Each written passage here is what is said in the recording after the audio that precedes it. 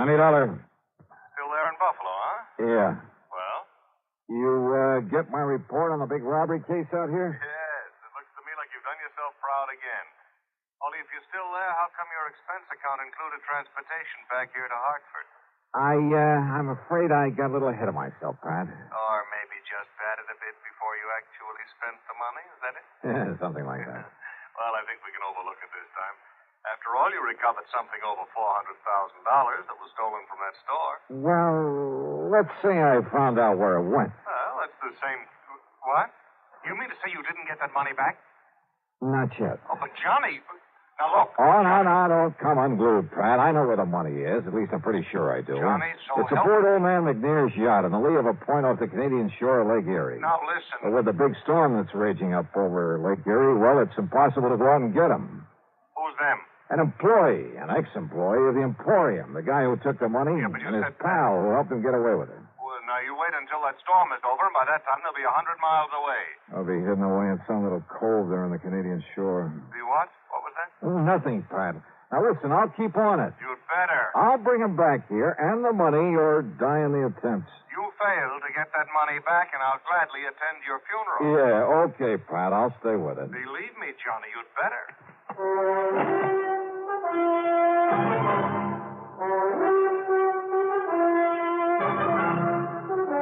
CBS Radio brings you Bob Bailey in the exciting adventures of a man with the action-packed expense account, America's fabulous freelance insurance investigator. Yours truly, Johnny Dollar.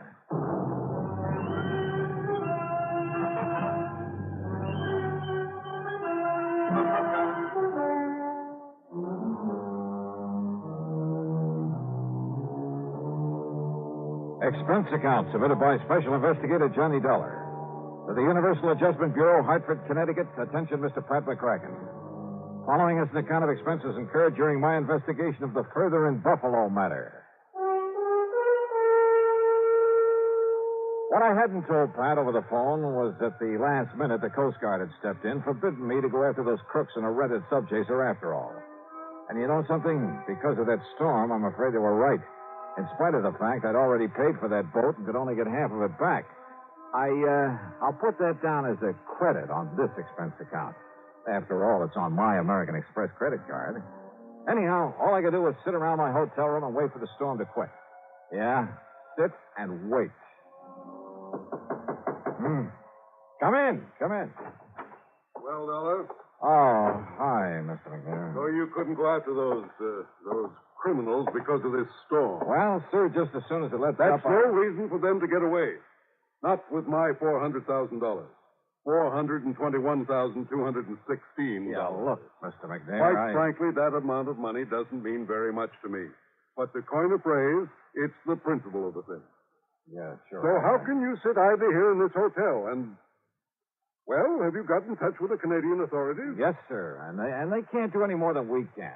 Also, there's a kind of ticklish international situation here. What international situation? Well, if by any chance I should be wrong... Be wrong? About what? Well, look, after all, the only evidence against John Harker and his pals so far is the circumstantial count. I thought you were absolutely certain they took the money. I am, as sure as I can be, until I get my hands on that money. I had all the faith in the world in John Harker. Then you came along and destroyed it.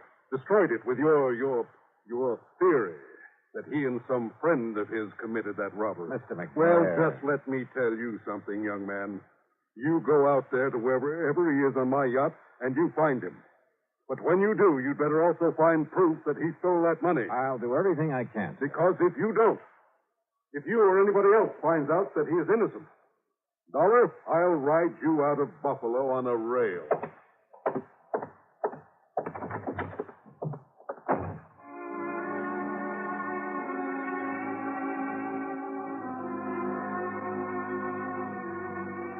Yeah, at this point I was feeling real good, real happy. Everybody was being so nice to me.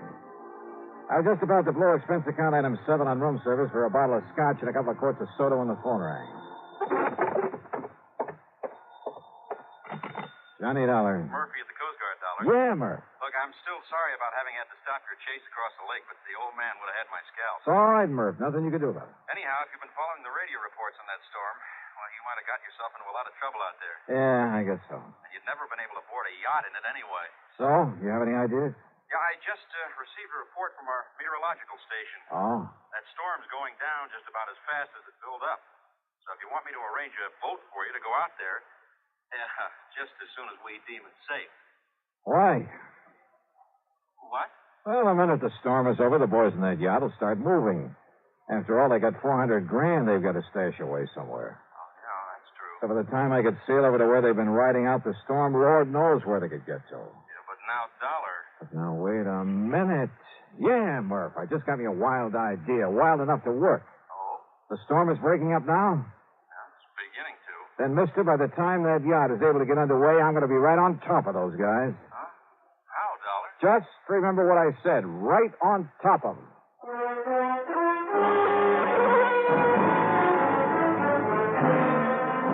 Expense account item 7, $3.25 for a taxi out to the municipal airport.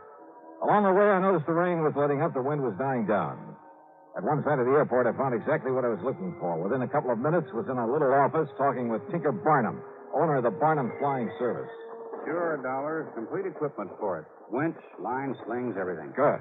You see, we not only give a lot of demonstrations, instruction, that sort of thing, but now and then a Coast Guard calls on us to help with an actual rescue at sea. What'd you say your price is?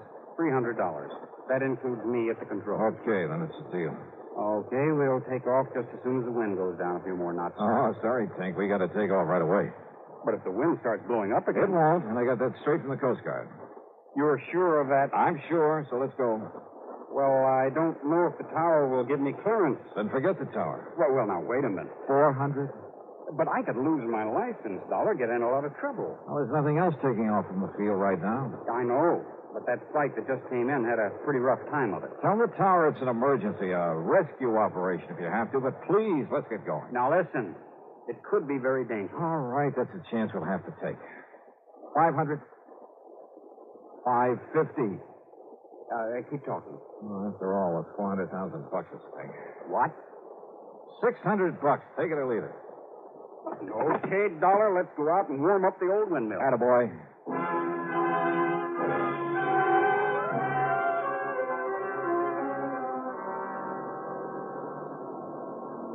It was my first ride in a helicopter, and, brother, what an introduction. I've been aboard regular planes in rough weather lots of times, but the way that wind tossed us around picked us up and let us down, and with nothing but the broad wind-chopped surface of Lake Erie below us. Well, it was an experience, to say the least. For the first half hour, Tink was fighting the controls every inch of the way under the gray, ominous, scudding clouds that raced by overhead. Then, all of a sudden, the clouds left us. The sun came out in all its glory, the most welcome sight I've seen in years, and the air calmed down. Then finally, standing out clearly under us was the Canadian shoreline. Look ahead, Dollar. Over to the left a bit. Yeah, Tink? That neck of land, that peninsula sticking out into the lake. Yeah, I see it. Long Point. And the yacht was supposed to be riding out the storm in the lee of it. I don't see it. The lee side would be the... Well, I do. Look, moving along the far side of the point. That's a cruiser, Johnny. But is it the right one? Come on, take us down to her. Right.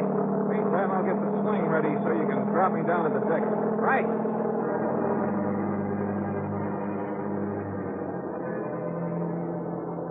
I still don't know how Tink figured he could pilot that helicopter and at the same time lower me to the deck of the yacht. That he could handle a winch.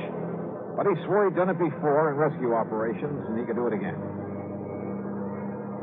He made a couple of close passes, and I was able to identify John Harker at the helm, a tough-looking character standing beside him. So it had to be McNair's yacht. Then I suddenly realized there were not only two of them, but they both knew who I was, knew all about my interest in the robbery. I could be at a slight disadvantage. Sure, Dollar. They'd shoot you dead before you even hit the deck. Tink, I can't remember when a lie has ever paid off or even worked. I've got to try one this time. Well, listen, we could simply keep a line on them and find out where they go. Yeah? And what happens when this X-Beater runs out of gas? Yeah. Oh, well, I can radio the Canadian Coast Guard. No. By the time they get through the necessary red tape to hold those boys and get here from wherever their nearest station is. Yeah, I see what you mean. Okay, then, Johnny, open the door. Use this megaphone. Thanks. Here. I'll hang around over them. Right. Parker! Parker! Parker! He's cut his power and cupped the hand to his ear. Parker! This is $20. You hear me? You hear me all right? Wave with your right hand. It's okay. He can hear you. McNair wants you to know the police have found the man who did the robbery. They've gunned him down. He waves okay. Yeah. Parker! They haven't found the money yet.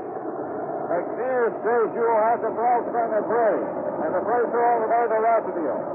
Hey, what was that, Johnny? You get that, Harker? I said that. Look, I'll drop on down there.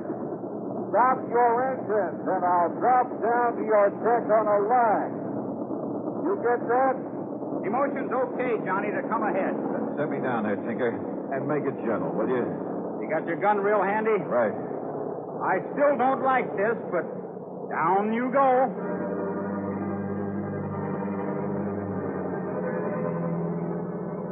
Swinging around under that copter, hoping I'd hit the deck of the boat below, was no fun. It was a pretty small target, and the yacht was still bobbing heavily. But Tink was an expert, and a couple of minutes later, I saw the deck slowly coming up to me. Slower! Slower! Coming down too fast. That's it. That's more like it. Glad to see you, Dollar. Can't you steady that boat a little? Better give me a hand when I get down there. Sure. Don't worry. We'll take care of you. Come on. Get ready to pull the release cord, Johnny. Steady now. Steady. There you go. What a way to make a living. Nice work, Dollar. Let me give you a hand. Thank you. Yes, while Billy here takes your gun away from you. Oh, no, you don't. I got it, baby. Now, just one funny move, Dollar, and I'll pull this trigger. You see what I mean? Oh, yeah. I see. Yeah, just one funny move. Okay, Harker, now what? You know something, Billy? I think it might be a very good idea for you to pull that trigger anyway. All right, frisk him, Billy. Make sure Dollar hasn't got another gun on him. That's just what I'm doing, baby. Just what I'm doing. And it's all right. He's clean now. What did you take me for, Dollar, a fool? Did you think I'd be crazy enough to believe what you were shouting down from that helicopter, whatever it was? Well, as a matter of fact, Harker, most of it was double talk. And did you think I'd believe that old fool McNair sent you out here? Yeah, that's a laugh. That tight-fisted old coot. Shut up, Billy. That story the police had gunned down the man who stole the money from the Emporium. Don't make me laugh. You like to see that money before you go, Dollar? Like to run your fingers over 400 G's? Yeah, Billy. Why not? Well, it's all stashed away in that chain lock up for it. But you ain't never going to see. You're never going to see anything anymore. Can I kill him now, Harker? Can I, huh? No, wait. Huh? Stop waving that gun around. That helicopter gets out of sight. Okay, sure. Well, what's it hanging around for? I don't know. Dollar, get below with the captain. You stay here, Billy, but keep that gun on through the door where that flyboy can't see it if it comes any closer. Sure. Go ahead, Dollar. Why not? Now, you just sit right there on that bunk and don't make a move, you understand? Because all I got to do is pull the trigger in here, and neither your pal up in that chopper nor nobody else is going to know it. Has he gone away yet, Harker? No, he's circling around again. Well, make a sign to him then. Make a sign everything's okay. Go ahead, Harker. That'll set him away. You just keep Dollar under control. Now, don't you worry about him. You just go ahead and signal that chopper. Okay, up there.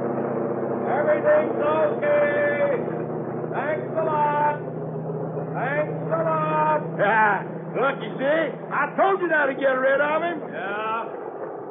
Yeah, there he goes. And maybe I better start digging up something that'll make Dollar sink to the bottom. What? Well, you know, the lead I'm going to fill him with might not be enough.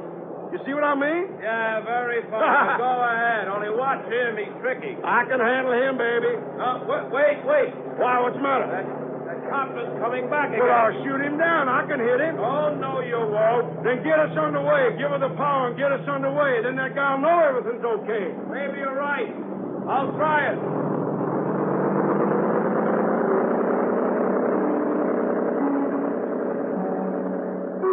During all the talk, I sat there on the bunk looking into the muzzle of Billy's .38, knowing these were desperate men with a lot at stake. But if I made one false move, he wouldn't hesitate to pull the trigger. Even if he took the gun off me for a couple of seconds, there was nothing in reach I could use for a weapon. Could even pick up and throw at him. Good work, Billy. Chopper's going away again. I told you so. Can I shoot him now? Can I kill him? I better wait a couple minutes more to make sure. When I find some chain or something to tie around him, make him sink. In the locker, under that bunk you got him sitting on. Okay. All right now, Dollar. Get off of that bunk and walk up to the front of the cabin. Go ahead. Don't forget I've got this gun on. Yeah, the copter was going back to shore. Time was running out. Then I saw them. A duplicate set of controls there at the front of the cabin. Steering wheel, throttle, everything. Go ahead, Dollar. Keep your hands up over your head. Up high. Rising off the bunk, my hands over my head, I half stumbled as though from the motion from the boat. I lurched against the wheel and grabbed it and swung it hard a port. Hey! The boat swung around crazily. Hey! What do you think you did? Hey, let go of that wheel! Lousy shot, Billy! What's the matter? Billy! Billy, what's happened down there? Plenty, Harker. And if you want some of the same. Wrong, Dollar. Dead wrong. Because I have a gun, too. Not another step. I see what you mean. Too bad you didn't take Billy's when you... Billy? Billy? Okay, Harker. I'm okay. But if you think I'm going to wait any longer to kill this guy, you're crazy. Okay, Billy. Go ahead and kill him. You don't, Hey, I will. No, look. That cop. What? What's coming right at us and smash into us? Stop him. Shoot him. You bet I will. No, you fool. The pilot, the cop to the flyboy. Shoot him. Right.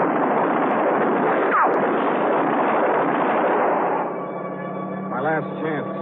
They turned to fire at Tinker up in the copter. I lunged against Billy, shoved him over the side. By the time Harker turned to fire at me, I was on top of him, swinging with everything I had. Oh, I'll kill you. Oh, brother. What a rest. Oh. All right, Johnny. Okay. Okay, Tinker. Okay. You want to pick up what's left of Billy out there in the water? Sure, Johnny. After all, that's what I told the tower. This was the rescue operation. See you back in Buffalo.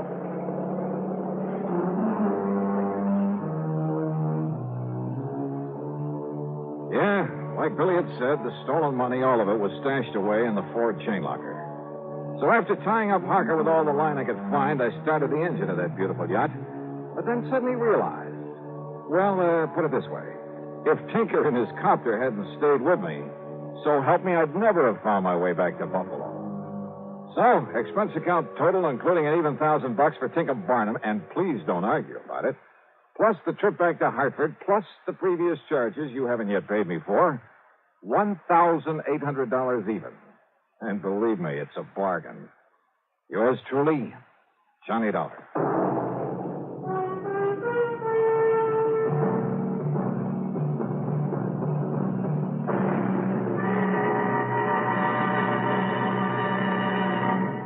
Now, here is our star to tell you about next week's story. Next week, two beautiful girls. One of them a sweetheart, and one of them a killer.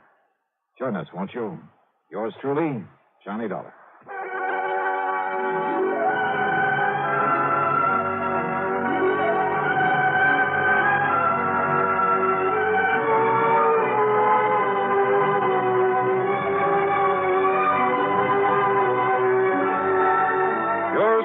Johnny Dollar, starring Bob Bailey, originates in Hollywood and is written, produced, and directed by Jack Johnstone. Heard in our cast were Lawrence Dobkin, Bartlett Robinson, James McCallion, Dick Crenna, Junius Matthews, and Gil Stratton. This is Jim Matthews speaking.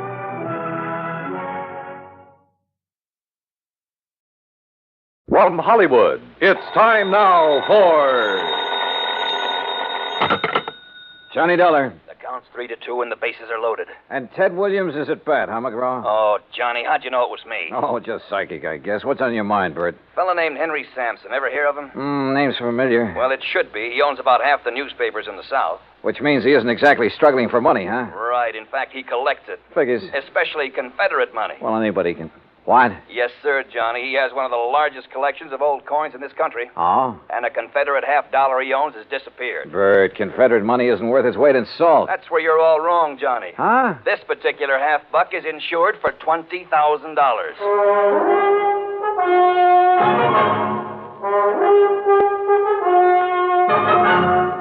Bob Bailey in the exciting adventures of the man with the action-packed expense account. America's fabulous freelance insurance investigator. Yours truly, Johnny Dollar.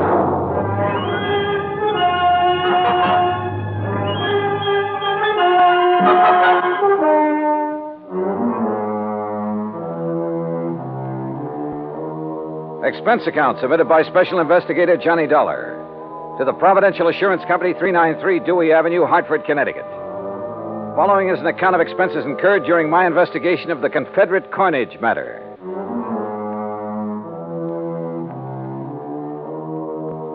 Expense account item 1, $1.20 taxi from my apartment to Bert McGraw's office. He was seated behind a haze of cigar smoke, reading a magazine. Oh, Johnny, come in. Hey, morning, Bert. Sit down. I was just reading about an old teammate of mine. Oh, who's that? Bob Feller. Feller? Yeah, he was a pretty fair country pitcher. Of course, he wasn't in my class. Course. Yeah.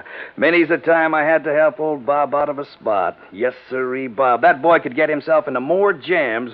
Well, I remember... I didn't know you played with the Cleveland Indians, Bert. What? Well, I... Blasted cigar. You been reading up on baseball, Johnny? No, but I remember Bob Feller. Who doesn't? In 1940, I saw him pitch a no-hit, no-run game for the Indians. Oh, well, now, wait a minute. You and me, we must be talking about two different fellers. Yes, sir. That's so? Why, sure. This Bob Feller that was my teammate, he played ball for the Apalachicola Alligators. Yes, sir. Good old Bob Feller. Spelled it Faller. Fowler. Yeah. Yeah. Now, Johnny, about this Henry Sampson thing. His secretary called here just before I talked to you. Told me the coin had been stolen. Well, now, what makes that particular coin worth $20,000, Bert? Well, like I said, it's Confederate money, a silver $half, and where it was minted or something. That's what does it, I guess. Where was it minted? New Orleans. Now, during the whole time of the Civil War, that mint only turned out $4 $half. How come? Well, how should I know? I'm only going by what's on Sampson's original policy application. But you're sure about there being only 4 of those $half? Well, no, I'm not sure. You mean you've never checked? You insured the thing on Sampson's say-so? Well, Johnny, look, we were glad to get his business. Well, you must have been out of your mind. mind. Now stop balking, Johnny. You want to know how come that mint didn't make any more of them? You go ask him. I plan to. Where'd you say he lived? Right outside Birmingham, place called Shade Mountain. Expense account item 2, $107, air transportation, Hartford to Birmingham, Alabama. I claimed my luggage and was about to step into a cab when I was approached by a man of about 30, crew cut, Brooks Brothers suit. Mr. Dollar? Yeah, that's right. My name is Kopek, Michael Kopek. I'm Mr. Sampson's secretary. Oh, yeah. Your Mr. McGraw was good enough to tell me the time of your arrival. Are you all ready to go to Zora? Zora? According to the Bible, it was the village of Sampson. Oh, yes. Only I'd like to check into a hotel and freshen up a bit first. That is, if you don't mind. Mr. Sampson would mind, sir. But look, I've been He aboard instructed me to assign you a room in the guest house. I'm sure you will find it more than comfortable, Mr. Dollar. This way, please.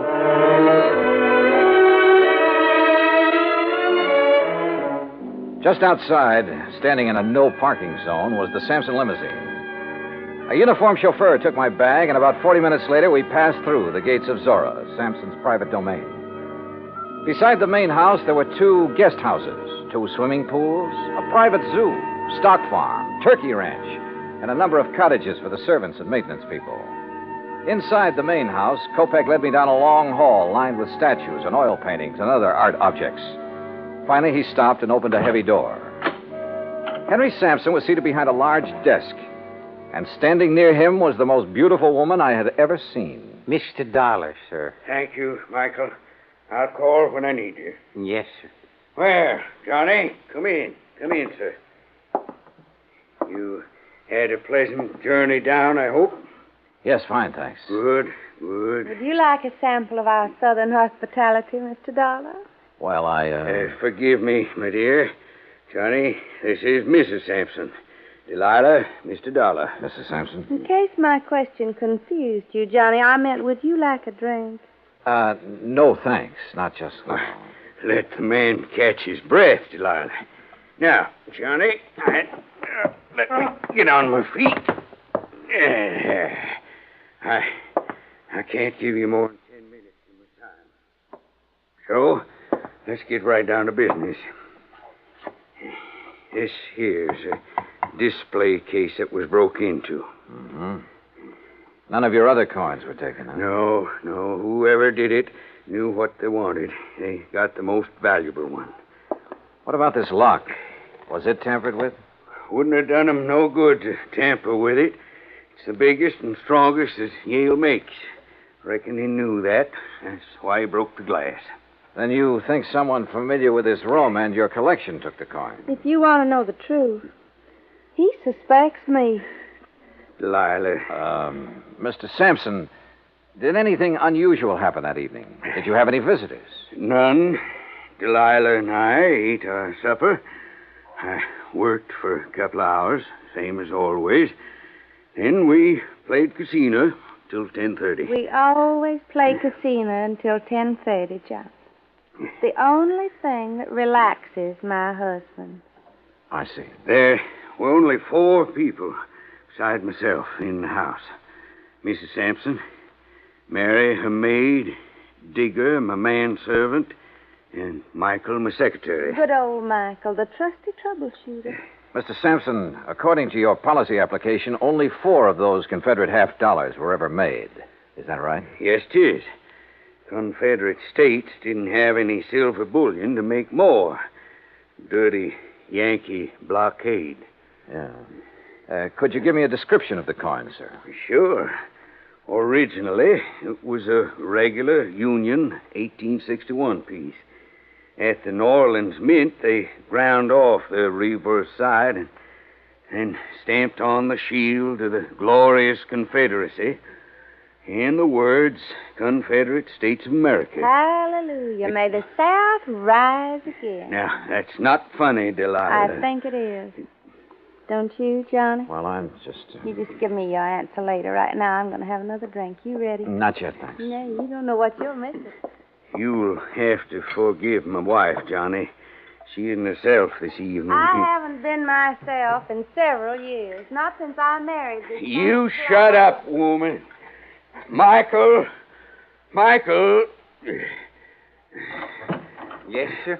Mrs. Sampson is tired. Very tired. She wants you to take her to her room. Yes, sir. Well, see you at supper, Johnny. I'll have your supper sent up to you. Don't do me any favors, fat man. Get her out of here, Michael. Get her out before Sorry. But she... Sometimes... It's all right, sir. I understand. Do you? Good. Good man. Now then. Oh, that's better. Now, about the coin. President Jefferson Davis gave it to my great-grandpappy for his service to the cause. Are you sure of its value? Sure it's worth $20,000? Why, shoot, boy. My grandpappy turned down 10,000 for it back in 1879. The way things are now, it's got to be worth 4 times that. Well, what's the matter? Don't you believe me? I didn't say that. Well, then what are you looking at me so suspicious for? Well, Mr. Sampson, I have a hunch you're holding out on me. Johnny, you're getting paid money to find the person that took it. Now, you earn your pay. I'll try to. Only I'd appreciate some help. I'll give you help. In fact, already have. Like how? Like the gates to Zora. I've kept them locked ever since it happened. And until you find that coin, nobody leaves here. Those gates stay closed.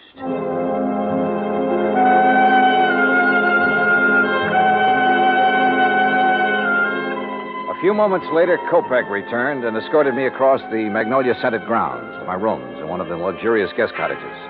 I unpacked, took a shower, then called Bert McGraw in Hartford. Well, how's it going, Johnny? It is not. Oh, come on now, boy. Sorry, Bert, but it looks like a real toughie. You don't want me to send in a pinch hitter, do you? Nope. But how about getting the dust off your pants and doing some legwork? All right, what kind of work? Find out for sure how many of those 1861 half dollars were ever made and what their value is today.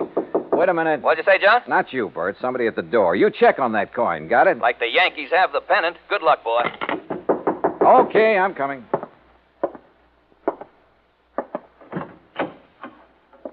Yeah? Mr. Darr, Yeah, that's right. I'm Mary Williams, Miss Sampson's maid. And I'm Digger.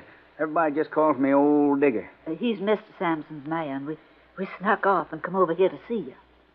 Oh, well, come in, please. Thank you, sir. Oh, yes, yes, yes. Thank you. Sure hope nobody saw us come in here. Well, what's this all about, Mary? Mr. Dollar, being an insurance investigator, you work for a company instead of the police, is that it? Yes, the company I'm working for now is in Hartford, Connecticut. Way up north. Oh, that's good.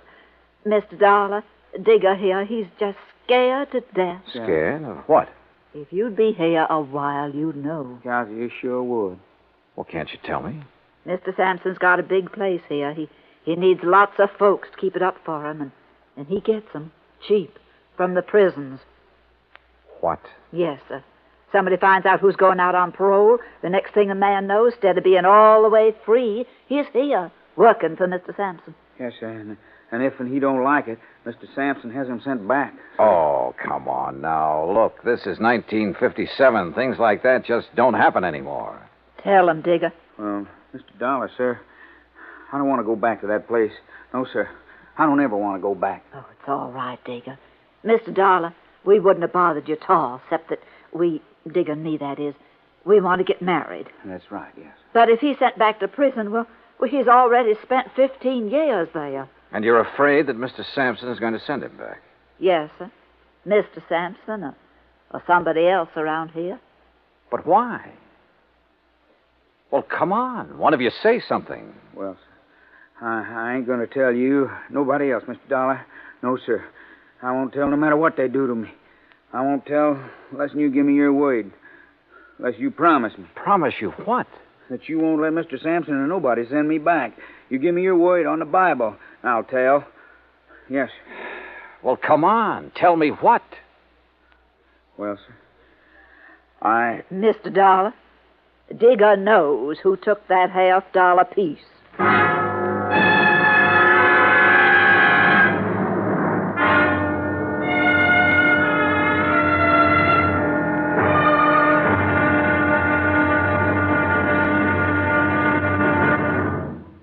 Act Two of yours truly, Johnny Dollar, in a moment. The American writer Christopher Morley once wrote, "When you sell a man a book, you don't sell him just 12 ounces of paper, ink, and glue. You sell him a whole new way of life," unquote. Now, that goes double when you give, not sell, a book. But the gift of 550 books to little children increases the legacy tenfold. Near the end of 1960, the employees of the Chase Manhattan Bank started a people-to-people program with such a gift to school children of a town in Tanganyika. That's on the southeast coast of Africa.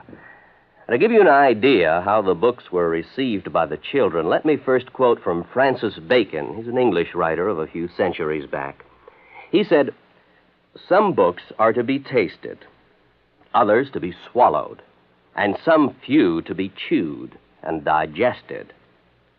In the past, children in Tanganyika may have done a little tasting and chewing and a little swallowing and digesting. But there's one certain thing. They wound up devouring the books they received from the United States. And they did so much of it that they, the ones in high school anyway, were able to reach the level of English children their age and pass the exams at the same time. That takes a lot of book learning, as they say." Now, the gift of these books from the United States of America may have seemed a small thing to the senders, but the boys in Tanganyika who received them know that they've opened a whole new way of life. They've greatly increased understanding in the classroom of freedom, the right of all men everywhere. And now, Act Two of yours truly, Johnny Dollar, and the Confederate coinage matter. I wanted to help Digger, the Sampson servant who claimed to have information concerning the missing Confederate $50.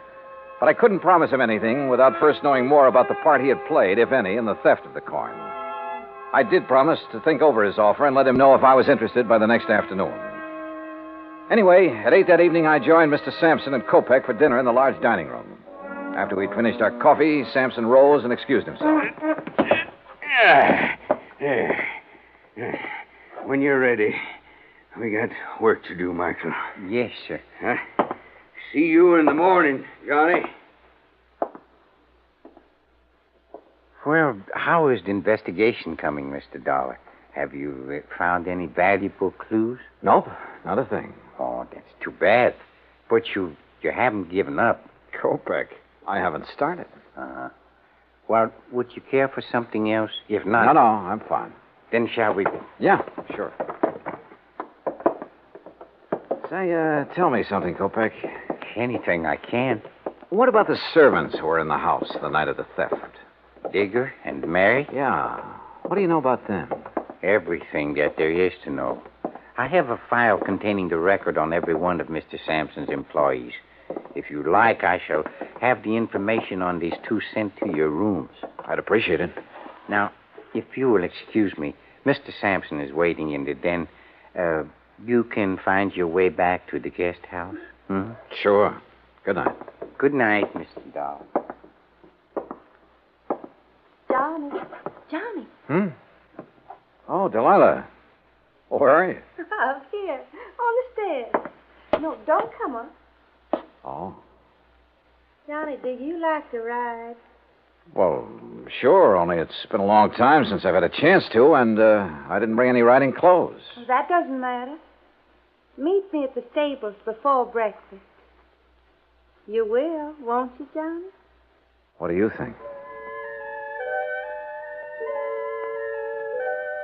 I went back to the guest house, and about half an hour later, Kopek delivered the files on Mary Williams and Digger. Everything Digger had told me was true. He had spent 15 years in prison on a manslaughter charge. So early the next morning, I crossed the green lawns of Zora and met Delilah at the stables. And a few minutes later, we were riding our horses away from the main house. Where shall we ride, Johnny? You want the cook's tour? Oh, I don't know. What's it include? Oh, the turkey farm, dairy, and zoo. Or would you rather go down to the river? Hey, you know, it's a funny thing, Delilah. What is? I've never seen a river. You fool. Come on, I'll race. Come on, boy. Come on.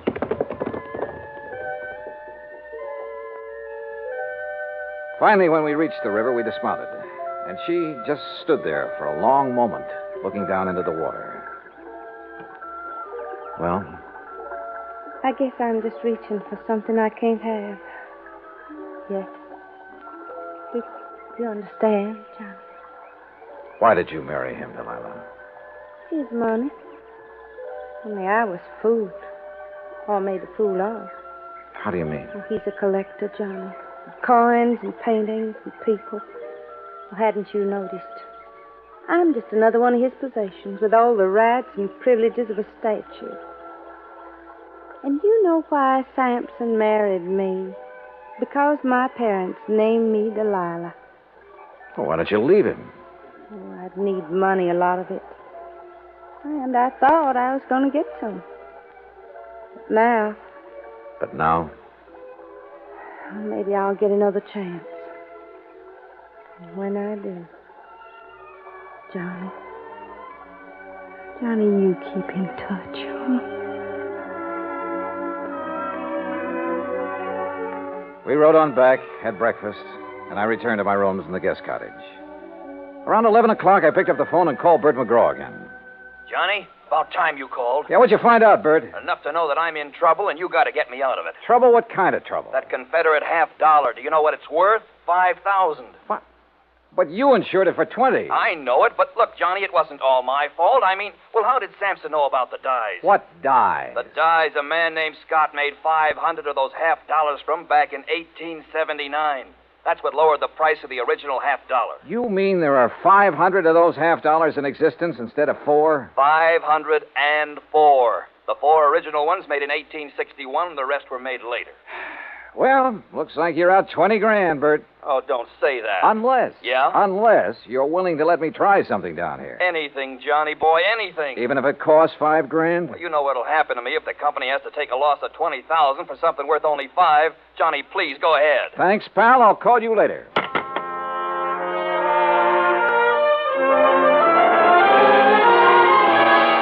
As soon as I could, I sent word to Digger and Mary, the 2 servants, asking them to come to the guest house.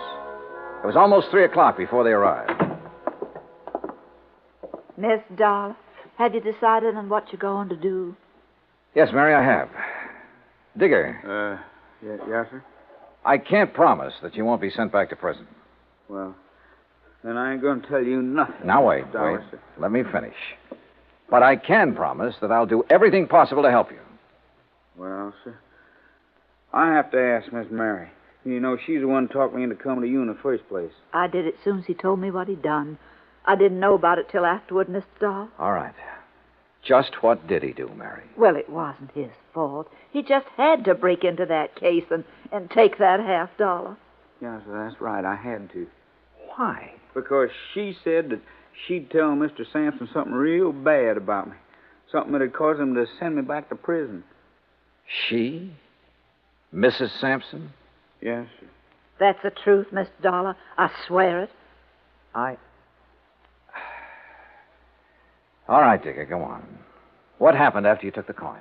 Well, sir, it all went like she said it would. I got hold of the $50 and ran on down to the river.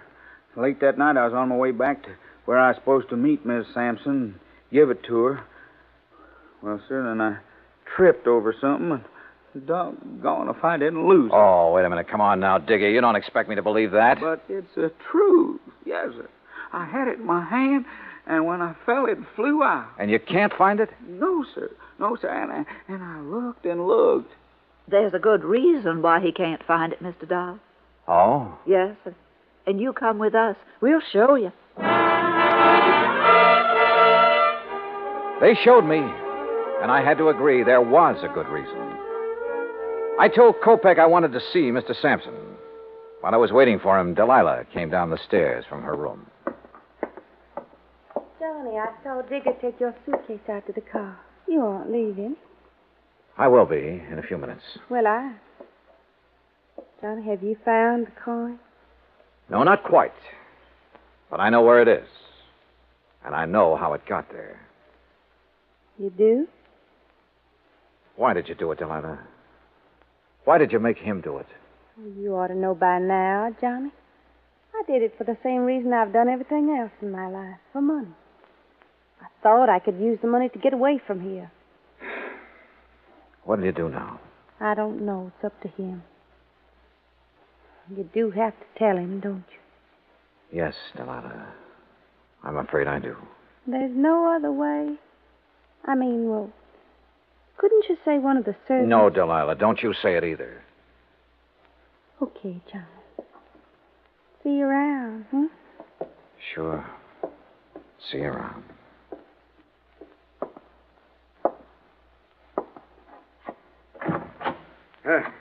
Come in, Johnny. Come in. I hear you have news for me.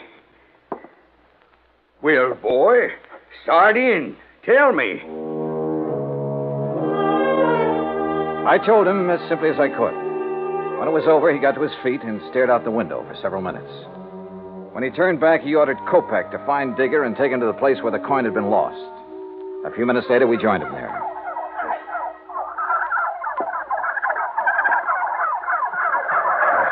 I can't believe it. This where you lost the $50, Digger? On the turkey farm? Yes, sir. Yes, Mr. Sampson, sir. Right over there. Well, why didn't you get in there and find it?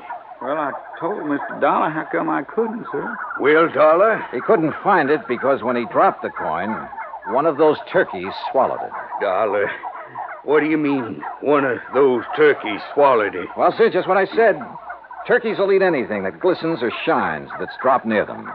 And since Digger was cutting across this field when he dropped the coin... But, boy, do you realize there are 2,000 turkeys in there, and any one of them could have my $50? The $50 Jefferson Davis, president of the glorious Confederacy, gave my grandpappy. Any one of them could have it stuck in his skinny red neck? Yes, sir, it certainly could. Well, good. Now, you just tell me, how do you propose to get me my $50 back? You can't do it. You'll have to give me my insurance money. Yes, we know. That's why we're willing to buy the turkeys from you. What? Yes, sir. I'll give you $5,000 for the turkeys and guarantee to return the coin within 90 days, providing... Go on. Providing you allow Mary Williams and Digger to leave here and be responsible for the recovery of the coin. You mean you're going to let them tend the turkeys? I'm going to give them the turkey. What?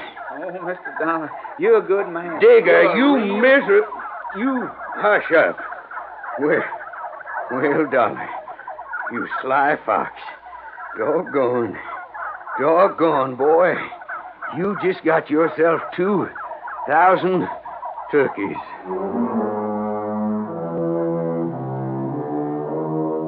A couple of weeks after I left Birmingham, I received a letter from Mr. and Mrs. Digger telling me that they'd found the coin in the craw of the bird they'd killed for their first Sunday dinner together. Which proves once again, miracles do happen. Expense account total, including transportation back to Hartford, $405.10. Yours truly, Johnny Dollar.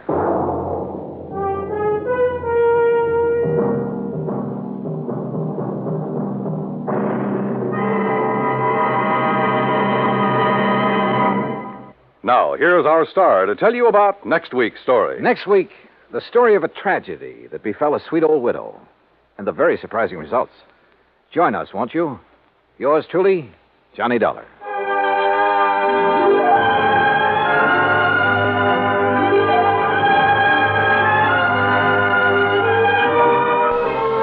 Yours truly, Johnny Dollar, starring Bob Bailey, originates in Hollywood. Written by Charles B. Smith, it is produced and directed by Jack Johnstone.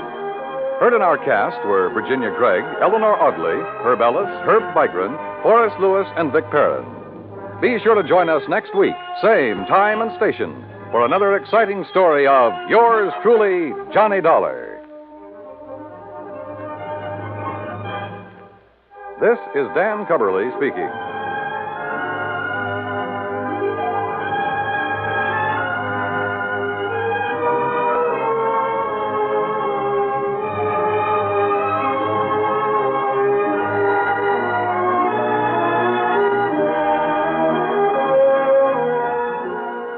This is the United States Armed Forces Radio and Television Service.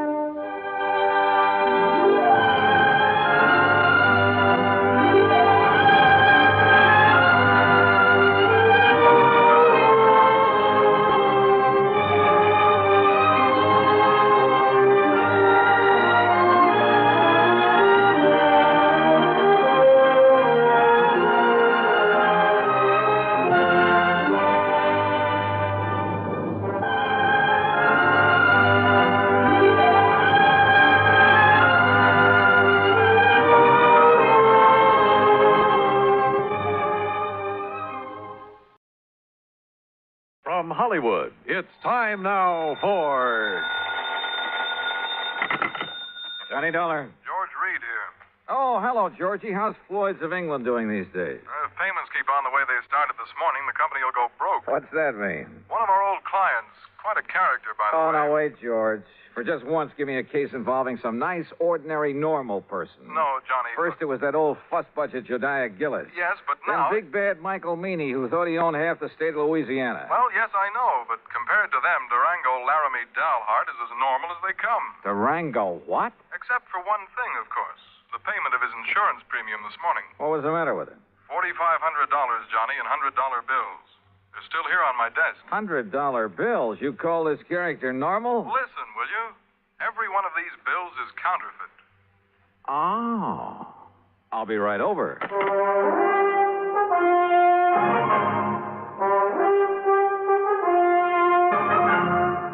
Bob Bailey in the exciting adventures of the man with the action-packed expense account. America's fabulous freelance insurance investigator. Yours truly, Johnny Dollar.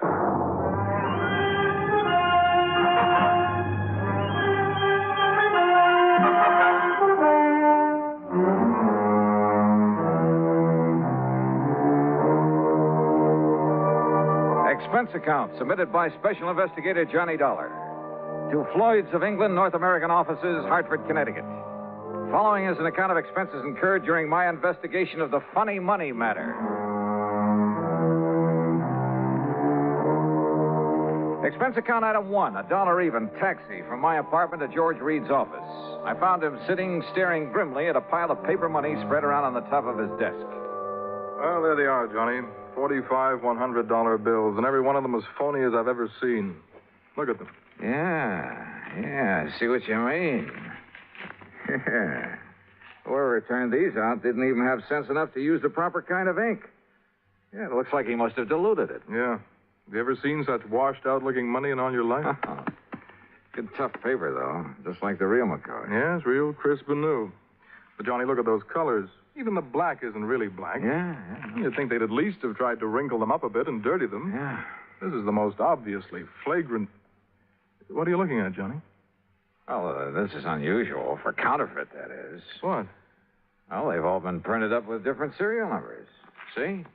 Here. And here. Huh? How about that? Pretty smart. Funny, isn't it? The thing that usually makes this stuff easy to spot is the same number on all the bills. Sure. And whoever made these was clever enough to think of that.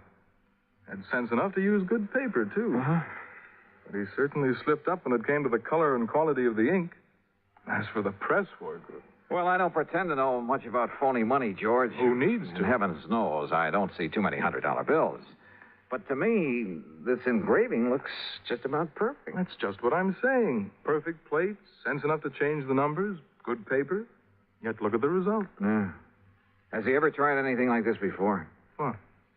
Durango? Yeah. And just for the sake of the record, what is his real name? That's it. Durango Laramie Dalhart. Oh, I can't believe it. And the answer to your first question is no. Durango is as honest as the day is long. Well, maybe you mean he was. Well, maybe. But if so, I want to know why. There'd have to be a mighty good reason, believe me. Running out of dough is the best one I can think of. But he's always had plenty. After all, $4,500 to spend on insurance year after year. Well, just who is he? And where is he? He lives on a ranch in Oklahoma. What kind of a ranch? I don't know. But it must be awfully big. Where in Oklahoma? A place called Bum Spung. Bum Spung? Yes. Oh, now, look, George, this whole thing is beginning to get a little too thick. Durango, Bum Spung, Laramie Dalhart, whatever it is. Look, counterfeit money is for the Secret Service, so why don't you just put in a phone call to them and let them carry the ball? No. Why? Because of Durango. I simply can't believe he'd deliberately hand over a lot of phony money. He's been paying on that policy for years. Always in cash? Always in cash. Crisp, new, legitimate $100 bills. Up till now. Were you here when he left these? No. Now, look, Johnny, if somebody is trying to take him, it's up to us to protect him. Well, that's a big if, George, from where I stand. Johnny, we've always tried to give more personal service to our clients than some of the other companies. Look, I want you to investigate this thing for us, without Durango's knowing, of course, on a fee plus expense account basis. Oh, an extra fee? That's not usual, George. With you, it is. You know as well as I do, the padding that goes on your expense account is plenty fee for anybody. Oh, George, you cut me to the quick. All right, where is where is Mr. Dalhart now? Back in Bum Spung, Oklahoma, or at least on the way. But I thought he just left this money this morning. Every year he follows the same pattern. Comes east for a fling. You know, New York and all the nightclubs, that sort of thing. Then, just before leaving, he drops in here, makes his premium payment, and is gone. So? George, I still think you should have called in the Secret Service. But I'll take this on for just one reason. What's that? I want to find out what kind of a place could ever deserve the name of Bum Spung. Since George had already arranged for plane travel as far as Enid, Oklahoma, item 2 was a mere $8.55 for incidentals along the way. I arrived in Enid shortly after noon. Item 3, $2.60 for lunch. Item 4, $50 deposit on a rental car. And the owner of the drive-your-own agency wore a silly little smile as he gave me the directions to Bum Spung. Anyway, I headed due north on Highway 81 across the Oklahoma flatland. Some 26 miles or so further on, after passing through Pond Creek and crossing the Salt Fork of the Arkansas River, I spotted a rather crude, weather-beaten sign indicating that the place I was looking for was somewhere up a dirt road to the left. Road? That's a laugh. And it twisted and turned for seemingly endless rough miles along the riverbank. I just about decided that Bum Spung was a bum steer when suddenly I almost ran into the gate of an old wooden fence, surrounding some 2 or 3 acres of sandy ground.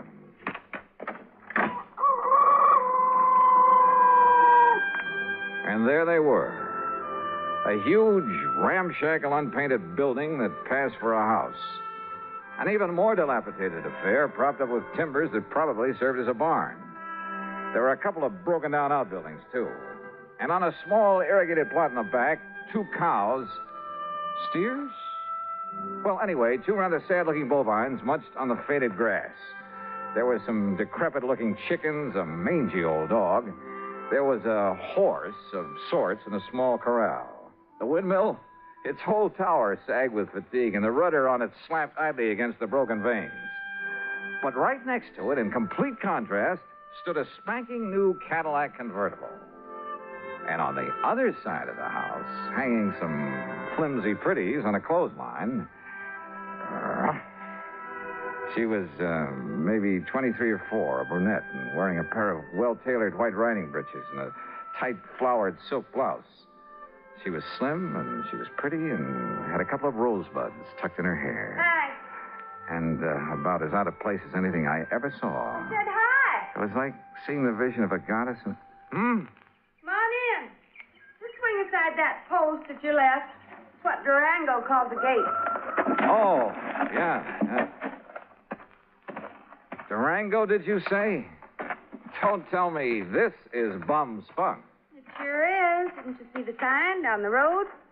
The vast acreage within this broken-down fence is the cattle ranch of Durango Laramie Dahlhart, who happens to be my uncle. I'm Carol Dahlhart. Who are you? Why, my name's Johnny Dollar. Dollar? That seems to me I've heard that somewhere. Oh? What are you doing out here? Oh, just driving around, you know, summer vacation. You look like a city man. I was intrigued by that sign down the road. You know, curious about what Bum Spung could mean. Bad water. Bad spring, so the Indians called it Bum Spung. Ah. Durango liked the name, so he bought up these 2 acres and settled here. And this is all there is to his ranch? What's the matter with it? He likes it. But I'd had an idea. Well. Yeah? Nothing. From what you've told me, I think I'd like to meet Durango. Is he around? You trying to kid me or something? I haven't told you anything about him. Now look, Johnny Dollar. Yeah, look! Suddenly she turned, drew an old Colt 45, and as I ducked, she let go with it. Holy! I got him, see? She got him all right. A small snake that had poked up out of a hole in the ground some 25 feet away. And she got him right through the head with both shots. Oh, God darn rattlesnake? Rattlesnakes? That looks to me like a poor old gopher snake. What's left of him. So what's the difference? Could have been a rattlesnake. Hey, you were plenty fast with that gun. Yeah, gotta be. Or old Durango wouldn't have me on the place. There's no use for anybody that... Hand me a couple of those clothespins, will you? I gotta get these things hung up. Yeah, sure. Here. You said you're his niece. That's right. Only one left to take care of the old buzzard. You live here with him? Part of the time. Well, enough to look after him, make sure he don't get lonely, that he's got enough food in the house, that kind of thing. And I stick around when he goes out on the West Coast or back east for a fling. That's where he is now. Yeah, and he's due back. Hand me that slip out of the laundry dash. Sure. Here you are. I take it that convertible's yours, huh? Yeah, that was my birthday present. Oh, your family must be pretty well heeled. Family. In Durango, we're all that's left. Give me them stockings now. Sure. But certainly Durango. Why not?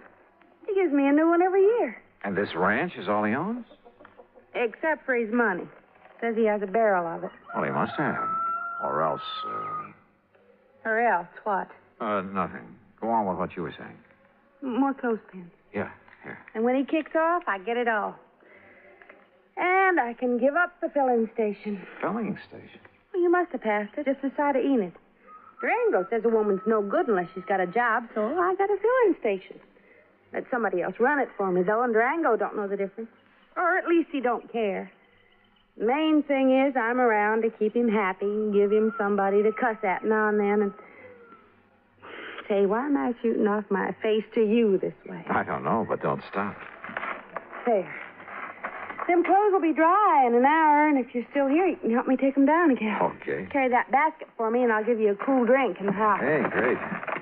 You say Durango's due back here, huh? Mm-hmm. Why, don't save yourself time traveling by plane instead of train, I'll never...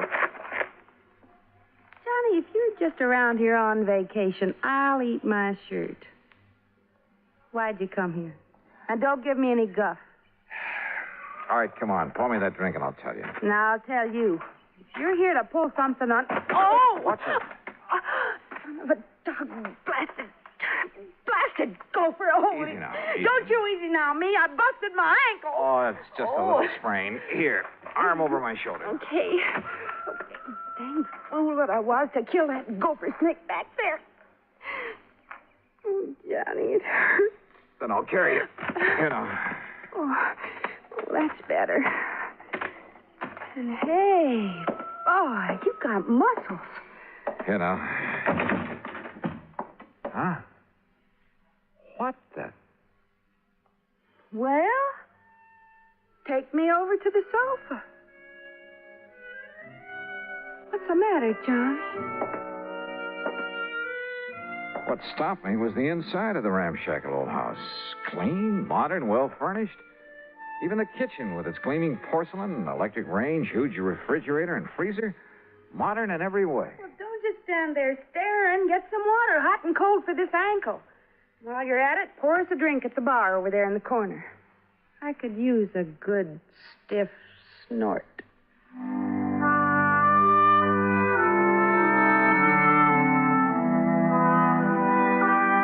I did what I could to reduce the swelling in her ankle. But by the time I'd taped it up and she was snoozing comfortably on the sofa, it was getting dark. So I hied myself into the well-stocked kitchen to see what I could scratch up to eat. And I'll be honest about it. With this mighty attractive patient on my hands, I'd completely forgotten about my mission in these parts, the investigation of one Durango Laramie Dollheart. I wasn't allowed to forget it long, though. As I opened and was about to reach into the ample freezer... Stop right there, you. Huh? There's only one way to deal with a thieving, stealing, dirty varmint like you. Now, wait a minute. Put that thing down. And that, partner, is this way. Holy, no. Hey, no, you're out of your... No!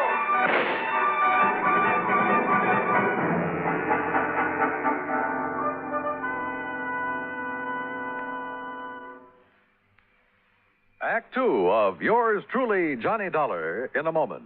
A number of years ago, it was said that, in spite of the large population of this planet, men and women remain the most inaccessible things on it. Today, we see this lack of understanding among peoples of the world reflected in headline stories. But it isn't because the people of the world are enemies. All people want to be friends. Long before the termination of World War II, Reverend Eugene Wood, a Methodist minister from Oceanside, California, went into a Scottsdale, Arizona camp where German prisoners of war were interned and offered his services to the imprisoned men. Among other things, Reverend Wood taught the men English, and he taught them about the United States of America. During the following years, after the men had been repatriated to their native Germany, nearly half of the internees corresponded frequently with Reverend Wood. Those men expressed a unique understanding of the people and the country of the United States of America. This great feeling of friendship and understanding prompted the minister to make a pilgrimage to Europe to seek out the men he had befriended in the prisoner of war camp in Arizona. This gesture on Reverend Wood's part gained him a fantastic welcome everywhere he went. In all the places he visited, he spread the gospel of love and friendship and had it returned to him. There were no enemies, only men with the love of freedom, the right of all men, everywhere. And now, Act Two of yours truly, Johnny Dollar, and the Funny Money Matter.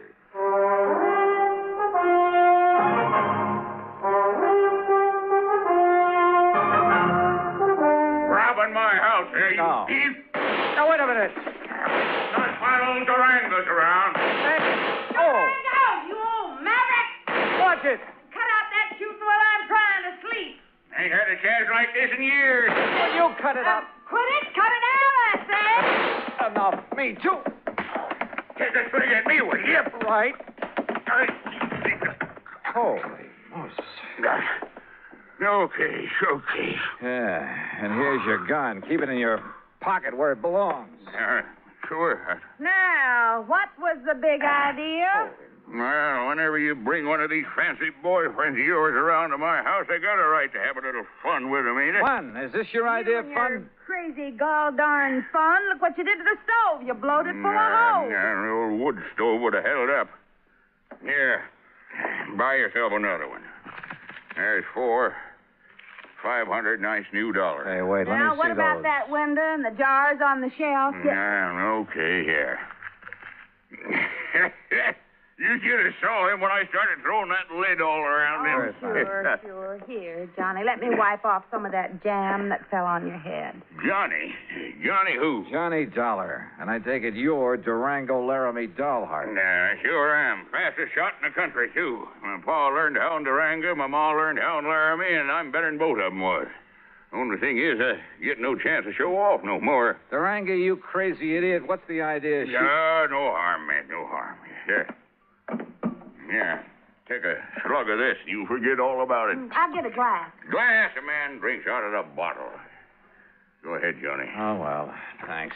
Bad enough a he-man has to live around all this feminine fripsy and lace curtains and rugs all over the floor and You know stuff. dad blame well you like the way I fixed up this old dumpy ears Durango. Yeah. Now, wait a minute. Look, you two. Yeah, you know dang well a man gets tired just sitting around, no matter how pretty it is. Why else do you suppose I got to get away every now and then to San Francisco or New York or some of them places where they got some noise and excitement? Is that right, Johnny Dollar? Just leave him out of this. Why? What's he doing here, anyhow? Well? Well, Durango, I'll tell you why.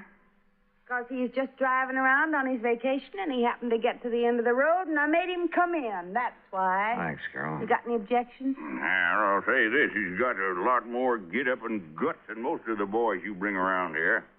That larrup on the chin he give me is... Yeah, well, I'm sorry about that, Durango. Sorry for what? Because you didn't act like some of them lily-livered kids she brings around, run for home? No, sir, boy, you're all right. Carol, what the Sam Hill you got on your foot? Well, it's high time you noticed.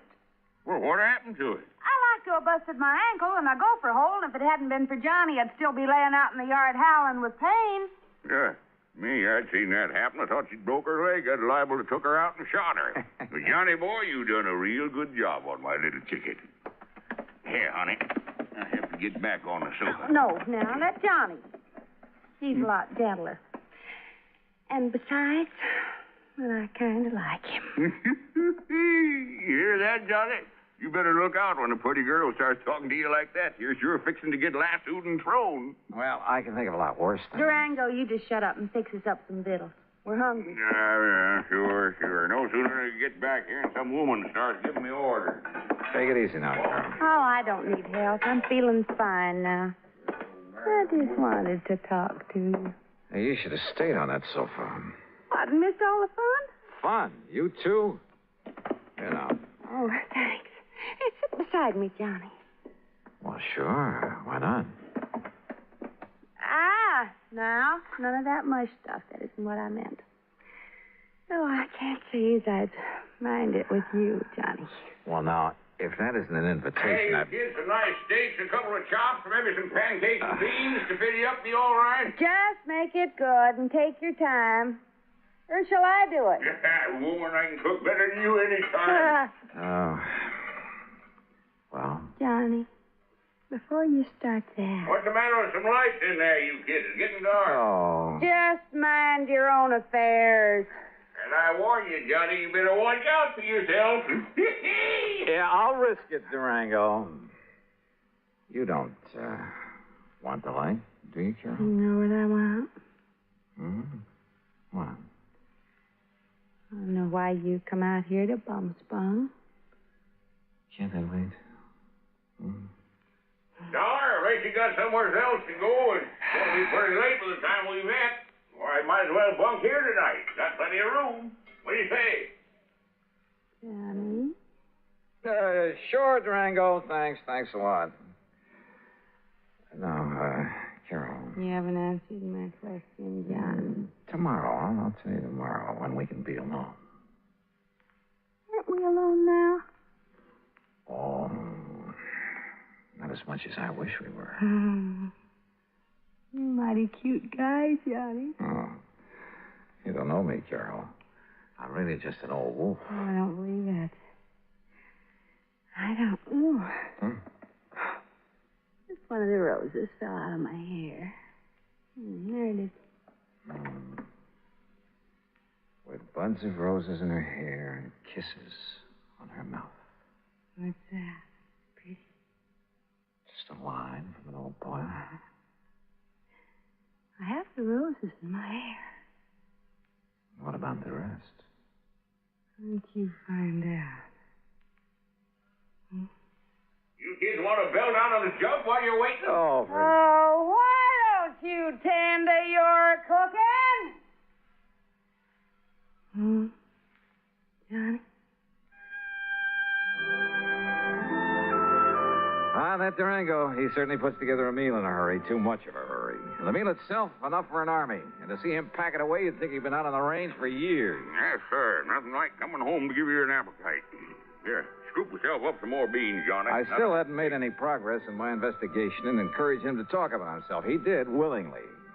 And how much of it was true was something else again. Said he left his father's little farm in Colorado to hunt for gold. Said he found it, too, a lot of it.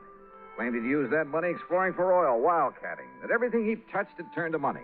That he'd made and banked so much he could never spend it all. That's why he'd go on those flings to San Francisco and New York, just to get rid of it. Then come back here to this little plot of ground and rest up for the next excursion to the big city. His only regret was he was too old to make the new West like the old West. Yes, sir. If I was 20 years younger, I'd ride a horse into Dodge City and show all them law and order. I'd show them just exactly how it was in the old days. Like I read about in them magazines. But if all this were true, why the counterfeit money? Those phony, washed-out $100 bills I'd seen on George Reed's desk. The bed in the guest room was as comfortable as my own, but I couldn't get to sleep. Fortunately, for long after the house was dark, it must have been close to midnight, I heard the door of Durango's room open, heard him sneak out of the house the back way. Quickly, as quietly as I could, I slipped on trousers and shoes, took along my gun, and went after him.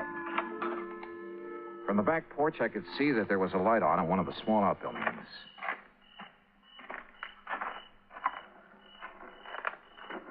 With my ear pressed tightly to the side of the little shack, I could hear it only too plainly. The printing press on which Durango was turning out the phony money. No question about it. And I was sorry. Kind of begun to like the old character. To say nothing of his beautiful... Johnny. Huh? Carol. What are you doing out here? If it's a walk in the moonlight you want, why didn't you ask me to come with you? Carol, listen. I'll lay my cards right on the table. What I really came to this place for was to find out... Well, it was right here inside this little shack. Oh, no. And now that I've found out, I've... Johnny, you'll break his heart. He thinks nobody knows about this. Oh, of course he does. He's been doing it ever since... And he thinks that even I don't know about I'll it. bet. Oh, Johnny, please, you'll spoil everything. Why not? It's about time, isn't it? But he means no harm to anybody. What do you mean, no harm? Are you kidding? Or maybe you're in this whole thing with him. Are you? Oh, no, but I don't see what difference it would make. Johnny, baby, Oh, don't pull that stuff. It's time for a showdown. Hey, what's the racket? What's going on?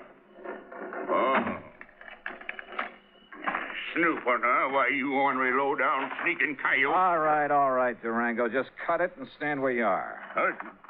Well, what are you doing with that gun? I only hope you won't make it necessary for me to use it. Johnny. Open up that door, Durango. I want to see what you've got inside there. Go ahead now, open it. Yeah. Now, look, son, there ain't no harm in what I'm doing in there. No harm. That seems to be a pat phrase around here. Well, it's just that ever since I made my pile, everywhere I'd go, I'd spend a lot of money. So you told me at great length. Always, maybe it was sort of showing off a bit, but when I'd draw it out of the bank, I'd make them give me brand new money. You know, to impress the folks, like a big shot up in Hartford where I pay my insurance for Carol here every year. In brand new $100 bills, supposedly. That's right, and no supposedly. But this last insurance payment to Georgia. Yeah, I know. But, Johnny, it wasn't my fault. The bank didn't have some nice new ones for me, and they couldn't get them in time either, so I had to... Well, this was the next best. Oh, that's a likely Johnny, story. please. Open that door. Oh, God, I kept hoping nobody'd find it. Come on, open it. Okay. There you are. What under the... That's the washing machine there, and that's the soap, and plenty of strong bleach, and the starch to make them nice and crisp. Oh, no. And that there's the ironing board where I press them out real nice and flat. They'll never believe it. But it does make them look real pretty and new. Honest, Johnny, I didn't think there was no harm in it.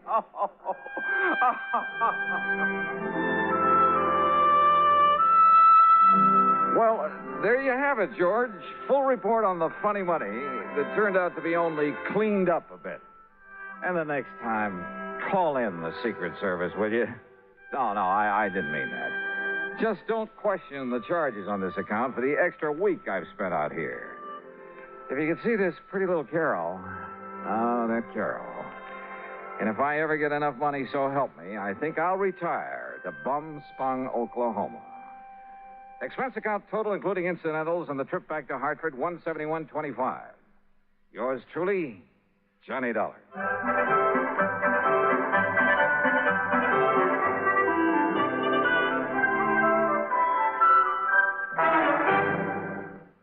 Now, here is our star to tell you about next week's story.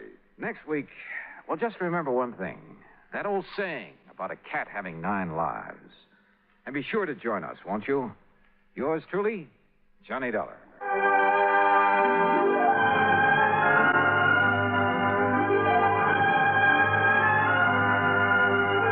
Yours truly, Johnny Dollar, starring Bob Bailey, originates in Hollywood. It is produced and directed by Jack Johnstone, who also wrote tonight's story.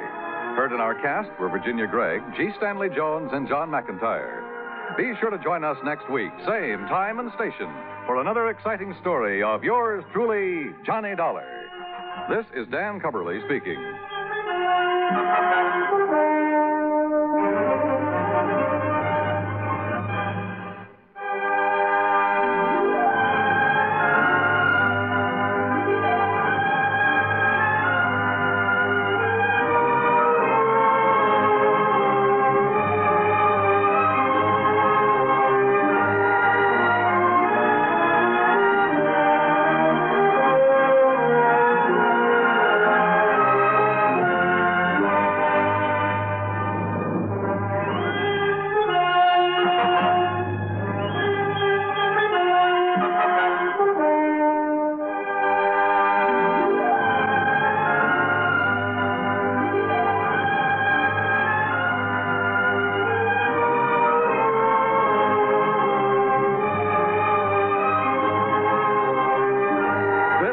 United States Armed Forces Radio and Television Service.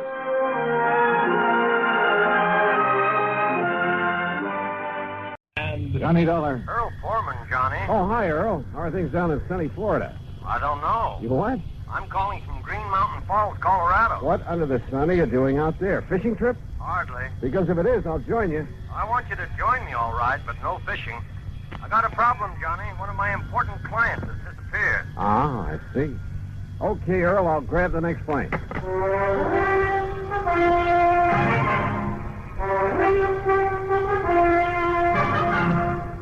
Bob Bailey, in the exciting adventures of the man with the action-packed expense account, America's fabulous freelance insurance investigator. Yours truly, Johnny Dollar. And now, Act One of yours truly, Johnny Dollar.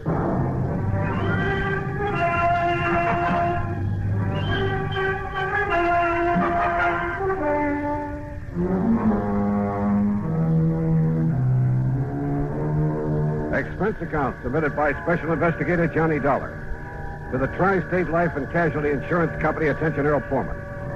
Following is an account of expenses incurred during my investigation of the Three Sisters matter.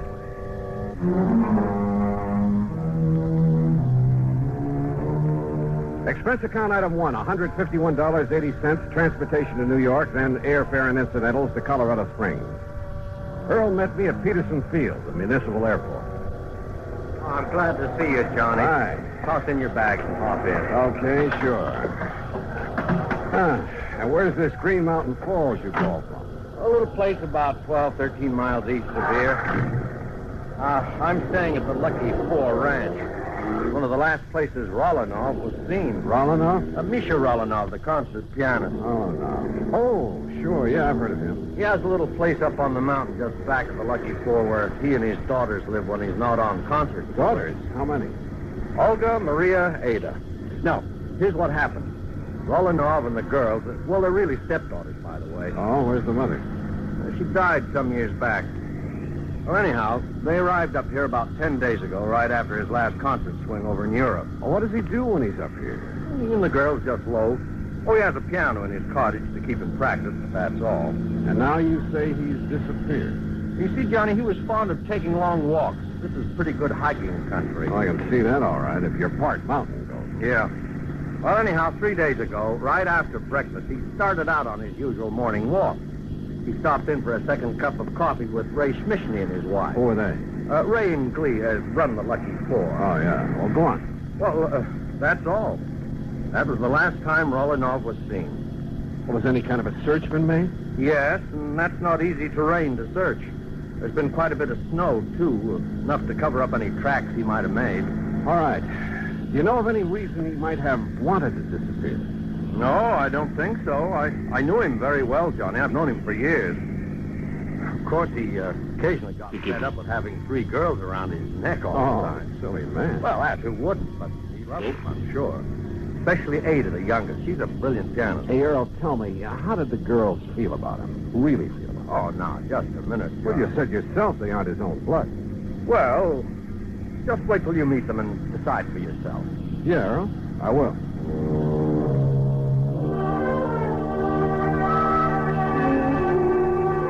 The Lucky Four was on a level spot on the side of a mountain. It consisted of half a dozen neat, modern, comfortable cottages, and from the front window of the one we shared was a beautiful view of Pike's Peak. Huh? Oh, come in, Ray. Come in. You see us come up the drive? I want you to meet the man I've been telling you about. Ray Schmishny, this is Johnny Dollar. Hi, Ray. Johnny. Only I'm afraid he got here too late, Earl. Oh? Well, what do you mean? Well, just a few minutes ago, before you got back here in a gully up on the West Meadow, way up where I dumped the trash, you know where I mean? Yes. Remember the bear cave I pointed out to you one day when you went up there with me in the Jeep? You mean that bear got Rolanov? No, but that's where I found him. Rolanov? Dead, Earl. Dead? A bullet hole in the back of his head. Act Two of yours truly, Johnny Dollar, in a moment. Act Two of yours truly, Johnny Dollar. Question. Was Misha Romanov, the eminent concert pianist, murdered? Or was he shot accidentally up near the Bear Cave on the mountain, back of the Lucky Four Ranch at Green Mountain Falls, Colorado? We went up there in Ray's Jeep. A careful inspection of the body and the gully in which he found it revealed nothing by way of clues to the riddle.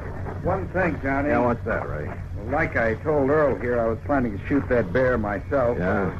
Letting him get nice and fat on the garbage from the ranch. So what? What's that? He used to come down every day, regular as clockwork, and tip over the pails and gorge himself. Well, what are you trying to say? It's been over a week now since I've seen him. Well, I don't see what you're getting at, Ray. Well, it could mean only one thing, Earl. Somebody else got to that bear before I could.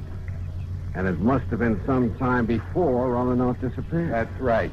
So his being killed here couldn't have been accidental by somebody gunning for that bear. Look here, Johnny. This cartridge case I picked up. Oh, let's see. Here. 257 Roberts. Where'd you find it? Behind that tree there down the slope. You know anybody around here who shoots a 257 Roberts? All the hunters in these parts use a 30-06 or a 270 or a 30-30. Only 257 I've... Well, what's the matter, Ray? You look sick. Yeah. There's a 257 up in the Rollinoff cottage. And one of the girls, she's a pretty good shot. Ray, you know what you're saying? Which one, Ray? Olga? Maria? Ada? No, I won't do it, Johnny. I won't accuse you. Look, this is no guessing game. This is murder. No, Johnny, I can't believe it. Not one of them. Besides, Look, I got to drive into Colorado Springs, notify the coroner and the police. But if you know something that'll help us... No, Johnny, because if I was wrong, I'd never forgive myself. Don't you understand? Oh, all right. Payroll, do you know the way up to the Rollinoff place? Yes, Johnny. Road all right for my car, Ray? Yeah, it's okay. Then let's go.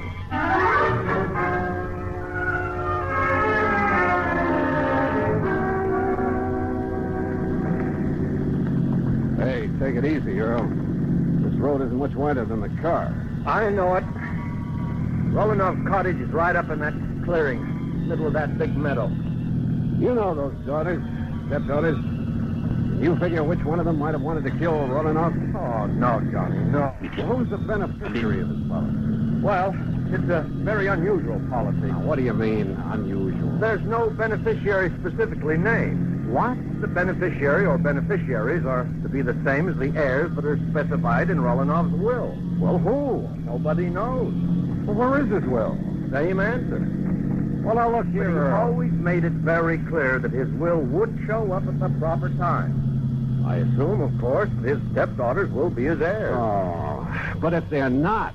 Oh, this is the Rollinoff cottage. Wow. Quite a lot of cottage. And just as nice on the inside as it is on the outside. Rollinoff used to complain now and then about some of the feminine frippery all around him, but, well, he liked it. And you're sure they all got along well together? Well, of course, every family has a little spat once in a while. Johnny, now listen to me. Earl, we shall see what we shall see. I know that after what Ray said, the evidence kind of seems to point to one or all of them, but, well... Yes? Oh, hello. To say the girl who stepped through that door was beautiful would be the understatement of the week. Tall and striking, dressed in something that looked like Schiaparelli or Christian Dior, as though she'd just stepped out of Charles or the Ritz. And if her two sisters were anything like this... Johnny, I said this is the older sister, Olga Rollinoff. Johnny. Oh, I'm sorry. Hi, Johnny. Hi. Daydreaming? Yeah, I guess so. So you're the investigator Earl told us about.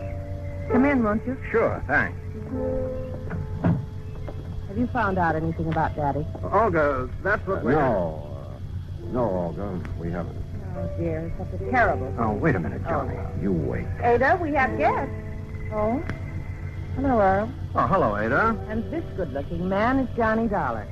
Hi. Hello. Well, that's a nice, warm welcome. Ada, why don't you go in and fix your hair? You look a fright.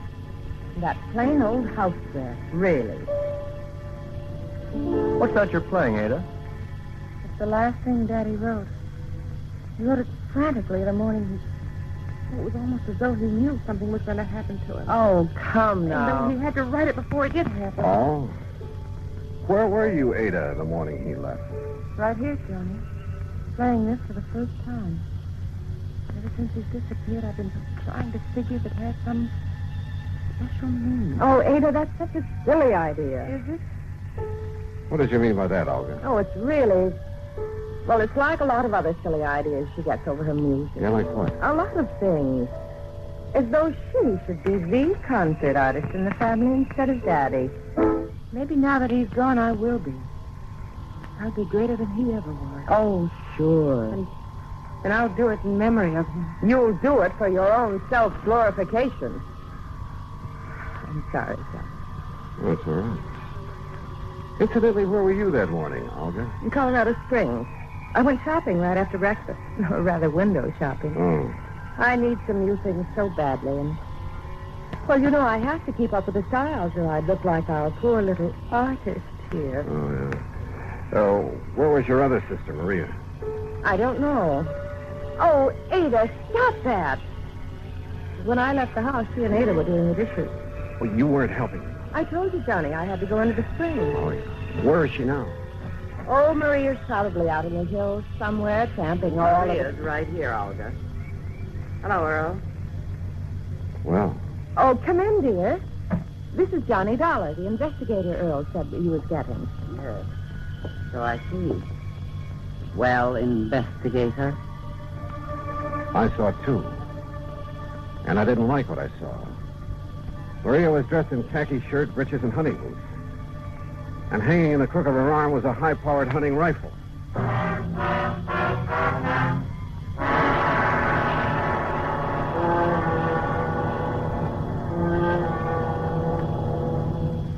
Act 3 of yours truly, Johnny Dollar, in a moment. Act 3 of yours truly, Johnny Dollar, and the Three Sisters Matter.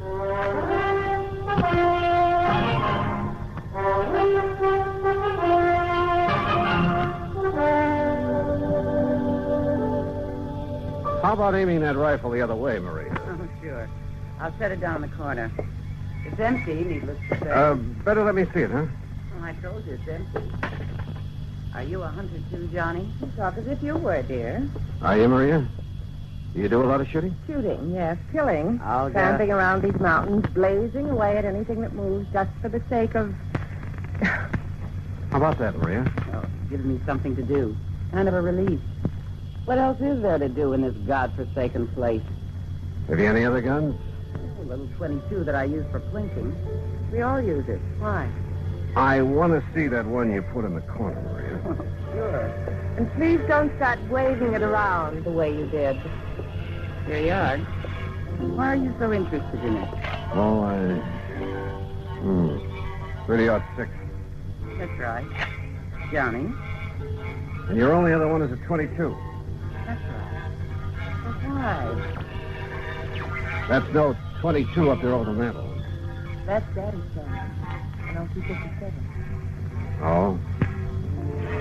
Get it down for me, Maria. Why? And why all these questions, Johnny? Better tell them, Johnny. Yeah, I guess. Tell us what? We found your father's body. Body? Johnny, you can't mean that. I'm sorry. He was shot by a high-powered rifle. Where? Where is he? What happened? This is terrible, Johnny. Tell me. What are you crying for, Olga? I suppose you're glad, Maria. Because now you can do what you please. No more of those boring concert trips all over the world. No more of this godforsaken place, as you call it. All right, now I listen, suppose Maria. you're glad because now you'll have money, fancy clothes, Europe, the Riviera, South America, men. Stop! Stop talking like that. Why? Because it's true? No, because it's... Ada, for heaven's sake, stop playing that thing over and over and over. What are you trying to do, drive us out of our minds? No, I'm trying to find out why Daddy wrote it. What compulsion made him feel he had to write it before he left that morning? Hey, wait a minute. Well, all I have to say Wait, is... I said. What is it, John? Ada, get back to that piano. What? Sit down. Play that thing again. Now play it, slowly. Stop. Johnny, what under the sun are you doing? Listen, Earl. The notes on the piano run from A to G like this. Don't you see? The first three notes of that thing she's been playing are A, D, A. Listen. A, D, A. Ada? Yes. Daddy wrote it as a message to me. Oh, now, wait a minute. The rest of it now, quickly. D, E, F, A, C, E, deface. E, D, G, E, edge. C, A, G, E, cage. D, E, D, bed. What is that supposed to be? Ada, deface, edge, cage, bed. The canary cage. Right. And that's exactly what I'm going to do. Tear out the base of that cage. Don't hurt the little bird. Will somebody please tell me what this is all about? Hey, look here. Look. It has a false bottom. Yes, but look what's in it. Hidden there. Yeah. Last will and testament of Misha Rolinoff. Johnny. Plus... What does it say, Johnny? That note with it. Daddy's handwriting. What? Well, it looks like Rolinoff put the finger on his killer. Johnny, what does it say? And my reason for deliberately omitting her from my will. Omitting whom from his will? What are you talking about? Read on, Johnny. Let me see. Is not only because of the self-centered life she's always led. Not only because of her constant, completely selfish extravagance. I'm afraid that could apply to all of it. An extravagance which finally led her to forging my name on checks. Who, Johnny? Then when I discovered that she was sneaking out and practicing with the old rifle that's kept over the mantel. The 257. It was kept over the mantel. Don't move. Oh, no, put it down. All right. So he cut me out of his will. And if I can't have what I wanted, you won't have it either. Now, look here, I'll Don't move. This gun holds 5 shots. I know because I reloaded after I killed him. Olga. And now you all know that I killed him. All right. 1 shot is for you, Maria. 1 is for Ada. 1 is for you, Earl, and 1 for Johnny. Olga, listen. And that leaves 1 for me. So that when I've finished, no one will ever know. Olga, you're out of your mind. Maybe so. But what difference does that make now? Because now there's no other way out for me. There's nothing else. I can't stand still. Because this is the end. It's all of it. No. It's empty. It's empty. The gun won't stop me. There's Maria's gun. Not for you. I'll got to leave you. You treat this. Oh.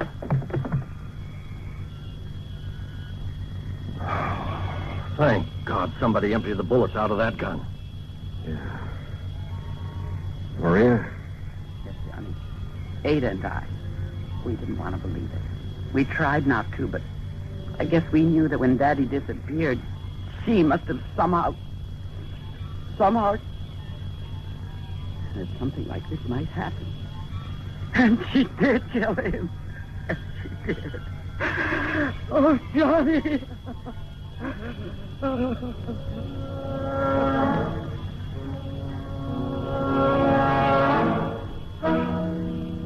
Why? Why? What kind of a mind could be so twisted? Expense account total, including fare back to Hartford, $351.20. Remarks? None. Yours truly, Johnny Dollar.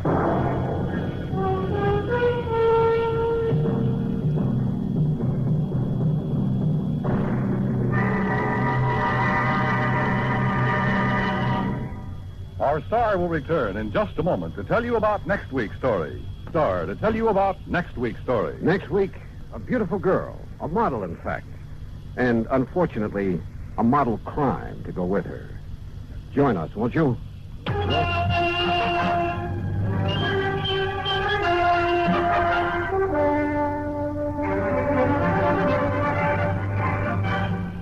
This?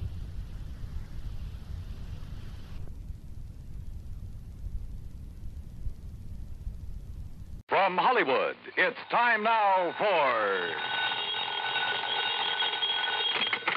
Johnny Dollar. Pat McCracken, Universal Adjustment Bureau, Johnny. Hi, Pat. What's new? At the moment, Edward J. Rollins III. Oh, what about him? One of our companies has a hefty policy on his life, and he sent word he wanted to change his beneficiary, then he disappeared. And you want me to go looking for him? That's the general idea. Oh, look, Pat, you could be wasting dough sending me. Chances are he'll pop up again by himself. Oh, yes, I know. Of course, it involves a little trip to the Caribbean, but if you're not interested... The Caribbean? I'll be right over.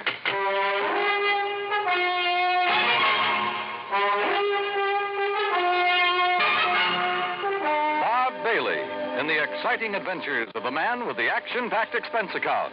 America's fabulous freelance insurance investigator. Yours truly, Johnny Dollar. And now, Act One of yours truly, Johnny Dollar.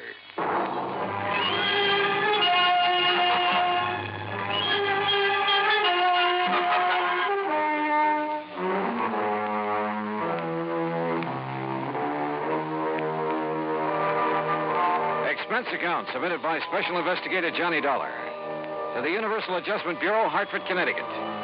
Following is an account of expenses incurred during my investigation of the Time and Tide matter.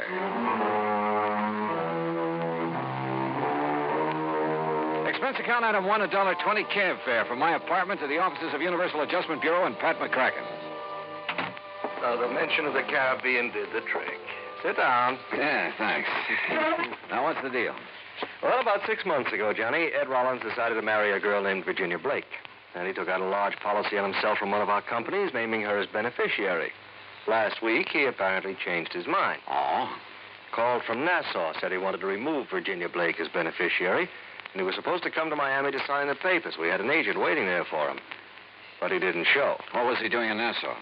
He had his cabin cruiser down there with 3 of his friends. Among them, Virginia Blake. Did you check Nassau to see if he's still there? Oh, we checked. His boat is gone. Now, the trail just starts in Nassau, Johnny. Where it'll lead is anybody's guess.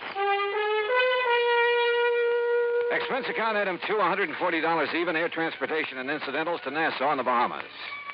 There, I found a man who remembered fueling up Rollins' boat a few days before. He'd heard them talking about working their way down through the Bahamas, skin diving, and then cutting over to Jamaica. They'd mentioned one place in particular, Crooked Island. Item 3, $50, transportation via chartered seaplane to Crooked Island. I spotted Rollins' cruiser in one of the coves, and the pilot set me down nearby. A dinghy with an outboard motor came over from the boat. It was Ed Rollins. You say you're an insurance investigator, Dollar? Yeah, that's right, Mr. Rollins. Well, what are you doing here? Well, I came to see if you were okay. Me? Well, why shouldn't I be? You were supposed to meet an agent from the company in Miami last week. You didn't show up. Oh, well, I changed my mind. You mean you came all the way down here because I didn't show up in Miami? Well, when a man with a hefty policy in his life disappears, the insurance company starts worrying. Yes, so it seems. Hey, mind slowing down a bit? I'd like to talk to you before we get on board. Sure. Now, what's on your mind? As I understand it, you took out a policy about 6 months ago and named a Virginia Blake as beneficiary. Yes, that's right. We're going to be married. Then a week ago, you apparently changed your mind. Well, I decided to think it over some more. That's why I brought the boat down here. What's the trouble? Oh, it's just... Well, I might as well tell you. I began to suspect Virginia's been two-timing me. Oh? With whom? That I don't know. Have you asked her about it? No, not yet. Why not? Because I'm afraid she might tell me the truth. Maybe I don't really want to hear it. Ah, I see. Look, Mr. Dollar, we're going to do a little more skin diving here in the cove this afternoon and then shove off for Jamaica around dark. Why not come along? You can catch a plane back to the States from there. Okay. Who all's on board your boat? Let's see. Virginia, you know about. The nurse Bill Winslow. Winslow? Yes, kind of a beachcomber at heart. I bring him along mainly to handle the boat. He's real good at it. Anybody else? Oh, Tony Atherton. A worthless sort of guy, but rather amusing company once in a while. Besides, he introduced me to Virginia, so I owe him something for that. I guess. Well, look, you mind introducing me as just an old friend of yours? Yes, that's just what I had in mind. Oh, say, there they are waiting for us on deck.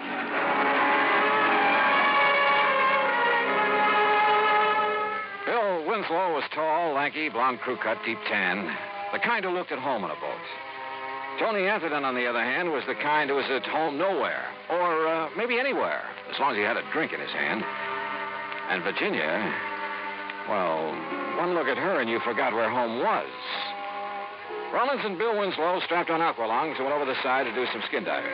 Tony Atherton, Virginia, and I sat around on deck for a while. I noticed that Virginia didn't seem to be at ease. Atherton noticed it, too. Use a drink, Virginia? No, thanks. What's the matter, darling? You bored? No. You see, darling, Virginia didn't really want to come on this trip, did you, dear? Just skip it, Tony, will you? Seems like Ed and Bill have been underwater a long while. Yeah, I was wondering about that. How long do they usually... Don't worry. Ed likes to live dangerously. Besides, he's got Bill Winslow, all-American boy, to take care of. Will you lay off it, Tony? Hey, there they are. Hey, wait a minute. Looks like Rollins is in trouble. Get him on board! Here. Hey, quick. Get on. Give me... That's it. Watch his face, please. Easy. Here. I got face plate. Get it off. You okay, Rollins? Yes. Yes, I guess so. What happened, Ed? Oh, something went wrong with his air supply. Yeah. Sprang a leak. Thanks, Bill. If it hadn't been for you... Oh, skip it. Just lucky I was close to you. Look at this rubber tubing. It's frayed through. Yeah, I guess I must have scraped it against some coral. Sure. Yeah. Yeah, that's probably it.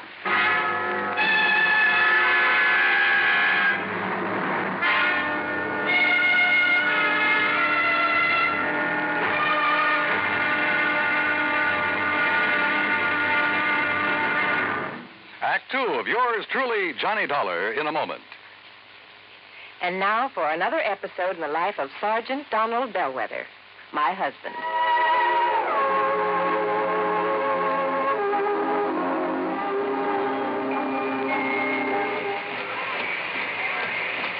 Hi, honey. Did you fix the windshield wipers? I sure did, Reba. How's that? Oh, you fixed them. Good for you, Donald. Thank you, my dear. Well, that's that. Now, if it rains, we're prepared for it, huh? I feel better now. Oh, me too. A driver has to see the danger if he expects to avoid it. That's right. And also keep the back and side windows clear in rain and snowy weather. That's right. Oh, how about the horn? The horn? The horn doesn't work, Sergeant. Aren't you going to fix it? No, I don't think so. Frankly, Reba, I hate horns. Whenever there's a traffic jam, the first thing some guys do is blow their horn. Which does absolutely no good. Of course not. All it does is jar everyone's nerves. No, I don't think I'll fix the horn. Oh, but now wait a minute, Don. Look, supposing we're driving along and suddenly we see a youngster on his bicycle headed right out into the street. Sounding that horn will warn him and possibly avoid a tragic accident. Yes, that's true, but... Or supposing we're driving on the highway, and just as we're about to pass a car, that car decides to pull out into our lane and pass the car ahead of him. He obviously doesn't see us, and he won't hear us shout.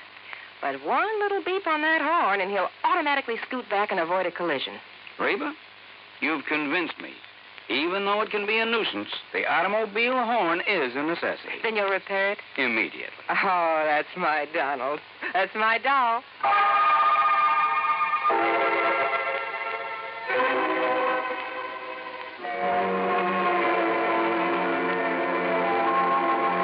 And now, Act 2 of yours truly, Johnny Dollar, and the Time and Tide Matters.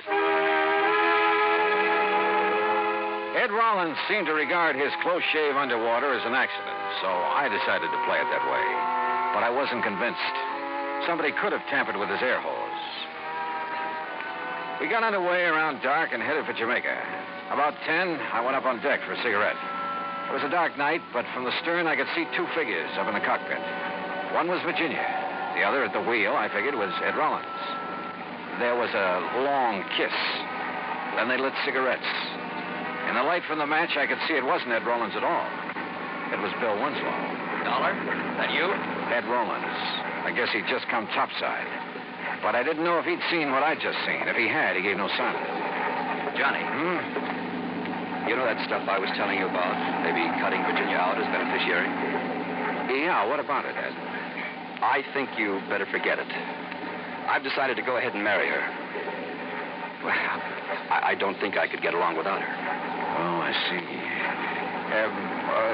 Look, Rollins, it's probably none of my business, but there's something I feel... There's Virginia now up in the cockpit with Bill. Yeah, that's right. I thought she was below. Well, she must be doing some navigating. Yeah. Virginia? Virginia, honey, come on back. Oh, okay, Ed. Watch your footing. We're rolling a little. Yeah, pretty heavy swell. How's Bill getting along up there? Okay, why? It's about time I relieved him at the wheel. I'll take over if you like. Oh, thanks, Johnny. But I enjoy handling the boat at night. Virginia, honey, you look sort of tired. Maybe you ought to turn in. I will as soon as I finish my cigarette. Well, I'll take over now. Enjoying the cruise, Mr. Dollar? Sure. How about you? Why not? According to Tony Atherton, you didn't want to make this trip. Tony's very good at remarks like that. Oh, I thought you and he were old friends. Let's just say I've known him a long time. How you doing, Dollar? Fine, Winslow. How's the boat doing? On course. We should reach Jamaica tomorrow night. Virginia... I think I'll go below now. I'll see you in the morning. Good night. Good night, Virginia. Well, you seem pretty much at home aboard a boat, Winslow. It's where I belong. You and Rollins seem to do all the boat handling. How about Atherton? He ever give you a hand? No. No, he's just the passenger type. Well, how about Virginia? Does she handle a boat? She can handle anything. Oh. She's a nice girl, Mr. Dollar. She deserves the best.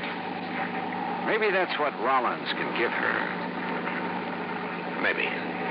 You don't sound convinced. Good night, Dollar. When we reached Jamaica the next night, I decided to do some checking. I went ashore and called Pat McCracken back in the States, asked him to find out what he could about any of them. He was to call me at a restaurant where we were having dinner. Winslow went back to the boat right after the meal, and Atherton drifted out to inspect a few bars. Rollins, Virginia, and I stayed at the table over coffee, but Virginia was restless and edgy. Finally, she told Rollins she wanted to talk to him. They went out on the terrace. And just then, my call from the States came through. Johnny, Pat McCracken. Hi. Did you find out anything? Yeah. Ran a check on Virginia Blake. I found out she's apparently been paying off for something. What do you mean? She's been issuing checks regularly, a couple of $100 apiece, and always to the same guy. You know his name? Yeah. Tony Atherton. I hung up and went out to the terrace, but Rollins and Virginia were gone. I started looking for Tony Atherton. I tried half a dozen bars with no luck. It was after 1 in the morning when I got back to the boat. Atherton was in his bunk. I woke him up. Oh, what do you want, Dollar? Don't you realize what time it is? Yeah, I want to know why you've been blackmailing Virginia. Wait a minute. It's a pretty ugly word. You're so right. Now look, Atherton. Hello? Anybody aboard? Yeah. Who is it? Inspector Hastings, Jamaica Police. Is this Mr. Edwin Rollins' boat? Yes, that's right. I'm afraid I have some bad news for you. Mr. Rollins has been slugged and robbed. What? Good Lord. Was he hurt bad? I'm afraid so. Touch and go whether or not he'll live. Act 3 of yours truly, Johnny Dollar, in a moment. And now for another episode in the life of Sergeant Donald Bellwether, my husband.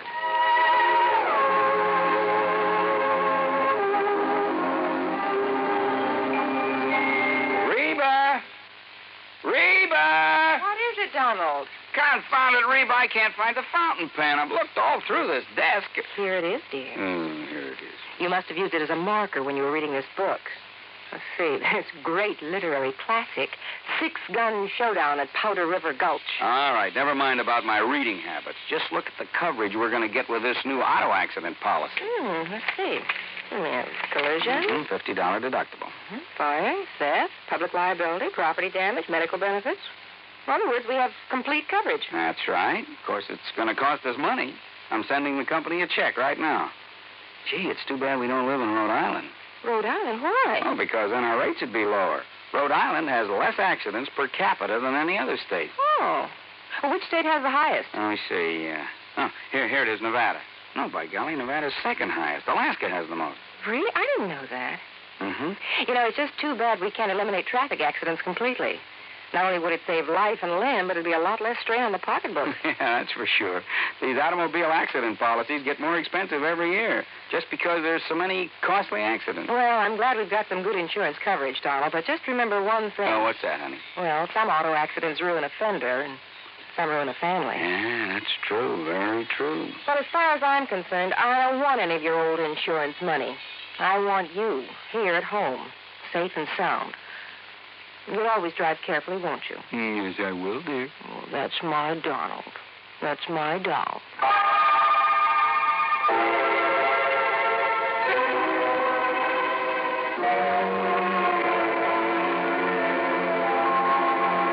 And now, Act 3 of yours truly, Johnny Dollar, and the time and tide matter.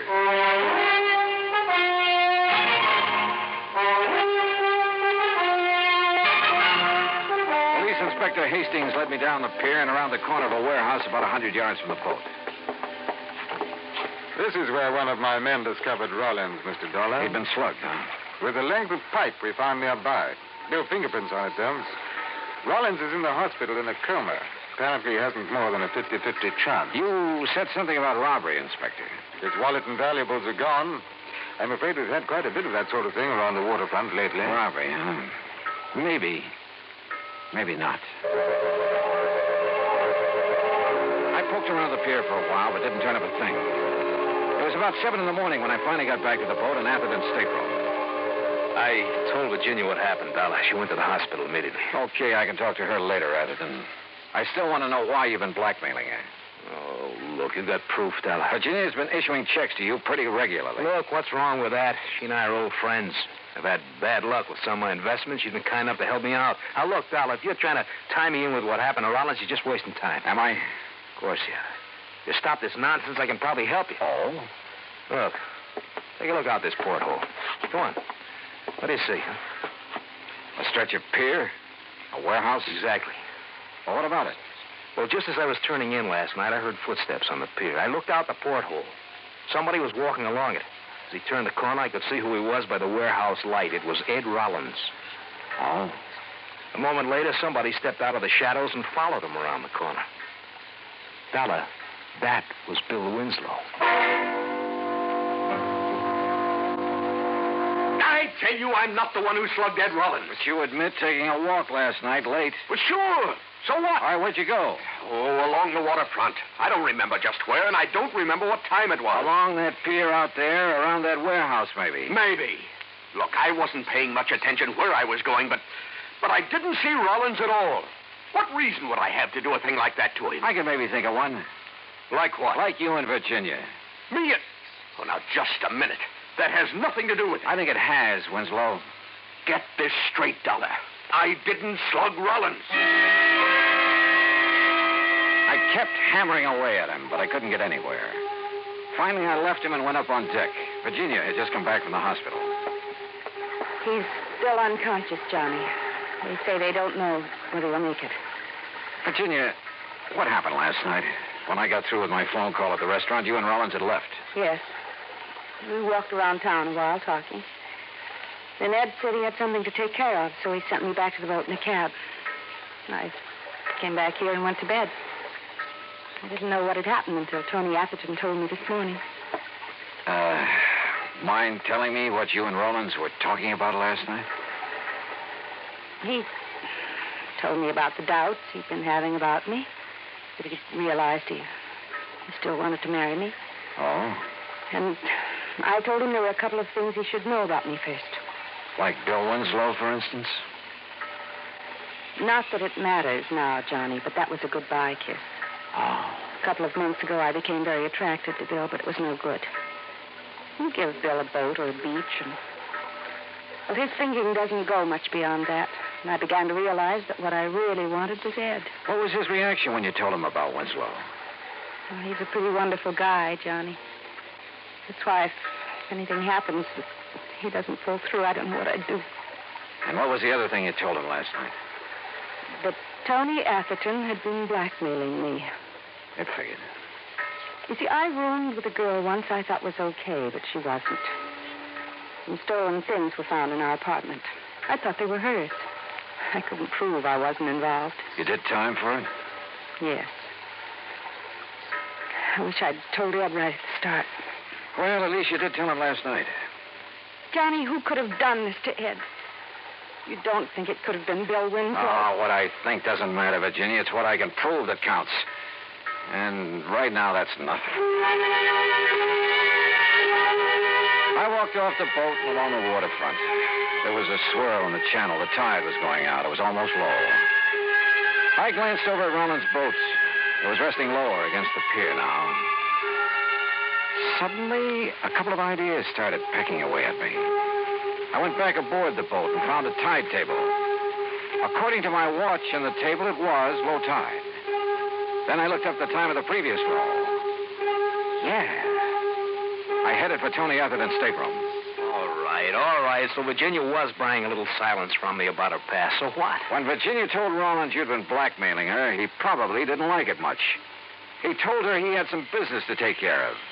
It could have been with you. Now, look. So he went out looking for you around the town. He found you. Now, wait a minute. What'd he do? Threatened to have you prosecuted? Was that it? So you followed him down to the waterfront, sneaked up behind him and slugged him. No. You figured you'd killed him. But even if you hadn't, you were safe because he couldn't have seen who slugged him. Look, Dolly, you're talking nonsense. Told you I saw Bill Winslow following Rollins. I saw it right through this porthole. And that's where you hung yourself. What? Take a look out that porthole. What do you see? Why, yeah. The pilings of the pier. It's low tide. Well, so what? And it was low tide at the time of the attack. You couldn't have seen over the top of the pier then. You were lying. Oh, now look, I tell you, I won't try it. Get away from me!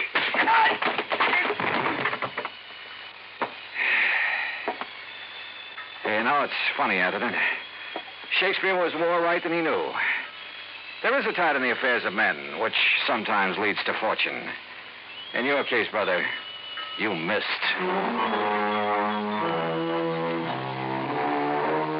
Expense account total, including transportation and incidentals home, $403.50. Remarks? Tony Atherton's in jail where he belongs. Bill Winslow is somewhere in a boat where he belongs. Ed Rollins pulled through. He and Virginia will get married next month. Yours truly, Johnny Dollar.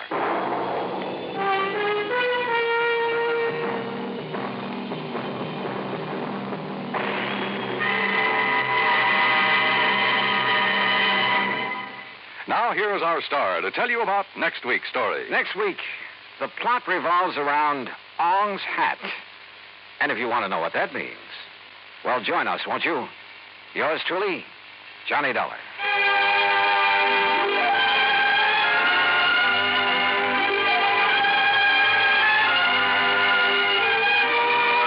Yours truly, Johnny Dollar, starring Bob Bailey, originates in Hollywood and is produced and directed by Jack Johnstone. Today's story was written by Robert Wright. Heard in our cast were Virginia Gregg, Larry Dobkin, Herb Ellis, Tony Barrett, Frank Nelson, and Ben Wright. Be sure to join us next week, same time and station, for another exciting story of yours truly, Johnny Dollar. This is Dan Cubberly speaking.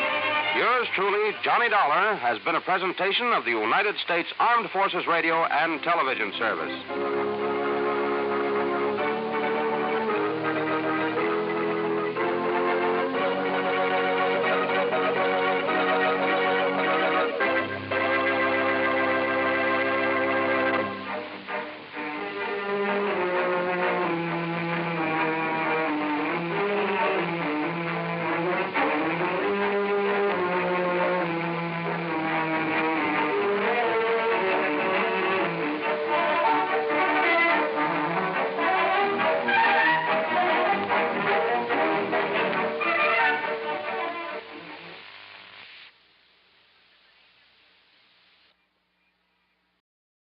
From Hollywood, it's time now for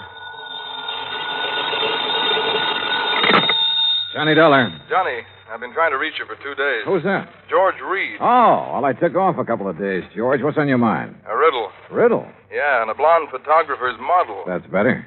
How are you with riddles, Johnny? Not as good as I am with... But go ahead, try me. All right.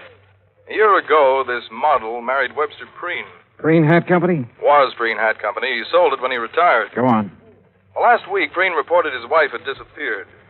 And according to him, when she left home, she didn't bother taking any of her clothes or car or jewelry. And she forgot to tell her friends she was leaving? Right. Not even him. You think Preen told the truth? Johnny, that's the riddle.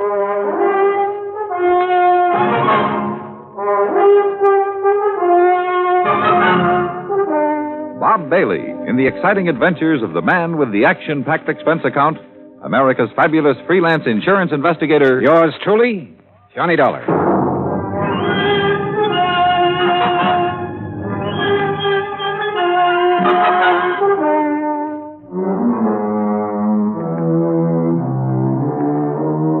Expense account submitted by Special Investigator Johnny Dollar. To Floyd's of England, American Branch Office, 443 North 15th Street, Hartford, Connecticut. The following is an account of expenses incurred during my investigation of the Mad Hatter matter. Expense account item 1, 85 cents, cab fare from my apartment to George Reed's office. He was seated behind his desk, his lily-white nose buried in a copy of Playmate magazine. He didn't look up until I was halfway across the room. Huh? Oh, Johnny, come in. Hiya, George. What you reading? I was just taking a look at Bridget Randall. Or Mrs. Preen, I suppose I should call her. Yeah, let's see. Yeah. Very nice. She look familiar to you? Oh, George, you're flattering me. No, really. She should. Oh, why? Well, up until she married Preen, she was a very popular model. Figures. Is that a pun? Anyhow, her picture was in everything from the Police Gazette to the Ladies' Home Journal. And after she married him? She retired. Hey, this is a new magazine, George, this month's issue. Well, the picture must have been taken before she was married. Well, what do you know about Preen? Not too much. He's over twice her age, and from all reports has a lot of money. I'd bet on it. Their marriage caused quite a stir. You know, real winter and spring stuff. The newspapers played it up big. Where were they married? New York. She'd done some ad work for Preen's hat company. He liked her look. And she liked his bankroll. Cynical, aren't you? Yeah. Anyway, since then, they've been living at his place near Los Angeles. Here's the address. All right, thanks. I called Mr. Preen long distance day before yesterday. He knows you're coming out. What about the police, George? You know who's handling their end of it? According to Preen, it's a man named Steiner, detective lieutenant. I got the feeling Preen doesn't much care for Steiner. George, how much life insurance does he carry on his wife? None. None? Nope. Or if he does, it's not with us. Then would you mind explaining why you sent for me? Not at all. We're not interested in her life. Obviously. That's a pretty callous attitude. Let me finish. We're not interested in her life, but we are in her face. In her what? The fine print reads, from a point 2 inches below her chin to the hairline. Come on, break it down, George. Of course. Last year, a couple of months before she married Preen, she took out a special coverage policy in case something happened to her face that would finish her modeling career. You know, like a permanent scar, bad burn, anything like that. Uh-huh. She received quite a bit of publicity at the time, and it didn't exactly hurt us either. When does this policy lapse? Well, that's why we're so concerned, Johnny. When she married Preen, she announced that she had given up modeling for good. So we quite naturally thought she wouldn't renew the policy. But she did. Yes. And just 10 days before she disappeared. How much did you people bet that she wouldn't ruin her face? The amount she earned year before last. $25,000. Expense account item 2, 85 cents cab fare back to my apartment. On the way, I had the cabbie stop at a newsstand where I spent $50 of my hard-earned cash for a copy of Playmate magazine. Yeah, there was no doubt about it. Mrs. Webster Preen was the kind of woman any red-blooded American boy over 30 would be eager to locate. Item 3, $190 plane fare, Hartford to Los Angeles, then a cab to the Statler Hotel. I checked in, made arrangements to rent a car, then put in a call to police headquarters. Lieutenant Steiner was out, so I left word for him to call me. Had lunch, and then drove out to the San Fernando Valley. The Preen home was one of those Spanish stucco and adobe jobs. 2 stories, probably 30, 40 years old. It sat in the middle of some 2 acres of orange trees, with a plaster wall around all the property, separating it from the subdivision on one side and a main thoroughfare on the other. I walked up to the front door and rang the bell. In a moment, it was opened by a beautiful blonde. If she hadn't been wearing a nurse's uniform, I might have mistaken her for Bridget Preen. Yes? Afternoon. Is Mr. Preen in? Do you have an appointment, Mr. Dollar. Johnny Dollar. No, I don't have an appointment, but I'm sure he'll see me. Really? Yes, really. I'm investigating his wife's disappearance. You're from the police? No, insurance investigator. I see. I'm sorry, Mr. Dollar, but Mr. Preen can't possibly see you. You're sure of that, Miss... Richard, and I am sure. Mr. Preen has suffered a severe shock. His doctor left strict orders that he's not to be disturbed unnecessarily. And you feel qualified to say what is necessary and what isn't? I've been with him for nearly 5 years.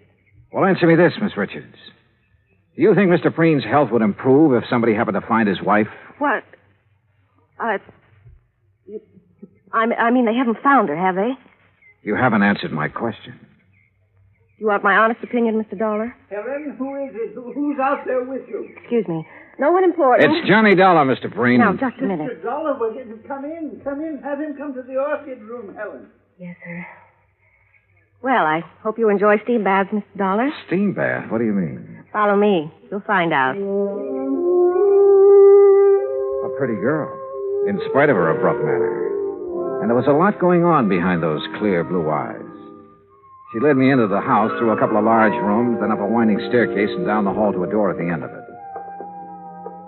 Miss Preen's waiting for you in there, Johnny. Thanks. Ouch! Hey, that doorknob's hot as... Oh, very funny. I warned you. Here, like this. Come here, Mr. Dollar. Hurry. I'll see you later, Johnny. Close the door. Close it. I don't want it to cool off in here. Well, you look surprised. Well, I didn't expect to meet you in a hothouse, Mr. Preen. I'm sorry if you're uncomfortable, but orchids must have plenty of heat and moisture. Now, me, I love it. I didn't used to, but since I am at the age where a man is nothing but stick and dried parchment, you can take off your jacket if you like, Mr. Pollard. Thanks. Do you know anything about orchids? Well, only that they're expensive. Aren't all beautiful things? Sit down, sir. Any place that's clean. We can talk while I do this. You know what I'm doing. I haven't the least idea. What the bees would normally do, that is, if these plants were in their native environment. Pollination? Yes, sir. Would you mind handing me those tweezers? Yes. Thank you. Hey, how many plants do you have here? More than 200, Mr. Dollar. 36 different varieties. Oh, beautiful. Oh, yes. Lovely, delicate creatures. Mr. Dollar, do you think you'd be able to find her? Well, I'm going to try. I'd appreciate it. I have so very few things left these days. Did you notice the orange trees when you drove in? Well, yes. When I bought this house, the land on both sides was nothing but orange groves. Beautiful orange trees. Green, growing things as far as the eye could see. And now it's a housing project. Yes, well, Mr. Preen, I understand you aren't entirely satisfied with the efforts the police are making to find your wife. And you understand correctly. They have done nothing but ask me the same asinine questions over and over again. Have you talked to them? No, sir. I felt that I should see you first, get all the information you have. I will cooperate with you all the way, Mr. Dollar. All right. When exactly did she disappear? Just 10 days ago. She'd come down from our place up at Lake Arrowhead, where she'd spent Saturday and Sunday. Uh-huh. We had planned on going up together that weekend, but I developed a cold. Oh? The evening she returned, I retired earlier than usual, and then when I awoke about 11:30 that night, she wasn't in her room. I called to her, searched the grounds, then waited up. But she never came home. I see. Was anyone else in the building that evening? No. We were alone. Rather, I was.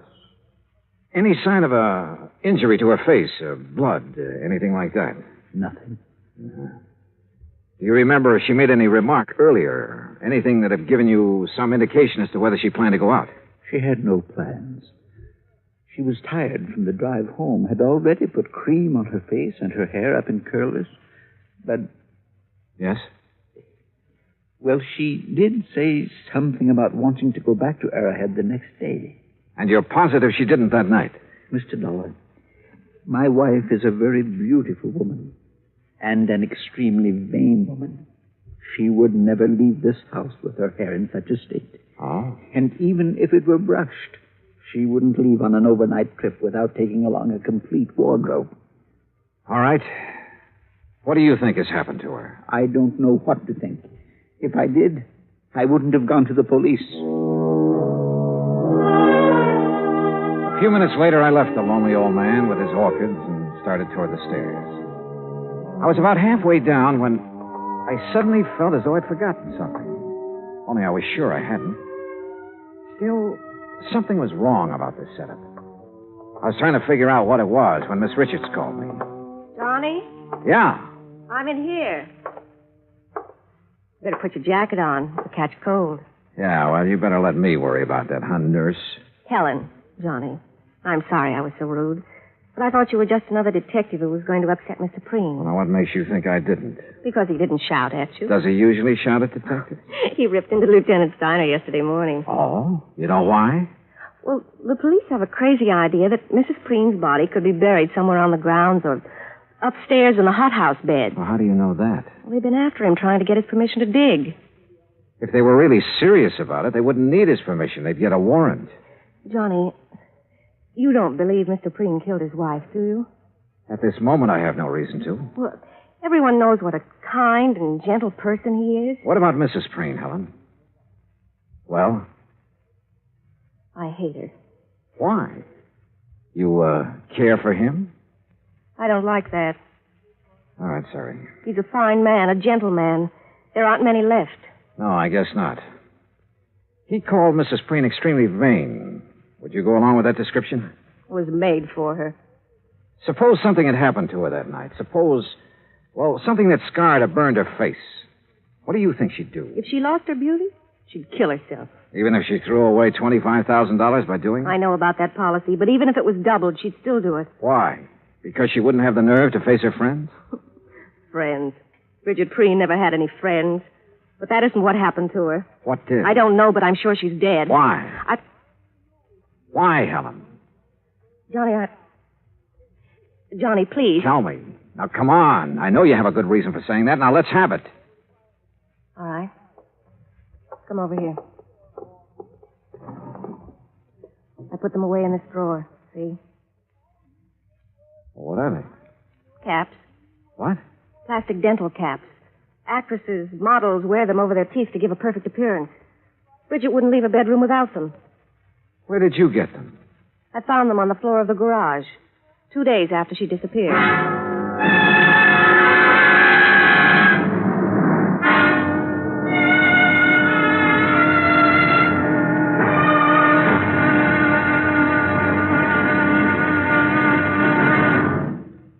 Act two of yours truly, Johnny Dollar, in just a moment. Democracy. What does it mean to the farmer? How can democracy benefit the farmer better than any other form of government? These are easy questions to answer because the facts are there. Only in a democracy can the farmer get the most aid from his government, own his own land, produce, and equipment, and still earn a standard of living that is comparable to workers in the manufacturing industries. That's because the people in a democracy tell their elected representatives they want it that way. Government subsidy, free enterprise, open markets, and the will to work and better himself enables the farmer in a democracy, such as the United States of America, to produce one of the world's finest diets. Scientific agricultural advancement and democratic government are the reasons why this can happen. This is a part of democracy. But whether it functions in agriculture or some other form of endeavor, democracy gives mankind its finest legacy of freedom. Now, Act two of yours truly, Johnny Dollar, and the Mad Hatter Matter.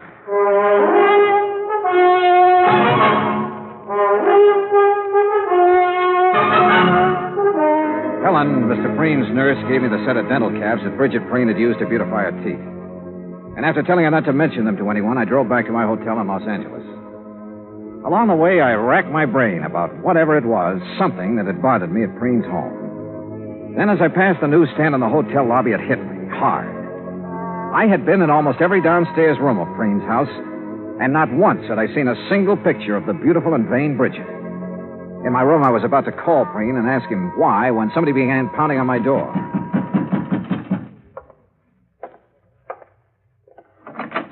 Well, Dollar, we seem to have had a hard time making connections, didn't we? I'm Steiner. Oh, how are you, Lieutenant? Fine, just fine. And I think I've got our little case all sewed up. That's so? Yep. You mind if I rest? No, go right ahead. Thank you. See, we've been checking back on Miss Preen's activities for the past few weeks. Uh-huh. Been making quite a few weekend trips, ain't she? I wouldn't know. We figure she found herself a new man, a young man, and took off for parts unknown. What about her clothes? Why didn't she take them? She didn't want to take what old Preen had given her. She's too proud. A little too proud to be true. She had enough things paid for out of her own money to last a good many years. Oh, now, Dollar, you guys let your imagination run away with you. Now, you look at this realistic. Here's a girl in her 20s married to a man who's content to sit home and wait for the golden chariot. And maybe she's content to sit there with him at first, but it ain't normal she should for long. Yeah? You locate anyone who's seen her out with another man? Nope. Tried to. That's the thing that's still stuck in my craw. Well, I don't think you will. Why not? Because she was smart, a smart woman. If she had a boyfriend, and I'm not disagreeing with you on that score, she was very discreet about it. Mr. Dollar, I'm not sure you were aware of it, but each time you mentioned Mrs. Preen, you referred to her in the past tense. Why? Oh, no. Now, don't tell me I fell for the oldest trick in the business. Come on, Dollar. Stop playing games and answer me. Oh, you should talk about playing games, Steiner. Sorry, but I wanted to throw you off guard. Oh, you did, pal. You did. What did you learn bird-dogging around today, Dollar? Nothing, Steiner. Nothing, Look, really. you either let me have all the information you've received today, or tonight you'll be on your way back to Hartford. Now, which is it? Okay. Preen's nurse, Miss Richards, found these on the floor of the garage 2 days after Mrs. Preen disappeared. You know what they are, I suppose. They don't have to be Mrs. Preen's. Take a look at this chart, Dollar. We got it from her dentist last week. Now, look at the caps. Okay. What are you going to do? What do you think? Arrest Webster Preen for the murder of his wife.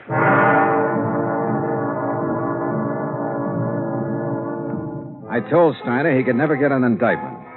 The teeth caps definitely belonged to Bridget, but they were found in her own garage. She could have dropped them any time during that evening she came home from Arrowhead.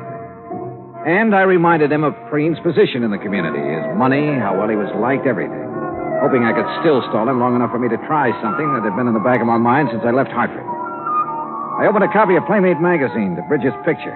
Then I placed a long-distance phone call to New York City. We're ready with your call to Mr. Howard, Mr. Dollar. Okay, thank you, operator. Go ahead, please. Hello? Hello, Mr. Howard. This is Johnny Dollar, insurance investigator. Yes, Dollar? A client of ours has her picture in the current issue of your Playmate magazine. Oh, yes. Lovely girls, Mr. Howard, her name is Bridget Preen. Bridget Preen? Or Randall. Bridget Randall. Oh, yes, I know her very well. Well, where is she? We aren't sure yet. Mr. Howard, I've got to know when that picture was made and the address of the photographer who shot it. Have you got that?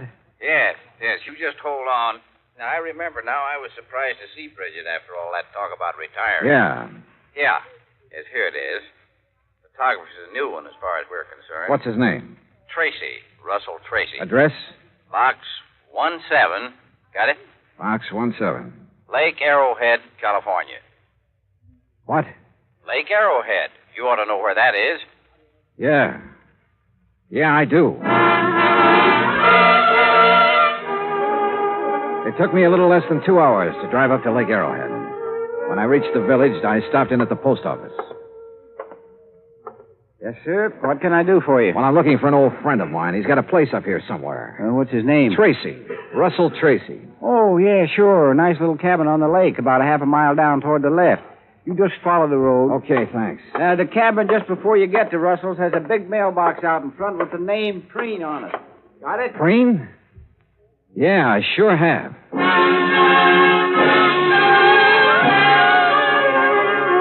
I was there in 5 minutes.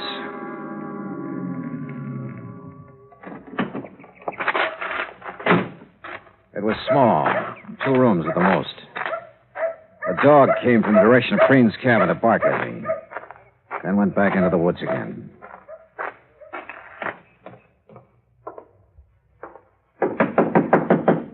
Yeah. Russell Tracy? Yeah.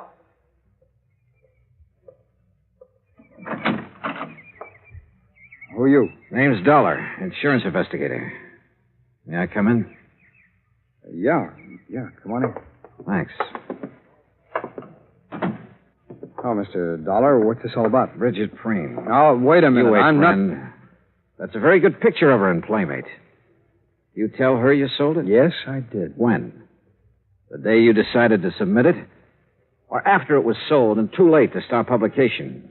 Or not until some other photographers started calling her home to see if she'd come out of retirement? Now, look, Mr. Dollar, I haven't done anything wrong. I didn't say you had. I mean it, Dollar. All I did was take some pictures of her. I didn't have any reason to kill her.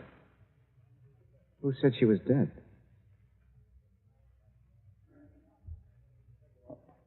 All right, Dollar, sit down. I'll give you the whole story, at least all I know of it. Yeah, go ahead. Bridget liked modeling. She liked it better than anything else, I guess. And when she found out I was a photographer, well, she was over here most of the time. What about the day she disappeared? I'm getting to it. I'd needed some money a few weeks before that. I needed it bad. I had a run-in with the law in Texas a couple of years back. I haven't been able to hold on to a good job since. Go on. Well, I had this one shot of her, and I knew it was right, so I sent it in without her knowing about it. When did she find out? Well, like you said, photographers called her house. Her husband answered one of them. You ever meet her husband? Yeah, a couple of times when he was up here. He knew you were a photographer? He's been trying hard to get back at me for taking that shot of his wife. How do you mean? There's a dry well out in the back, about 20 yards from the fence line. After he killed Bridget. He killed? Yeah. Yeah, because the next morning I was out with my dog and we found her face down in the well. I guess he figured the sheriff would find her before I did, and figure I did it. How do I know you didn't? If I had, I wouldn't have dropped her in my own well, would I? Besides, why? All right, she's still there. No, I took her out that same morning, and it's a good thing I did, too. The sheriff and some detectives from L.A. were up here and nosing around the next day. Why would Preen want to kill her, Tracy? All right, now, don't ask why, but Bridget was in love with me. Tonight she went back to L.A. She was going to tell him. I guess that, on top of the picture, was just too much for him to take. Dollar, you believe me, don't you? Why didn't you report this to the sheriff? I've got a record, Dollar, and Preen's got more money than he knows what to do with. Besides, there's no proof of what I've just said. It'd be his word against mine, and you know who'd come out on top. Where's her body now? I'll take it if you want. Yeah, bring your camera. My camera? And plenty of film. Don't ask me why I trusted him. I couldn't answer. Except, like he said, he didn't have any reason for killing Bridget. He led me deep into the woods, into a clearing. And there, well, he'd done his best to make her comfortable. We removed the rocks, and Bridget she was very dead. Expense account item 4, $5.20.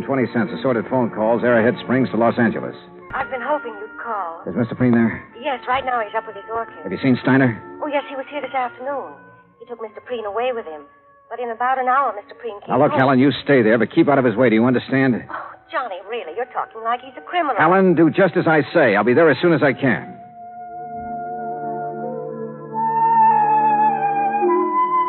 After seeing that Russell Tracy was safe and in the custody of Steiner, I took the freeway out to the San Fernando Valley. It was a little after 9:30 when I pulled into the Preen driveway. The porch lights were on, and Helen opened the door. Johnny, you look awful. You had dinner? No, not yet. Well, let me fix you something. No, please, Helen, no thanks. What's in the envelope? Nothing important. Where's Mr. Preen? Where do you suppose? Upstairs with his orchid. Would you mind if I went right Of up? course not, Johnny. You go ahead. When your dinner's ready, I'll call you. Yeah, okay, thanks. Careful of the doorknob. Yeah, I remember.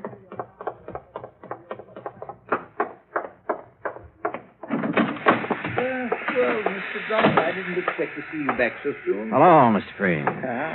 Didn't dress for us again, I see. You'd better take off your jacket, Mr. Dollar. Afraid I'm not going to stay long enough to bother. Oh, well, now that's too bad. Beauty such as this isn't often seen, Mr. Dollar. I disagree with you, sir. What? I think I have something here that's every bit as beautiful as any flower in this hothouse. Well, now, you have aroused my sporting instinct, son, and also my curiosity. What have you... Here. Oh, no. Oh, no. She was Please, beautiful, no. wasn't she, Mr. Preen? Here, she's very beautiful. But here... Oh, no. Look at this picture. Taken just a couple of hours ago. Yeah, what about this one? What about it, Mr. Preen? What do you think of your handiwork? Proud of what you've done, Mr. Preen? No. No, please. No more, please. Why did you do it? I had to. I had to. She was going to leave me. Like everybody else had done. Everything does. She was going, and I couldn't let her. I just couldn't let her go. The hunch had been right. After he'd killed Bridget, Preen had not been able to face the many photographs of her about the house. or any pictures of Bridget, as we learned. One photograph had caused her death. The others we took later put Bridget's husband away for the few remaining years of his life. Expense account total, including car rental, hotel incidentals, and transportation back to Hartford, $870.40. Yours truly, Johnny Dollar.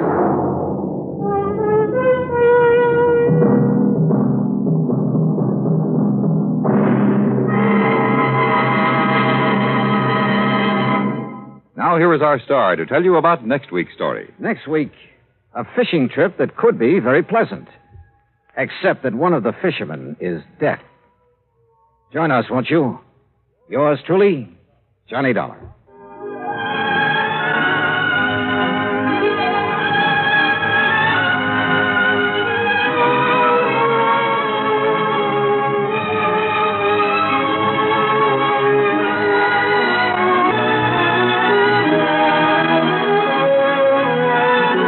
Johnny Dollar has come to you through the worldwide facilities of the United States Armed Forces Radio and Television Service.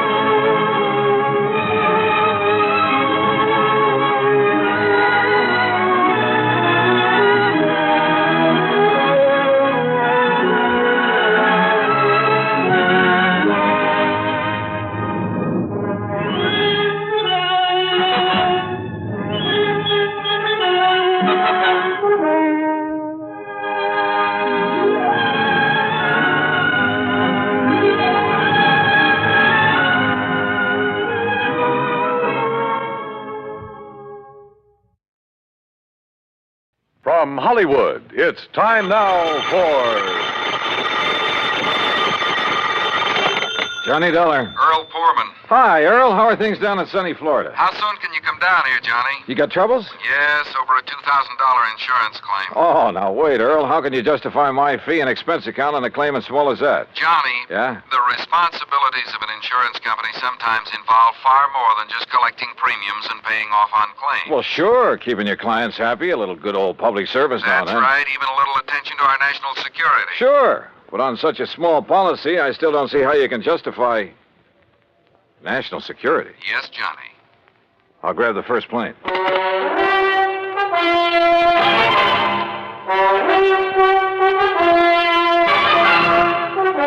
Bob Bailey in the exciting adventures of the man with the action-packed expense account, America's fabulous freelance insurance investigator. Yours truly, Johnny Dollar.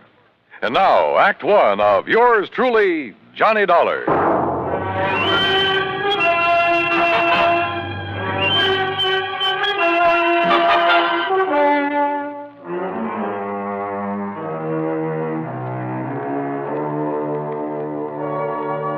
Expense account submitted by Special Investigator Johnny Dollar to Tri-State Life and Casualty Insurance Company, Sarasota, Florida.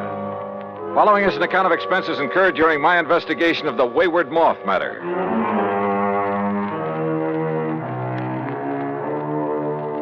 Expense account item 19620, plane fare and incidentals, Hartford, Connecticut to Sarasota, Florida. There I was met at the airport by my old friend and fishing pal, Earl Poorman, and we drove on into town. You, like my new car, Johnny? When aren't you driving a new car? Well, now let's get down to Electric cases. windows, power seat, air conditioning? Yeah, sure. Look, you said something about national security in connection with this insurance claim. Yes, Johnny, I did. Well, explain yourself. Well, that's the trouble. I can't. You mean to say you had me fly all the way down here? Now, wait, Johnny. Or was it just some trick to inveigle me into fishing, huh? Is that it? A crack at some of the great Florida fishing you've been promising me all these years? Well, who knows? Maybe while you're here, we will be able to get in some fishing, too. In addition to what? Sure, Johnny. I just had my boat repainted, the engine overhauled. We'll go out in the Gulf for kings and bluefish. Earl. And in the bay and the bayou back of the house, I promise you redfish and sea trout until you get tired reeling them. All right. Just tell me why you've had me come all the way down here to investigate a lousy $2,000 claim. I told you I don't really know. All right, Earl. National security is involved. Yes. Well? Okay, Johnny. I issued a policy covering the chemical plant of Dr. John C. Allworth. What kind of chemicals? Well, you see, I don't know. Huh? I issued the policy at the specific request of Todd Swamp. Who's he? Chamber of Commerce. Knows more about this whole area and its people than anyone else. Well, surely you've seen this chemical lab. No, I haven't. You what? As a matter of fact, its exact location is a complete secret. Oh, now look, Earl, if you've issued a policy, if you're ready to pay off a claim. But if you haven't seen... Look, how do you know a couple of $1,000s worth of damage occurred? I've taken Todd Swamp's word for it. I trust him implicitly. Well, this is the doggone... Earl, how can I possibly investigate something if I can't even... If nobody knows what... I give up. I'm sure that Todd will tell you everything. I'll take you in, introduce you to him, then I'll leave you with it. Leave me? That's the way he says it has to be. Here, take the keys to my car. You'll probably need them. But how will you get back? And if you need anything or if I can be of help, you know where to call me, at the office or at the house out on St. Armand's Key. Come on, let's go in.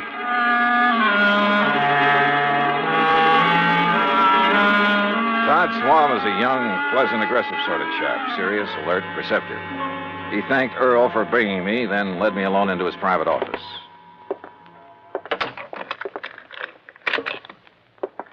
Sit down, Johnny, and I'll get right to the point. Thanks. I know all about you, at least all I need to know.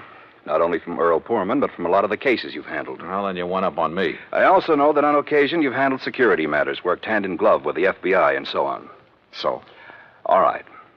My job here is not only to promote Sarasota, tell the world what a nice place it is to live, nice people, good homes, ideal climate. Great fishing. Yes, fishing, boating, just about everything. Okay, I'm sold. But what about this Dr. John Allworth? My job is also to be of whatever service I can to the people of the city. All right.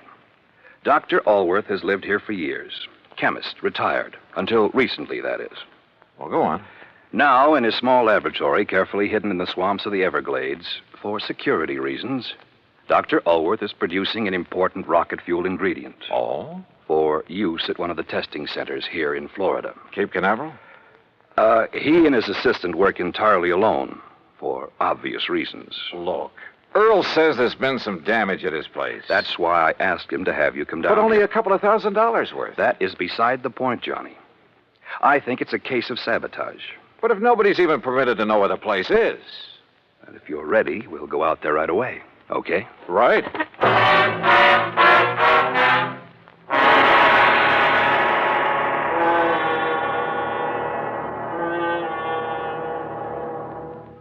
Act Two of yours truly, Johnny Dollar, in a moment. And now, Act Two of yours truly, Johnny Dollar, and the Wayward Moth matter.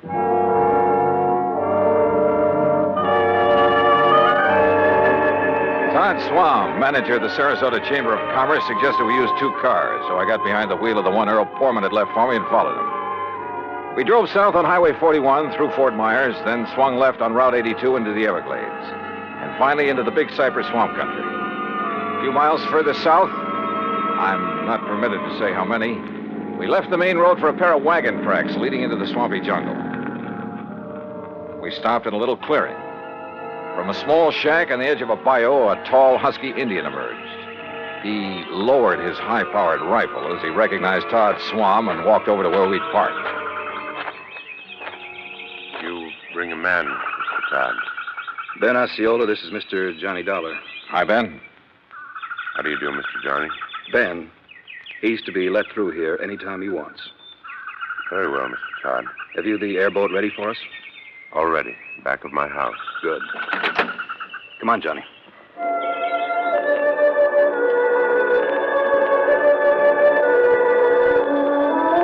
The airboat, parked on the edge of a bayou back of Ben Osceola's shack, was an aluminum hull about 12 foot long, square across the bow instead of pointed.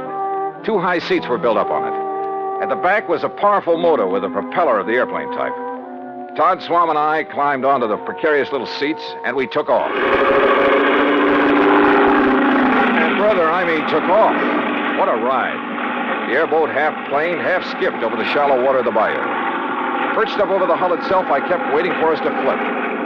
After a quarter mile or so, we came on a vast plain of soggy, grassy marshland, splotched here and there with patches of clear water. Now and then, on half-submerged logs, big turtles quickly drew in their heads as we approached. More than once, a huge alligator gave us the beady eye, then quietly sank below the surface of a shallow pool. Plenty of rattlers and cottonmouths around here, too. Thanks a lot. Finally, we pulled up to an acre or so of brush and trees that looked almost like an island in the middle of the swamp. On it sat a long, low building made of concrete block. This is the place, Johnny. Unless you'd like to ride around a bit more. No, thanks.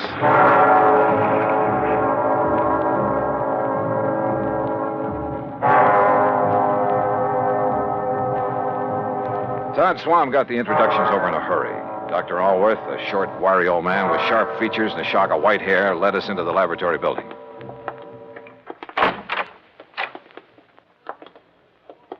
No, Mr. Dollar, not in there. Oh.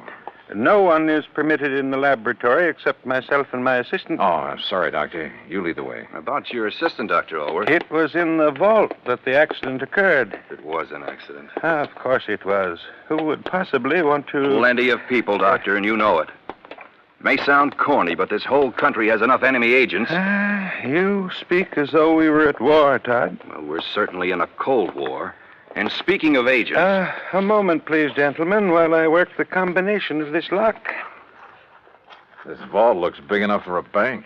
In it, I keep two things, Mr. Dollar. The finished rocket fuel component. Yeah? And the delicate apparatus with which I complete the final secret stage of its production. Apparatus no one but myself has ever seen. And you're letting us see it? Well, the accident has rendered it completely unrecognizable. I still haven't learned what happened here, you know. Matter of fact, I haven't either, Johnny. But I certainly have my suspicions. Doctor. There we are. No, don't go in. Well, The substance on the floor is so corrosive that... Well, look. You can see how the legs of that heavy metal table have completely corroded. Left nothing but a pile of splintered metal and rust. The rocket fuel did that? Now, there, in the corner at your left, are the rotting, tangled remains of the apparatus I mentioned.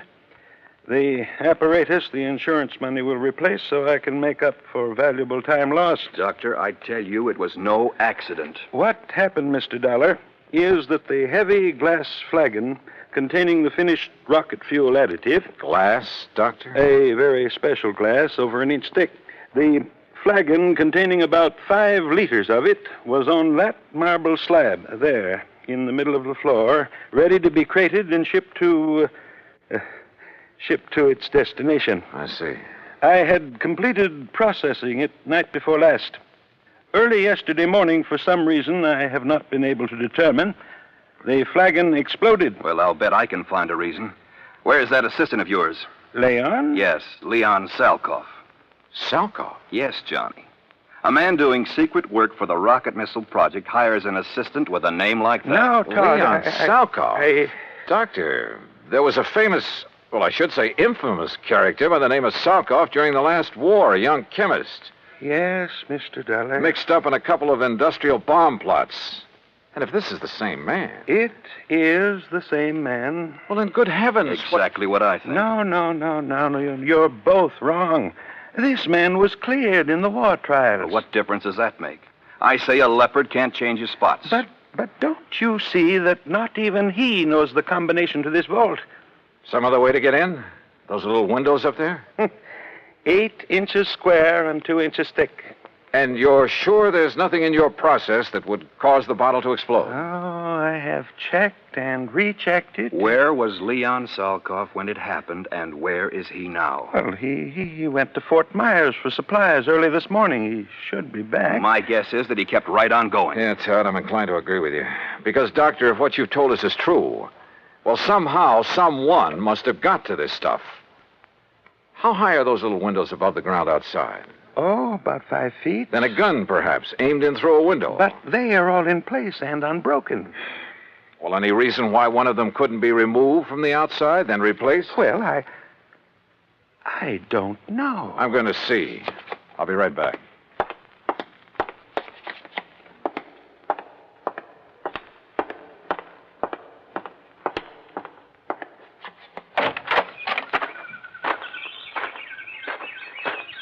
Stop! Don't move! What? Do not move, mister. Or I will shoot you right through the heart. Act 3 of yours truly, Johnny Dollar, in a moment. And now, Act 3 of yours truly, Johnny Dollar, and the Wayward Moth matter.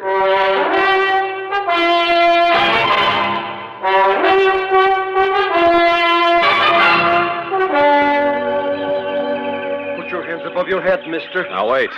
One move and I will pull this trigger. Who are you? I will ask the questions. What are you doing here? Where is Dr. Ellsworth? Answer me. Or so help me, I will shoot you down. Mr. Dollar! Mr. Dollar, did you find anything? Doctor! Stay there, Doctor. There's a man out here with a gun. What's that? No, don't come out here. Leon, no, that's Mr. Dollar. What? Johnny Dollar, insurance investigator, to arrange the payment of our claim. You're sure, Doctor? Of course I'm sure. Well, I recognized Mr. Swan's car at the shack of the Indian.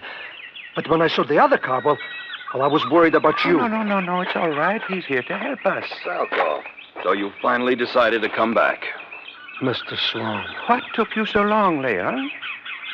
All the way into Fort Myers this morning, I puzzled over how the flagon could possibly have exploded in the vault. You found the answer? Or have you known it all along, Salkoff? I do not understand, Mr. Dollar. I think I do, Johnny. I thought so from the first. I've heard about you, Salkoff, about some of your activities during the last war. I pray that heaven will forgive me for what I have forced to do in that conflict, Mr. Dollar. Forced? It is my hope that by serving this wonderful country that has given me refuge, in some way I can make up for the terrible things I was compelled to do for the men who sought to rule the world. Now, that's a very pretty speech. Oh, it's true, Mr. Dollar. You've only to consult the records of the war trials. I may take a look at those records before I'm through with this case. I humbly beg you to do so. You still haven't told us where you've been all day, Leon. I tried to figure out how the explosion could possibly have occurred. So I telephoned one of our contacts. Contacts? The glass company that has furnished us with the heavy flagons. But there is no way the additive could have caused them to disintegrate. Disintegrate? No, Doctor. Where the flagon had stood, we found a pile of granulated glass. The flagon had completely crystallized. Oh, but even so, Wait.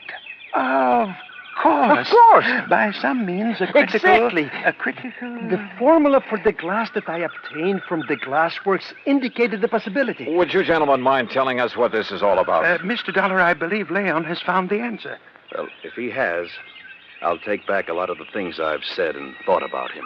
Of course, we can't be sure until we've proved it. It means waiting until morning. Oh, great. Meantime, we have a lot of work to do.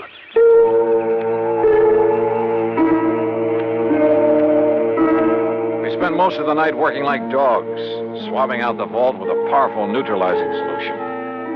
Then, early in the morning, the four of us gathered in the vault. A flagon like the first one was placed on the marble slab in the middle of the floor. We sat around and waited. A long time. Then I noticed something. The rays of the sun coming through one of the tiny, thick windows. The light was focused, as though through a magnifying glass. Slowly, the powerful searing pinpoint of light worked its way over to the flagon. Dr. Ellsworth rose and held a piece of paper where the rays converged. It burst into flame. There! Now you can see the tremendous heat generated at this point. Yes, and on the flagon itself. Exactly. The tempered thick glass wall of the bottle, tempered perhaps to a highly critical degree. But to crystallize, Doctor, the way the other one did? Leon, I still don't believe it. Well, many things will cause glass to crystallize. Vibrations of many kinds. You've heard, I'm sure, of the tenor who shatters a goblet by the vibrations of his voice. But light vibrations? Oh, Doctor. Of course, it should have occurred by now. If it's going to at all. Oh, the temperature of that bottle must be terrific. The pressure building up in the glass itself. I don't understand. Still, the angle of the sun is slightly different each day. or an imperceptible flaw in the one that exploded. Oh, sure. Well, perhaps the other had some outside stimulus to act as a trigger. A sudden draft, perhaps. Oh, any little thing. Excuses, Leon. You're stalling. You said the other bottle was in here alone. The door's closed, only it wasn't because you exploded that thing. I don't know how, but you did it. And if that isn't sabotage... Come on, Johnny. This gag has been carried far enough. Look! I saw it, too. A tiny moth, attracted by the blazing spot of light on the side of the flagon, where the focused rays of the sun converged. The moth circled, flew past it, almost brushing it with his wings. We waited. He circled again. Again. Then dove at it.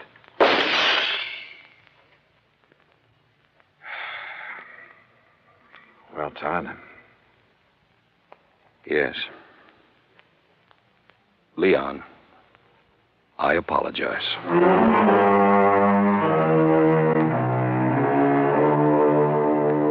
Yeah. A tiny moth triggered the reaction that disintegrated, that crystallized that bottle into a million tiny grains like sand. And simply because of the difference in temperature of his little body. Seems impossible, but it happened. Expense account total, including the trip back to Hartford, $204 even. Remarks? Pay up this claim in a hurry, will you? The more help we can give to people like Dr. Alworth and Leon Salkoff, the better. Yours truly, Johnny Dollar.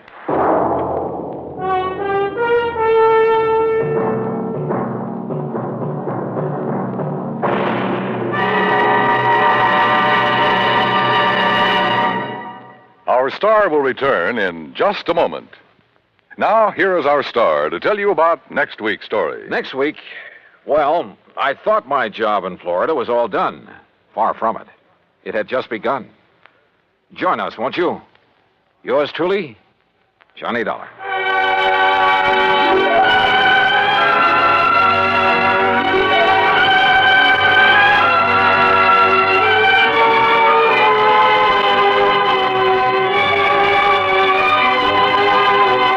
Yours truly, Johnny Dollar, starring Bob Bailey, originates in Hollywood and is produced and directed by Jack Johnstone, who also wrote today's story.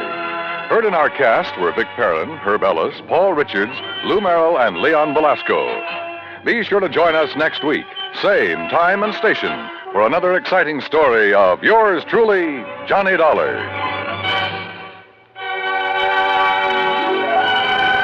This is Dan Cubberly speaking.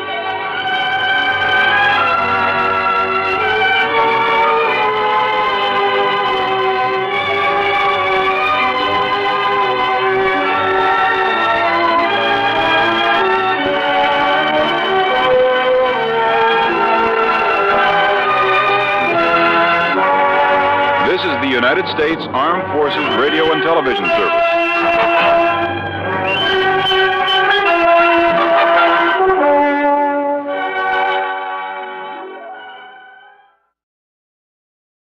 From Hollywood, it's time now for Johnny Dollar. Paul Kendrick, Johnny, over at Eastern Allied Casualty, remember? Oh, sure, Paul. How are you? Seen any good fights lately? Prize fights, that is? Yeah, the championship bout at the stadium over in Mulville last week. Were you there? No, I had to miss it.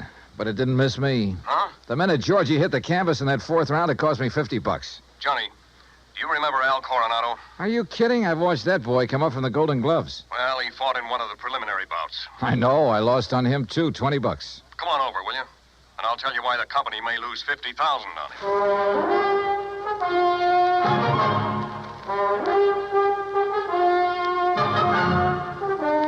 Bob Bailey in the exciting adventures of the man with the action-packed expense account. America's fabulous freelance insurance investigator. Yours truly, Johnny Dollar.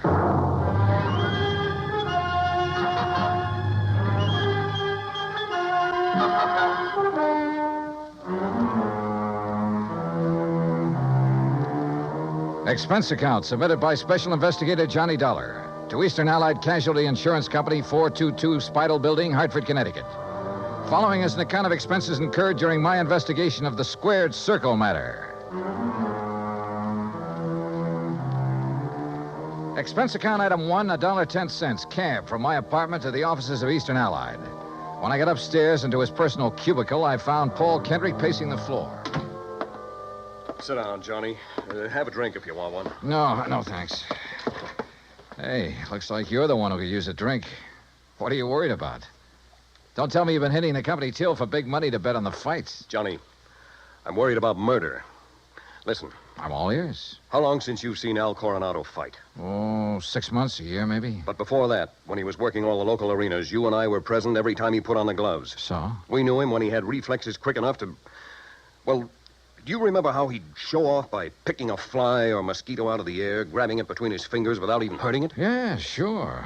He was no mental giant, not by a long shot, but he had the fastest eyes and hands I ever saw in a man. Right. But something has happened to him, something very wrong. And I think I know what it is. Listen. I'm listening. A few years ago, his manager, Ricky Malone, took out a $50,000 policy on him. Annuity. So what?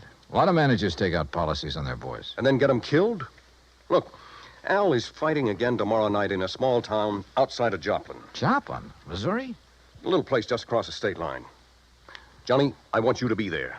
You mean as a sort of bodyguard? I want you to see the fight, that's all. See Al Coronado fight. Yeah, but this murder crack. I'm having a copy of the policy made, and you can pick it up at the Joplin post office. General delivery. Now, Paul... I know. I may be all wrong. This may only be a hunch, without a single legitimate reason for suspicion. That's why I took a whole week to think it over before calling you. That's why I want somebody who knows Al as well as you and I do to... Look, will you go down there and see him? Well, We'll pay the freight. Pad your expense account, anything you like. Oh, now that's an attractive But do offer. it, Johnny. Will you?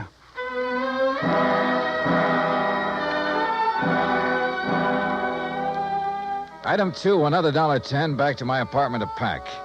Item 3, $124 even. Plane fare and incidentals to Joplin. By your leave, Paul, the incidentals included a new sports shirt loud enough to startle the whole state of Arizona, an extra pack of razor blades, and a new toothbrush. Also, item 4, $3, flowers for the stewardess, who managed to find me an extra bottle of champagne. I arrived at Joplin shortly before noon, and after checking into a hotel, found that by some miracle, a copy of Al's policy was waiting for me at the post office.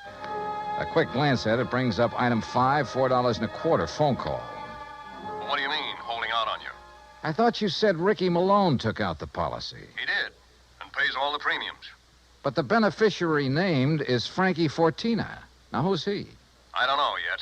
Well, his address is in New York City. You better look him up, will you? I've been trying to. But the last time Fortina was at the address on the policy, it was a racetrack bookie joint. Oh, so that's why you're worried. That's one reason. Well, if you learn anything about him, let me know, will you? I'm staying at the Beverly Arms. Okay, Johnny. Johnny. Yeah? Call me again, will you? After the fight tonight? Sure.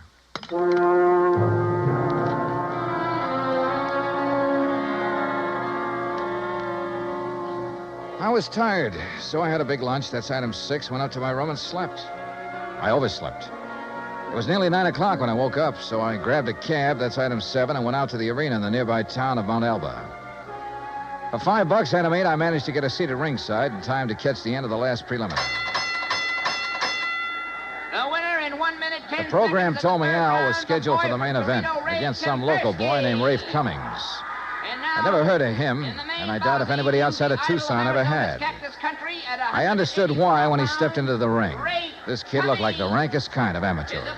Strong, sure, and in good condition, but clumsy. He almost tripped over his own size 15 feet. And it was no act to fool an opponent either. Al, when he came in, looked as good as ever. He gave me a quick glance of recognition, though I'm sure he knew nothing about me except possibly my name. At the opening bell, he came out fast. All the old speed and timing were there. Faint weave and flick out that light, but punishing left. Same old pattern, same old... Oh, wait a minute. Those quick left jabs were only landing about 1 and 4. As though he touched Cummings only when the clumsy ox happened to walk into him. But because of his speed, Al took nothing but a few light ones on the body. He kept his face well out of reach. Oh, yeah, his timing was perfect, but his aim was terrible. Every time he shot out his fist, he was 3-4 inches wide. Then a funny thing happened. At the end of the round, when Al went back to his corner, and remember, Rafe had only tapped him a few times on the body. When he went back to his corner and started to sit down, he almost missed the stool. Would have if one of the seconds hadn't aimed it under him. Funny.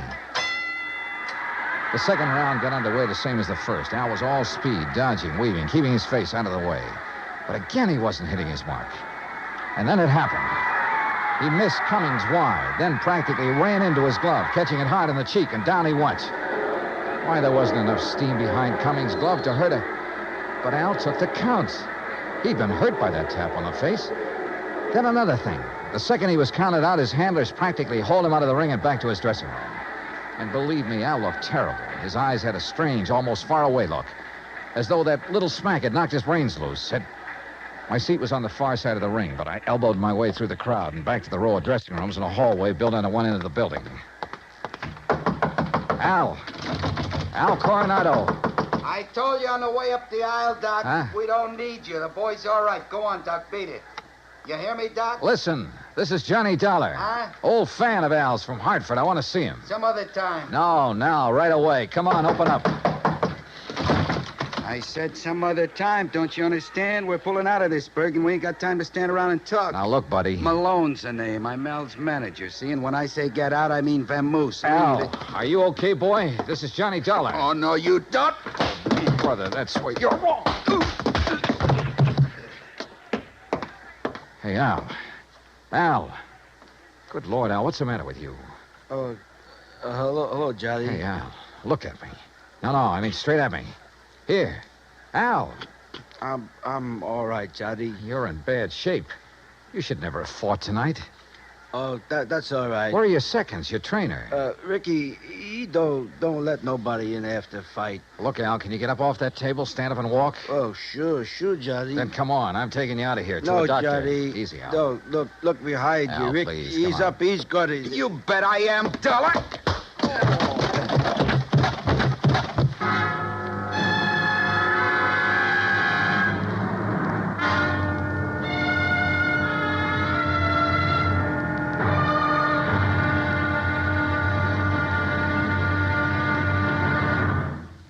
Act Two of yours truly, Johnny Dollar, in just a moment. Each Monday through Friday evening, most of these same stations bring you the Amos and Andy Music Hall. Variety entertainment at its best. For top songs, informal visits with top stars, and for a never-ending supply of fun. Turn your home into the Amos and Andy Music Hall 5 nights a week. Now, Act Two of yours truly, Johnny Dollar, and the Squared Circle Matter.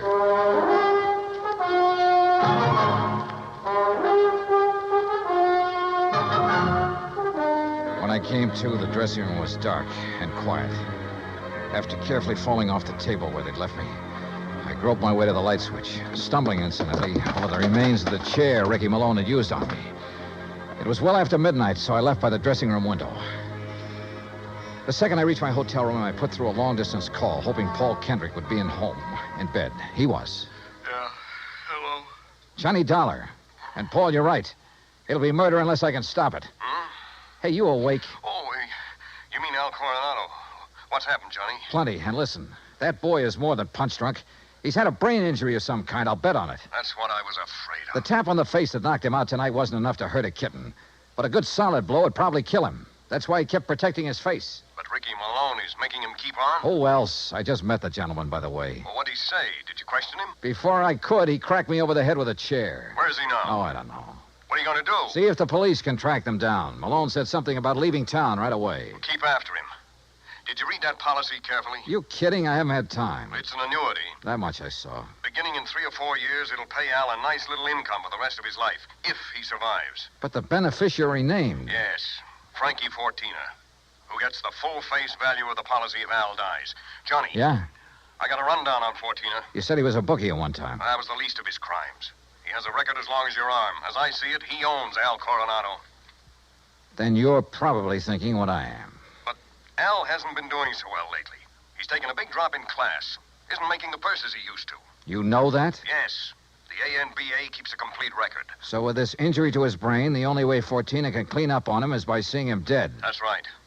Well, what about medical examinations before these fights? Ricky Malone could bribe his own mother, especially in some of the towns where Al has been fighting lately. Yeah, that's possible, of course. Also, what you and I believe is wrong with Al is one of the hardest things in the world to detect. Yeah, I must admit he looked great when he entered the ring.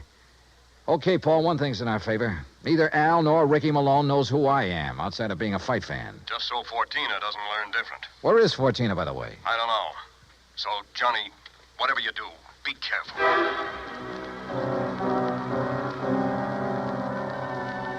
Expense account item 9, $370 for a couple of phone calls, some breakfast, then a taxi to police headquarters. I'll say this for the Joplin police. When they go into action, they really get things done. Within less than 2 hours, Sergeant Danny Ruskin dug up all the information I wanted. Well, that ties in with what Conroy found out at the airport. Now, that does it, Herm. Thanks very much. Something? And I think it gives us the whole story, Johnny. Al and his manager, Ricky Malone, checked out of their hotel, the Rayberry, at 1 o'clock this morning. Just the two of them? Right. There was no third party by the name of 14 or anything else, just the two of them. They caught the 140 plane for Oklahoma City. Oh? And there they bought tickets routing them to Monterey, Mexico. Mexico? How soon can I get a plane? You going down there, huh? I told you, I gotta save that guy's life. All right, look, in Monterey, look up Sergeant Romelia Garcia, Main Homicide Division. You mention my name, he'll give you anything you want. Good. Now, what about that plane?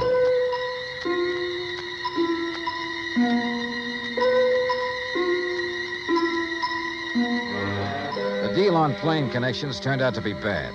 The best time I could make was by way of El Paso. That's item 10, $127, including incidentals. I finally pulled into Monterey shortly after 8 p.m. I parked my bag at the airport, taxied into town. Item 11, and went straight to main headquarters of the Policia. Sergeant Romelio Garcia was off duty. He'd gone to the fights. Item 12, $4 American for a fast taxi ride to the Plaza del Fisticuffs, or whatever they call it. There, for item 13, $5, I had the sergeant paged over the PA system. After 2 or 3 minutes, a short, stocky, important-looking figure in police uniform strode up to the door. Senor Johnny Dollar? Yeah, that's right, Sergeant. How are you? You Americanos. Now, what is so important I must leave the excellent fights to talk with you, huh? The possible murder of an American fighter right here in your own ring. So what is that to be excited about? Something that happens all the time. It's because the Mexican fight is more better than the Americano fight. So if that is all it is bothering Incidentally, you... Sergeant Danny Ruskin of the Joplin Police. Sergeant Danny? Why do you not say so at the beginning? Well, you didn't give me much of a chance. How is it, my good friend, Sergeant Danny? Pues it's too long IFC here. Yeah, well, look... Excellent man, Sergeant Danny.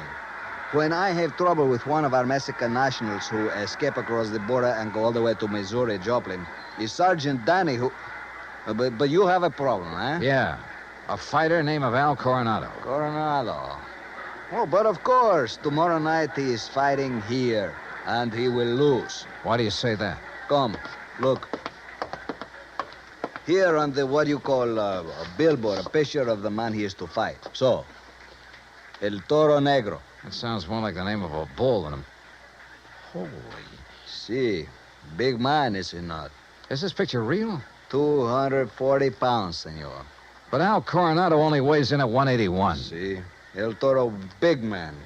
And Senor Dollar, he is a killer. Our best. 3 men he's knocked out of the ring. But nobody hurts him, so no wonder you worried. Sergeant, unless you and I can stop it, that won't be a fight tomorrow night. It'll be a premeditated, cold-blooded killing. Oh?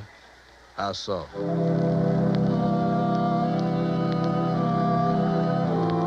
I showed Garcia my credentials, then told him what I knew and what I suspected. But until we have proof of this, senor, to start what you call an international situation, you are not now in your own country, you know.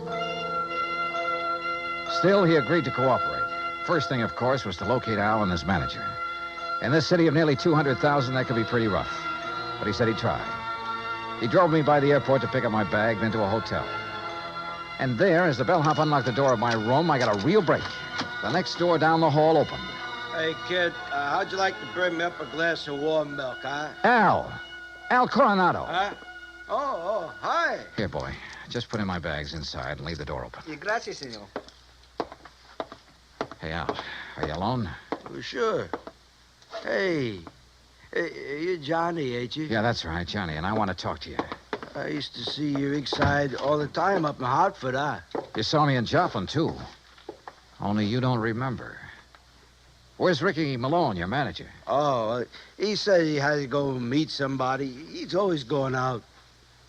Look, Al, I'm an insurance investigator. Oh? Oh, I got some insurance. Yeah. One more fight and somebody's going to collect it. Ah, no, Johnny, that's my retiring money. The only one who'll retire on it is Frankie Fortina. Hey, Frankie, he's my owner. You know him? Hey, who takes all the aspirin around here? Me. I get a lot of headaches all the time. But maybe that's Why I ain't been hitting so good lately. Yeah. Here, catch this bottle. Hey, now... now look what you did. No, Al. You look what you did. You missed that bottle by 3 inches. For the same reason you haven't been hitting well. Why you have these headaches. All right, I'll give it to you straight. You've had a brain injury, Al. One good wallop on that head will kill you. And that's just what Ricky and Fortina want. No. Ricky always says to keep my head protected, so you must be wrong. Am I? Well, Ricky's good to me. Why, you numbskull, he's trying to get you killed. Johnny, you're all wrong. You know the man you're up against tomorrow night? Well, I know his name. Well, he's the one scheduled to finish you off. Johnny, I don't believe that. Al, listen, you gotta believe it. Now, where's the Here. Who you gonna call? Hello, this is an emergency. Get me Sergeant Romilio Garcia at Central Police Headquarters. Cops? That's right, Al, and a doctor. No, look, Ricky says to stay away from doctors. All they do do is stop you from ever fighting again. And that would make you worth just $50,000 less to Frankie Sergeant Johnny Dollar. I found Al. Hotel room right next to mine, room 915. Bring a doctor, a brain specialist if you can, even if you have to drag him out of bed. Oh, look, we'll fight the international situation when we come to it. You get a doctor up here, you hear me? You hang up or I'll blow your head off. Well, Mr. Fortina, I believe. Frisk him, Ricky. Sure, boss. He's clean. Huh? I hate to shoot an unarmed man, Dollar, but if you make one phony move... So you know who I am, huh? Well, Ricky here may be stupid in some ways, but he had sense enough to call me from Joplin after you broke in on him there. Finding out what you're up to wasn't difficult. Finding out what you're up to wasn't very tough either, Fortina. But it's all over. Not for me, Dollar. That's where you're wrong. That phone call I made was to the police. I know, to Central Headquarters. That's over 3 miles from here. By the time your sergeant finds a doctor and gets here, you'll be dead. And I will be gone. Have you forgotten that you have a border to cross, You Fortina? think I'm stupid? Frankie Fortina has never been here. Has never been even in Mexico. Because my tourist card reads Charles Edward Smith. And since the next plane leaves for the States in about 20 minutes, Ricky... Yeah, boss? I think Mr. Dollar had better have an accident. Fall out of the window, perhaps. Oh, now, wait a minute, What? boss. I mean, well... Listen to me, Malone. I had 2 reasons for coming down here. To see if you were right about Dollar and to make sure of that fight tomorrow. You've been stalling with Al. You've taken too long. The heat is on up north. I need the dough. I told you, boss, that El Toro will do it tomorrow. Fellas, Shut up. And look, if you take care of Dollar, what about me? What? Maybe you can get back to the States, but me, with Dollar laying dead here, and if Al talks... Al won't talk. You won't either. Frankie. Dollar has given us a perfect setup. He came here to Al's room. You found him here. You had a fight. Dollar ends up in the street below. But what happens to me? Haven't then? I always taken care of you in the past when you were working for me? You know what will happen if you ever try to cross it. No, All right, listen, all right, Frankie. all right. I have contacts down here. I have plenty of them. I have lawyers, good ones. It's going to be self-defense, pure and simple. But what if Al talks? I told you before, Ricky. You've taken too long with him. Frankie, listen. While I hold this gun, you're going to take care of Al, too. The way you should have a long, long time ago in his fights. I don't understand. No, listen to me, Frankie. You listen. I You've can't been do in it. this whole thing just as deep as I have, and deeper. Because you're the one who's kept Al fighting. You've paid off all those phony medicos. You set him up for this El Toro tomorrow night. You'll do it, Ricky. No. Then I'll use the gun on all 3 of you. Frankie. You're out of your mind, Fortina. Am I? It'll still look like a fight between you and Ricky. Boss. Al just happened to get hit accidentally by the gun that will be found beside your body. Boss. Boss, I'll do it. You bet you will. I'll do anything you say if you'll just help me get out of it. Okay. Go ahead. Dollar is first. And, brother, if you think it's going to be It's easy... either the window or this gun, Dollar. So far as you're concerned, I don't care which. Go on, Ricky. Okay, Just remember, boss. your own life depends on it. You bet I... Play dirty, will you? The window, Ricky. The window, I said. Remember, it's your own life, Ricky.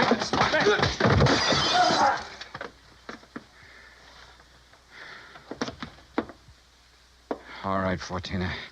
So you have got a gun? Al. Yeah, Johnny, I hit him. Well, don't be. Si, Senor Dollar, with one very fine, clean left hook. While Fortino was watching you and the unfortunate Ricky. Yeah. You got here a little late, Garcia. You see, but tell me, Senor, what makes you think this Al Coronado has lost his punch? Expense account item 13, $100. Legal expense, mainly a deposition for a lawyer to take to court. Just how Garcia got me out of having to stay in Monterey for a hearing, I will never know, but he did. As for Al Coronado, I suggest the company make some adjustment in his policy that'll permit paying his annuities immediately. And why not? The company should have investigated more thoroughly before issuing this policy anyway. And if it doesn't show a little heart, but I'm sure it will. Item 14, $224.50, hotel and incidentals and transportation back to Hartford. Expense account total, $491.20. Yours truly, Johnny Dollar.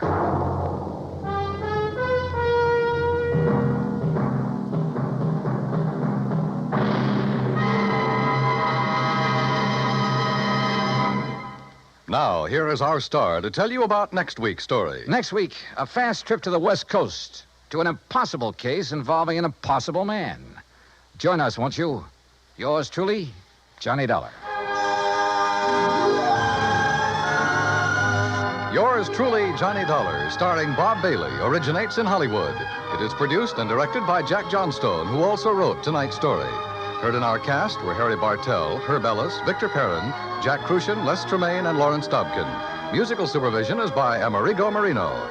Be sure to join us next week, same time and station, for another exciting story of yours truly, Johnny Dollar. Stay tuned for 5 minutes of CBS News, to be followed over most of these same stations by the FBI in Peace and War. Dan Cubberly speaking.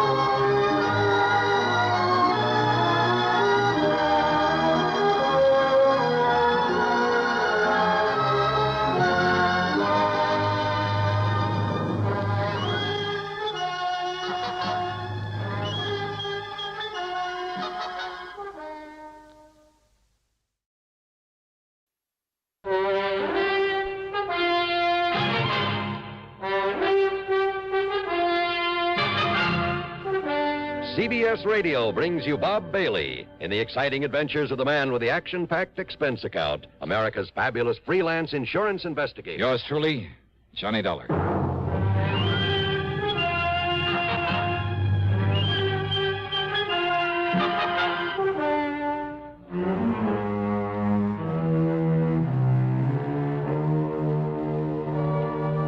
Expense account submitted by Special Investigator Johnny Dollar to the Mono Guarantee Insurance Company, Little Rock office. The following is an account of expenses incurred during my investigation of the double deal matter. Expense account item 1, $14.10, plane ticket from Hartford to Philadelphia, PA. Item 2, $6.25, taxi and tip for the ride into Eastern Trust and Insurance on Walnut Street. Hiya, Ted. Mighty glad you could make it, Johnny. How are you? So they made you the big wheel in this office, huh? Made me the goat is more like it. Sit down. Yeah, sure. Now, what's this about Mickey the Hood? Michael Jonathan O'Banion. Oh, it's a nice, respectable-sounding name, but, oh, brother, what a character. Bootlegger, among other things, wasn't he? Rum runner, gun runner, smuggler, jewel thief. Probably a killer, too, back there in the 20s. Only they could never pin it on him. Yeah, a real nice boy. Well, after he served his term, in order to fill out his parole, he worked for one of the drug companies here in town. Oh? And then about, 2 years ago, He opened a little importing company. Probably just a front. Importing? Yeah, drug imports, mostly from the Far East. And that's when Bruce Terwilliger sold him all his insurance. Terwilliger? Yeah, my predecessor in this job. Oh. That's when he sold Mickey all his insurance.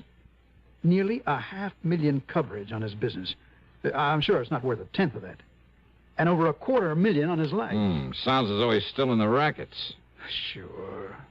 And wants plenty of coverage in case he gets bumped off. And he should have been, long time ago. All right, who's his beneficiary? Oh, hold your hat, Johnny. Mary Toodles Baker. Toodles? Yeah. She's a cheap stripper, right out of the saloon circuit. So you want to take him off your books, huh? Well, he's a bad risk. He's constantly behind in his premium payments, and Well, I just don't want him as a client of this office. Well, I can't say I blame you. But this dear old saintly conservative company won't let me cancel his policies until I can get some legal proof. Prove he's still in the rackets, huh? Yeah. And, Johnny, that's your job. Oh, now, wait, Ted. Yeah? That's not for me. That's a police job. Yeah, but they haven't got a thing on him, Johnny. So far as they're concerned, he's behaving himself, staying out of trouble, and just running his drug business. Yeah, but you think differently. Well, I bet my bottom dollar on it. And Johnny, if you can prove it for look, me... Ted, what am I supposed to do? Stick my neck out to a punk like Mickey just because you have a hunch about him? Hunch? No, thanks, Ted. If a guy like that happens to be involved in fraud against the company, something like that, you call on me and I'm stuck with him. But to try to frame him for you when there's no real evidence against him... Frame him? Now, wait, I didn't say that. Just show him up for a wrong guy. Look, when he commits some offense against the company, okay. But until then... Johnny. No, sorry, Ted, but it's no go. No, you mess around a character like that without legitimate reason, I'd end up with a hide full of lead. No, so Johnny, thanks a lot. I want nothing to do with him. But, Johnny... Sorry, Ted. Okay. I suppose all I can do is wait until it's too late.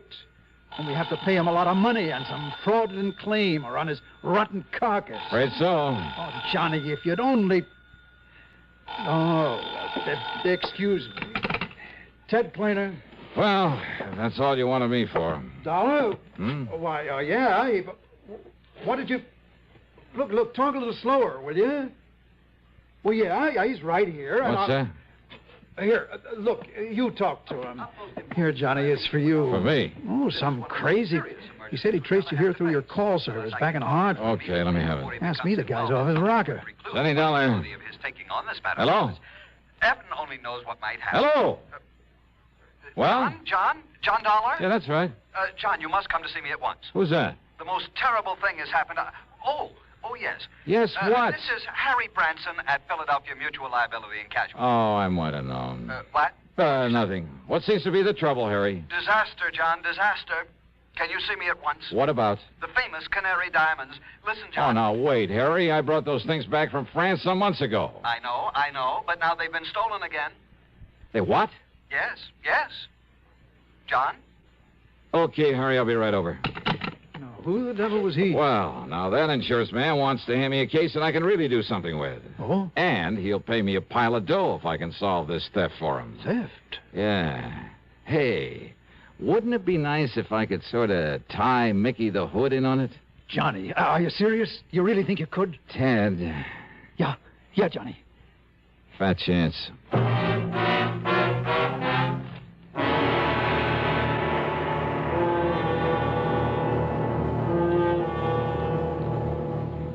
Act two of yours truly, Johnny Dollar, in a moment. Have a commander, welcome aboard. Have a commander, welcome aboard. The cleaner the tobacco, the better it tastes. Have a commander and see.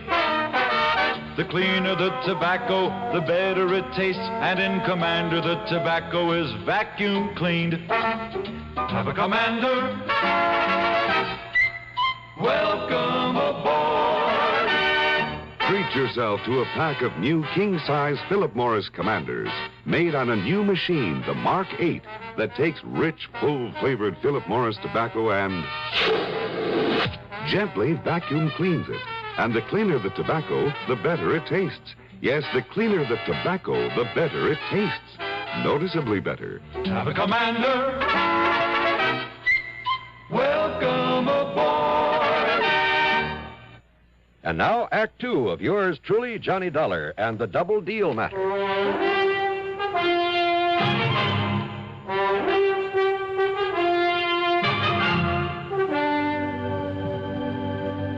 I found Harry Branson pacing the floor, wringing his hands.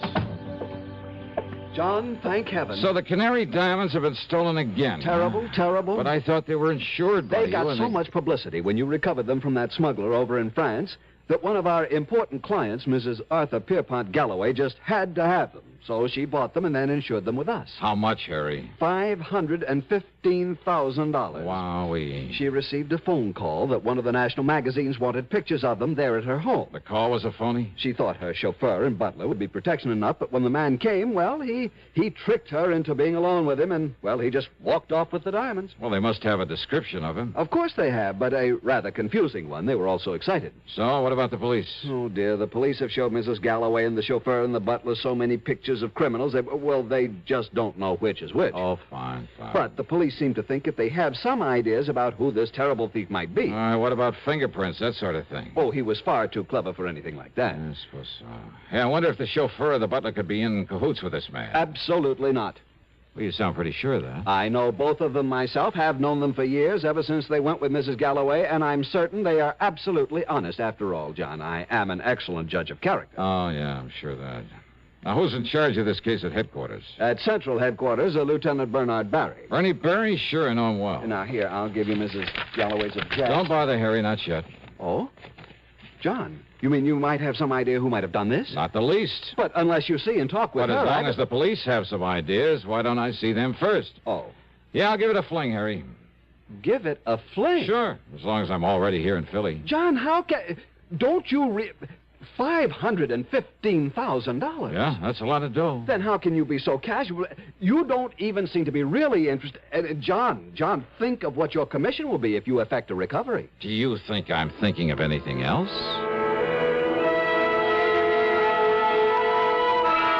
I walked on over to Central Police Headquarters and talked to Lieutenant Bernard Barry. You asked me, Dollar, that thief had concealed his identity pretty well. Oh, what do you mean, Bernie? Well, according to their descriptions, he must have been wearing enough makeup for a whole chorus line. But why Mrs. Galloway and her servants didn't realize that right in the beginning and throw him out, I'll never know. That's why they couldn't pick him out of the mug file, huh? Except for one thing the chauffeur noticed about him. What was that? He'd apparently tried to cover a scar on his face. Oh? From the outer edge of his left eye down his cheek. Wait a minute. Yeah? Maybe 5 feet 8 or 9. Very heavy. Say a couple of 100 pounds. Yeah, darling, I'm way ahead of you. And say about 51 or 2 years old. Well, with all that makeup, it was hard to tell. But black hair, bushy eyebrows, maybe? We'd powdered his hair to make it look gray. We found traces of the powder. But Mickey the Hood. Mickey O'Banion. So we've had a tail on him every minute since the robbery was reported. And? Nothing, darling. Nothing at all.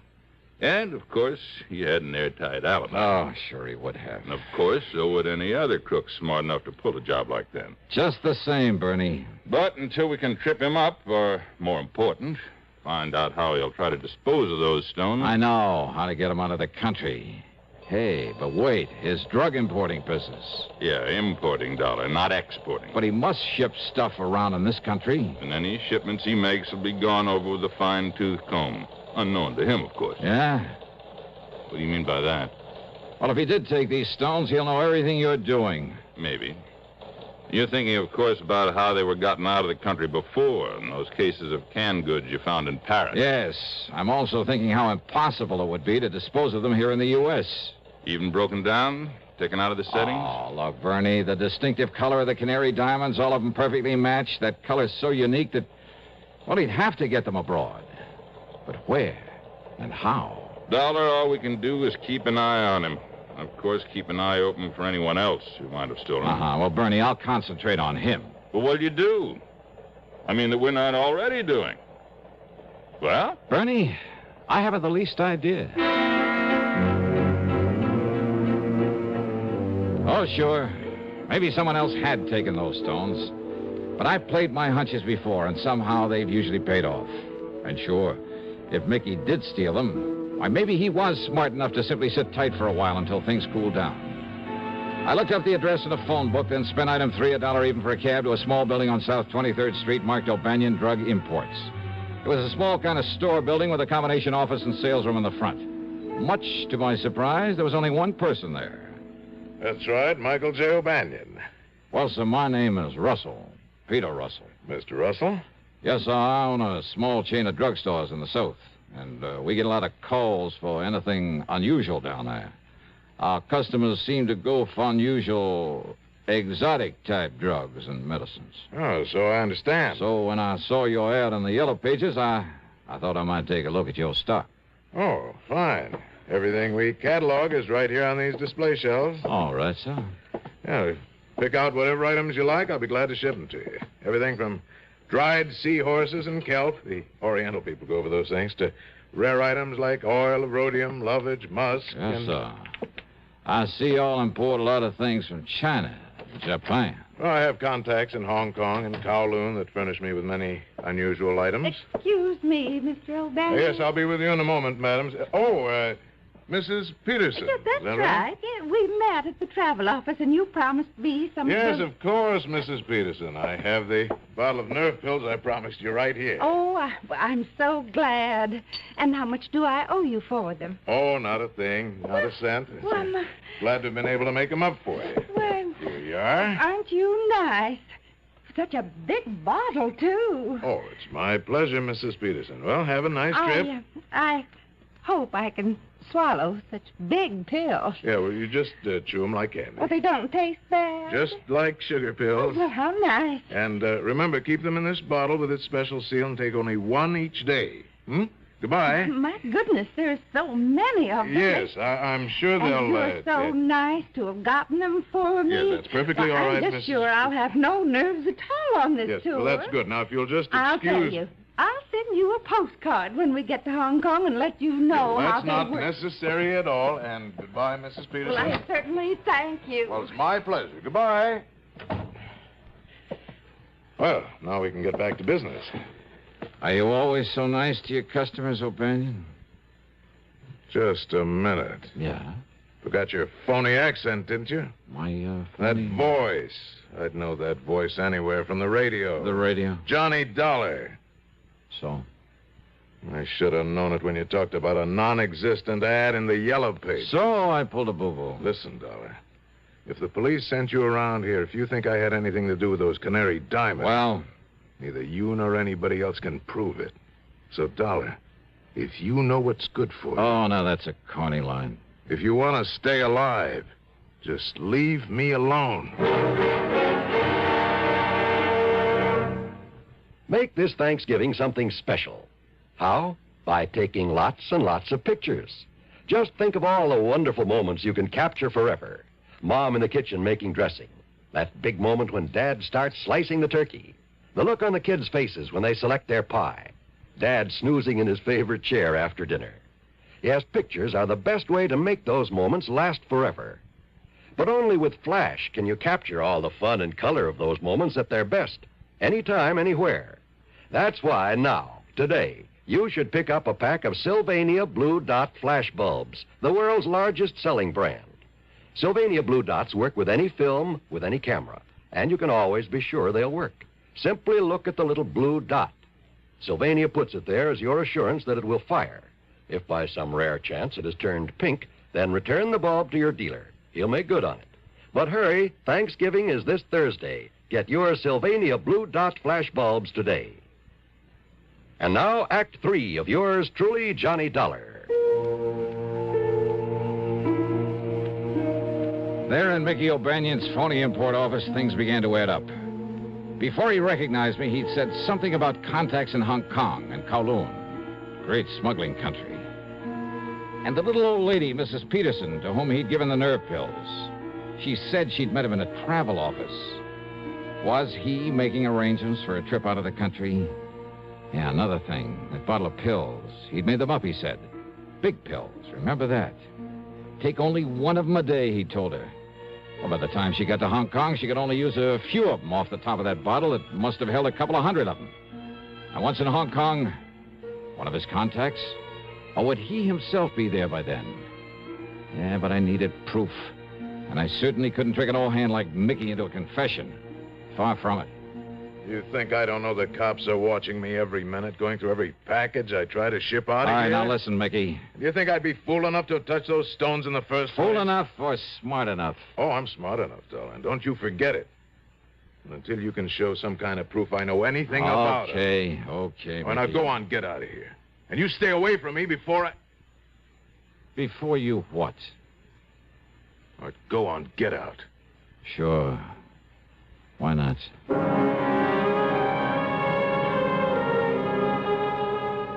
If only I'd had sense enough to follow that Mrs. Peterson. While I was standing there talking to Mickey, she could be on her way to a plane, a train, or steamship.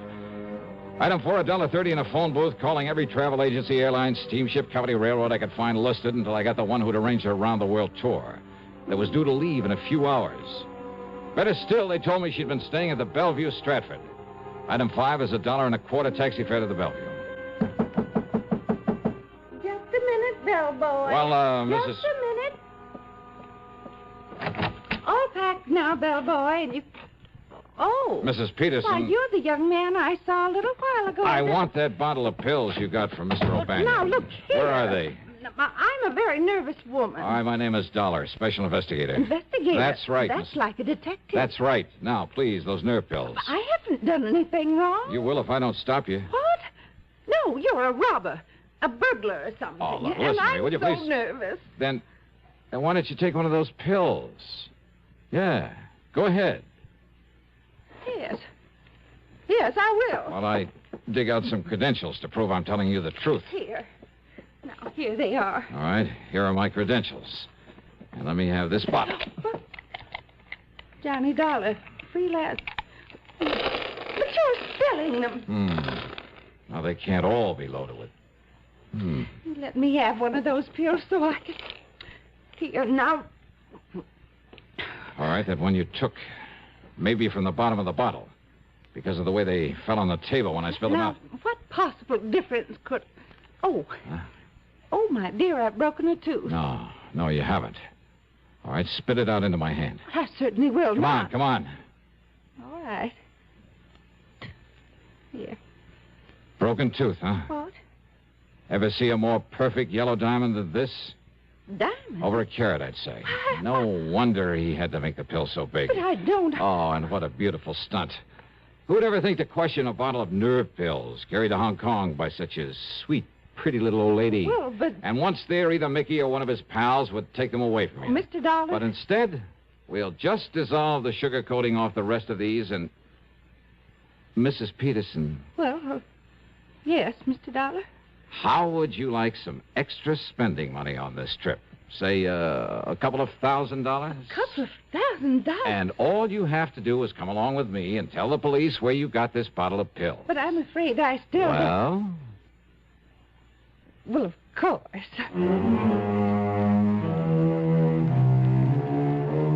Proof? That was all Lieutenant Berry needed. The Canary Diamonds are home again. And that'll save Philly Mutual from having to pay off a big claim. And Eastern Trust and Insurance has plenty of reason to drop O'Banion as a client. After all, he ought to be out of circulation for a long, long time. Expense account total $2,044.25. Yours truly, Johnny Dollar.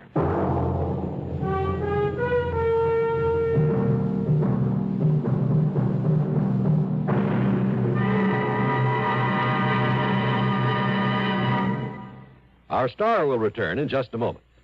Constipation is something people don't talk about much, but it can be a problem for anyone, even doctors. And when constipation occurs, it's interesting to see just what doctors consider important about a laxative they might use or recommend. Well, a majority of the doctors we heard from had this to say. A laxative should be effective, gentle, close to natural acting. A medicine that can be used with complete confidence. Now, X-Lax has been popular with many doctors and millions of people over the years because pleasant-tasting chocolated X-Lax is effective. Overnight, it helps you toward your normal regularity. X-Lax is so gentle, so close to natural acting, there's no upset. That's why many doctors and millions of people use X-Lax with complete confidence. X-Lax, the laxative that helps you toward your normal regularity gently, overnight. Now here's our star to tell you about next week's story. Next week, one of the roughest, toughest, and most unusual investigations I ever get involved in.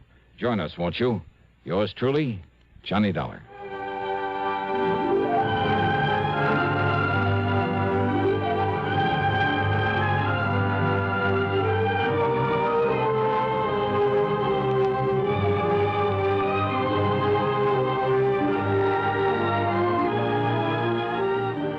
Yours truly, Johnny Dollar, starring Bob Bailey, originates in Hollywood and is written, produced, and directed by Jack Johnstone.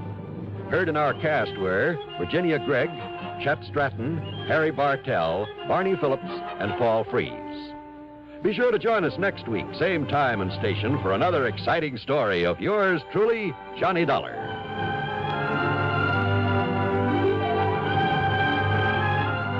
This is John Wall speaking.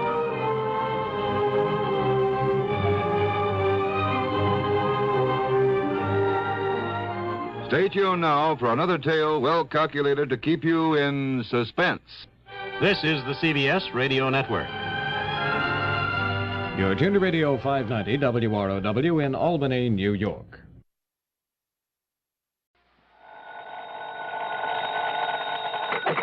Johnny Dollar. Pat McCracken, Johnny, at Universal Adjustment Bureau. Greetings, Master. No, don't give me that.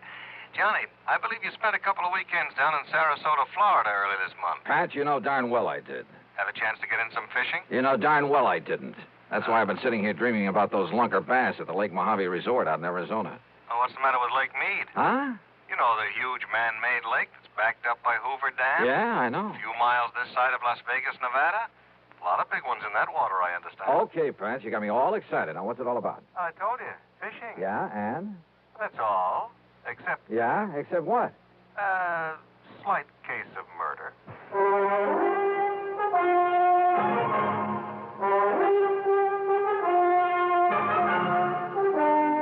Bob Bailey in the exciting adventures of the man with the action-packed expense account. America's fabulous freelance insurance investigator. Yours truly, Johnny Dollar.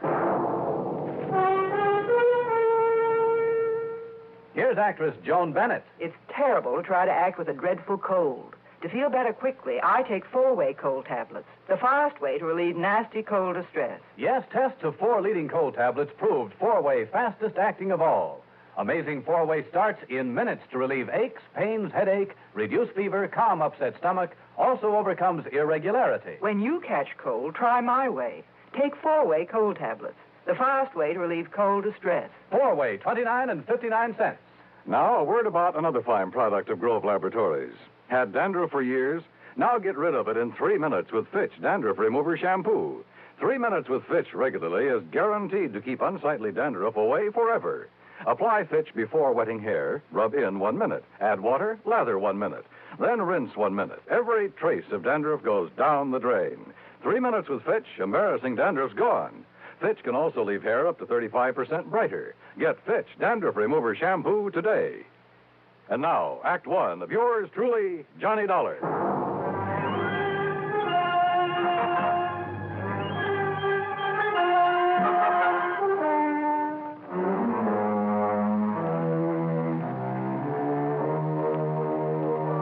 Expense account submitted by Special Investigator Johnny Dollar to the Universal Adjustment Bureau, Home Office, Hartford, Connecticut.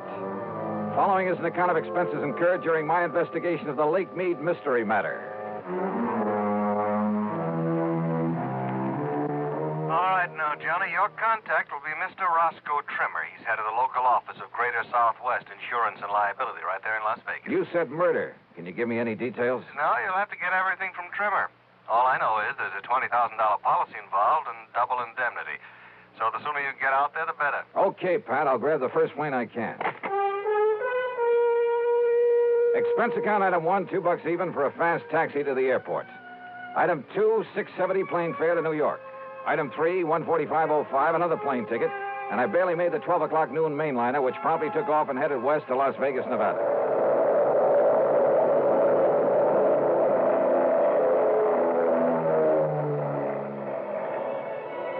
It was 9:45 p.m. Pacific time when we started the long glide down from a starlit sky to the landing strip at McCarran Field in Las Vegas, Nevada. I'll never cease to marvel at the nighttime view from the air of that fabulous city of chance. Sitting alone out there in the middle of the vast Mojave Desert, the sky filling glow from its millions of lights, it had put a rainbow to shame. Oasis in the desert. Yeah, and very beautiful. I knew that Roscoe Trimmer's office would be closed this time of night, so I looked for a place to rest my weary head. Item 4, $1.50 for a cab into the Flamingo. And I just happened to remember that the Flamingo has an excellent casino.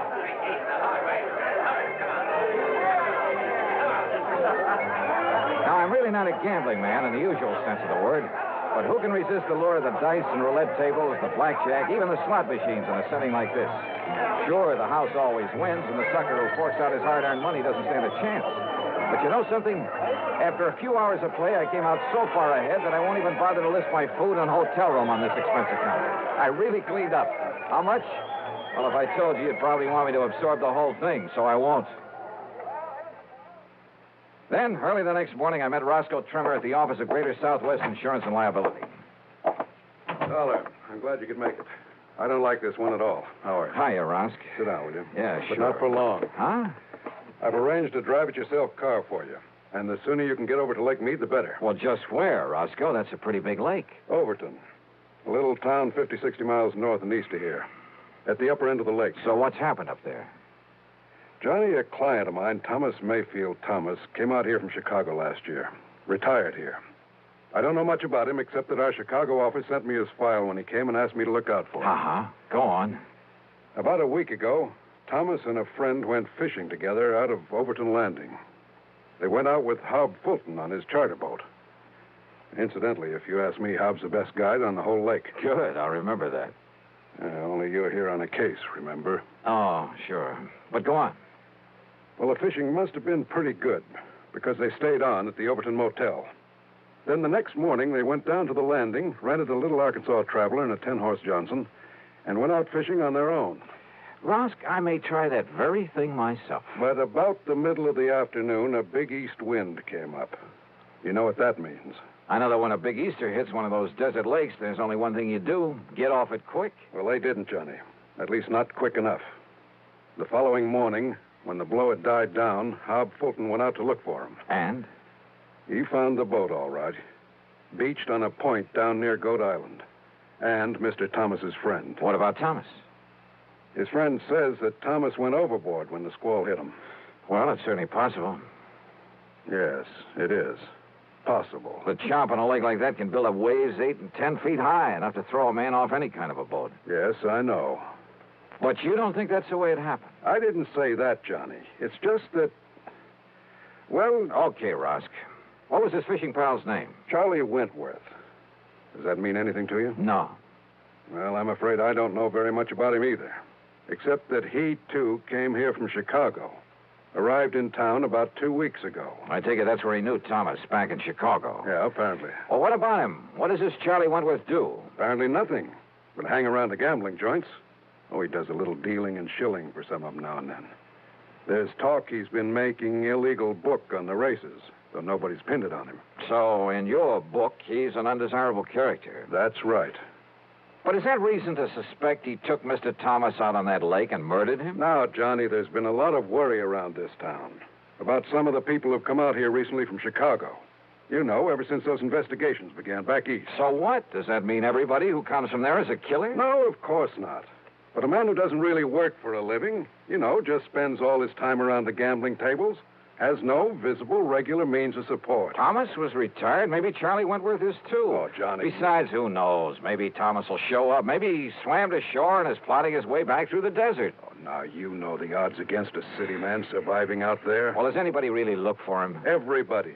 The police, the National Park boys, everybody. Not only in boats, on foot, but they even use planes and a helicopter.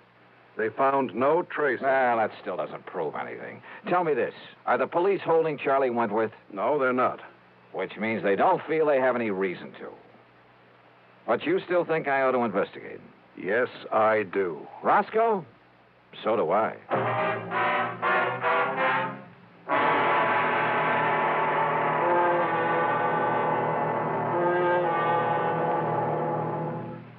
Act two of yours truly, Johnny Dollar, in a moment. Hey, Dad, did you check your car filters today? No, son, I didn't. Why? Because it might pay you $1,000. $1,000 for a car filter? That's right, folks. You may have a filter under the hood of your car worth $1,000 and not even know it. A Fram filter worth 1,000 silver dollars. A regular filter change is important to today's cars.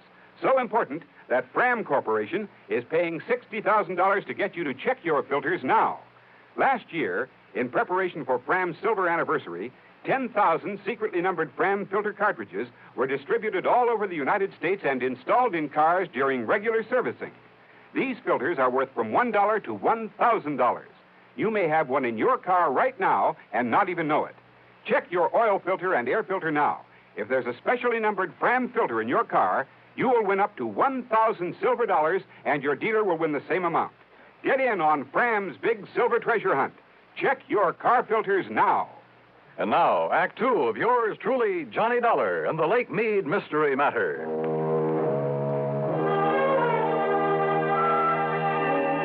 Neither the police nor anybody else in Las Vegas seemed to think Thomas was murdered out on Lake Mead. But what Roscoe Trimmer told me made me suspicious, of Thomas's fishing pal, a man named Charlie Wentworth.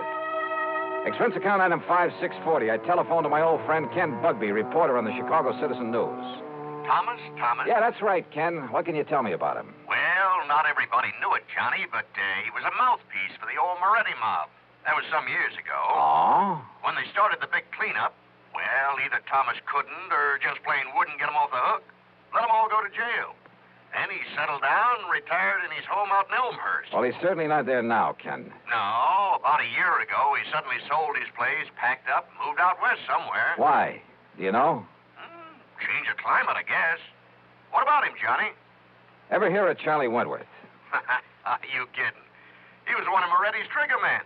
Casual Charlie, they called him. You, know where he is now? Oh, they sent him up to Joliet prison along with the rest of the mob. Those boys will be in the clink the rest of their natural... Oh, wait a minute. Yeah? Casual Charlie and Snooty Wilson were released. Yeah, and... Hey, that was just about the same time that Thomas moved away from here. If that means anything. Baby, I got a hunch it means everything. Oh? Like what, Johnny? Thanks a lot, Ken.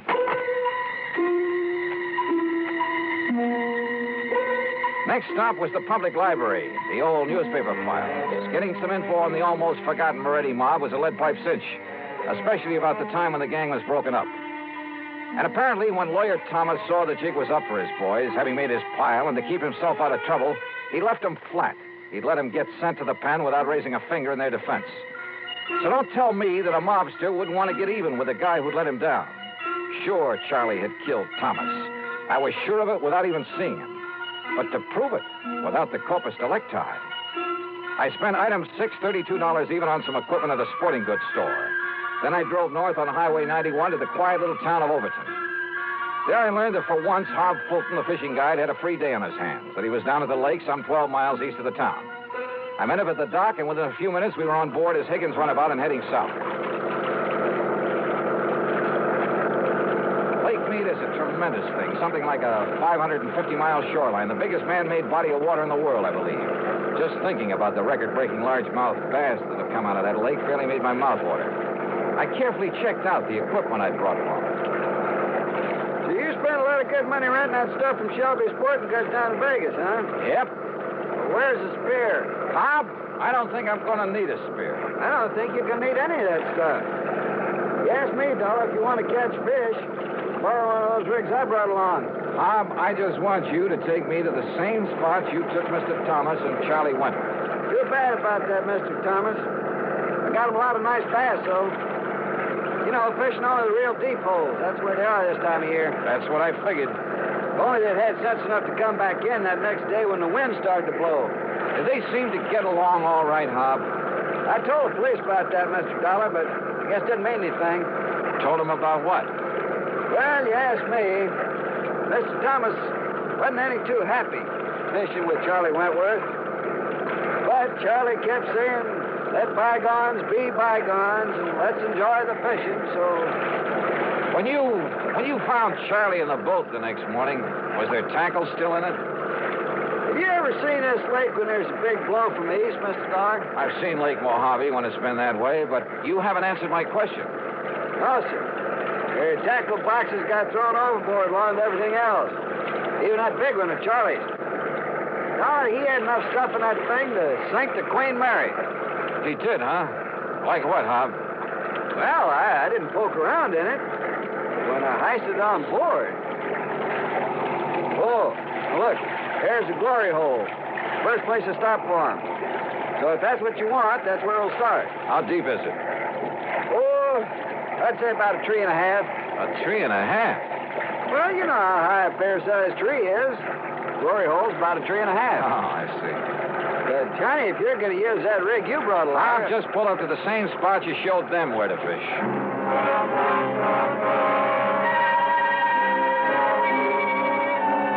By the end of 2 hours, I'd tried at least half a dozen of the holes where Hob had taken Thomas and Charlie. No luck. Then we went 4 or 5 miles further down the lake and pulled up just below Goat Island, just below the big rock slide. Deepest hole in this part of the lake, Dollar. Must be near the 5 trees. A lot of ledges down there on the sides of it, so you better go kind of easy. I covered every inch of that hole, with the aid of a powerful waterproof headlamp I'd brought along. Then finally I came back up to the surface. That's right, I said came back up to the surface. Here, Johnny, let me give you a hand back in the boat. No, thanks. I'll rest you in the water for a minute. That's a pretty deep hole. Yeah, but how you ever expect to catch bass in that skin diving rig without even a spear? Hand me a long rope, Hob. I found it down there. Huh? Yeah, on a ledge about 50 feet down, lashed onto that heavy tackle box you were talking about. That's what made it sink. What are you talking about, Johnny? The body of Thomas. What? Yeah, and there's a bullet hole right between the eyes. Act 3 of yours truly, Johnny Dollar, in a moment. Be sociable, look smart, keep up to date with Pepsi, drink light, refreshing Pepsi, stay young and fair and debonair, be sociable, have a Pepsi. When friends drop in, let your hospitality show you're sociable in the modern manner. Pepsi, you know, is the favorite of the smart and young at heart. Be sociable, look smart, keep up to date with Pepsi, drink light, refreshing Pepsi, stay young and fair and debonair, be sociable, have a Pepsi. Have you tried a Pepsi lately? And now, Act 3 of yours truly, Johnny Dollar. I took the body of Thomas back to headquarters in Las Vegas and hung around long enough to hear Dr. Richard Fallon say the bullet hole was definitely made by a .38 and at close range. To hear Police Captain Willis say there'd be no action taken until the bullet could be removed for study. But I knew he'd change his mind when he had time to think about it. So I left headquarters and started making the rounds of the gambling casinos. Luck was with me. At the second place I stopped, one of the public joints on Fremont Street. A winner everyone. It's 30 full, red, and even. Well, have you seen him around here today? Yeah, that's Charlie Wentworth. They just come in the door, mister. Thanks. All right, ladies and gentlemen. Excuse me, please. Take your bets for the Pardon me, will you? May I get through here, please? Thank you. Excuse me. Charlie Wentworth? Yeah, Buster? Johnny Dollar, insurance investigator. Here's my credentials. Oh, yeah. I guess you want to talk about my pal, Tommy Thomas, got drowned over in Lake Mead last week. Is that it? Yeah, something like that. Oh, Buster, that was an awful thing, him going like that. He was an old buddy of mine. Was he? Sure was. An old buddy. Hey, why don't we talk over in my room, huh? Too much noise around here. Okay by you? Sure. Why not?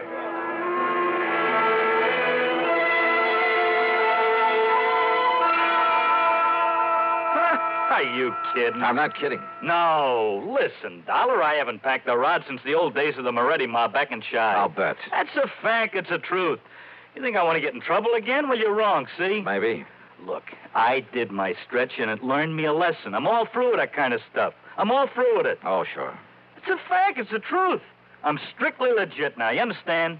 What about making book around town without a license? Who said that? Well? You can't prove it. You or nobody else. And what's that got to do with Tommy Thomas and the poor guy getting drowned? Tell me that, huh? What is this dollar anyhow? You really hated his guts, didn't you? Well, sure, wouldn't you if... Well... Sure.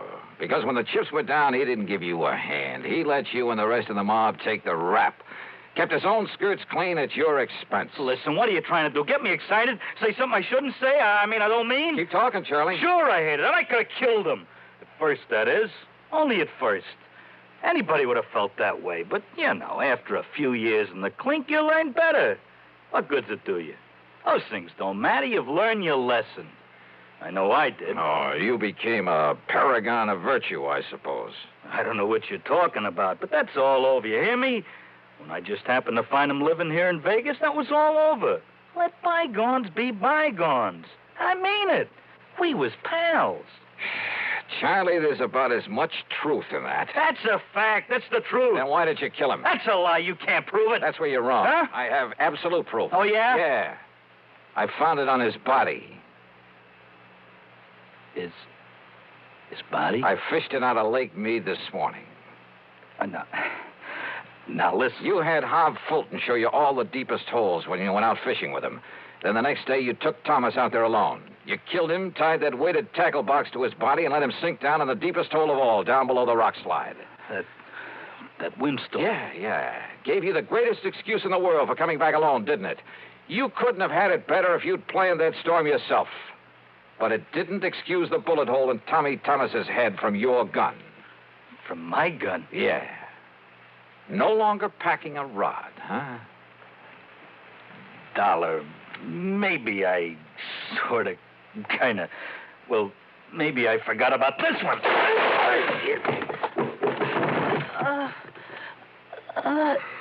Trigger man, huh? You're a lousy shot. And pretty slow draw, thank heaven. You know something? Now I think I have got proof. Yeah, this gun of yours.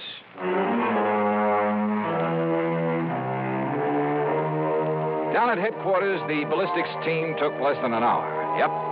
The bullet they'd found in Thomas's body came from the same gun Charlie had tried to kill me with. So it's back to prison for him for a long, long time. Oh, and the company will not have to pay double indemnity for accidental death. Expense account total, including a couple of days of excellent fishing with Hob Fulton and the trip back to Hartford, $196.45. Yours truly, Johnny Dollar.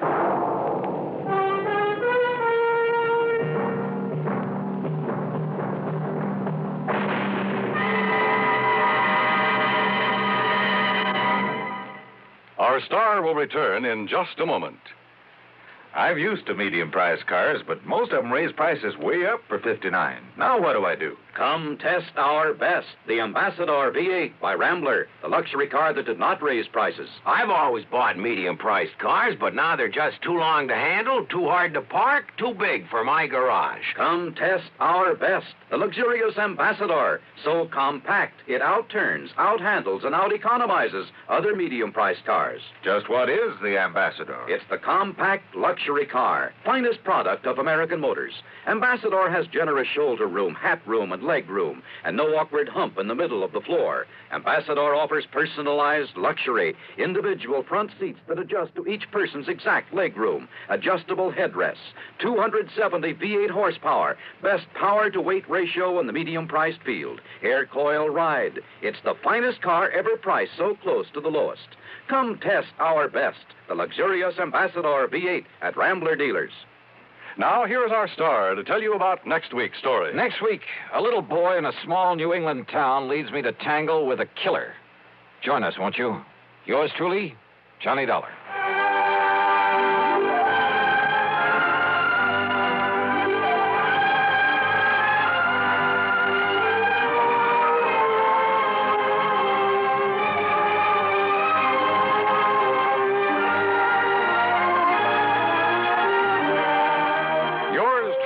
Johnny Dollar, starring Bob Bailey, originates in Hollywood and is written, produced, and directed by Jack Johnstone.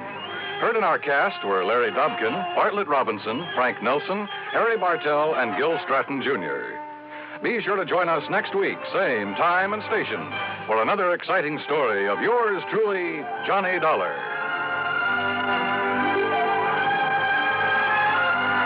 This is Dan Coverly speaking. By far, radio's outstanding theater of thrills, Suspense, next on the CBS Radio Network. 59 on your dial, WROW Albany. If it happens to you, and I think it might, that now and then your cigarette doesn't taste right, that's the tip-off, man, and you'd best begin on the new kind of filter that's known as Spin. Old Gold's new Spin filter. This new Spin filter is the best you've seen, does more than reduce tar and nicotine. It improves smoke and taste so that you can get the best taste yet in a filter cigarette. Old Gold's new Spin filter. Test for taste, try your present brand against Old Gold. Test for taste, and it's 10 to 1 that you'll be sold. Test for taste with a cigarette, a carton, or a pack. Test for taste, find the flavor all the other filters lack. Old Gold's new Spin filter. That's the story, boys. That's how you can get the best taste yet in a filter cigarette. Old Gold's new Spin filter. 5:30. From Hollywood, it's time now for Johnny Dollar. Bert Major, Johnny. Masters Insurance and Trust. Oh, hi, Bert. You know anything about spacemen? Never saw any, if that's what you mean. Neither have I. But I know somebody who thinks he's been contacted by them. Oh, sure. I have some whimsical friends, too. Not funny, Johnny. The company is betting $2 million that this man is either a liar or pulling one of the biggest hoaxes in history. $2 million? That's right. Conrad Billings. Ever hear of him? Billings, Texas Oil, one of the richest men in the country? Right. Presently of California, where he's holed up in an isolated mountaintop lodge, minus a $2 million collection of diamonds he took up there with him. And you insured them? Yes, but not against ordinary theft. What does that mean? Those stones were insured against theft by persons or things unknown on this earth. What? That's right. Holy. You're serious, aren't you? You bet I'm serious. Okay, Bert, I'll see you at your office.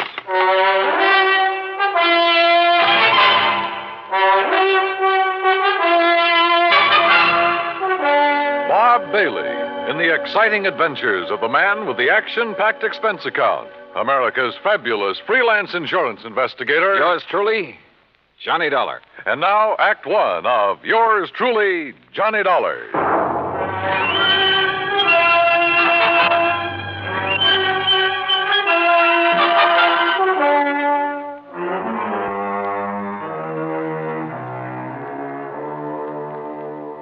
Expense account submitted by Special Investigator Johnny Dollar to the Home Office, Masters Insurance and Trust Company, Hartford, Connecticut.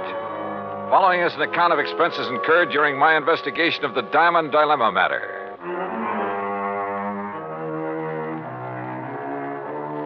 Expense account item 1, $3.20 for a taxi to the office of Bert Major. I've known Bert a long time, and he's been in and out of too many deals, big and little, to get excited over nothing. But he was excited now. This whole thing is incredible, Johnny. Fantastic. It's utterly impossible for $2 million worth of diamonds to simply vanish into thin air. So it's impossible. But it's happened. The police out there in California state positively that no man on earth could possibly have gotten to those stones. Then, Bertram, tell me all. All right. 2 weeks ago, Conrad Billings called me from his lodge up in Northern California. Said he wanted to insure the diamonds immediately. Over the phone? Over the phone. You're sure it was really he? I'm not that naive.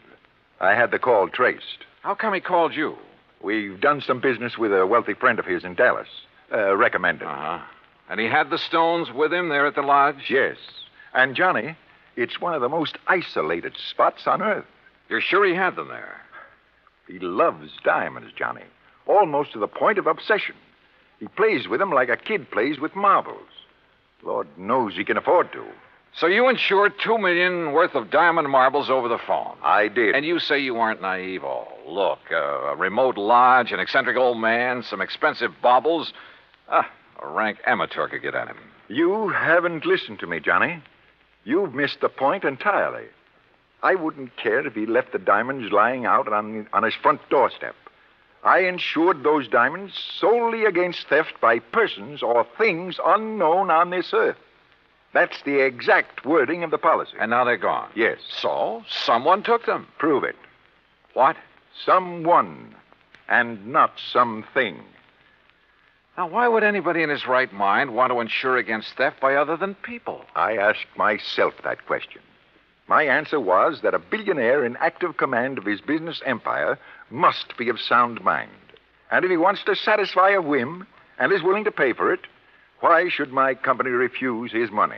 You think maybe he has an obsession about flying saucers and the people or things who fly them? Who knows? Or what knows? Johnny, you've got to go out there and make some sense out of all this. Who are the contacts so far? The head of his San Francisco office, Norton Shields. The chief of police in Lakeview, about 30 miles from Billings Lodge, and the insured. Okay, I'll call you, Bert, but not from Mars. Expense account item 2, $280, deluxe flight with trimmings, Hartford to San Francisco. A pea soup fog was rolling up Market Street, and it was 2 a.m. when I finally got to the office of Billings Enterprises and met Norton Shields. He was wide awake, sharp, about 35. Yes, Mr. Dollar, I've been in charge of Billings West Coast operation for 10 years, with time out for Korea. Pretty young for such a responsibility. Billings hired me because I know the oil business. I learned it young. Uh-huh. You like him? You don't have to like a man just because you work for him. He's shrewd and knows how to make money. But he has foibles. Yes, he has foibles. Diamonds. Have you ever seen them? Sure. Where? Oh, here in the office, at the lodge where he is now, at his home. You're certain he took them up to that lodge? 3 weeks ago tonight, they were spread out right here on this desk. He put them one by one in a chamois bag, put the bag in his pocket. I walked into his car, and he was driven straight to the lodge. All right. What about the flying saucers, the spacemen, or whatever it is? No, that's a new one. I learned of it when Mr. Major called, disclosed the terms of the insurance, and the fact that the diamonds had been, that they were gone. You haven't talked this over with Billings himself?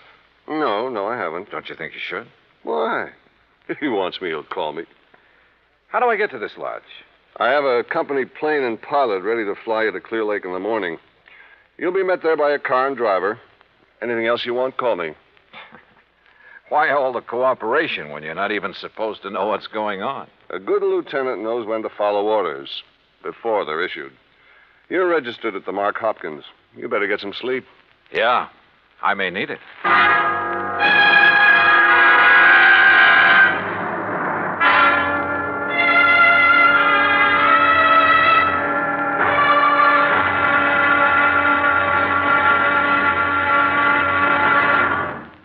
Act Two of yours truly, Johnny Dollar, in a moment. And now, Act Two of yours truly, Johnny Dollar, and the Diamond Dilemma Matter.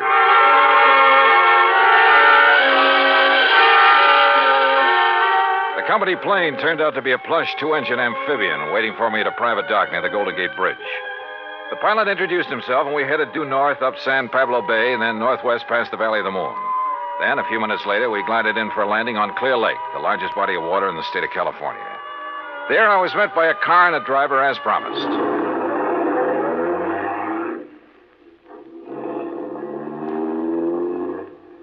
How far is it to Mr. Billings' lodge, driver? About 30 miles. What do you do when Mr. Billings isn't here? Wait for him. Do you, live at the lodge? Nobody does. Just Mr. Billings. No caretakers, housekeepers, anything like that? Just Mr. Billings. Well, surely there must be someone to look after. Look, mister, I'm hired to drive a car. I do it. And that's all. The car twisted and turned through some lush country, then left the highway and climbed a narrow mountain road with signs every couple of hundred yards marked private in big letters. After several miles of this, during which we passed through a couple of gates that had to be opened manually, we came to a high steel wire gate with equally high fencing stretching out in either direction. A small redwood blockhouse squatted inside. The driver made a U-turn, stopped in front of this gate, then reached around and opened the door. This is it, mister. This is it? Yep. Okay, if you say so. But if this is a millionaire's idea... Hey, wait a minute! Well, if this really is the place, I may as well get... Can't you read? You touch that gate and you'll be electrocuted. What? Your name, Dollar? That's right. Who are you and what's the idea? Speak up. Where were you at exactly 2 o'clock yesterday afternoon? Well, if it means anything to you, I was talking with a man named Bert Major in Hartford, Connecticut. Come in. The big gate swung open, and I gingerly walked through it, as per instruction from the loudspeaker nestled in the wall of the Redwood blockhouse. You drive, don't you? Yes. Then get in that car you see there and follow the road. The car referred to by the voice was parked against the blockhouse on the far side. I did as I was told. After a while, the road narrowed to a single track and continued on up the mountain. At one point, there was a solid granite overhang, a sheer drop of 1,000 feet or more, and another gate that opened as I approached it and closed behind me. Finally, I rounded a turn where a fill had been made, and a moment later came out on top. A few hundred yards away, across the terrace top of the mountain, was a charming rustic lodge. I drove over to it.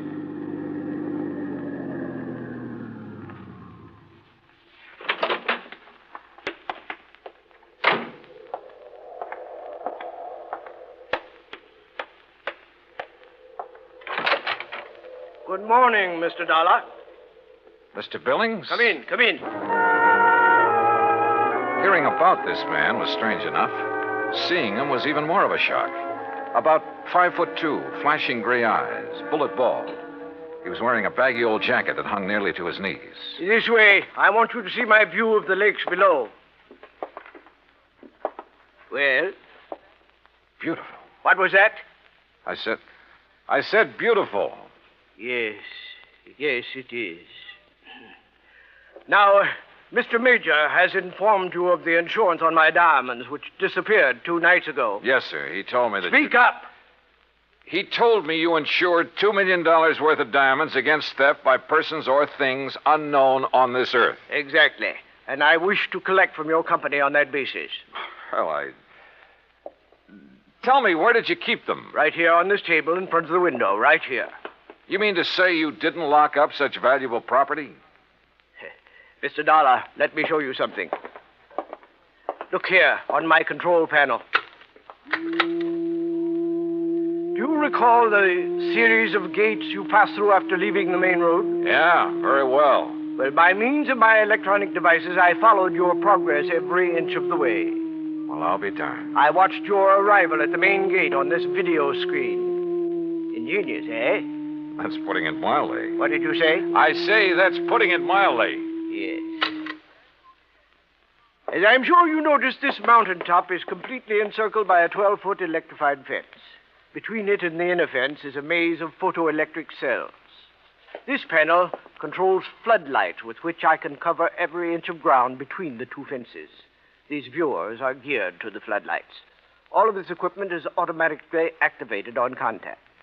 In short, Mr. Dollar, I can detect and follow any person or thing which moves through or between these 2 fences. Anyone who knows electricity could cut your fences and come right on up the road. I did not say this mountaintop was impregnable. I said no one could reach it without my knowledge. Why did you take out such limited insurance on your diamonds, Mr. Billings? I've made my money by leaving nothing, absolutely nothing, to chance. Now that man has projected objects into outer space, it is reasonable to assume that other planets may be ahead of us in technical endeavors. Diamonds would be of tremendous value to an unknown civilization. Well, look, how do I know this is not just an elaborate scheme to collect $2 million? A fair question, Mr. Dollar. What would prevent you from hiding those diamonds somewhere on this mountain? I should consider that question an affront to my integrity, but under the circumstances, I do not. I simply defy you to find them. Then what's your explanation of their disappearance? I have none. And unless you find one, I intend to collect from your company under the terms of the policy. Mr. Major mentioned the chief of police in Lakeview. Do you mind if I talk to him? Andy Prentice? Not at all. I have a direct phone to his office and his home. Would you care to talk to him now? No, thanks. But I would like to use your car. By all means. I'll open the gates for you on your way down. Just one point. There must be no publicity on this matter. Understood? Mr. Billings, if I can't prove that your diamonds were taken by a person, Those space cats are going to get a lot of publicity. Act 3 of yours truly, Johnny Dollar, in a moment. And now, Act 3 of yours truly, Johnny Dollar, and the Diamond Dilemma matter. While I drove down the mountain with gates electronically opening and closing behind me, I did some thinking. Billings had bought and paid for his privacy at tremendous cost. I couldn't see any loopholes in the setup. Yet, the diamonds had disappeared. 45 minutes later, I pulled up in front of the police station in Lakeview. Obviously, I was expected by the chief of police, Andy Prentice. Hello, Mr. Dollar. My name's Prentice. Mind if I join you? No, hop in. Just cruise down by the lake. I'm sure you want this to be a private conversation, too. Good idea. Well, what's your opinion on the diamonds? Well, I don't know who took them, but I'll tell you one thing. I don't believe it was some thing or somebody from outer space. Well, how would you get through all those electrified fences, photoelectric cells, floodlights, and closed-circuit viewers? Yeah. Well, what's your opinion? I'm as practical and logical as the next fella. If a human being couldn't get to Mr. Billings without his knowledge, and he'd call me the moment somebody tried, well... Oh, sure. Spaceman. Well, what else? I noticed one thing, Chief. He's a little hard of hearing and doesn't wear a hearing aid. He doesn't need one. Just turns up the volume on all that electronic stuff he has around him. Well, suppose someone parachuted onto the top of that mountain. How would he get out? Man could dig under those fences. That would leave evidence, and I've been over every inch of the ground. I've even thought of the expert pole vaulter idea. No sign. Nothing makes any sense. Yeah, I see what you mean. How about a ride in Billings' private plane? I'd like to take a look at that mountain from the air. I don't know what good it'll do you, but I'll go along. Well, maybe there are spacemen. But I still don't believe it.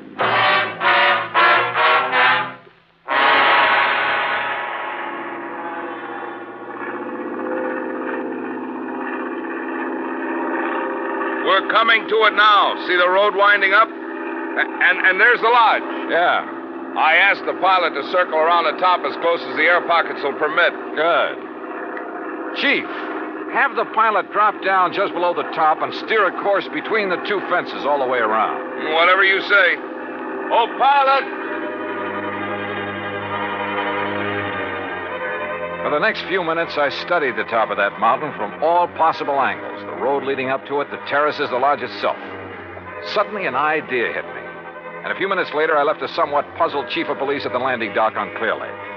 An hour later, I was explaining who I was and what I wanted to do to a somewhat incredulous captain of police at San Francisco's International Airport. I finally convinced him I wasn't out of my mind, and he reluctantly agreed to cooperate. Then, about dusk, I found myself exactly where I wanted to be, on top of Billings Mountain, calmly walking toward the lodge.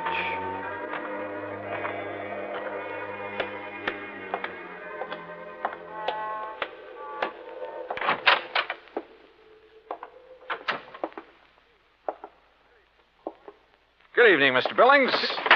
What? I said good evening, sir. Mr. Dollar. Why, I don't understand. See? No spacesuit.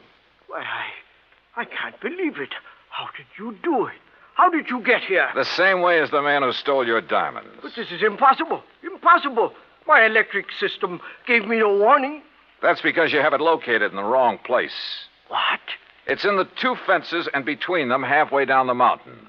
Above them, there is one level spot, 50 yards across, that isn't covered by your automatic whistles and bells. But it isn't, it's not necessary. Wrong. It's just big enough for a helicopter, which is waiting for me out there right now. A helicopter? You didn't see us because we came in and landed below your line of sight. You didn't hear us because you don't wear a hearing aid. I can't believe it. But you must be right. And you'll have to agree that your diamonds were not stolen by persons or things unknown on this earth. The terms of the policy. Of course, I disallow all claim, but Good. Now, it's none of my business, Mr. Billings, but was your San Francisco manager, Norton Shields, a pilot during the time he was in Korea? Why, yes, he flew rescue missions in a helicopter. Yeah. The company that insured your diamonds against ordinary theft might be interested to learn that. Good night, Mr. Billings. Yes. Good night, Mr. Dollar.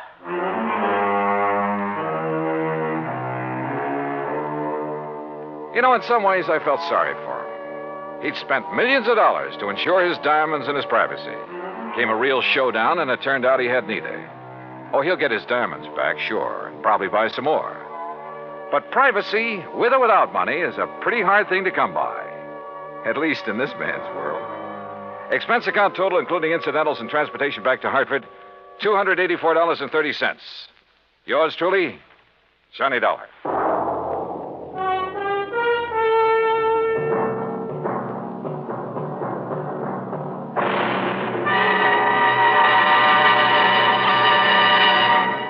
Our star will return in just a moment. Now, here is our star to tell you about next week's story. Next week, a moth, a tiny moth, solves a case involving our national security. Join us, won't you? Yours truly, Johnny Dollar.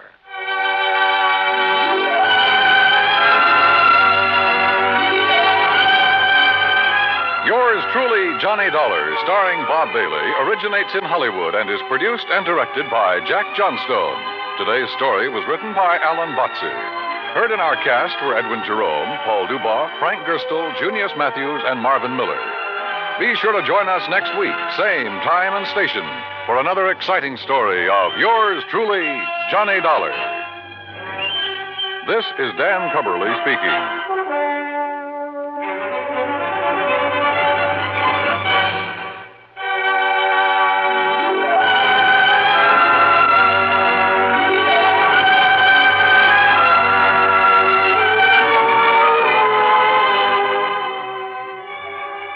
This is the United States Armed Forces Radio and Television Service.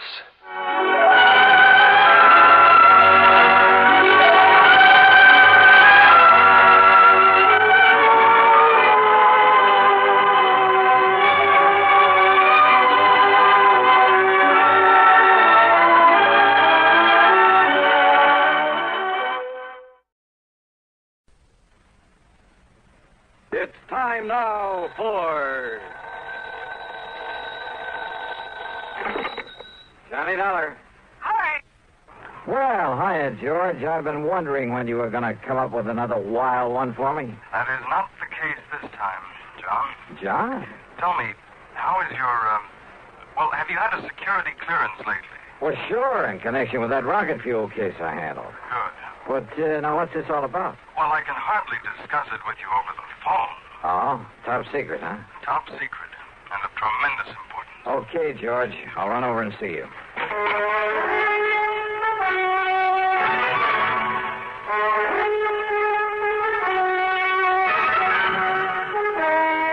CBS Radio brings you Bob Bailey in the exciting adventures of the man with the action-packed expense account, America's fabulous freelance insurance investigator. Yours truly, Johnny Dollar.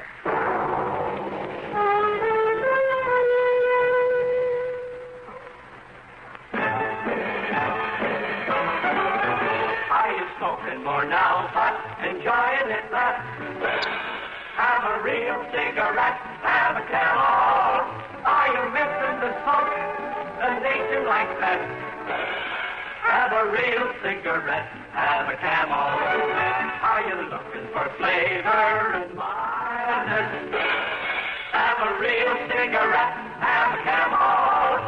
The best tobacco makes the very best smoke. Have a real cigarette, a real cigarette, a real cigarette, have a Camel. If you're smoking more today, but enjoying it less, try Camels. More people smoke Camels than any other cigarette. Any filter, any king, any regular. The Camel blend of costly tobaccos has never been equal for rich flavor and easygoing mildness.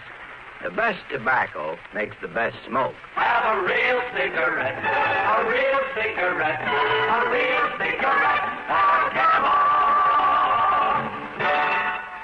And now, Act One of yours truly, Johnny Dollar.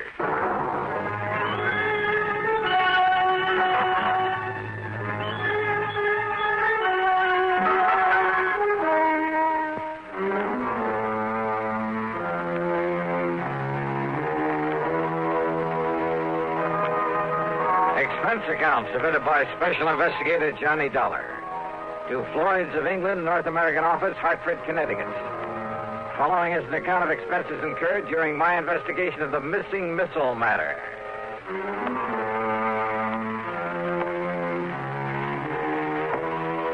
When George Reed starts calling me John, well, it must be pretty important.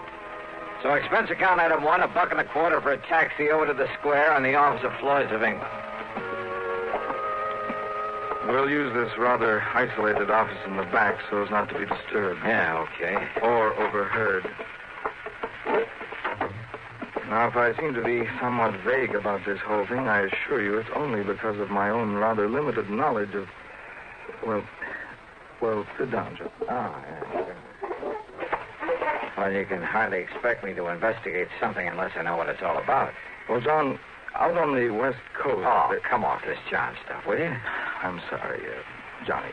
But now listen. Yeah, shoot. Out near Los Angeles, in North Hollywood to be exact, is a small plant that operates as the Smithwick Paint Remover Company. Oh, what's so all-fired mysterious about that? Not one drop of anything even faintly resembling paint remover has ever been put out by them. Huh? Actually, that name is only a blind, a cover-up. Yeah? For what? An outfit that might better be called the Smithwick Missile Development Company. Government stuff, huh? Johnny, they have no official connection with our government whatsoever. But unofficially? That's the sort of question we never ask. So far as anyone knows, our government simply doesn't recognize them, gives them no support, financial or otherwise. So far as anyone knows. Which means they receive no protection from Uncle Sam either. So Floyd's of England writes the insurance? Precisely. Under orders from our top brass. Well, what's happened out there? What's the trouble? Johnny, it appears from what Smithwick told me on the phone that one of their missiles is missing. Oh, well then. What? Yes. Oh, now look, George, I heard of a guy who mislaid a bass drum once and somebody who had an elephant stolen. Johnny. Oh, one of those missiles? Oh, wait. Hey, maybe he was talking about one that got lost in outer space. But then why send for me? They have nothing whatsoever to do with the firing of those things. But don't you... A small plant out there, did you say? Yes. Oh, then it simply doesn't make sense. Now, George, Johnny, all I know is what Dr. Smithwick told me over the phone. I agreed to have you go out there immediately. He'll be waiting for you there whenever you get there. Well? Okay, George, whatever you say.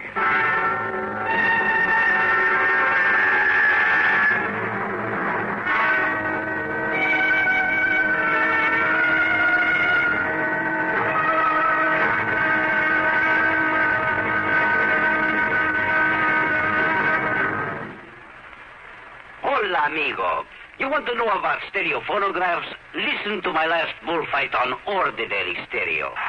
Parley. But now, Columbia Stereo 1.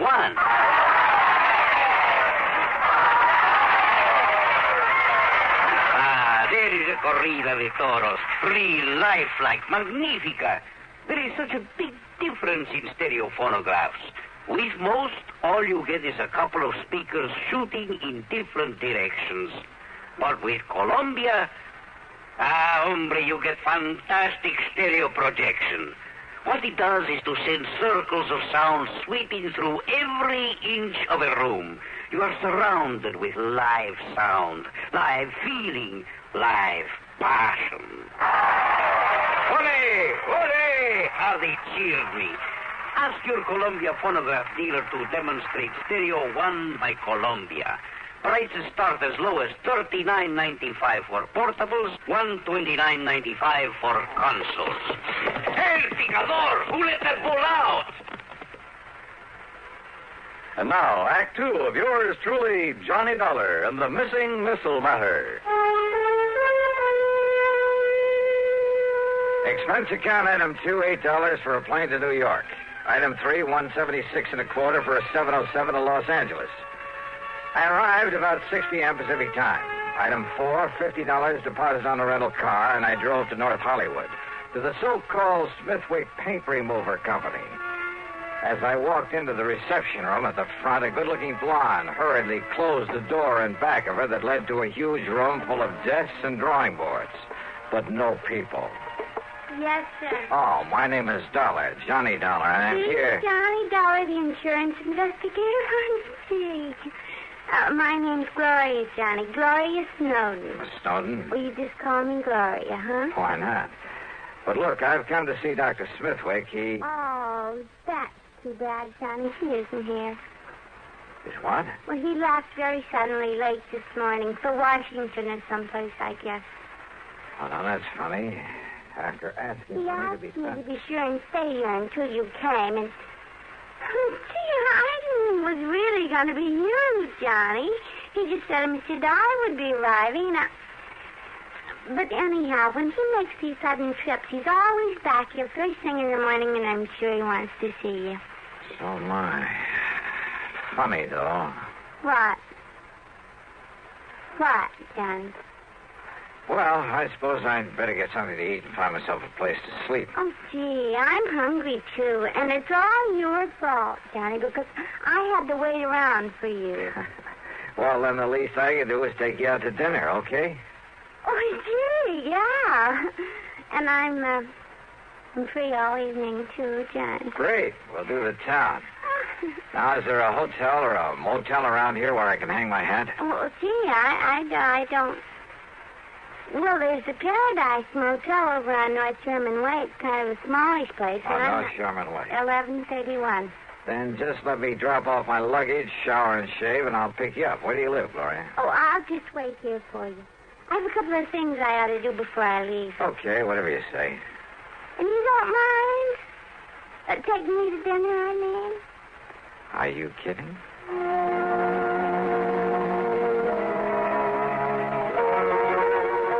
Funny. All this big emergency, all this hurry. The man who'd sent for me was off somewhere else. I should have asked for directions because it was over half an hour before I finally found the Paradise Motel. It was hardly the place I would have picked, but oh well.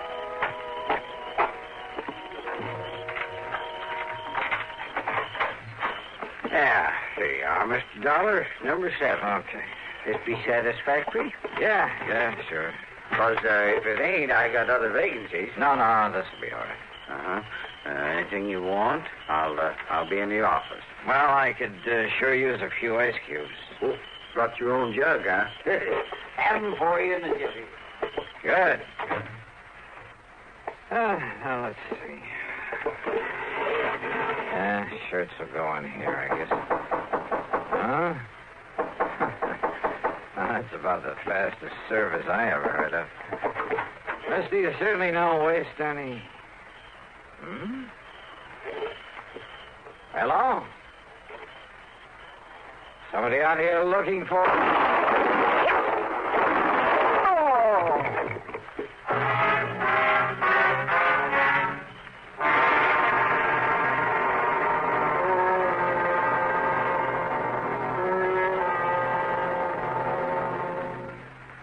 Act 3 of yours truly, Johnny Dollar, in a moment. Welcome, recording star Mel Torme. It's terrible trying to sing with a bad cold. So I always take 4-way cold tablets to relieve cold miseries fast. Good idea. Tests of all the leading cold tablets proved 4-way fastest acting. 4-way starts in minutes to relieve muscular pains, headache, reduce fever, calm upset stomach, also overcomes irregularity. When you catch cold, try my way. Take 4-way cold tablets. A fast way to relieve cold distress and feel better quickly. 4-way, only 29 cents. Now, here's a word about another fine product of Grove Laboratories. To get rid of embarrassing dandruff in 3 minutes, change to Fitch Dandruff Remover Shampoo. 3 minutes of Fitch regularly is guaranteed to keep unsightly dandruff away forever. Apply Fitch before wetting hair, rub in 1 minute. Add water, lather 1 minute. Then rinse 1 minute. Every trace of dandruff goes down the drain. 3 minutes with Fitch and embarrassing dandruff's gone. At the same time, Fitch can brighten hair up to 35%.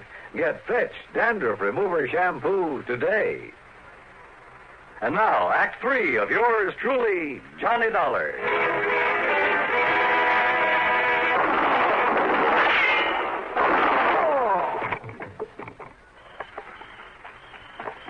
Mr. Dollar, what was that noise? Well, you've been hurt? Then that was shots I heard. Mr. Dollar? Whoever fired him was a pretty lousy shot, thank heaven. Oh, then you're okay? You mean he missed you? Oh, how do you know that wasn't just a backfire you heard? Backfire? Yeah, from some passing car. Well, don't you tell me that is any backfire. Wait a minute. He, did you say? Well, yeah. Well, did you see him? Get a look at him.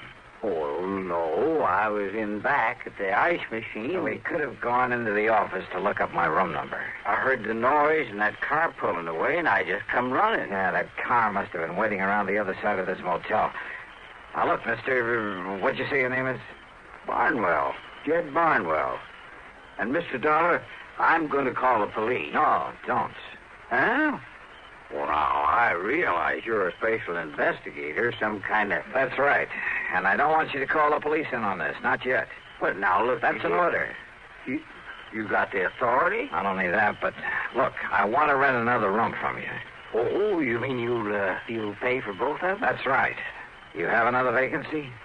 Well, if you want the truth, you're the only guest I got tonight. I can understand that. So you take whichever unit you want, and I'll sign you into it. No, just let my name appear on the register for this one.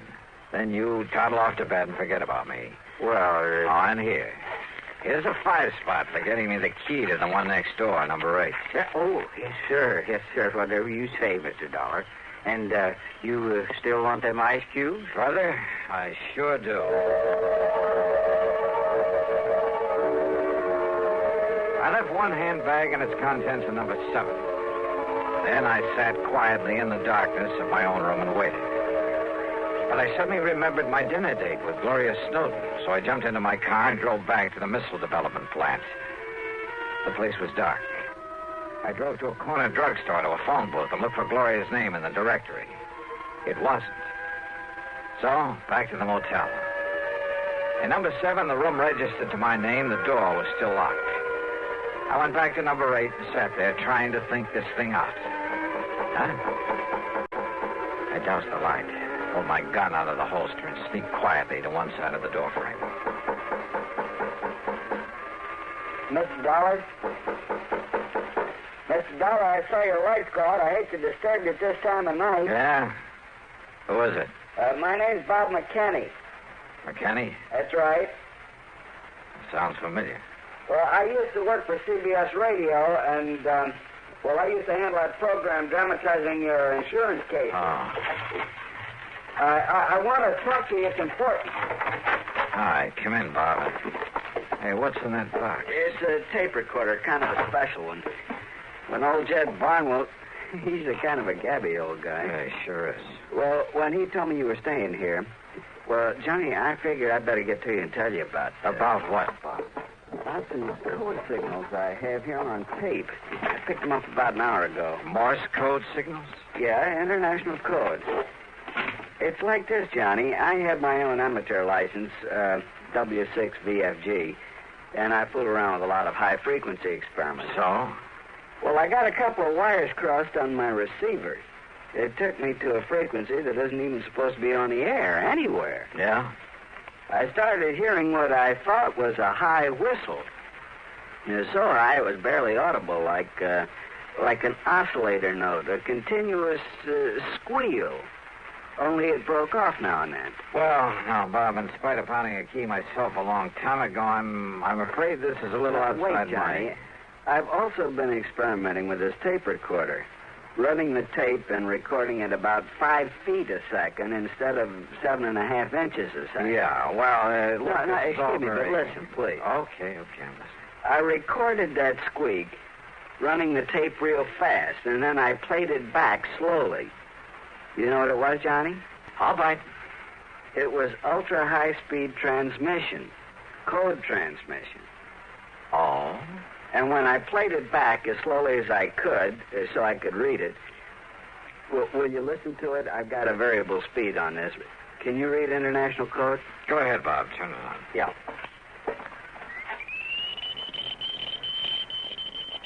Oh, can't you slow it down a bit? Maybe if I hold it back on the reel. Wait Wait a minute. Listen to that. That's what I mean, Johnny. It's legitimate code, all right, only... Well, have you any idea what language that is? I certainly have. Well, what? Whatever that message is, well, it wasn't intended for anybody this side of the Iron Curtain. And did you understand just, well, maybe a couple of words? Yeah. Now, look, have you any way of telling where that signal comes from? Well, it was mighty powerful, like it was real nearby. Ultra-high-speed transmission. And on a frequency that nobody in the world's supposed to be using. Bob, if there was some way to spot that transmitter, if we could only... Kenny McManus. What? If I can rig that direction finder at Kenny's to my receiver, when it's rigged to catch a signal... Then do it. Get hold of McManus and his direction finder and trace down the source of that signal. Meantime, leave this tape recorder with me. I'm going to round me up an interpreter. Then you caught those two familiar words in that message. My name. That's right, they were. Johnny Dollar.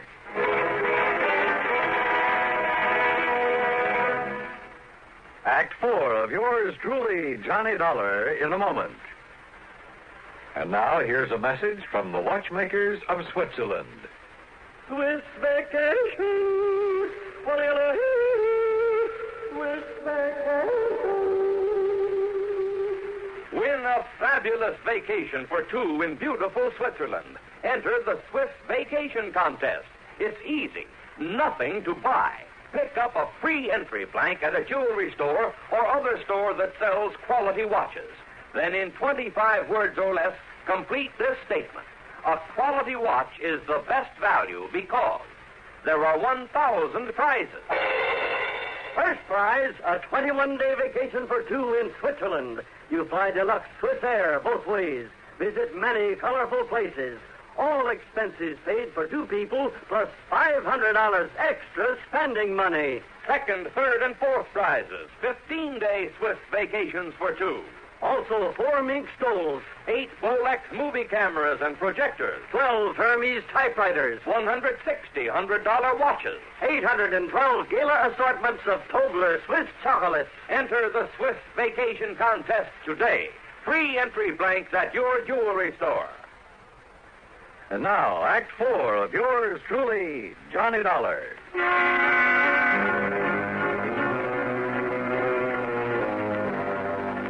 Two familiar words and that high-speed code message that Bob McKinney had intercepted.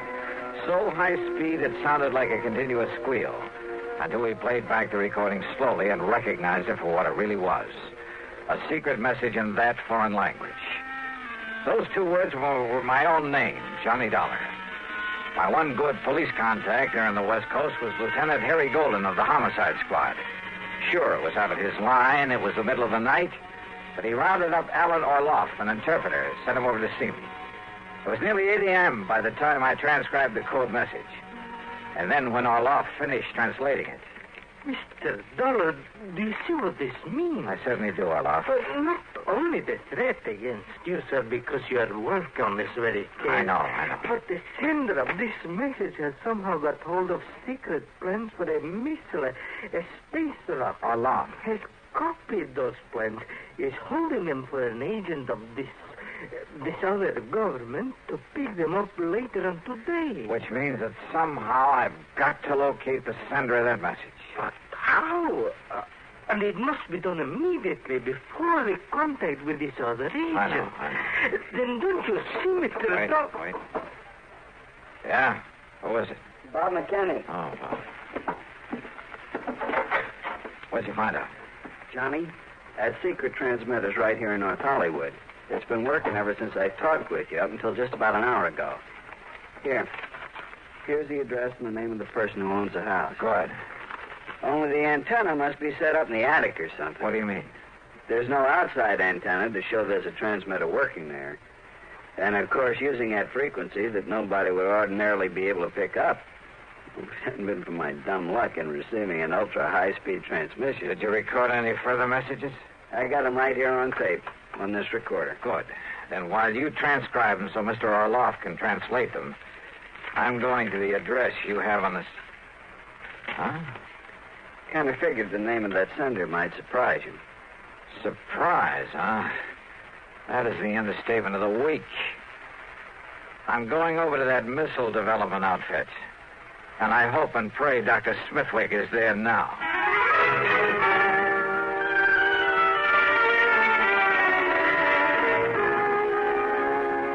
So perhaps I was wrong, Mr. Dollar. After all, I'm a scientist, not a file clerk. But I was certain the plans for that missile were missing from the vault just before I was hurriedly called to Washington. Dr. Smithwick. Contrary to our usual policy, I asked the government to send some men here to investigate. They'll probably arrive here shortly. Doctor. Yet now on my return, I find the plans intact in their proper place. Oh, those plans were stolen, all right. And for the benefit of one of the big foreign powers. What? But that could only mean that someone here in this organization... Right. You mind if I call in your receptionist? Gloria Snowden. I want her in on what I have to say. You mean to say you tell that stupid little girl about this? You think I need to? Well, Dollar, it's because of her lack of intelligence that it's safe to have her about. Any bets? Gloria. Yes, Johnny? Come in here, please. Oh, gee, sure. Hi, Doctor. Now, Mr. Dollar. Doctor, Gloria was the only one beside yourself who knew I was out here, who could have arranged or carried out the attack on me last night. Attack? More important, she's the last one you'd suspect of being able to gain access to your vault, of taking the plans, having them copied, and preparing to turn them over to a, well, it sounds corny, but to a foreign agent. Are you serious? Whatever you mean by that. However, having intercepted a radio message sent out from a transmitter hidden away in her home. Well, this, Doctor, is a slowed-down, intelligible tape recording of that message. Well, I don't know what... Well, Gloria, or whatever your real name is. Very well, Dollar. And of course, neither of you gentlemen can be allowed to leave this office. Gloria, that gun. That's right.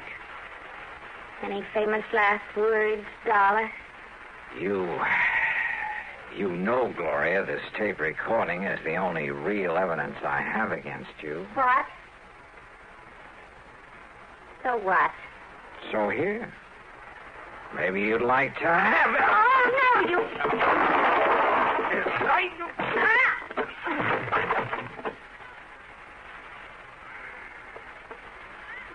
Mr. Dollar. Yeah, Doctor. And maybe those G-men you sent for will keep the date she made with her contact, the one supposed to pick up those plans from her.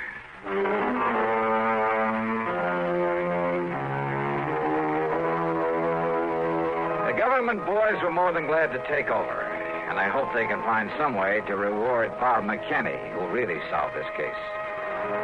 Expense account total, including the trip back to... wait a minute. Forget it. In so good a cause, it was the least I could do.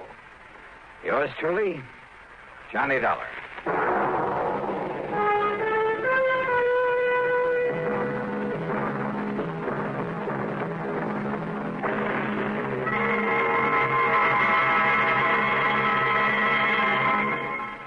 Our star will return in just a moment. Constipation is something people don't talk about much, but it can be a problem for anyone, even doctors. And when constipation occurs, it's interesting to see just what doctors consider important about a laxative they might use or recommend. Well, a majority of the doctors we heard from had this to say: a laxative should be effective, gentle, as close to natural acting as possible, and a medicine that can be used with complete confidence. Now, X-Lax has been popular with many doctors and millions of people over the years because pleasant-tasting chocolated X-Lax is effective. Overnight, it helps you toward your normal regularity. X-Lax is gentle. Next morning, it gives you the closest thing to natural action. And that's why many doctors and millions of people use X-Lax with complete confidence. X-Lax, the laxative that helps you toward your normal regularity gently, overnight. Is X-Lax in your medicine cabinet? Now, here's our star to tell you about next week's story. Next week, the most beautiful and dangerous girl I've ever known. Join us, won't you?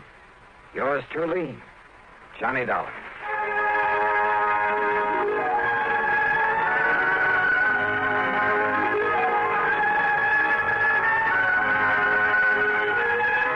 Yours truly, Johnny Dollar, starring Bob Bailey, originates in Hollywood and is written, produced, and directed by Jack Johnstone. Heard in our cast were Virginia Gregg, G. Stanley Jones, Horace Lewis, Harry Bartell, Don Diamond, and Bartlett Robinson. Be sure to join us next week, same time and station, for another exciting story of yours truly, Johnny Dollar. This is Dan Coverly speaking. This is the CBS Radio Network. And this is Radio 59 WROW.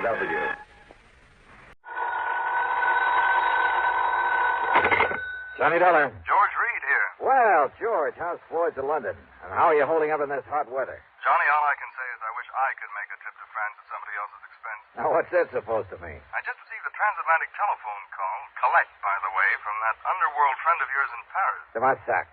Louis de Marsac. Yes. Calls himself Le Chagris. That's right, the gray cat. Why he ever chose to call himself that, Because at night all cats are gray. So he's hard to see in the dark. Well, free enough for yourself. Paris after dark.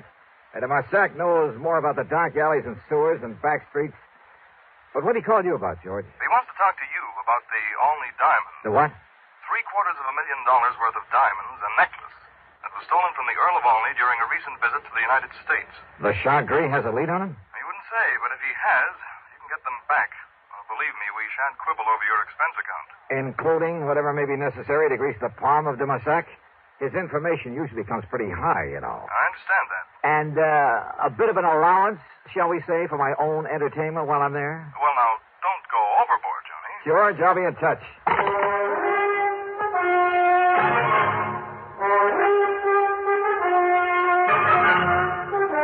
CBS Radio brings you Bob Bailey in the exciting adventures of the man with the action-packed expense account, America's fabulous freelance insurance investigator. Yours truly, Johnny Dollar.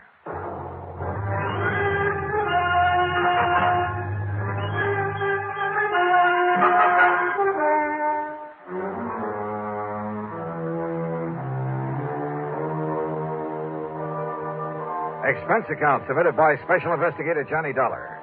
The Floyds of London, North American Office, Hartford, Connecticut.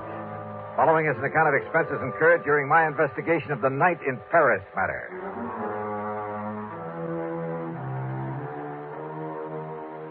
Expense account item 1, $12 even for a call to Paris, France. To a man I wouldn't trust any further than you could throw the Louis de Marsac. Oui, Monsieur Dollar. This is your oldest, your dearest friend, Le Chagris. Oldest and dearest friend, huh? But of course. One of the crookedest, chiselingest connivers I ever met. Oh, but no. George Reed says you have some information about the Olney diamond, which means you've got your hand out as usual. Oh, believe me, mon ami. I only told him that I wish to speak to you about something. You didn't hint around about those diamonds? Mm-hmm. Well, perhaps I did make some very slight reference about them. Yeah. When he objected to my phoning him what you call collect. You know where those diamonds are, de Marsac? Well? Okay, how much do you want this time? Monsieur, you are speaking of money? What else? Mon ami, you hurt me. You touched me to the quick. Oh, sure. How much? Well, one might think that I slave and suffer and risk my life on your behalf only for money. How much, de Marsac? Say, $10,000 American. Yeah, well, it was nice to talk to you. See you around sometime. No. Wait. The only diamonds are worth millions. Millions of francs, not dollars. But if I could tell you where you may find them? In that case, I might be willing to part with, say, 1,000, maybe 1,500. 5,000. If I actually get my hands on them, I'll give you 2. 4? 3,000, that's final. 3,500. Goodbye, de Marsac. No, 2,500. I said I... Huh? 2,000. 2? Okay, $2,000. Yeah,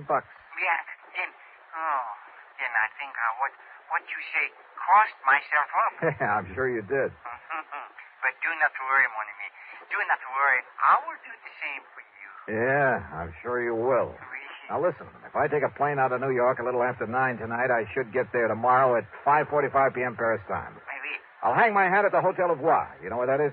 But of course. Then I'll pick you up at that hovel of yours at the end of the, Rue de Pas de la Moule. Yeah, the Rue de Pas de la Moule. And you bring the money for me? I'll be there. Expense account item 2, $1,000 worth of American Express traveler's checks. 428 of it went for plane fare, Hartford to New York to Paris. The flight was uneventful, except for the person who occupied the seat next to me. Annette was her name, Annette Duboff. And brother, well, she's 25 or 6, I guess. Tall, brunette, and beautiful. Apparently has money of her own. I decided this trip to Paris wasn't a bad idea at all. Johnny Dollar? Yeah. Oh, I know who you are. You're the insurance investigator I hear about all the time on the radio. Well, don't look so shocked about it. Shocked? I'm thrilled. Tell me all about you. Oh, I'd a lot rather talk about you. Plan to be in Paris long? Oh, a couple of weeks, I guess. Just sort of a vacation. And I'm all alone, so I don't have any definite plans. Ah. Have you, Johnny? I have now. You certainly don't beat around the bush, do you? You know something? I like that. Well, good. Where'll you be staying? The George Sank. All right, then as soon as I get things cleared away, I'll call you. Are you over here to work on some kind of a case? No, just to see an old friend of mine. Are you by any chance staying at the George Sank? The Lavoie. It's over on... I know where it is. And as soon as you're free, you'll call me. Are you kidding? Well, about that time, the stewardess, bless her heart, came around with a champagne. So, what with one thing and another, the time passed quickly. Then, at exactly 5:45 p.m. Paris time, we landed at Orly. Item 3, 5:20 American for a taxi to my hotel, after dropping Annette off along the way. I shaved and showered, then took another cab to the dingy little apartment of Louis de Massac at the far end of the Rue de Pas de la Moule. You ask me, it's one of the most disreputable-looking apartments in the whole city. Dirty, squalid, ramshackle. And, of course, Le Chagris had to live at the top of 4 long flights of stairs. When I finally got up there, feeling slightly winded, I noticed that his door at the end of the gas-lit hallway was standing wide open. What? De Marsac. Louis de Marsac. Oh.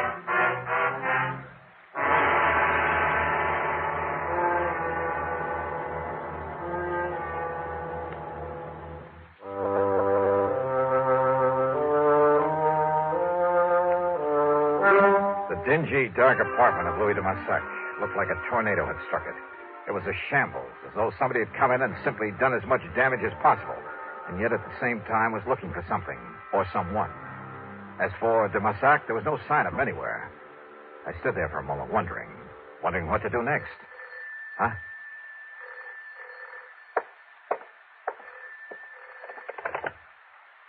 Hello. Yeah?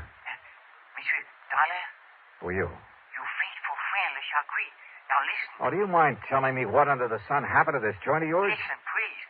You have turned on the lights? No, but there's enough light coming up in the street. Yeah. Now you must get out of there. Oh? Yes, come quickly and meet me here. Now, please, you will do that? Well, where are you? You're alone? Yes, I'm alone. Then you must leave before somebody finds you there. Like who? There is no time to talk, mon ami. Come, please, and meet me here. But where? I'm at the cafe chez Macabre. Chez Macabre. Yes, it's in Saint-Germain-des-Prés. What you call beatnik. Okay, I'll find it. Do not delay now. You may be in danger. Yeah, sure. I'll grab a taxi. Huh? Who are you? Au revoir, cochon. Oh, no, you don't. Monsieur. No. Hello. C'est bien, pig.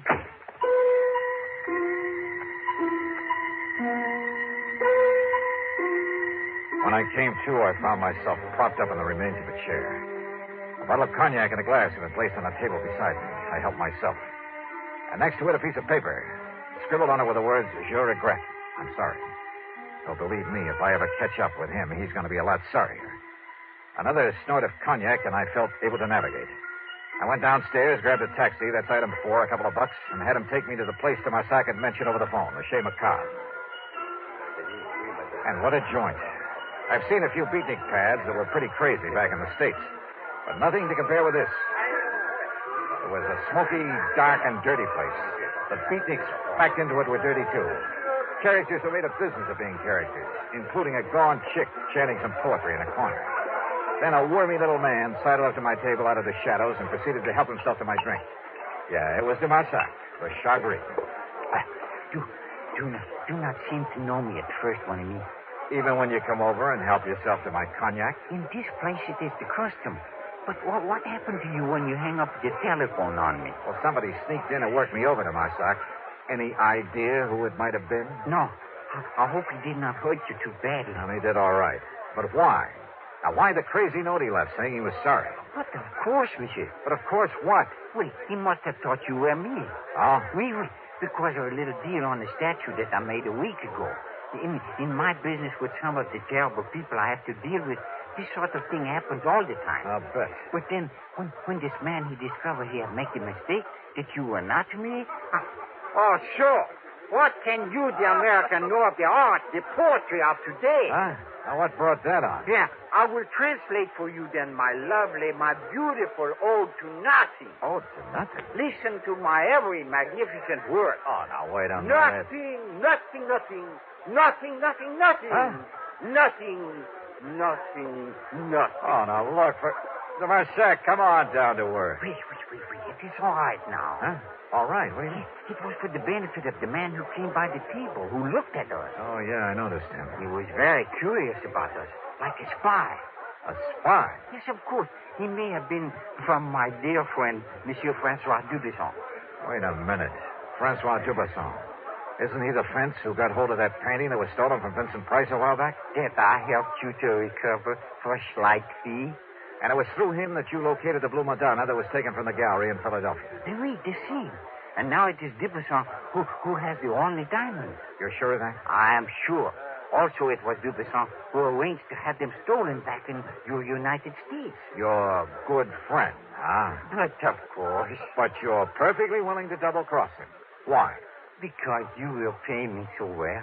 If I get my hands on those diamonds. Oh, I have it all arranged. So, if you would like to pay me now, the $5,000 American... When I get my hands on them. And it's only $2,000, remember? Oui. I cheated myself. Okay, now, how do I get them? I have told him that you're here, that you are very rich, that you will pay him 15 million francs. 15? Well, that's close to $30,000. It is better they remain lost to your company. All right. Where'll I find him, this Francois Dubesson? He will come to you. With the diamond? Yes, at your hotel. Tonight at midnight. He knows my name? Well, I've told him that you are Monsieur Robert Matthews from Texas. Yeah, good. Then I'll have to take another room under that name. But of course. And you're sure he doesn't know who I really am? My business? No, because only I could tell him that. All right, now look, Demasac. If you have any idea double-crossing me... You? Oh, my oldest, my dearest... And yet, if you were to find out that 3,000... Wait. Okay, Demasac. If it all goes off without a hitch. But if it doesn't... Oh, have no fear, mon ami.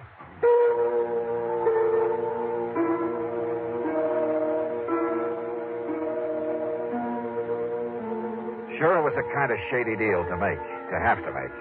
But under the circumstances, what else? And people simply don't realize how most of the crimes in this world are solved. Not by Sherlock Holmes type of detective work, not by the kind of stuff you read in the mystery magazines, but through informants. And one way or another, they all have to be paid off. Otherwise, well, look at this case. If Dubesson were to know who I really am, I'd stand a chance of not only losing the case, but my life as well. On the way back to my hotel, I began to wonder again about the man who'd attacked me there at Demasac's apartment, who'd apparently been there before, looking for someone, or for me. Did he really think I was Demasac?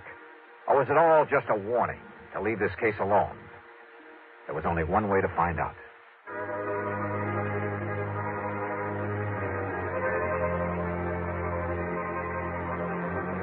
Back in my hotel, I arranged for another room under the name of Robert Matthews from Texas, USA. It was a room adjoining my own with a connecting door. In it, using my best Texas drawl, I'd meet Francois Dubuisson when he came at midnight with the Olney diamonds. 15 million francs, Demarsac had told him. Little enough for a necklace worth $750,000. But I've never yet paid a thief for the return of stolen goods, and I had no intention of doing so this time. I settled down to wait for midnight. And then I suddenly realized why I'd felt only half-dressed ever since I was attacked over in Demarsac's apartment. Sure, my gun was missing. Without it, and if Dubuisson was wise to me, was the phone in the other room, the one where I'd act out the part of the rich Texan, if there was any point in it.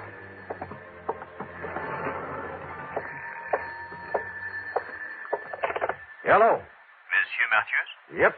My name is Dubuisson. Francois Dubuisson. Say, I've been waiting to hear from you. You are alone, monsieur?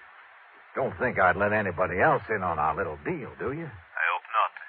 I can be there in 5 minutes. Yeah, anytime you say. I'm just laying here in bed reading to myself. You have the necessary money with you?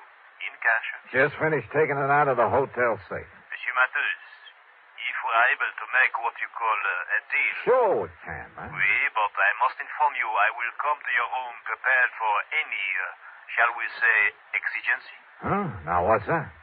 The gun I carry, it has a silencer. 5 minutes. I'll be here. I suddenly had an idea that might possibly work. Out of a small rug, a pair of shoes, and a couple of other things, I fashioned a dummy, laid it carefully in the bed in the other room, after making sure the head of that bed was toward the door. I piled up a couple of pillows so that even if there really been someone in it, only the outline under the covers would be visible. I left a cigarette burning in an ashtray, propped up a magazine. From the doorway, then, it looked like someone lying there, reading and smoking. I hoped. I unscrewed a light bulb, then stood behind the slightly open adjoining door. Come in, man, come in. You were very foolish, Monsieur Dollar, to say you obtained the money from the hotel safe. The night clerk has informed me otherwise. Also, he confessed it was you who took both of these rooms. Well, have you anything to say? I told you Dollar was here because of the jewels, Francois. Annette. Oui, ma chérie. So, Annette, you may dispose of him once and for all. Close the door. No! Look, there's a dummy in that bed. Oui, you're right. But Dollar has no gun now. And if he's here, Francois... Take care, ma chérie. Don't worry. First, we try that other room. I nudged open the adjoining door, and with everything I had, I pitched the light bulb across the room at the far wall. No, he's in here. Then I dove in low at the first of them I could reach. Annette! Annette! A bad mistake, Johnny. Because I have the gun. Yeah. I suppose I should have known, Annette. Your last mistake. Because with this silencer, nobody will ever know. Oh, I'm sorry, mademoiselle. Oh, dear. Oh, thanks, Demarsac. Like the U.S. Marines. But such a pity, monsieur. Huh? That I should stoop so low as to strike a beautiful woman. Of course, the fact that it saved my life. 5,000. Sure. 5,000.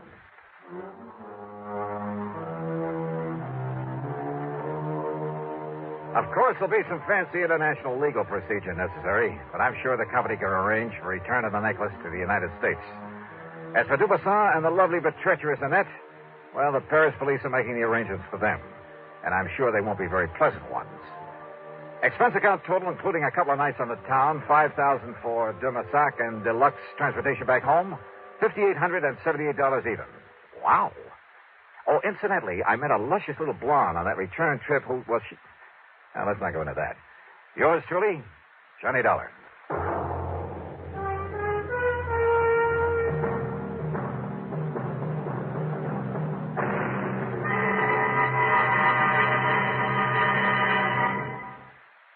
Here's our star to tell you about next week's story. Next week, a foggy night on the Embarcadero in San Francisco. In the shadows, a killer. Join us, won't you? Yours truly, Johnny Dollar.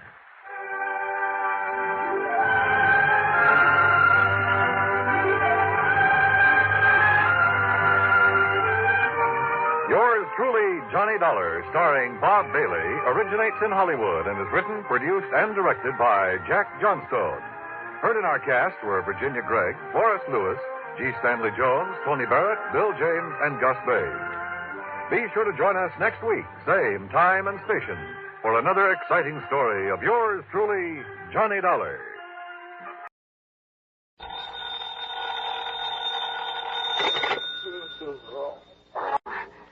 Johnny Dollar.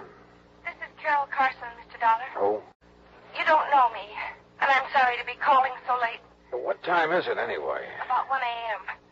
A friend of yours, Mr. Ralston, mentioned your name to me yesterday. What, Ralston? He said you were here in New York for the weekend and mentioned your hotel. Look, Miss Carson, is it? Yes, Carol Carson. Yeah, it's nice talking to you and all that, but it is rather late. When I realized what had happened a few moments ago, you were the first person I thought of. Maybe you can help me, Mr. Dollar. I need help badly. What's the trouble? I'm at the apartment of Everett Reed on East 67th. Could you come over? Any particular reason? Yes. I think I've just killed him, Mr. Dollar. I'll be right over.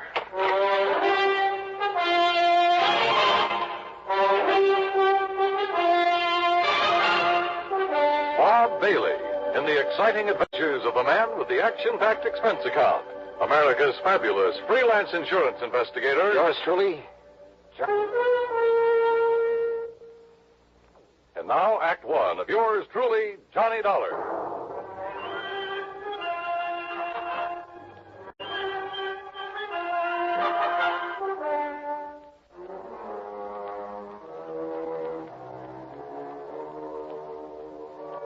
Expense account submitted by Special Investigator Johnny Dollar to the Universal Adjustment Bureau, Home Office, Hartford, Connecticut.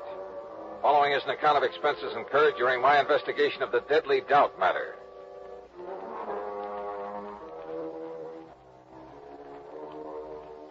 Expense account item 1, $1.80, cab from my hotel to the apartment of Everett Reed on East 67th.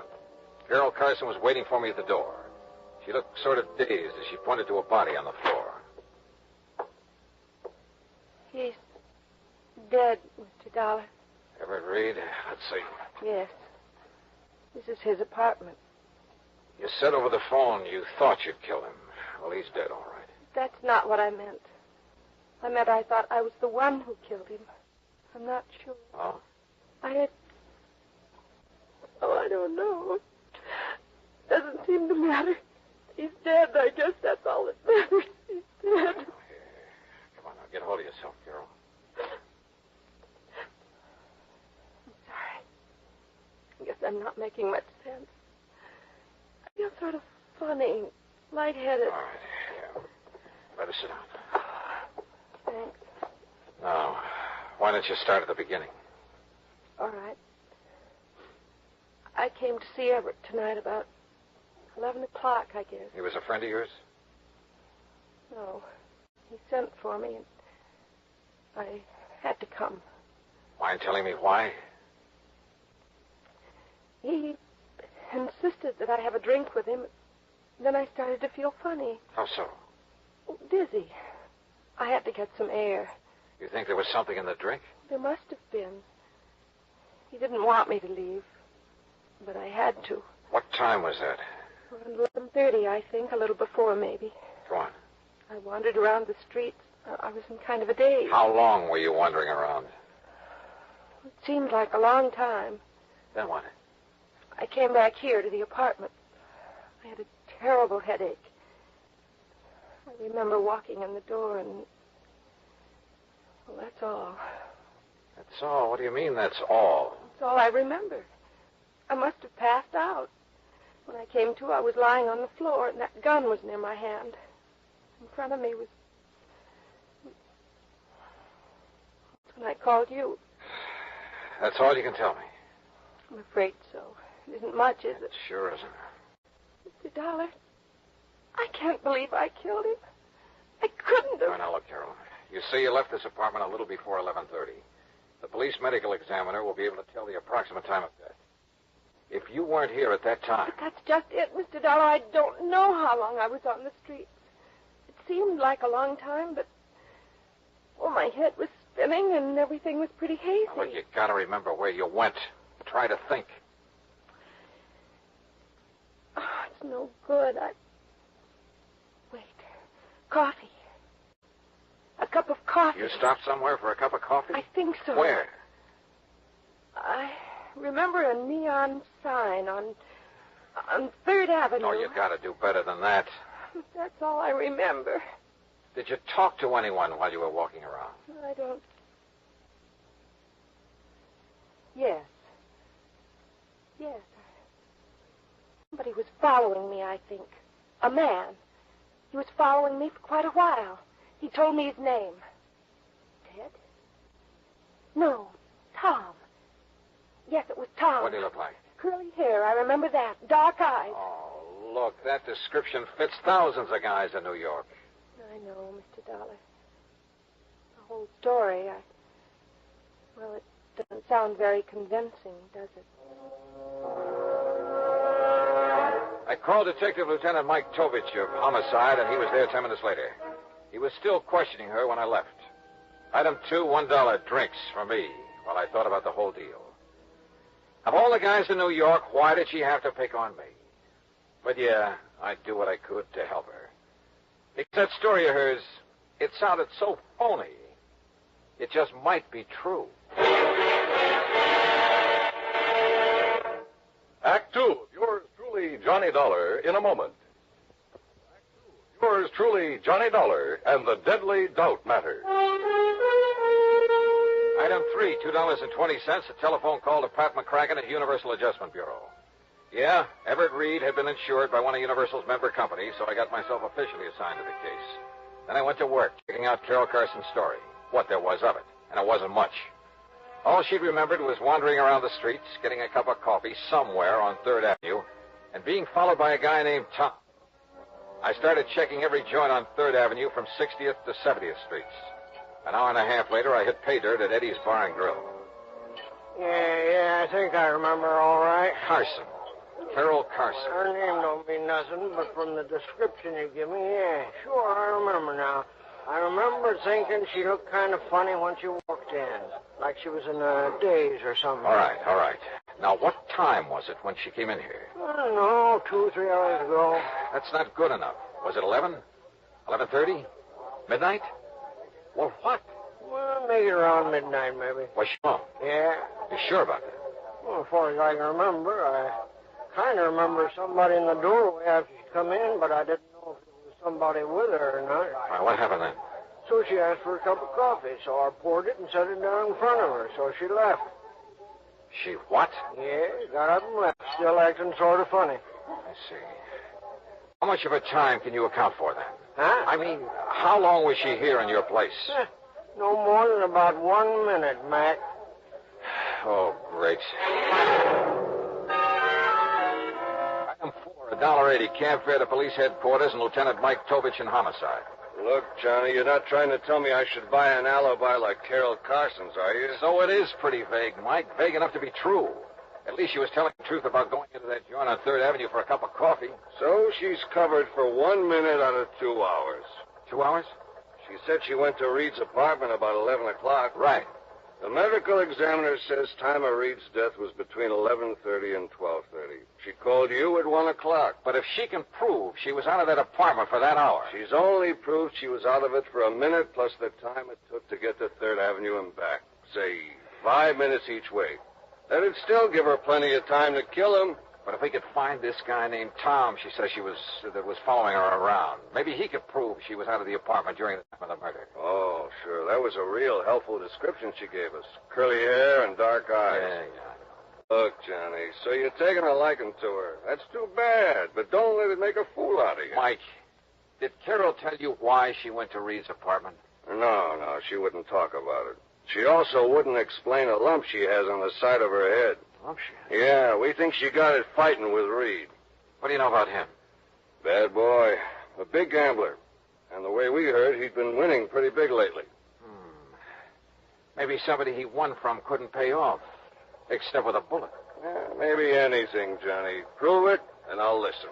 Who did Reed run around with, you know? Usual crowd, Johnny. Jack Vissel, that outfit. Vissel? Huh? Now, if Reed won a lot of money from him... Like I say, Johnny, anything you can prove. Yeah. Come in. Demetovich? That's right. I'm Larry Bowman. I want to know what's going on with Carol Carson. Oh? What's it to you, Mr. Bowman? She's my fiancée, and you've got her locked up. That's right. Suspicion of murder. Oh, that's ridiculous. She didn't kill anybody, and you know it. Look, Mr. Bowman, if I knew it, she wouldn't be locked up, would she? Now, maybe you can tell us why she went to this Everett Reed's apartment last night. I don't know why she went, and I don't propose to ask her either. I trust the lieutenant, and if she went to see him, she had good reason. But Carol's not the kind who could kill anybody. You must have realized that just talking to her. The main thing that I realize is that my personal opinion is beside the point, Bowman. Look, the thing we need to know is if Carol was away from Reed's apartment for almost an hour and a half, like she seems to think she was, walking around the streets. Oh, why didn't you say that sooner? I can prove she was. How? I was with her. Oh? Funny, she didn't mention it. She was probably confused. You sure you're not the one who was confused? Now, look, I tell you, I was with her. Okay. Where were you? On the street. What street? Well, I don't remember. 68th Street, I think. That's not the street Carol says she was on. As I say, she was probably confused. Where'd you go? To a bar. What'd you have to drink? Well, Carol, too? Well, sure, why not? Oh, you're fighting a losing battle, Bowen. Carol says she had a cup of coffee on 3rd Avenue and that a guy named Tom was following her. Now, listen, You told us enough, Bowman. I can't blame you too much for trying, I guess, but it won't work. You weren't with Carol, and you know it. I know she didn't kill him. You mean you hope she didn't? When it comes to knowing, right now, every bit of evidence we got says she did. And we've got nothing that says she didn't.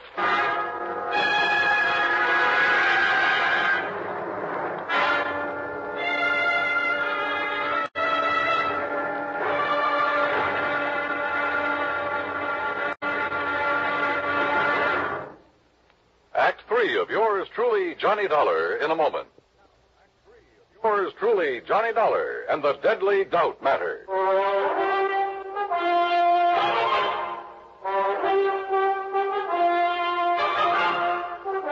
Item 5, 30 cents, coffee for Larry Bowman and me at a little joint around the corner.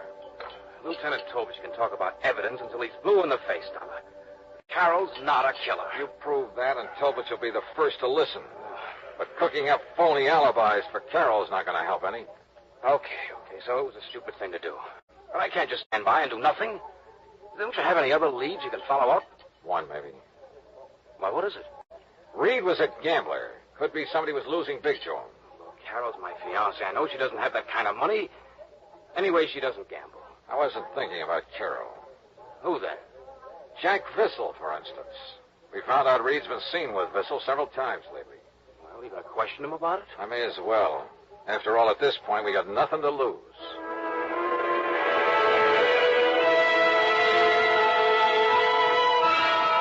You're barking up a wrong tree, Dollar. What reason would I have to kill Reed? Could be a real good reason, Vissel. Maybe you lost money to him gambling. Some nights you win, some nights you lose. So maybe you lost more nights than you won. So maybe you owe Reed some money. Oh? That could be the motive. Look, Dollar, why don't you take your crazy theory someplace else? Yeah, I owed Reed money. I owed him all of 2 bits. Now, is that enough to bump him off?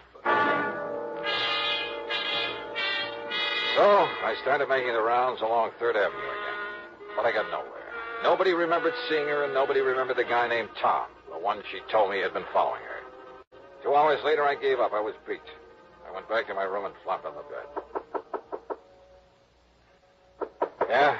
Okay. Yeah? Johnny Dollar? That's right. Who are you? Well, I'm the guy you've been looking for. What? My name's Tom. That ring a bell? It sure does.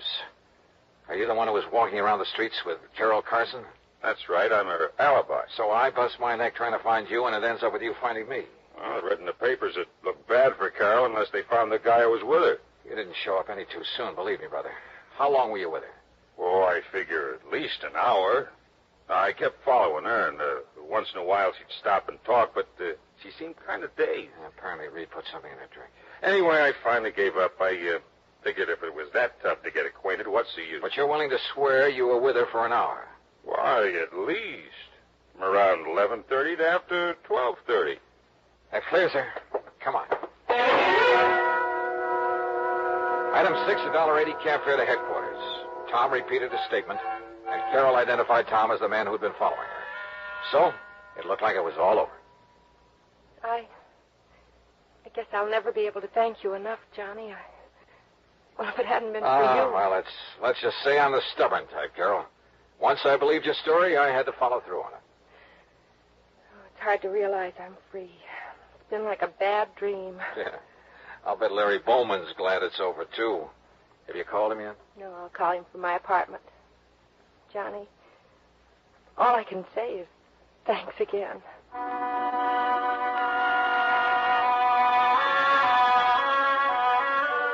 Carol took a cab to her apartment.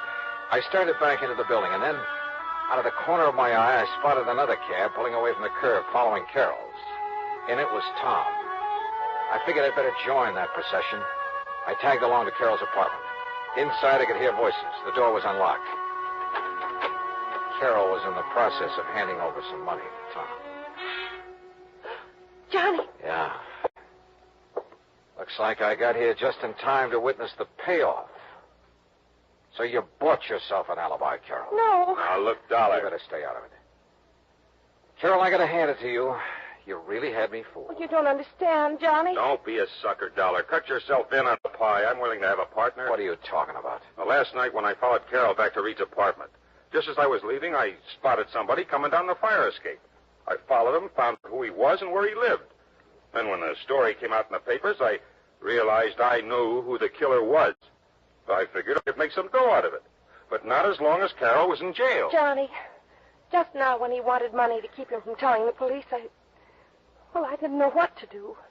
I thought if I gave him what I had, it would keep him satisfied until I could figure... Larry, no! No! I spun around, but it was too late. Oh! Kicked the open door. It struck Larry's arm, deflected his shot. Before he could shoot again, I nailed him. Oh.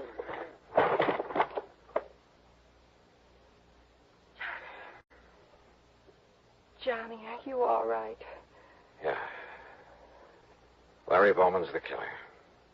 I guess I was afraid of that right from the start. You see, Larry'd been gambling with Reed and losing to him. I tried to make him stop, but he wouldn't. Finally, he lost more than he could pay. So you went to Reed's apartment to try and square it, huh? Reed told me maybe something could be worked out. When he put something in my drink, I realized what he meant. That's why I got out. And Larry entered the apartment when you were away, killed Reed, slugged you when you came back, and planted the gun on you. I guess so. I wasn't sure until Tom told me he'd seen Larry climb down that fire escape. At first, I just couldn't believe that Larry would... How do you figure a thing like that, Johnny? How do you figure it?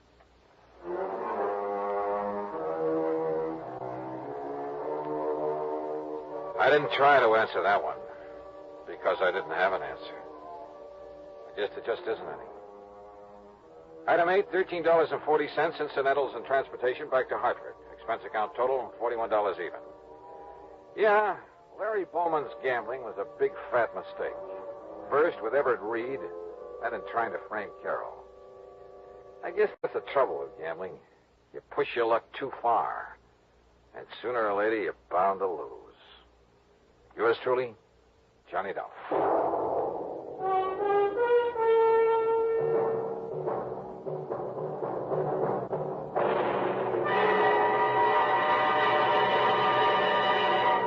Our star will return in just a moment.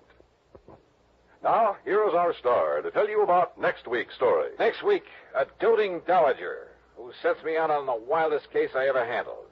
Join us, won't you? Yours truly, Johnny Dollar.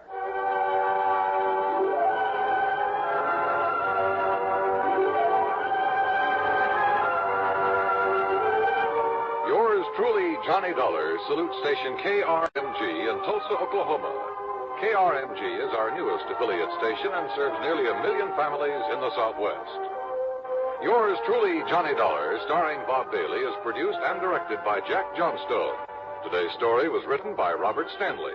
Heard in the cast were Virginia Gregg, Junius Matthews, Paul Duboff, James McCallion, Alan Reed, and Frank Gerstle. Join us next week for another exciting story of yours truly, Johnny Dollar. This is Dan Coverly speaking. From Hollywood, it's time now for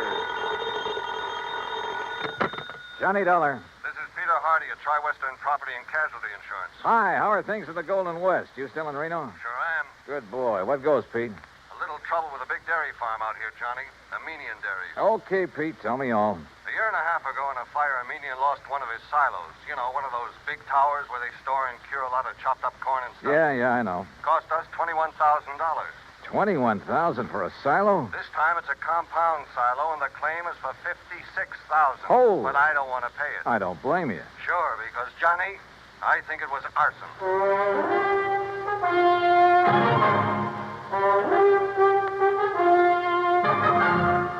Bob Bailey in the exciting adventures of the man with the action-packed expense account. America's fabulous freelance insurance investigator. Yours truly, Johnny Dollar. And now, Act One of yours truly, Johnny Dollar.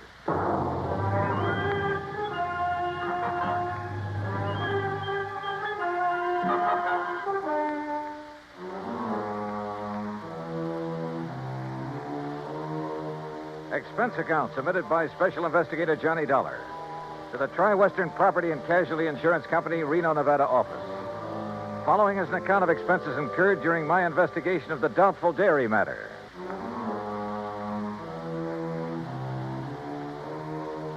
Expense account item 1, $141.20. Transportation and incidentals, Hartford to Reno, Nevada. It was about 9 a.m. when I arrived, so I checked into the Mapes Hotel, then walked over to Pete Hardy's office. Armenian Dairies is just north of here, Johnny, in Warm Springs Valley off Route 33. Well, then I'd better rent me a car. Or you can use mine. Now, Pete. How can I run up my expense account unless I have something to run it up with? Johnny, for once... Anyhow, the reason why these silos Armenian has are so expensive... Is that the owner's name, by the way? Yes, Aram Armenian. And I take it he's Armenian? Strangely enough, no. Now, he's had all his silos very specially built. Oh, how specially can you build a silo? Just a concrete base, a lot of long wooden staves to get the circular shape, and a good roof on top. Well, he has some trick with them inside. Like what? That's his deep, dark secret. But he claims it makes better silage for his cattle than is possible anywhere else in the world. And one of these things burned up a year and a half ago. The word exploded best describes it. Yeah. And as I said, cost us $21,000. And now the replacement has gone up in flames. Yes, day before yesterday. He filed the claim the same day. Well, why do you suspect arson? Did the local authorities find anything suspicious? No. But you go out and talk with Armenian, Johnny. And if you don't end up with the same kind of feeling I have, well, I'll leave my shirt.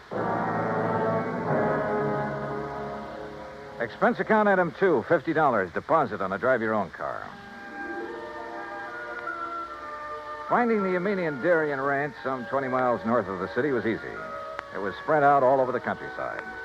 Hundreds of acres of well-irrigated, lush green pastures. Square in the middle of the ranch sat one of the cleanest, most modern dairies I ever saw. Aram Armenian gave me the grand tour, and I must say I was impressed. There was close to 200 well-kept Guernseys in the main barn, which was clean as a whistle. The milking machines, coolers, separators, clarifiers, and so on were the same. Yep, a prosperous-looking setup. Finally, Mr. Armenian took me out to where a small group of workmen were cleaning up what was left of his compound silo. As you can see, Mr. Dollar, only the concrete base is left. That must have been a pretty big silo, Mr. Armenian. Yes, the largest and most efficient in the entire West. Still, $56,000. Oh, the size had nothing to do with that. It was the inner construction, known only to Barnwell, the man who built it for me, and to myself, of course. Well, what was so special about it?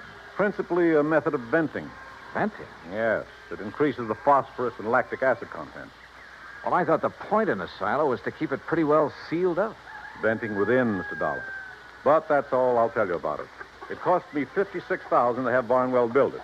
And I wish the company to pay my claim as quickly as possible, because I'm starting construction on a new one immediately. Of the same type? Oh, a vastly improved type. Oh, then it was to your advantage to lose the old one. Just what do you mean by that? Your loss came at just the right time, didn't it? Now, just a minute, Dollar. With the insurance money, you can build a new and better one. And when it gets out of date, I suppose you'll have another fire. Oh, I see. You think perhaps these last two were deliberately set? Were they? Ridiculous. Is it? But if they were... Yeah? If they were, I certainly wouldn't know it. Oh, come on now. After what you've just said. And what's more, Mr. Dollar, I'm sure you'll never be able to prove it.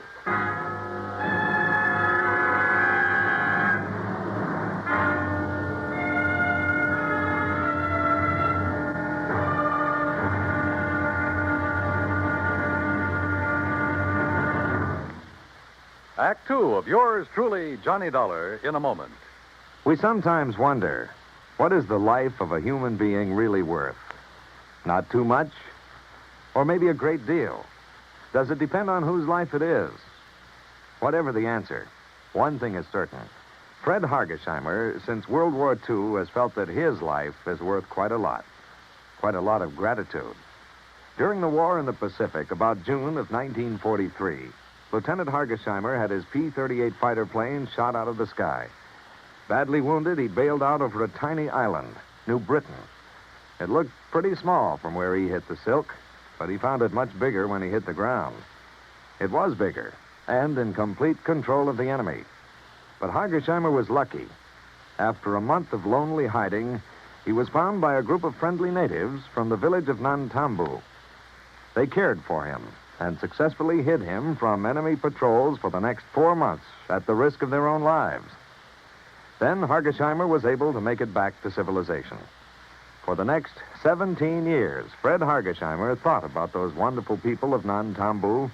12,000 miles away in the United States of America, Hargesheimer put a great plan into effect. He made speeches, took up collections, sold jewelry belonging to his family, and worked out a way to bring a bit of civilization and happiness to the little village of Nantambu. Needless to say, the villagers gave him a spectacular welcome upon his return. Fred Hargesheimer showed his gratitude to the people who had saved his life. But life is worth little without freedom, the right of all men, everywhere. And now, Act two of yours truly, Johnny Dollar, and the Doubtful Dairy Matter.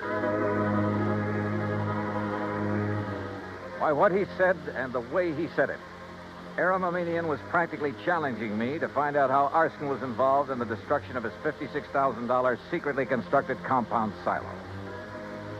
Expense account item 3 phone call from a gas station on Highway 33 to Reno Police Headquarters.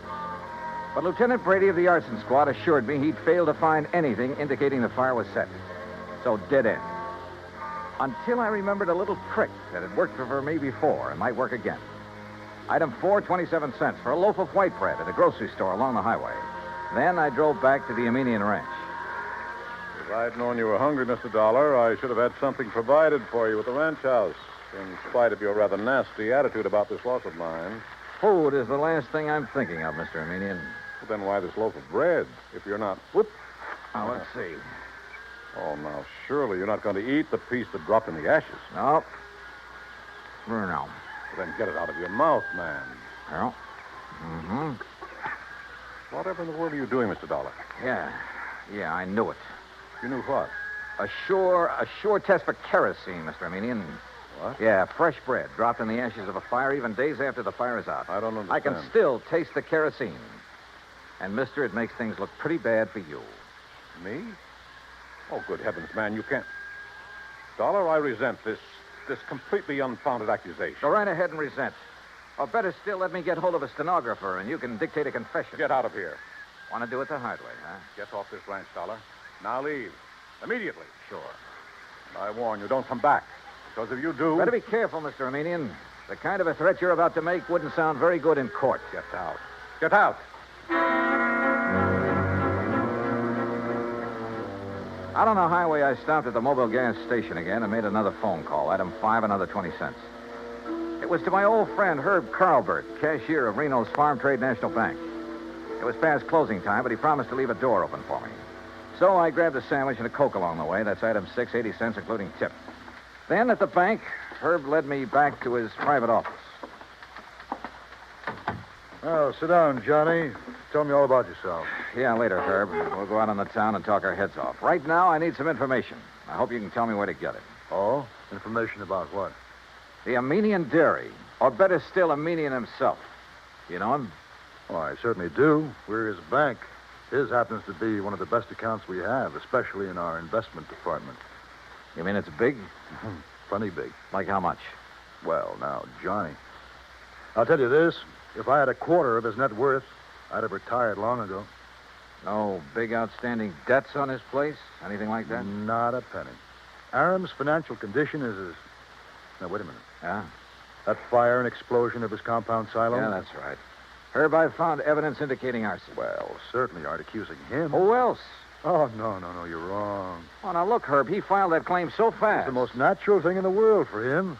It's the way he does everything, like paying his bills immediately on receipt. He works that way.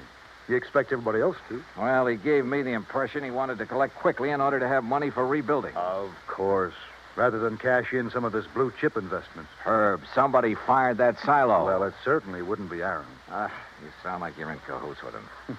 What about his employees? From my impression of the man, They love him like a father. Every one of them. And if every employer was as generous as he is, there wouldn't be any labor troubles in this country. Well, the fact remains that somebody somehow stood to profit by destroying that silo, and the one before it. Well, I can't imagine who. Even his competitors like and respect the man. Or so they say. No, they do. He's helped them stay on their feet during hard times, developed new ideas and methods, then passed them on to them. Oh, the fact remains... But, Johnny, I've had a rough day. How about a nice, cool, casual drink? Then we'll have dinner and take in the town. Item 7, 2130, for drinks and a good dinner back at the Mapes. But I didn't enjoy either. Because Herb in his defense of Armenian was no help at all. Except perhaps for giving me a list of all the people he could think of who did business with him. I decided to check them all first thing in the morning. Finally, about midnight, having lost our share at a couple of nearby gambling clubs, we parted. Herb drove away to his home on the outskirts of town. I went back to the Mapes. Take Mr. and Mrs. Kenworthy to room 314, boy. Yes, sir. What can... Oh, Mr. Dollar. Just my key, please. Certainly, sir. Here you are, sir. And I hope you enjoy a pleasant night's rest. Thanks. Oh, by the way, there was a gentleman here looking for you early this evening.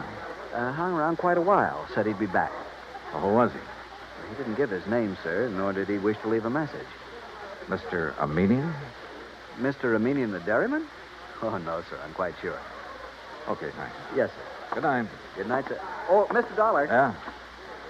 There he is. There. Huh? Going out the door, the dark brown coat. You're sure? Yes, sir. The same man. I wonder. Yeah, so do I. But if he knows you, sir, and saw you, sir... By the time I got out the front door, the man in the brown coat was halfway down the block and walking fast. Faster and faster, as a matter of fact, as I gained on him. He turned the corner, and by this time, both of us were running. Hey! Hey! Were you looking for me? By the end of 3 or 4 blocks, it was a real foot race. Then suddenly he turned into an alley, and like a darn fool, I plunged into the darkness of it after him. Hey! Hey! Right here. Oh, no, you...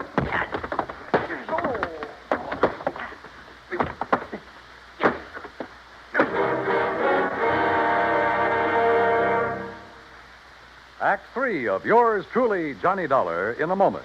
Our flag now numbers 50 stars, and behind each star there stands yet another flag representing one of the 50 states. New Hampshire state flag carries its state seal on a field of dark blue.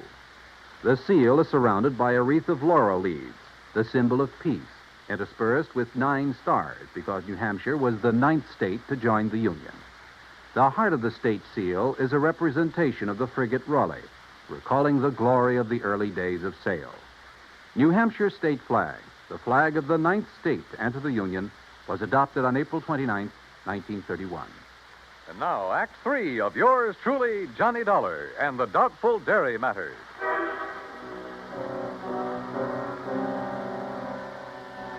If it hadn't been for a big interstate moving van that drove into the alley where I'd been waylaid, well, I have a strong hunch I wasn't supposed to have lived through that beating. The truck driver, who absolutely refused a tip, incidentally, half walked, half carried me back to the Mapes. And the desk clerk had a doctor in my room within a few minutes. Terrible thing, Mr. Dollar. You're being attacked like this. And, of course, I'll have to make a report of it to the police. Oh, do anything you like, Doctor. Just get me patched up, will you? And you easy now. You have no idea who could have done this to you. Believe me, I intend to find out. Judging by this swollen hand of yours, you got in some good licks, though, and whoever... What's the matter? Well, this is a very unusual ring you're wearing. Oh, some kids in the YMCA gave it to me a couple of years ago. I helped them with the softball team. Oh, yes, of course. That's the Y insignia. Yeah, one of them made it. And the 3 raised points stand for spirit, body, and mind. Yeah, that's right. Well, now, if you just... Oh, wait, what's that for?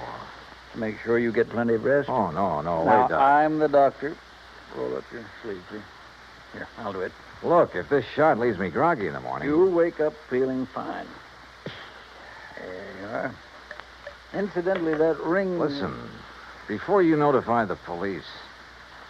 Ooh, hey, this shot works pretty fast. Yep.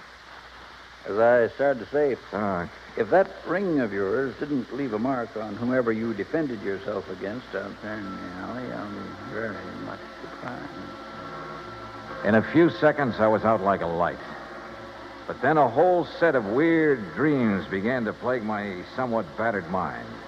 And questions about who had attacked me and why. Only the why was only too obvious to keep me from finding an arsonist who... Yeah, who probably bore the mark of my ring on his kisser. I thought of the names Herb had given me and his insistence that none of them could be guilty. Wait a minute. There was one name he hadn't mentioned, but a median had. Of one man who stood to gain a lot by the destruction of the silos. Or maybe it was just a crazy hunch, part of the wild dreams that came from the beating I'd taken. In any event... In the morning, as soon as the bank was open, I was in Herb Carlbert's office again. Well, yes, he has an account here, too, Johnny. At least he did before. How about loans? Has this man we're talking about taken out any loans? Well, yes, but, Johnny, you know I can't... Yeah, I know. The fact remains he's pretty hard up for dough, isn't he? Well, I didn't say that. Although, of course, if that's the conclusion you choose to draw... Tell me this. He owes the bank money now, doesn't he? Yes. All right. Did he also owe the bank a lot of money about a year and a half ago? Johnny. Yeah. Well? Johnny, you're right. But who would have suspected? And when you consider that Aram Armenian is the one man who has given him money for all the work he's... I can't believe it. Herb, it started out as a pure hunch, but right now I'd bet my... Where can I find him? Well, if Aram plans to go ahead with new construction, Sure, he's probably... Sure, out there at the dairy. You want to come along? Well, maybe I'd better after the way Aram threatened you. I guess I owe him an apology for the way I tore into him. Let's go. Johnny. Yeah? What if we're wrong? What if this man we think is the arsonist... Will you agree that the firebug is the same man who attacked me in the alley? Well, I suppose so. Then we'll soon know. Because believe me, he's a marked man.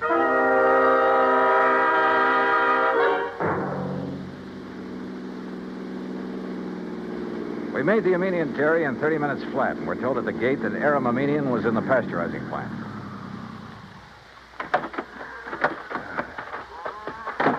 Maybe you better let me talk to Aram first, Johnny. It's not Aram that I'm interested in, Herb, and you know it. Hold just a minute. Huh? What's the matter? Hold it a second, will you, while I tie my shoelace? Yeah, sure. And I've been thinking, Johnny, on the way out, you know, we could really be terribly, terribly wrong. Herbert, old man. Aram, we're just looking for you. Well, when I heard the car pull up, I thought it was Joe Barnwell. He's due here to show me final plans for the new silo he's going to. Well, Mr. Dollar. That's right, Mr. Armenian. I want to apologize for... Well, what's the matter? That dressing on your cheek. What about it? Just what is that little bandage hiding? Johnny. Well, Armenian? As a matter of fact, I cut myself shaving this morning. Well, I'm sorry, mister, but that bandage is going to have to come off. Look, Johnny. Now, just a minute, Dollar. Ah, here you are, Herb. Here's the final blueprint for it. Why, what's wrong, Joe? Gentlemen, this is Mr. Joseph Barnwell, Herb Carlbert. We know each other. And Mr. Johnny Dollar. Yeah. I think we know each other, too, Barnwell. Oh, do we? Joe, did you have an accident of some sort? Your face. What's going to happen to him now won't be any accident, Mr. Armenian. And I apologize for doubting that you cut yourself with a razor. What? I'm afraid I don't understand. But that bandage on your face doesn't hide any razor cut, does it, Barnwell? Well, I don't know what you're talking about. All right, then let's rip it off. You certainly won't. Good heavens, Johnny. Yeah, look. The mark from the ring on my hand where I struck him last night. Okay, Barnwell. Now stop. Don't touch me. Start talking. Tell Armenian how you burned up his fancy, expensive silo so you could build another one. How you burned the other one up. Talk. I swear I... Talk. Talk.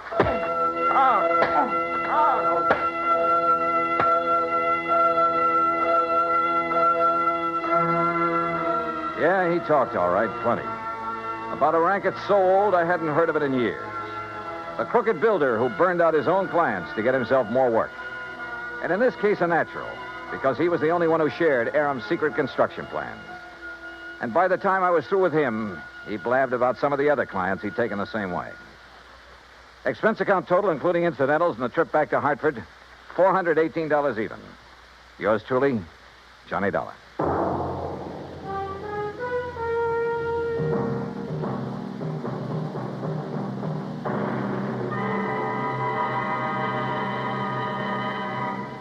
Our star, Bob Bailey, will return in just a moment to give you a hint about what's in store for you on next week's program.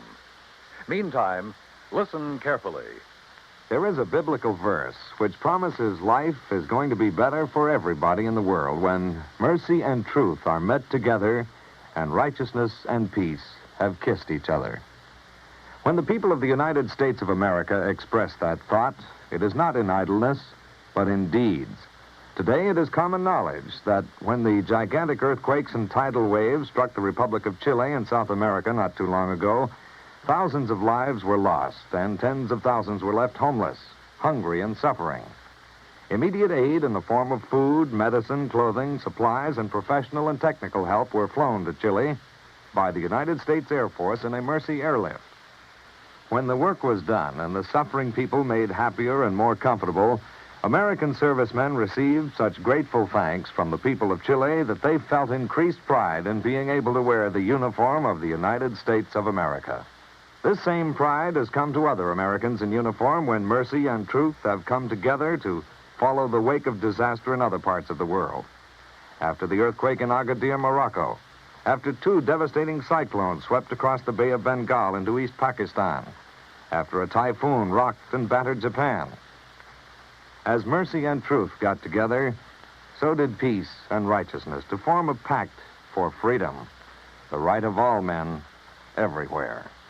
And now, here is our star to tell you about next week's intriguing story on yours truly, Johnny Dollar. Next week, well, I get into cattle country again. And a Hereford steer solves the case for me. So join us, won't you? Yours truly, Johnny Dollar.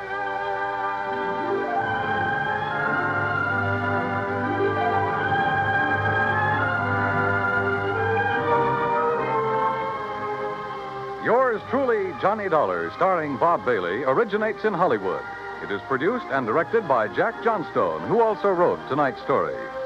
Heard in our cast were Paul Duboff, Will Wright, John Daner, Harry Bartell, Parley Bear, and Forrest Lewis. Be sure to join us next week, same time and station, for another exciting story of yours truly, Johnny Dollar.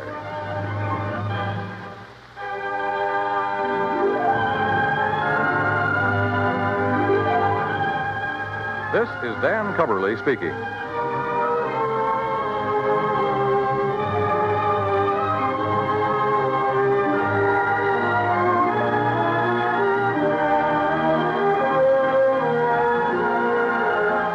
This is the United States Armed Forces Radio and Television Service.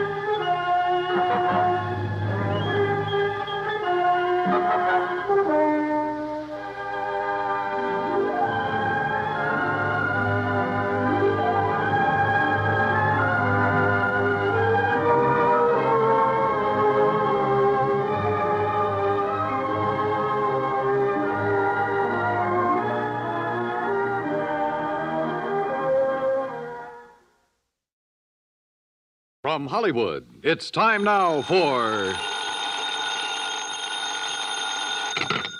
Johnny Dollar. Joe McNabb, Northeast Indemnity, Johnny. Oh, hi, Joe. What's up? At the moment, my blood pressure. Too much work? No. Prospect of having to pay off on a $100,000 life insurance policy. Uh-oh. Fella I think you know, Johnny. Art Wesley. Oh, sure. Been a pal of mine for years. Reporter. Yeah. Apparently he's working on a story right now that somebody doesn't want him to report. What do you mean? Night before last, he got beat up in an alley. Yesterday, a car made a pass at him at high speed. What about today? It's early yet, Johnny. Oh, yeah, sure. But let's hope it's not too late.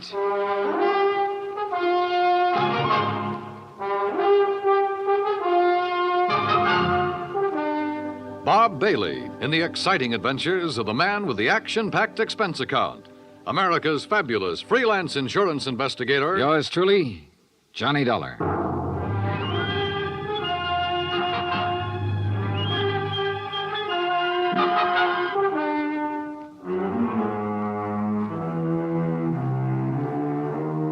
From Special Investigator Johnny Dollar to the Home Office, Northeast Indemnity Affiliates, Hartford, Connecticut. The following is an accounting of expenditures during my investigation of the Big Scoop matter. Expense account item 1, $18.40, transportation and incidentals to New York City.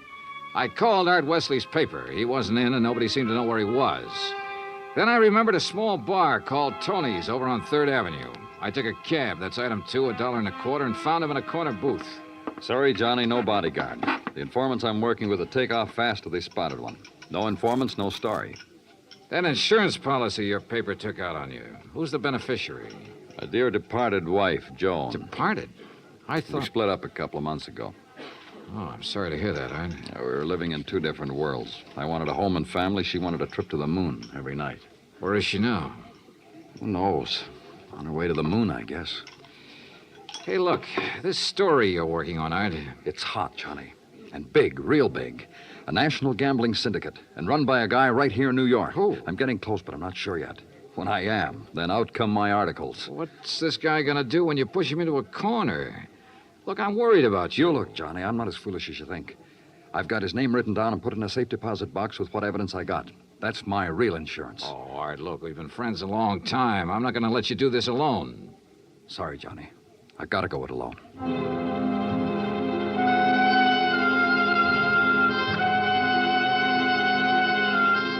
Since I'd gotten nowhere with Art, I decided to try his wife, Joan, even though they were separated.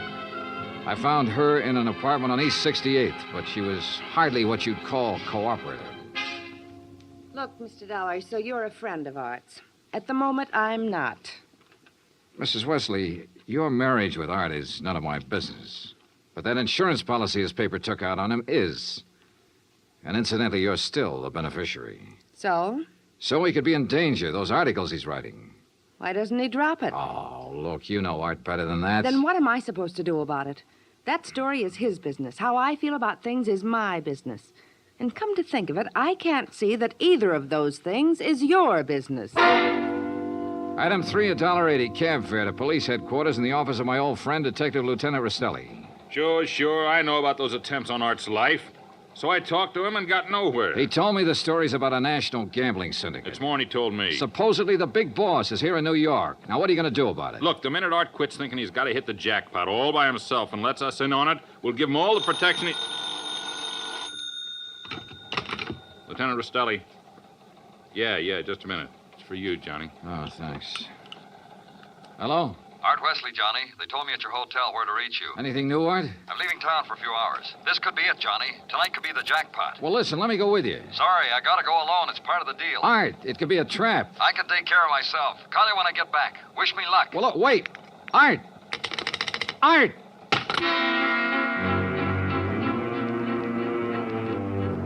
Item 4, $1.80 cab to Art's apartment, where I persuaded the manager to let me in. I was looking for anything that would give me a lead. Then, near the phone on a scratch pad, I found where he'd written the word Watika several times. Sure, Lake Watika, upstate. Art had a lodge there. Item 5, $25 even for a rented car. It was a 3-hour drive to Lake Watika, which was bad enough. But to top it off, it started to rain, and rain hard.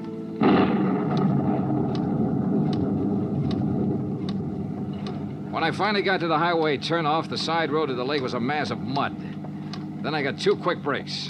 It stopped raining, and I spotted the 6-mile road into Art's place.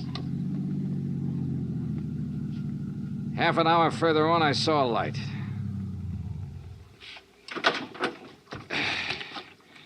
Art's car was parked at one side, and the front door of the lodge was wide open.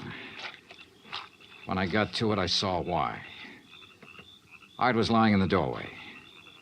Yeah. He was the one who wanted to hit the jackpot. But you can't hit the jackpot with a slug, particularly when that slug is right between your eyes.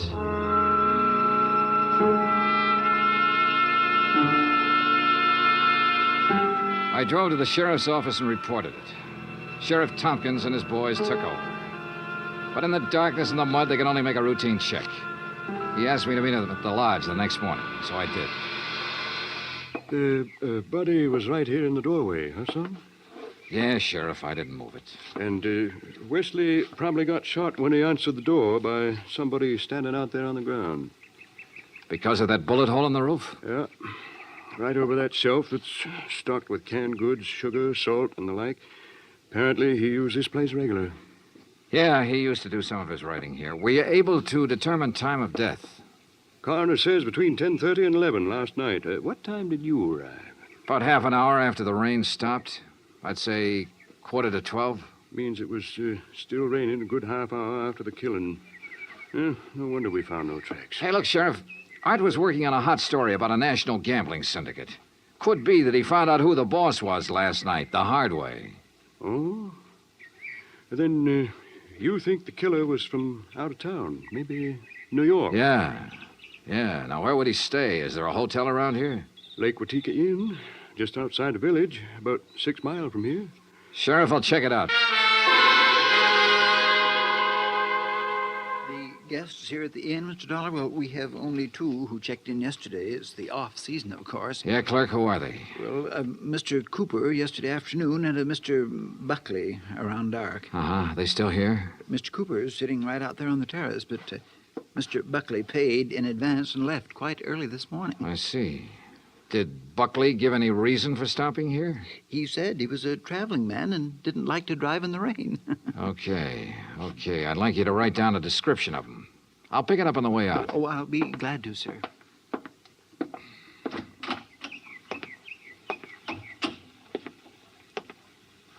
Hi. Oh, good morning. Enjoying the scenery? Yes, immensely. Oh, sit down, won't you? Sure, thanks. My name's Dollar. Mine's Cooper. You just check in? I'll just drop by. I came yesterday. Uh-huh.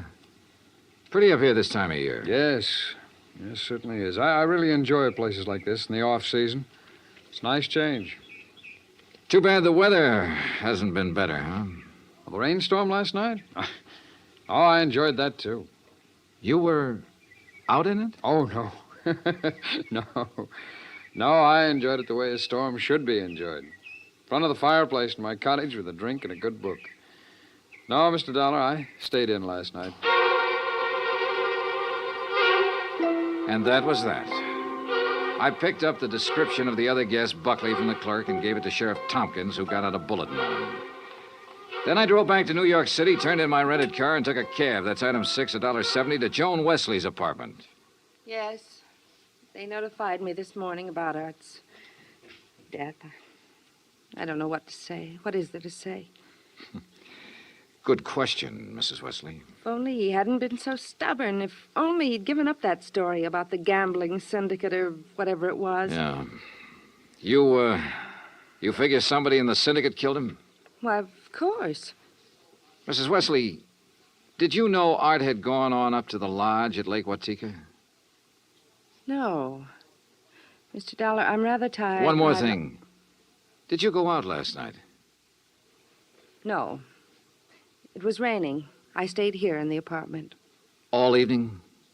All evening. I see. Well, thanks, Mrs. Wesley. Maybe I was imagining, but it seemed to me Joan Wesley hesitated just a little before telling me she hadn't been out of her apartment last night. And if she had gone to Lake Watika, I checked the basement garage. Her car was clean. Too clean. Item 7, $5 to the garage attendant for some very interesting information. Joan Wesley had ordered her car washed first thing this morning. Why? Because the wheels were covered with mud from last night.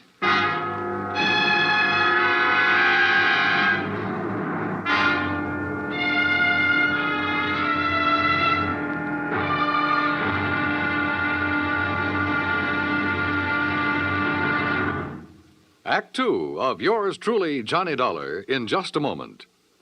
Better schools mean better citizens, better neighbors, better families.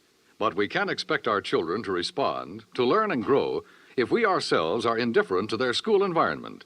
CBS Radio urges that you write to Better Schools, 9 East 40th Street, New York 16, New York, for information about how citizens can spark community action to improve their schools. That address again is Better Schools, 9 East 40th Street, New York 16, New York. Now, Act Two of yours truly, Johnny Dollar, and the Big Scoop Matter.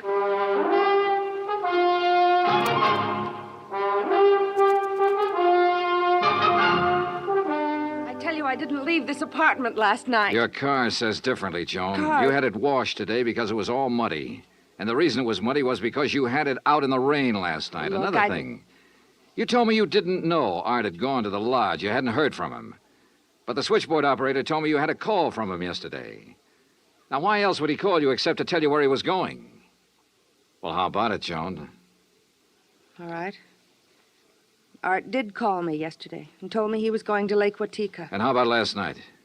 Yes. I went out, but not to Lake Watika. Art wouldn't give you a divorce. By killing him, you get your freedom and $100,000. I didn't kill Art. I didn't go up there last night. Then where did you go? Might as well know. The reason I wanted a divorce from Art was because I'd found someone else. Oh? That's where I went for a few minutes last evening. Why did you lie about the phone call from Art yesterday? I don't know. I was confused. I was afraid it would look bad for me if it came out that I knew Art had gone up there. It doesn't look good for you this way, believe me. Oh, Johnny, I'm telling the truth. Who is this fella you're interested in? I don't see why he Who has is to- he? His name is Ted Nash. Will you have to talk to him? I sure will. And right now. But I was wrong about talking to Ted Nash right now. I called his apartment and got no answer. Item 9, $1.60 cab fare to police headquarters in the office of Detective Lieutenant Rastelli. You figure this guy Nash and Joan Wesley could have killed Art and used the gambling syndicate threat as a cover, huh? It's a possibility, Lieutenant. Well, I'll see what I can find out about Nash. How'd you do at Lake Watika? 2 guests checked in the day of the killing. One, a man named Buckley. He left early this morning. Sheriff Tompkins has a bulletin out on him. Who else? A fellow named Cooper, who apparently likes to go places in the off-season. Nothing to tie him in particularly. Cooper, huh? We had a rumble some time ago that a guy named Cooper was involved in that gambling syndicate. What? Trouble is, we got no proof. Hey, wait a minute. What's the matter? Art told me he'd put the name of the man he was after in a safe deposit box. If we could find the key to that box. How about Art's apartment? Let's take a look. So we looked, and we found the key tucked away in a desk, but only a number on it. Nothing to tell where it was located. I gave it to Lieutenant Rastelli, and he promised to check every bank in town if necessary. While I went on back to Lake Watika to see if the man named Cooper at the inn was the same one Rastelli told me about. When I got there, after a frantic 3-hour drive, I found him comfortably sitting by the fireplace. Well, Mr. Dollar, isn't it? Yeah, that's right. Cooper, I'm going to get right to the point. You told me you came up here to enjoy the scenery. Yes, that's right. Why? The man who was killed last night, Art Wesley, he was trying to expose a national gambling syndicate. Oh, that's very interesting. So? So, I know a police detective in New York who thinks you're a member of that syndicate. Well, now, Mr. Dollar, that's a very serious charge. I presume you have proof. Well? No proof. Well, in that case, I don't think there's any... Dollar, the long-distance call for you. You can take it on that phone right beside you. Thanks, clerk.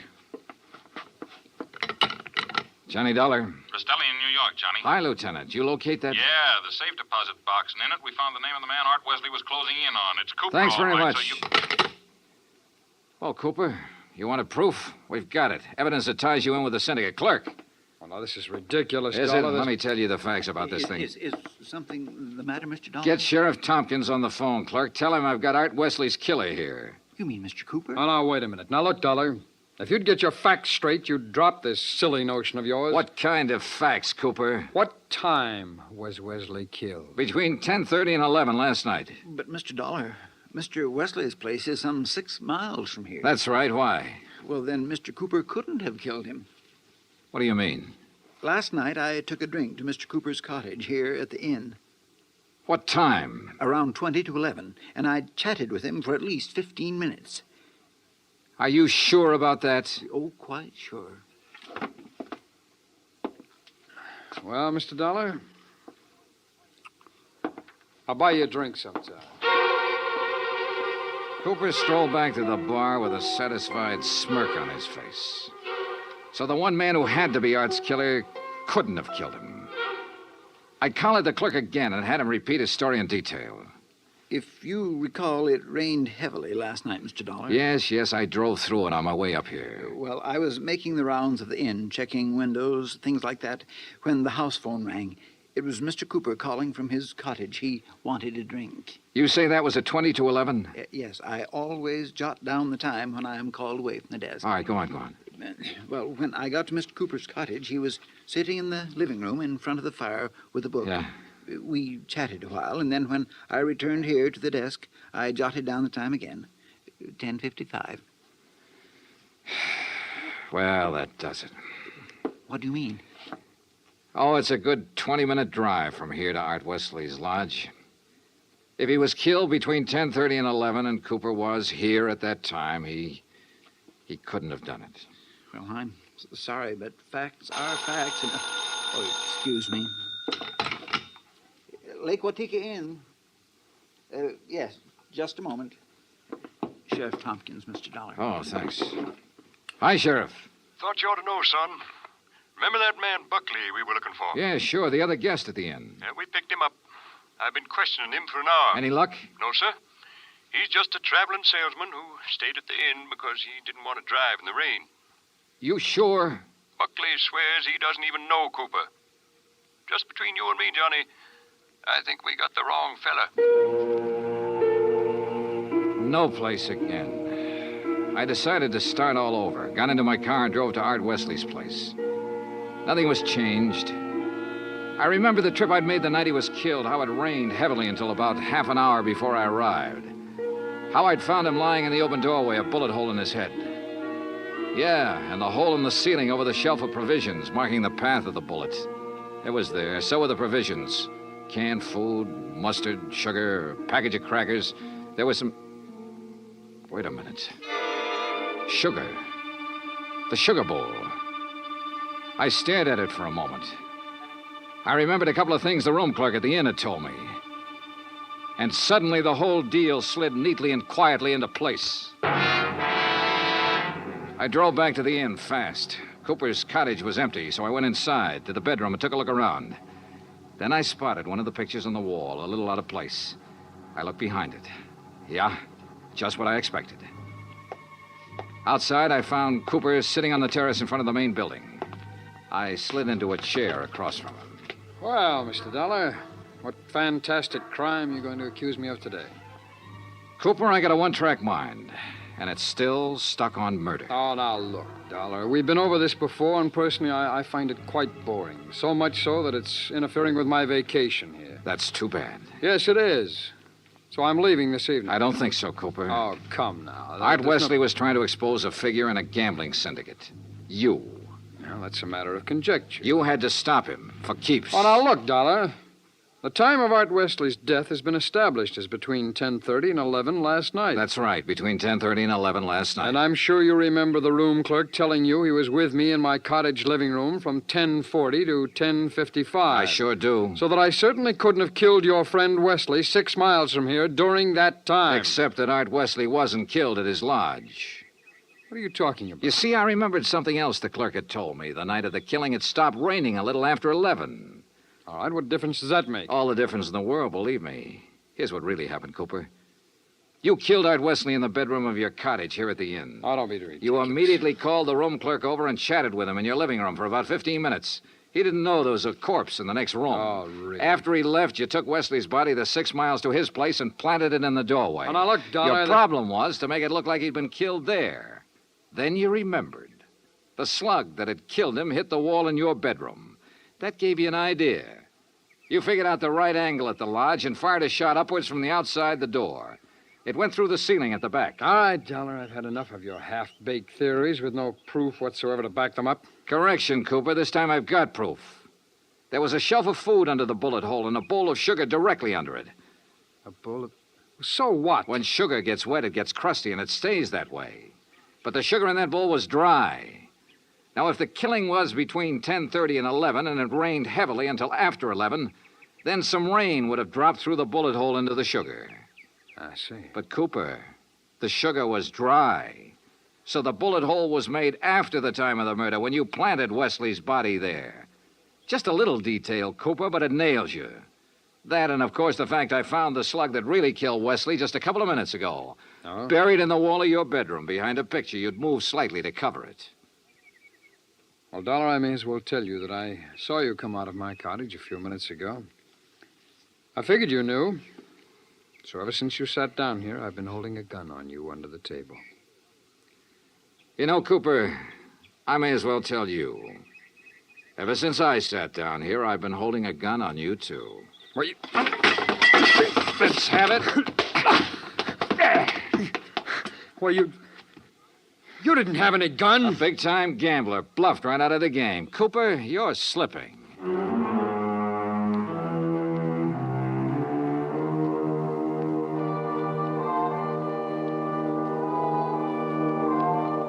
Item 10, $37.50. Transportation and incidentals back to Hartford.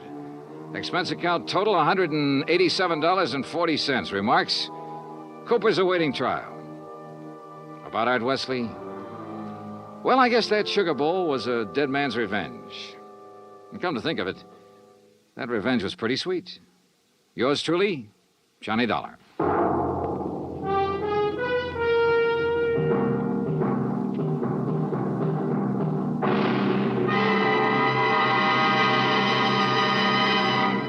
Our star will return in just a moment. In days long since gone by, one had to go out in search of daring do. But in a fast-moving world, exciting things are happening right around the clock. Things you can be in on no matter what else you're doing, as long as your radio is nearby. With CBS newsmen on the job, you can make CBS Radio your listening post for world events. Stay tuned now for 5 minutes of CBS News, to be followed over most of these same stations by the FBI in peace and war. Now, here is our star to tell you about next week's story. Next week, colorful New Orleans, from nightlife in the Latin Quarter to the dismal, deadly swamps. Join us, won't you? Yours truly, Johnny Dollar. Yours truly, Johnny Dollar, starring Bob Bailey, originates in Hollywood. Written by Robert Reif, it is produced and directed by Jack Johnstone. Heard in tonight's cast were Virginia Gregg, Russell Thorson, Barney Phillips, Stacey Harris, Larry Thor, Parley Bear, and Les Tremaine. Musical supervision is by Amerigo Marino. Be sure to join us next week, same time and station, for another exciting story of yours truly, Johnny Dollar. Dan Cumberly speaking.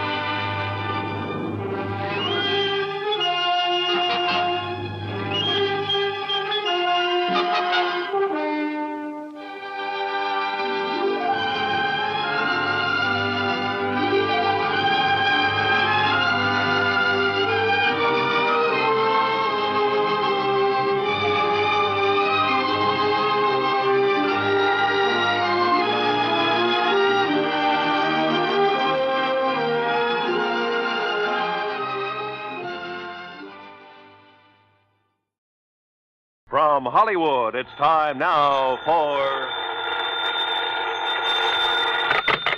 Johnny Dollar. Will you accept a collect call, Mr. Dollar? Huh? It's from Lake Mojave Resort in Arizona. Oh, say no more, operator. Just put him on. Well, yes, sir. Go ahead, please. Hi, who is it this time? Buster Favor, Ham Pratt? Johnny, this is Red. Yeah, well, how's the fishing? Time for me to make another trek westward and find out from... Huh? Red? That's right, Johnny. Red who? Well, you know, the guide out here, Red Barron. The fishing guide? Oh, yes, sir. Who claims to know Lake Mojave like the back of his hand and every good spot there is in it? And I do, Johnny. That's a fact. Then I repeat my question. How's the fishing? Just as fine as ever, if you know where the good holes are, that is. And you do?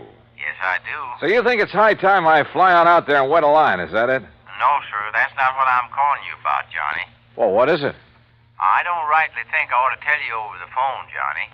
But I think you better come here just about as quick as you can. But unless I know why... I'll tell you when you get here. Well, look, I usually do my traveling on expense account for an insurance company. And you can this time. Huh? What company? The one that insured him, the Greater Southwest Insurance. Insured who, Red? Johnny, I'll tell you all that when you get here. Now look. They tell me there's a plane leaves New York right at high noon. Listen, Red. That'll get you into Las Vegas about 9:45 tonight, okay? Okay, listen. Goodbye, Johnny. Red! Crazy old coot. He thinks for 1 minute that I'm going to get on. And yet, on second thought...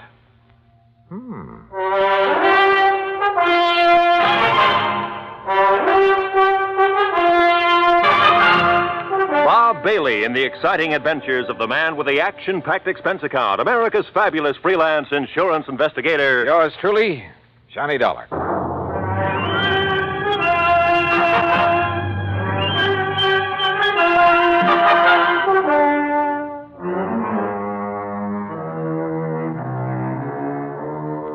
Expense account submitted by Special Investigator Johnny Dollar to the Greater Southwest Insurance and Liability Company, Kingman, Arizona office. Following is an account of expenses incurred during my investigation of the Mojave Red matter.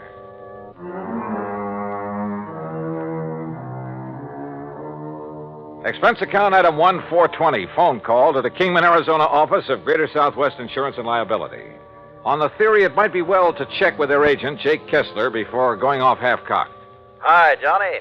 Haven't seen or heard from you since 2 years ago when you came out here to investigate the murder at the old Midas Touch mine. Yeah, I remember, Jake. Now listen. Yeah? Is everything going along okay these days? What? Well, I mean, no trouble with any of your clients, that sort of thing, huh? Why, not a bit, Johnny. Why do you ask? Just wondered. Well, if I did have, you know who I'd call. No problems at all, huh? I told you, not a... Hey, just what do you got stuck in your craw, Johnny? Nothing. I just... Well? Well, tell me this. Any of your clients, policyholders, have any kind of trouble, accidents, anything like that over at Lake Mojave Resort lately? Ah, so that's what's eating you. Well, Johnny, that claim was legitimate. It's in the home office for settlement. The company will pay it, and that'll be that. What claim? So just you stop worrying about it and forget. What claim, Jake? No, sir, Johnny, there's not a single solitary thing for you to investigate out here. So just you forget it. Hey, you know something, Jake? You've just convinced me there is something to investigate. So I'm grabbing the first plane I can. Well, Johnny, I'd love to see you, but I swear... What's more, I'm charging my expense account to your company. Oh? And, if you find out that I'm right and you're wrong... Okay, Jake. Then you can shoot the crow and I'll eat it. Expense account item 2, $153 plane fare, Hartford to New York and New York to Las Vegas, Nevada.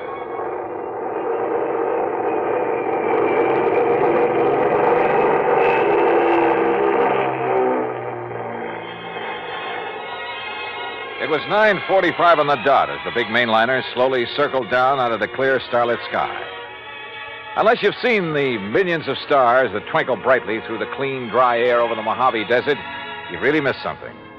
And as we glided down toward the landing strip on the south edge of Las Vegas, the multicolored lights of the fabulous resort town made it sparkle like a vast field of jewels. Beautiful. Yeah, and expensive. That is, if you insist on trying your hand at the gaming tables and the casinos that line the main drag. Believe me, brother, I know. But that's neither here nor there. As I grabbed my luggage and started for the car rental office, a tall, angular man, well-tanned and dressed in blue jeans, high-heeled boots, and 10-gallon hat sauntered over to me. So you wouldn't take my word for it. Oh, Jake. That's right, Jake Kessler in person. And, Johnny, if you're here to investigate the claim on the Hobbs policy, well, there just isn't Hobbs, anything... huh? Well, now I know that much. And suppose you tell me who Hobbs is, or was. I'll tell you all about it, and when I have, you can hop on another plane and go right on back to Hartford. And all at your own expense. I still don't see whatever made you come out here, Johnny. Apparently the Hobbs matter, so start telling me. Well, come on, Jake, come on. All right, Johnny. All right, Elmer P. Hobbs, real estate in Los Angeles. Came over to the Lake Mojave Resort about 2 weeks ago, spent a few days fishing with his old pal, the guide they have there. You mean Red Barron? Yeah. Well, okay, go on. And then Tuesday, a week ago, he rented one of the boats and went out by himself. Apparently he went up to a place called the Big Basin. Yeah, I know it well. The lake's 3 or 4 miles wide up there. Yeah, well, that afternoon, a big wind came up, regular screamer. All the other boats came back to the landing, and all but Mr. Hobbs.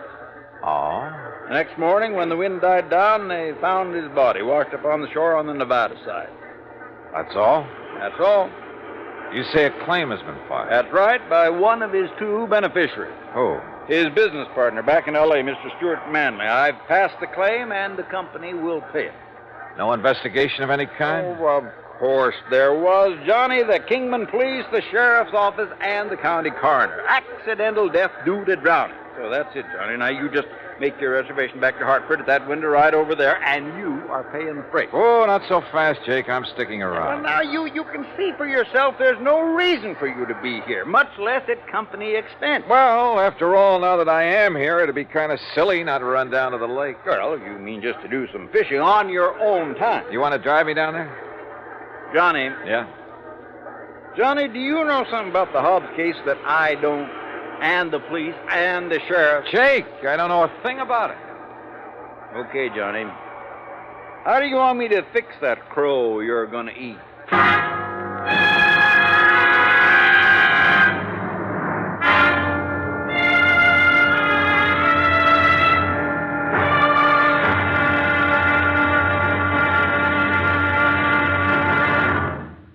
Act 2 of yours truly, Johnny Dollar, in a moment. Our flag now numbers 50 stars, and behind each star there stands yet another flag representing one of the 50 states. Vermont's state flag, in its early form, imitated our national flag, uniquely bearing 17 stripes and 17 stars, with only the inscribed word Vermont to distinguish it. The good people of Vermont assumed, as did our national government, that stripes as well as stars would be added as each new state entered the Union. Vermont entered the Union after Tennessee and Ohio, and with Kentucky to join shortly, the Vermonters naturally put 17 stripes on their flag. In 1818, the United States Congress put a stop to this, and since then the stripes have always been at 13, and only stars are added for each new state. Vermont's present flag captures the famous beauty of the Green Mountain State in its coat of arms, and inscribed is the phrase, Vermont, freedom and unity. Vermont's state flag, the flag of the 14th state to enter the Union, was adopted on April 26, 1923. And now, Act 2 of yours truly, Johnny Dollar, and the Mojave Red Matter. Elmer P. Hobbs of Los Angeles had died of drowning when his small boat capsized in a high wind on Lake Mojave. At least that's what Jake Kessler, his insurance agent, told me. Accident pure and simple, he said, and I could hie myself back to Hartford and forget about it. But I didn't. Simply because of the phone call I'd received from old Red Barrett, fishing guide at Lake Mojave Resort. I persuaded Jake to drive me over there on the excuse that as long as I was nearby, I might as well do some fishing. So he dropped me off, and since it was after midnight, went on back to Kingman. I wandered on down to the dock and boathouse. Hello? Who's that? Ham? Huh? Johnny? Johnny Dollar? Yeah. Johnny Dollar? Hi. What are you doing here? Hiya, Ham. Hey. You know darn well what he's doing here, Ham. The fishing has never been better. Only how'd you get the word? And how are you, Johnny? Oh, just great, Buster. Did you stop by the office, let Marilyn fix you up with a room? No, because as I recall, old Red usually sleeps here on the dock. Oh, Red. Well, why do you say it that way, Buster? Because Ham and I are wasting good sleeping time down here, wondering why he hasn't come in yet. You mean he's still out on the lake? Yes, the crazy But it's as black as the ace of spades out there. And no moon tonight. Buster and I were about to take off and about to look for him. He pulled this very same stunt night before last. We finally found him drifting around about 9 miles up. He said he'd run out of gas. Showed his empty tank to prove it. Yeah, but we knew better. What do you mean, Buster? I mean, when he saw us coming after him, he dumped out what gas he had. Oil slick all over the lake. If somebody'd struck a match, why? You know, Red's been doing a lot of crazy things this past week or so. Ever since his old friend, Mr. Hobbs, died, they were pretty close. And that is why he phoned me. Red phoned you? Yeah, early this morning. And if you ask me, it's because he doesn't believe Mr. Hobbs' death was accidental. Johnny? You know something? I didn't quite believe it myself. Well, sure, we have some pretty big winds on the lake now and then, and it was a big one that day. Yeah, and then when the coroner and the other authorities, well, who's to argue with them? Do you know if Red has found out anything? Anything at all? All we know is he's given up taking out fishing parties and spends all his time prowling around the lake every day. And night. Says if he can find the boat Mr. Hobbs used... What kind of a boat was it? One of our regular rentals, an aluminum Arkansas Traveler. Yeah, with a 10-horse Johnson on it. Well, listen. Those boats have flotation tanks. Why, yeah. So even if it did capsize, it wouldn't sink. You're right, Johnny. And there's been no sign of it? None at all. Then let's go up to the lake and find Red.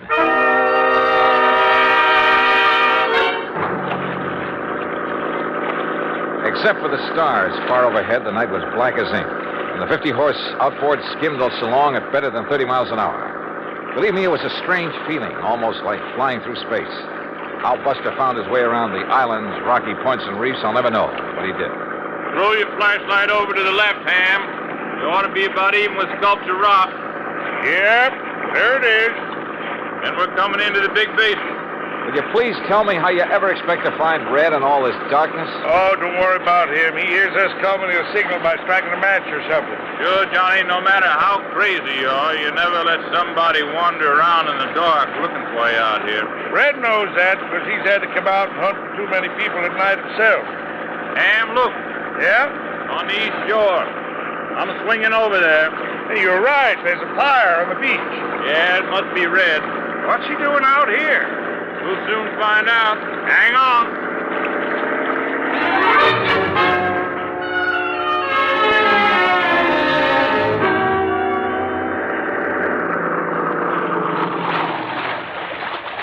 Well, all I have to say is you took long enough to bring Johnny up here. Red, you old reprobate, what under the sun are you up to this time? I just told you. I've been waiting for you to bring Johnny.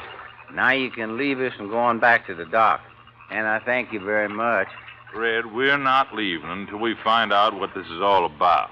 And if I tell you, will you promise to leave us alone? Sure, we'll promise anything. Oh, you see, I need Johnny's help. Yes, well? Because with him to follow up what I found today, well, Johnny, you and I are going to prove that my old friend Mr. Hobbs was murdered. Act 3 of yours truly, Johnny Dollar, in a moment. Every American fighting man has heard the expression, above and beyond the call of duty. How many of us have sat down and considered just what that word duty means? According to one dictionary definition, duty is man's conduct as required by his station or occupation, and that to which he is bound by moral obligation to do or not to do. When a man does more than his duty requires, he becomes more of a man in the eyes of his fellow men. One such was Captain John Philip Cromwell, commander of the submarine USS Sculpin, flagship of a submarine-coordinated attack group of the United States Navy. Possessing secret intelligence information of our fleet movements, strategy, tactics, and attack plans, Captain Cromwell led his attack group in patrol of enemy waters around Truck Island in November 1943, just prior to the launching of our first large-scale offensive in the Pacific. Despite savage enemy opposition, he established a line of submarines around the enemy-held stronghold of Truk until his ship, the Sculpin, became so rocked and battered by depth bombs that he ordered it to the surface. He engaged the enemy with deck guns, giving his crew an opportunity to abandon the mortally stricken ship, determined to sacrifice himself rather than risk capture and the subsequent danger of revealing the secret plans to the enemy. Captain Cromwell remained aboard the Sculpin as she plunged to her death. He thereby preserved the security of the mission at the cost of his own life. Captain Cromwell earned the Medal of Honor for deep integrity and uncompromising devotion to the call of duty in the service of his country. But what he did defined the word duty better than any dictionary. And now, Act 3 of yours truly, Johnny Dollar and the Mojave Red Matter.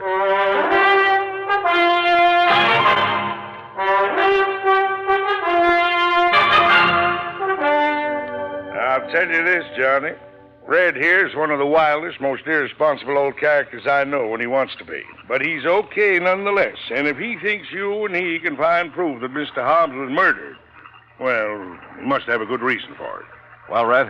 Oh, now, Ham, do you think a man like Elmer Hobbs, knowing the lake the way he did, would ever let the big wind catch him off guard up here in the basin? No, I don't, Red. I know that's the way Buster felt about it, too. Well, I said that to you myself, Red. But now, what's this proof you have of murder? Well, Ham and Buster, aren't you going on back now that I've told you why I wanted you to bring Johnny here? Was there any harm in our knowing what you found, Red? After all, we might be able to help you and Johnny.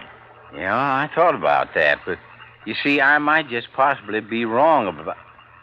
Well, I might just be wrong, and I wouldn't want to be ashamed in front of a lot of people. By a lot, you mean 3. Well, that's 3 times as many as just Johnny here. Oh, well, now look, No, Red. Johnny, he means it, so Ham and I'll go on back to the dock. But I still don't see what difference it Johnny, when you get to know Red as well as we do, you'll stop trying to figure out the whys and wherefores of some of the things he does and what makes him tick. But you'll also learn that in the long run, no matter how unorthodox some of those things are, well, oh, come on, Buster. Right. See you when you get back to the dock, Johnny. Oh, you got some food, Red? Now, you know I always keep something in my boat, Buster. Okay. Well, far be it from me, Red, but all I have to say is that whatever you think you found proof of, it sure better be something. Oh, it is, Johnny. At least I think it is. Now, you just scrunch yourself a place to sleep in the sand. It's pretty late. Huh? Well, it took you so long to get here, and we can't see anything in the dark anyway. Oh, now look, Red, for heaven's sake. Good night, Johnny. Sleep well. And that was the end of our conversation. And I began to wonder if Jake Kessler hadn't been right in the first place. If I hadn't come out here on a wild goose chase after all. But the more I wondered and thought about it, with nothing but the warm desert night about us, and the twinkling stars, the magic sound of fish jumping in the lake, the sleepier I got. So I slept. The smell of bacon frying over the campfire awakened me, although the sun still hadn't shone over the mountains that border the eastern side of the lake. Douse your face in the lake, Johnny. Then grab yourself some of this bacon and eggs. I did as I was told. Then, squatting in the sand in front of the fire, stuffed away a hearty breakfast of bacon, eggs, and pancakes made from sourdough. And you know, there's something about a meal cooked over a campfire that, well, we had other things to do. So we climbed into Red's old aluminum boat and slowly drove up the lake, staying close to shore. Finally, we reached a small rocky cove. Right here is the spot, Johnny. This little cove. The spot for what, Red? You know, you still haven't told me. You see there? You see where somebody has climbed up the rocks? No, but I'll take your word for it. Well, he couldn't have climbed up off of the water, so he must have climbed out of a boat. So? And there's footprints leading away across the desert. And, Johnny, they aren't Elmer Hobbs' footprints, no, sir. So somebody climbed out of a boat here for one reason or another and took a walk into the desert. The man who killed Elmer Hobbs. What makes you think so? Look down over the side, in the water. Yeah, a boat sunk down there. That's the boat that Elmer had. Can you see it clear? Yes, very. Then you can see it wasn't damaged enough to sink it. not that boat. You're right, Red. Particularly since it has flotation tanks. But it's down there. It's sunk. Well, you better strip to your shorts, Johnny. I'll go down and take a look. Me? I already have. But I want you to look, Johnny. And remember, I knew everything that Elmer had in his boat when he left the dock. Remember that. Okay. And you're sure the footprints leading into the desert couldn't possibly have been made by Mr. Hobbs? That I'll swear to, Johnny, by all that's good and holy. Now then. Now, slip in easy so you won't disturb the water too much. I took a deep breath, surface dived, and swam down to the sunken boat. And the water was clear, and I could see plainly. And I saw that Red was right. I bobbed back to the surface. Did you see him? The cut? Yeah, Red. Those flotation tanks were slashed open with an axe or a sharp, heavy tool of some kind. But Elmer had no axe on that boat. So it was somebody else, Johnny. Somebody who murdered him. Yeah. And then sank the boat. Red, I'm afraid you're right. Elmer Hobbs was murdered.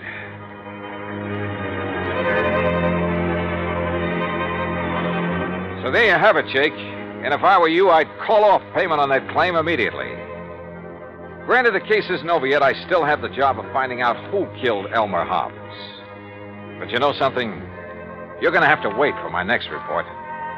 Meantime, expense account total to the moment, $159.20, including the cost of shooting and retrieving one crow. Jake, how would you like it cooked? Until the next report, then, yours truly, Johnny Dollar.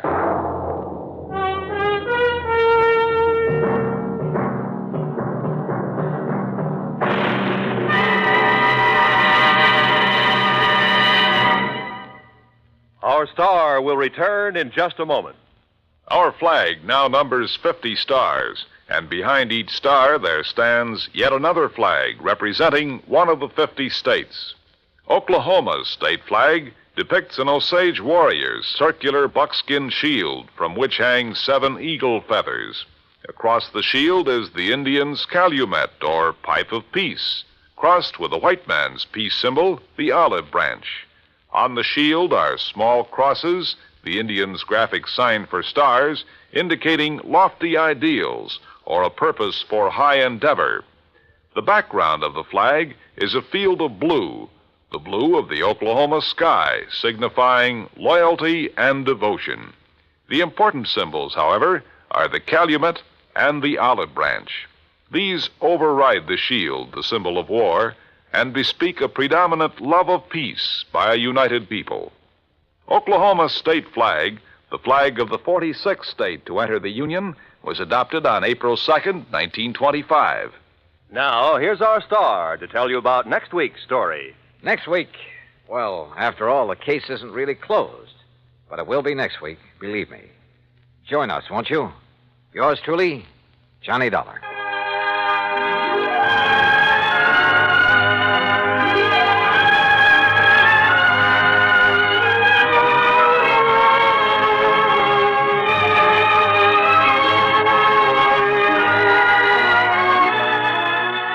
Truly, Johnny Dollar, starring Bob Bailey, originates in Hollywood and is produced and directed by Jack Johnstone, who also wrote today's story.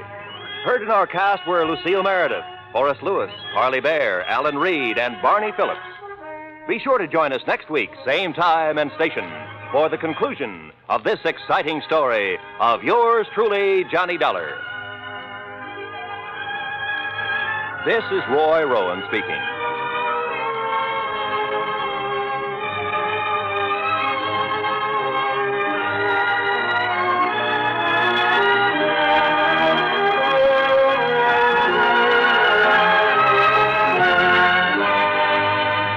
This is the United States Armed Forces Radio and Television Service.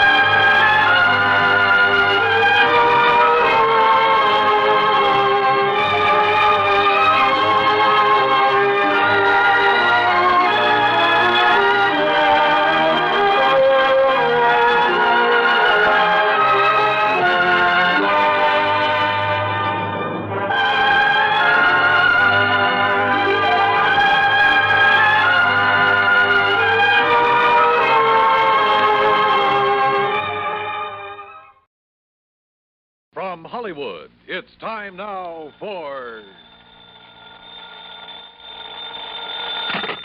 Johnny Dollar. Mr. Dollar, my name is Parley Barron. I'm calling from Hollywood. Hollywood?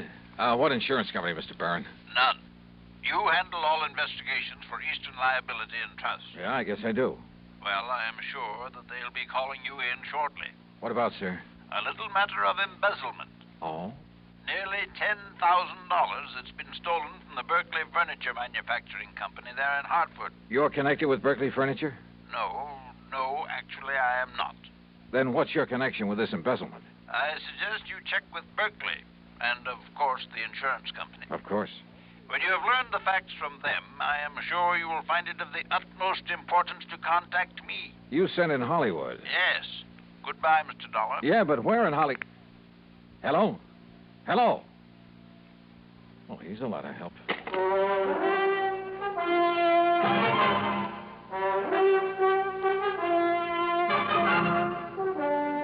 Bob Bailey in the exciting adventures of the man with the action-packed expense account.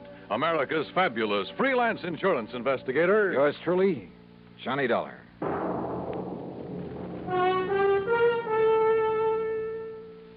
And now, Act One of yours truly, Johnny Dollar.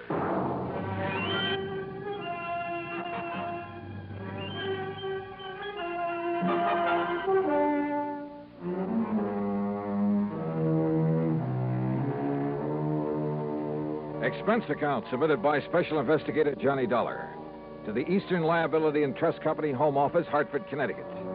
Following is an account of expenses incurred during my investigation of the Hollywood mystery matter.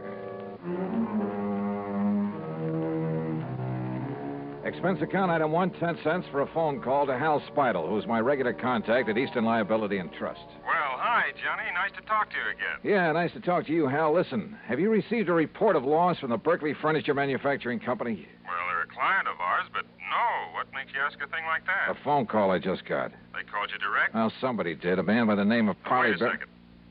Yes, Miss Turner. Who? Hold everything, Johnny. I'm holding. Hey, what did you say? When? We'll find out how much.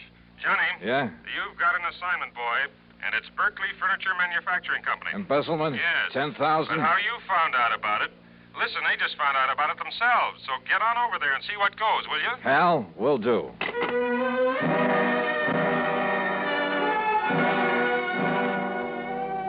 Yeah, my informant, the man who'd called me, had really known something. But how to locate him?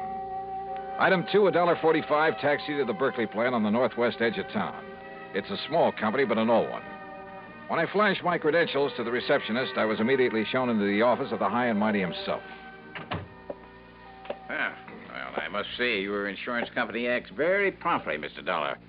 Sit down, sir. Thanks, Mr. Berkeley. I'll get straight to the point, sir. We've suffered a considerable loss. Yeah, so I understand from Hal Speidel at Eastern Liability and Trust. $10,000, wasn't it? Oh, yes, nearly $10,000. But I don't recall mentioning the amount to Mr. Speidel. In any event, Mr. Dollar, what I want is that money back. I don't care what you do with the thief. All right, have you any idea who took it, Mr. Berkeley? I certainly have. A ungrateful... Who, sir? One of our bookkeepers. A gentleman who has been with the company over 30 years. What are you smiling about, Mr. Dollar? Well, he's stolen this money from you, but you still call him a gentleman. Because I always thought he was. Did his job, never complained. That's your measure of a gentleman, huh? Eh? What's that? How much money did he earn, Mr. Berkeley?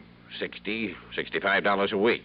What difference does it make? Just wondered. An old man living alone was plenty for him. Unless, of course, he was gambling, something like that. Gambling?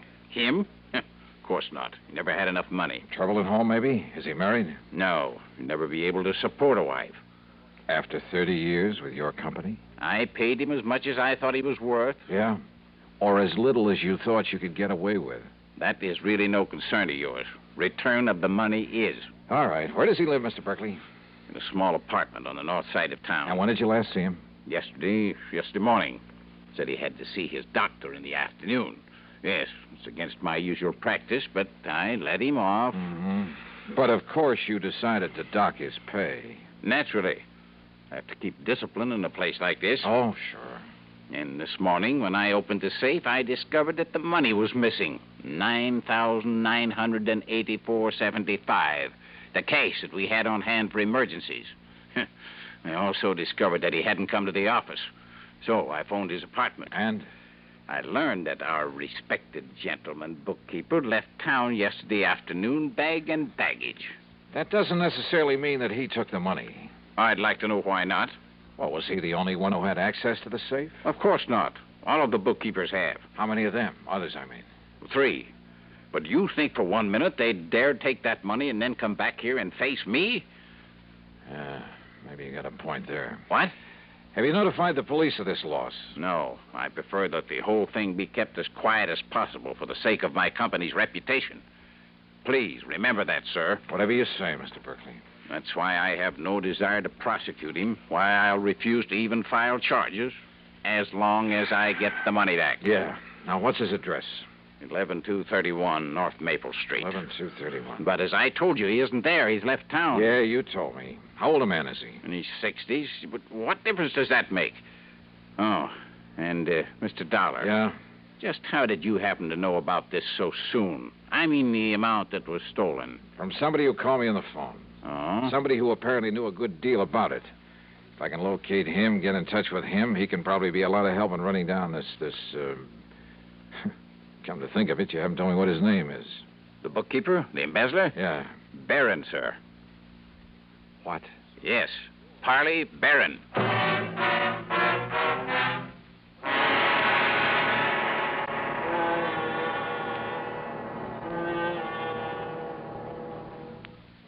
Act 2 of yours truly, Johnny Dollar, in a moment. And now, Act 2 of yours truly, Johnny Dollar, and the Hollywood Mystery Matter.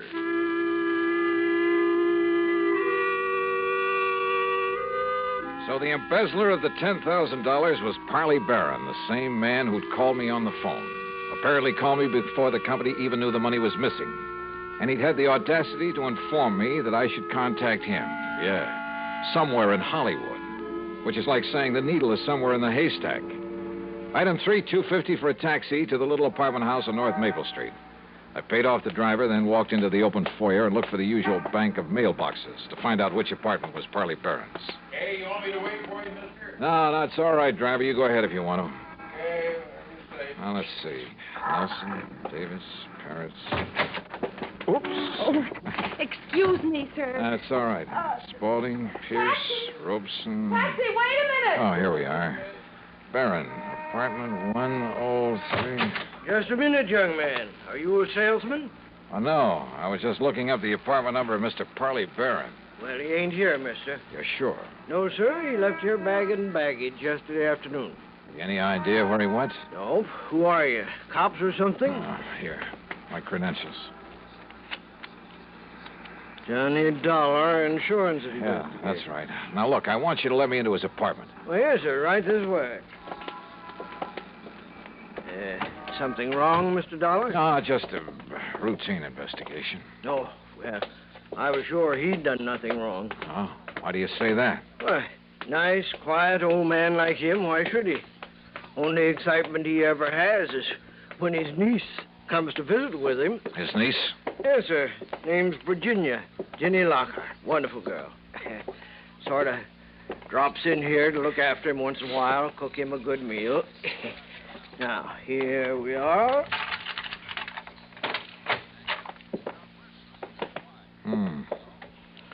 Well, it sure looks like he left in a hurry. Closets open, doors pulled out. Where can I find this niece you mentioned? Why, didn't you see her when you just came in? That girl who bumped into me down in the lobby, that was Jenny Lockhart? Well, must have been. Guess she dropped in for a visit with her uncle, found him gone, and then lit out again. And I didn't have sense enough to get a good look at her. Well, now, here's a picture of her, mister. Sent it to him from her vacation last winter. Vacation, huh?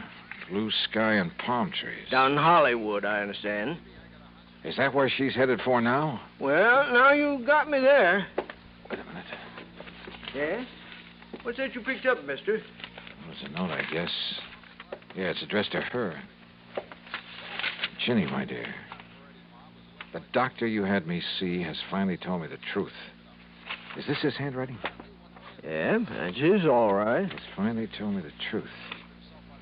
I have less than a week to live. Oh, my.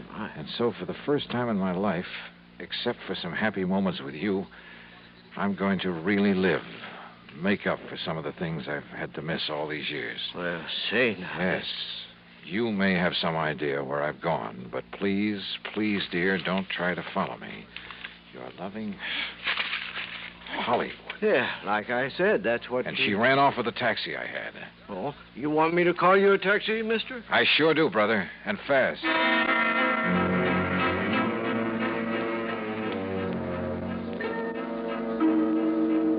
Item 4, $7.50 for a trip to the airport that should have got the cabbie locked up for life. We ran every stoplight along the way. So what happened? I got there just in time to see a plane taking off. And the man at the ticket counter politely informed me that Virginia Lockhart was among the passengers headed for New York. And where would she go from there? Hollywood. I'd bet my last nickel on it. Yeah, and she could lead me to the man I was after. I checked the schedules of all the airlines leaving New York. If I took the next plane out of Hartford, I could barely make a flight out of New York to the West Coast. In other words, Hollywood. Item 5, $162.80 for a through ticket. When we arrived in New York, where I had only seconds to change planes, I was the first one off. And then I saw her. She was boarding a plane from another ramp. By breaking a couple of records for the 100-yard dash and bulling my way through the gate, I managed to climb aboard just as the doors were being closed. A quick flash at my credentials kept the stewardess from throwing me off, and in a couple of minutes we were airborne. Now, I guess we'd better make some arrangement about your ticket, sir. Tickets? Yes, sir. Oh, no, here, I already have it. Here you are. Oh, thank you. I'll just... Mr. Dollar? Yeah? I'm sorry, but this ticket is for Los Angeles. Well, sure, that's where I'm going. Well, not on this plane, I'm afraid. This is a non-stop flight to Miami. What? Yes, sir. Miami, Florida. Act 3 of yours truly, Johnny Dollar, in a moment. Now, Act 3 of yours truly, Johnny Dollar, and the Hollywood Mystery Matter. Wait a minute. This plane is headed for Florida? Yes, sir. Non-stop flight to Miami. But I thought this was... Look, I gotta get to Los Angeles, to Hollywood. I'm sorry, Mr. Dollar. Oh, not half as sorry as I am. So what do I do now? Well, I'm afraid there isn't much you can do. So why don't you go up in the cabin where there's one extra seat and, well, just relax and enjoy it. Okay, miss. Great. I'd been so sure it was Virginia Lockhart I'd seen climb aboard this plane, that she'd lead me to her uncle in Hollywood, to wherever he was in Hollywood. So what happened? I was stuck aboard a plane to Miami. All right, I took the advice of the stewardess and walked forward into the cabin to find a seat. And for once, luck was with me. The one vacant seat in that whole plane was right next to, yeah, you guessed it, to Ginny Lockhart. But why Miami? Could she possibly know that I was on the trail of Parley Barron? Was this a trick to lead me off his trail? I decided there was only one thing to do, play it like I hadn't the least idea in the world who she was, and at the same time, see if I could learn anything from her. As long as we're seatmates on this trip, we may as well know each other. My name's Johnny, Johnny Dollar. Miss, How do you do, Mr. Dollar? Be kind of nice to get on down south and away from all the snow and cold, won't it? Would you like some champagne? I understand all I have to do is flag down the stewardess, and she'll be... how about it?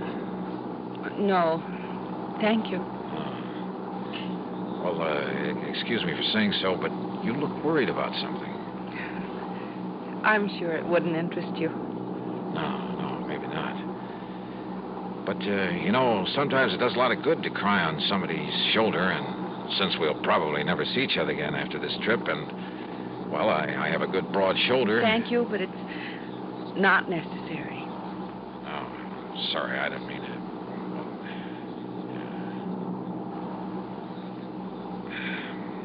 Going down to Florida for a vacation? No. I'm going to Florida to try to save somebody's life. Oh? but I'd rather not talk about it. And she didn't. Nor did she talk about anything else during the rest of the flight. As we came into Miami, I decided the only thing I could do was transfer to a plane for Los Angeles and hope for the best. But she was my only real lead to Parley Barron. And if I left her here and went on to Hollywood. So I changed my mind. I decided to stay with her. Item 6, $9 even for a taxi that followed hers out of Miami Airport, then headed north. And where do we end up? Hollywood. Hollywood, Florida. Hollywood by the sea. And the Diplomat Hotel. I watched her make inquiries at the desk, heard the clerk tell her room 716. I managed to get an elevator before she did. By the time she reached the door of 716 and raised her hand to knock, I was standing right beside her. Mr. Johnny Dollar, what are you doing here? I've been following you, Ginny, Why? to find your uncle, Parley Barron, who stole $10,000 from the company he was working for. He what? Yeah. And unless I'm all wet, this is the door to his suite. You say he stole... I found the he note stole- he'd written to you, Ginny, back at his apartment in Hartford. Mr. Dollar, Johnny... Yeah, and it all ties up, including his phone call to me. It was to make me think he was headed for Hollywood, California, to throw me off, give him time. Please listen to me. He said that for once in his life, for the few remaining days of it, he was really going to live it up. So he came here, to the Hollywood that you told him about. Came here for one last desperate, glorious fling. Listen, that's what he thought. But don't you see... And the by more I've thought about that crummy, penny-pinching outfit that he worked for 30 miserable years, the more I hated this assignment. Hated the thought of having to deprive that poor old man of this one last chance to get some fun out of life. Because all I know about him is that he's a decent sort who's been taken advantage of. He's a wonderful man. And he's been a good man all his life. Jenny, don't you see? Unless I get him return the $10,000 to his firm... Johnny, listen. He can't have spent $10,000, and I'll make up the rest. Sorry, Jenny. You're not the police. You're not the law. But I have a job to do. Does that dirty old company want the money? Or does it want him? Johnny? For the sake of my company's reputation, that's why I have no desire to prosecute him. Why I refuse to even file charges, as long as I get the money back. Johnny, if I give you enough to take the $10,000 back to them? Okay, Jenny, it's a deal. Oh, thank you. I'm awfully glad. And because of something else, Johnny. Oh? The reason why I was looking for him. What do you mean? The new doctor I'd had him go to a couple of weeks ago, my doctor. He gave him a lot of tests. Then Uncle went back to see him yesterday afternoon. Yes, I understand. It was to find out the result of the tests, and the doctor told him wrong. The lab reports had got mixed up. You mean that he isn't going to die? No. And the doctor tried to call him, but couldn't reach him, so he called me. That's why I went to his apartment. But he'd left, so I came down here to try to find him. I tried to tell you, Johnny, because... Well, don't you see he's going to be all right? Well, then, Jenny, I guess that leaves only one more thing to be done. What, Johnny? Tell him the good news.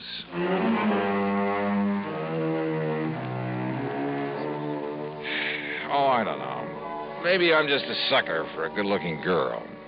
And maybe this makes me an accessory to the crime. But you know something? And you can blame it on the holiday season, anything you like. I don't care. Expense account total, including the trip back to Hartford. Well, a happy new year to you, too. Yours truly, Johnny Dollar.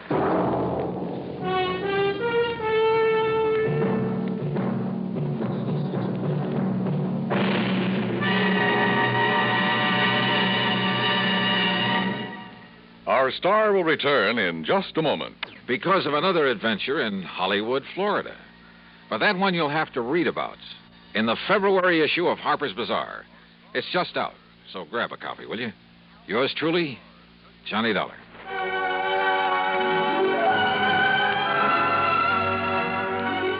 Yours truly, Johnny Dollar, starring Bob Bailey, originates in Hollywood and is written, produced, and directed by Jack Johnstone. Heard in our cast were Virginia Gregg, Gene Tatum, Parley Bear, Forrest Lewis, Junius Matthews, and Frank Gerstle. Be sure to join us next week, same time and station, for another exciting story of yours truly, Johnny Dollar. This is Dan Cubberly speaking. Gunsmoke rises today on the CBS Radio Network. From Hollywood, it's time now for... Johnny Dollar. Earl Poorman, Johnny. In Sarasota? That's right. Florida? Where else? Well, hi, Earl. How are things in the land of infernal sunshine? What do you mean, infernal? Well, it's got pretty hot down there these days, isn't it? Makes good fishing weather, Johnny. Yeah, but without a case to work on, what possible excuse would I have? Maybe I have one for you. Oh? Yeah. And maybe it's murder. Earl, I'll be down on the next plane.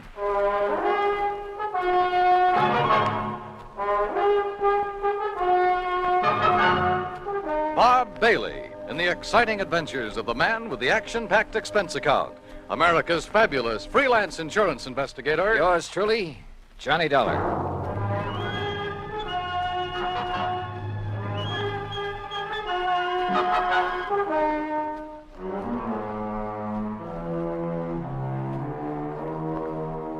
Expense account submitted by Special Investigator Johnny Dollar to Tri-State Life and Casualty Company Branch Office, Sarasota, Florida.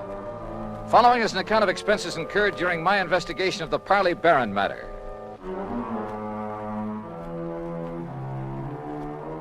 Expense account item 1, $131.50, transportation and incidentals to Sarasota, Florida.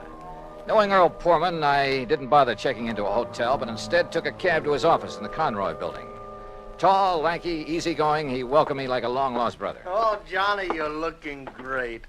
And I'm glad you're here because you can clear up this case in a hurry, and then you and I can get out in the Gulf and do some real serious fishing. Oh, well, that's okay by me, Earl. Your last trip down here, you remember, they weren't biting so good. But, oh, Johnny, so help me now that... Oh, I see you've got your bags with you. Well, yeah. Good, because you're going to stay with us out the house. Now, I'm not going to take any argument.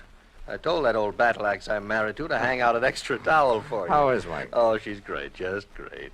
I never did understand how I was lucky enough to grab that dame, Johnny. Oh, well, now, I think maybe she kind of cares for you, too, Earl. Now, about why women we show funny taste sometimes. Hey, maybe the old horse will go fishing with us. Mike? Yeah. Anything over 10 pounds would pull her right out of the boat. But now, what kind of a problem? She's been getting pretty good with a rod and reel. Look, will you? This fishing talk is just making my mouth water. First, we'd better discuss... Yes, I know. Once I get started on fishing... I know. All right, now. Let's get down to cases, huh? Oh, all right, if you insist. I insist. Yeah, all right. Okay. I was just trying to stall off having to. You know where Lido Key is? Lido? Yeah, a mile or so offshore, just beyond St. Armand's Key, where we live. Oh, yeah, sure. Well, a client of mine, a man I've known for years. He retired, bought himself a piece of property there, built a nice little home on it. His name is Parley Barron. So? Well, I've handled all his insurance for him, including a straight life at $50,000. Uh-huh. Beneficiary? His wife, Flora Barron. And what's happened to him? Well, Friday morning, now that's the day before yesterday, he left the house just to do some errands. Well, go on. Yeah, well, he hadn't got back home by about 5 p.m., and his wife started calling around, trying to find out where he was, and nobody seemed to know. So finally, she put in a call to the police. Who's your man there? Sergeant Harry Brackett. Oh, I remember him. Sure. Go on. Well, then around 7 p.m., they found Barron's car. Found it parked down by one of the fishing docks. But no sign of him? Not a sign, not then or since. Had he gone out fishing? Police questioned everybody, the boat owners, all the boat livery, everybody. Old Will Bright, who runs the dock where the car was parked, he was closed up. Sign on the door saying he'd gone up to Gainesville. Well, could Barron have had any reason to disappear? Oh, no. Well, not that anyone knows of. What kind of a person is his wife? No, she's very sweet, Johnny. She's a bit of a bore. But, they doted on each other. All right, how about enemies? Parley Barron? Never. Sweet old guy. I sure hope you can find him. That he's still alive. I'm afraid I doubt it. Well, so far you've given me no reason to believe he's dead. Well, it's just a feeling, I guess. And I don't like it. Well, what else can you tell me, Earl? Nothing, really. Then maybe I'd better talk to Mrs. Barron and to the police. Yeah. Oh, here. you take my car. Oh, thanks. It's the new air-conditioned cad out in back of the building. What did you do? Oh, Michael picked me up. Now, we'll see you at the house for dinner, huh? Well, that may depend on what I find out in the meantime. Whenever you're ready, there's food and there's a bed waiting for you, and I hope you... Well, I just hope you find Parley Barron. Pretty good friend of yours, isn't he? Oh, yeah, Johnny. He was. Earl seemed so sure that Barron was dead. I was pretty down in the mouth about it. But I wondered, did he know something about the old man that he hadn't told me? Ah, that didn't seem like Earl. He gave me the Barron's address on Lido Key, and I drove out there. Laura Barron was a fragile, gray-haired little old lady wearing steel-rimmed spectacles and with almost a sanctimonious air about her. She sat primly, properly straight in her chair as we talked, a Bible in her hand. Then Mr. Earl Poorman has told you as much as any of us knows, Mr. Dollar. I see. But even the smallest bit of information may hold the key to finding your husband. Only prayer can help us now, Mr. Dollar, or help him if he's gone to the great beyond. Well, tell me, how was he dressed on Friday morning when you last saw him? As you see him in the picture there on the table in old gray pants and a rather tattered sport shirt and that old straw hat. That shirt is blue? Yes. He was so happy the day that picture was taken. He just finished making an addition to our dock with his own two hands. He was so proud. Now... Yes, I'm sorry. He'd hoped to get his own little boat, too, for fishing. He loved to fish so. Yes, well, tell me, please, do you know of anyone who might have wanted to harm your husband? Oh, dear, no, Mr. Dollar.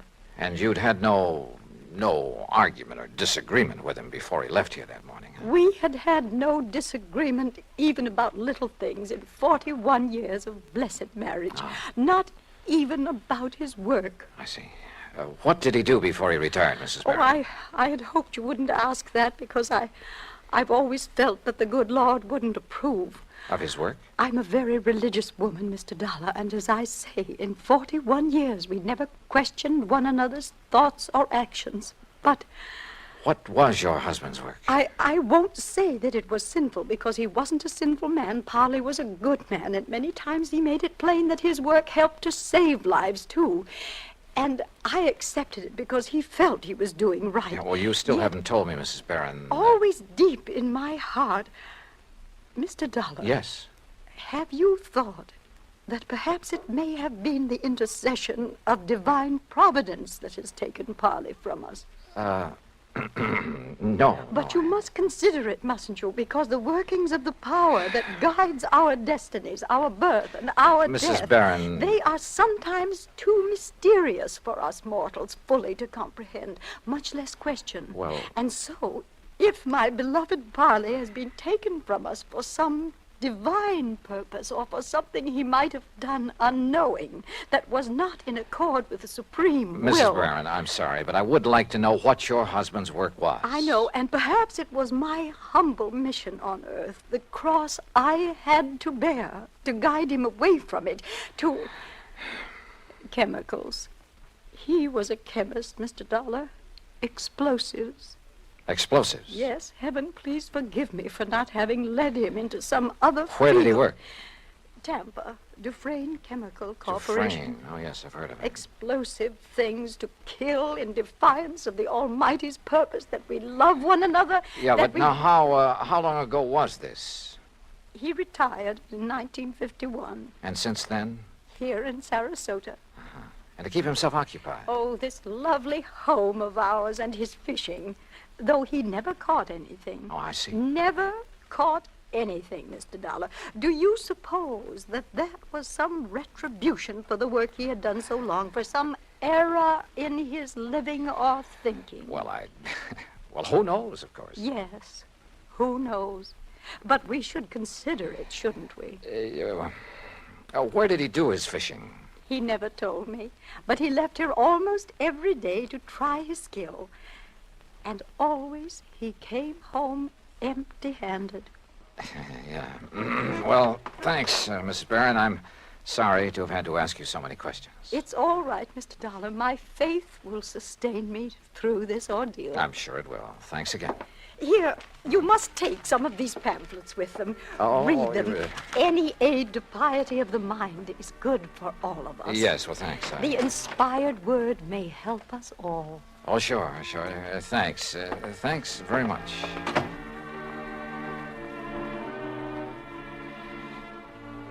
I like to think that on the whole well, maybe I'm not too religious in the sense of going to church regularly and that sort of thing, but well, at least I try to live a decent sort of life and observe the golden rule and stick to some ideals. But in an atmosphere like that, well, I couldn't help wondering if her husband didn't have good reason for wanting to get away for a while. In any event, I'd got nowhere on the case, so I phoned Sergeant Harry Brackett. That's item 2, 10 cents. But the desk at headquarters said he wouldn't be back until about 6 p.m. And since I really had nothing to go on until I could see him, I dropped in on Earl again. You kidding? Then we'll take the boat, run out into the Gulf, and get some fish for dinner. It's the best time of day. So who was I to refuse? And within the hour, we were fighting the tide through the pass between Lido and Longboat Keys on our way along into the Gulf. Yeah, Johnny, I find I always have my best luck along about this time of day, just before sundown. I still ought to be back there working. Why? Sergeant Brackett won't be back at headquarters until 6 o'clock. You told me yourself. Now, what can you do until you talk to him and find out what leads he may have? Oh, man, you are a funny one. You call me long distance to get down in a hurry, then insist I go fishing instead of working on the Don't you case. know, fishing's the answer to more problems than anything else in the world. You got worries? Go fishing. You'll forget them. Got a nagging wife? Oh, don't let Mike hear you say that. Well, she's different. You little shrimp. But you know what I mean. A writer, he wants ideas, he goes fishing. A businessman? A detective? Huh? Go ahead and say it, an insurance officer. Sure. I'll bet that more than once when you've been stumped on a case, why, if you had just relaxed your mind by going out somewhere and wetting a line. I wish it were that easy. And so far as this matter is concerned, I haven't even got started on it yet. Well, relax anyway. Who knows? Maybe the answer to what's happened to poor old Parley Barron will just come to you. Oh, yeah, sure. Oh, sure. Instead of you chasing Earl. him. Huh? Yeah? Up ahead, just to the right there. Where? Oh, yeah. Somebody's old beat-up straw hat. Yeah, and a little further. You know something? The tide will carry that skimmer right smack into the Earl, city pier. look. And if the fellow that lost Look, it knows... further over to the right. Huh? What is that, floating there? I don't know. Well, that looks like... Oh, good Lord. Johnny. It's a body, Johnny. We'll drift over to it. It's a body, all right. And that straw hat looks exactly like one I saw in a picture this afternoon. Here. I got it. Can you reach him, Johnny? Yeah. Here we go now. Oh, good boy. All right, now let's see. Oh. Is it? Yeah. Are you sure, Earl? Oh, yeah. Yeah, Johnny, it's poor old Parley Barron.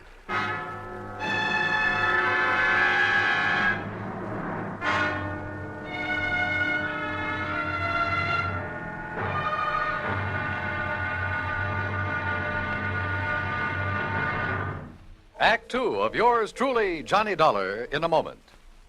Everyone loves kids, and every kid loves candy. American servicemen have heard the tearful cries for candy in most parts of the world, in Europe and the Far East during World War II and after. And there's never seemed to be enough candy to go around. Well, more than a dozen years ago, during the Berlin airlift, an Air Force lieutenant from the United States discovered he had no candy to offer some German children. However, he promised to drop them some candy the next day as he came in for a landing. Improvising a parachute out of his handkerchief, Lieutenant Gale Halverson dropped the candy bars the next day as he had promised. Well, this idea caught on among other Air Force men in the airlift, and that's how Operation Little Vittles began. The idea spread far and wide, and soon military personnel, civilians, business firms began to aid the Goodwill program by supplying candy and handkerchiefs.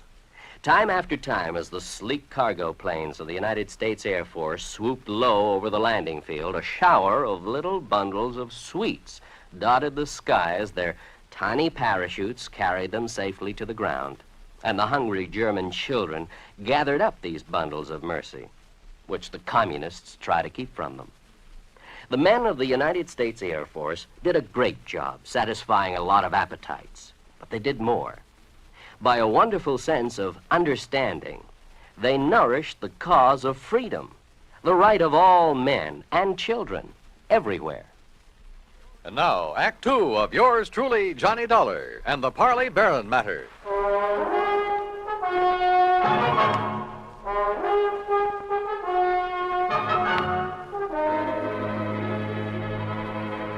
Two days' exposure to the elements and the creatures of the sea had made almost unrecognizable the body that Earl Poorman and I found floating in the Gulf of Mexico off Sarasota, Florida.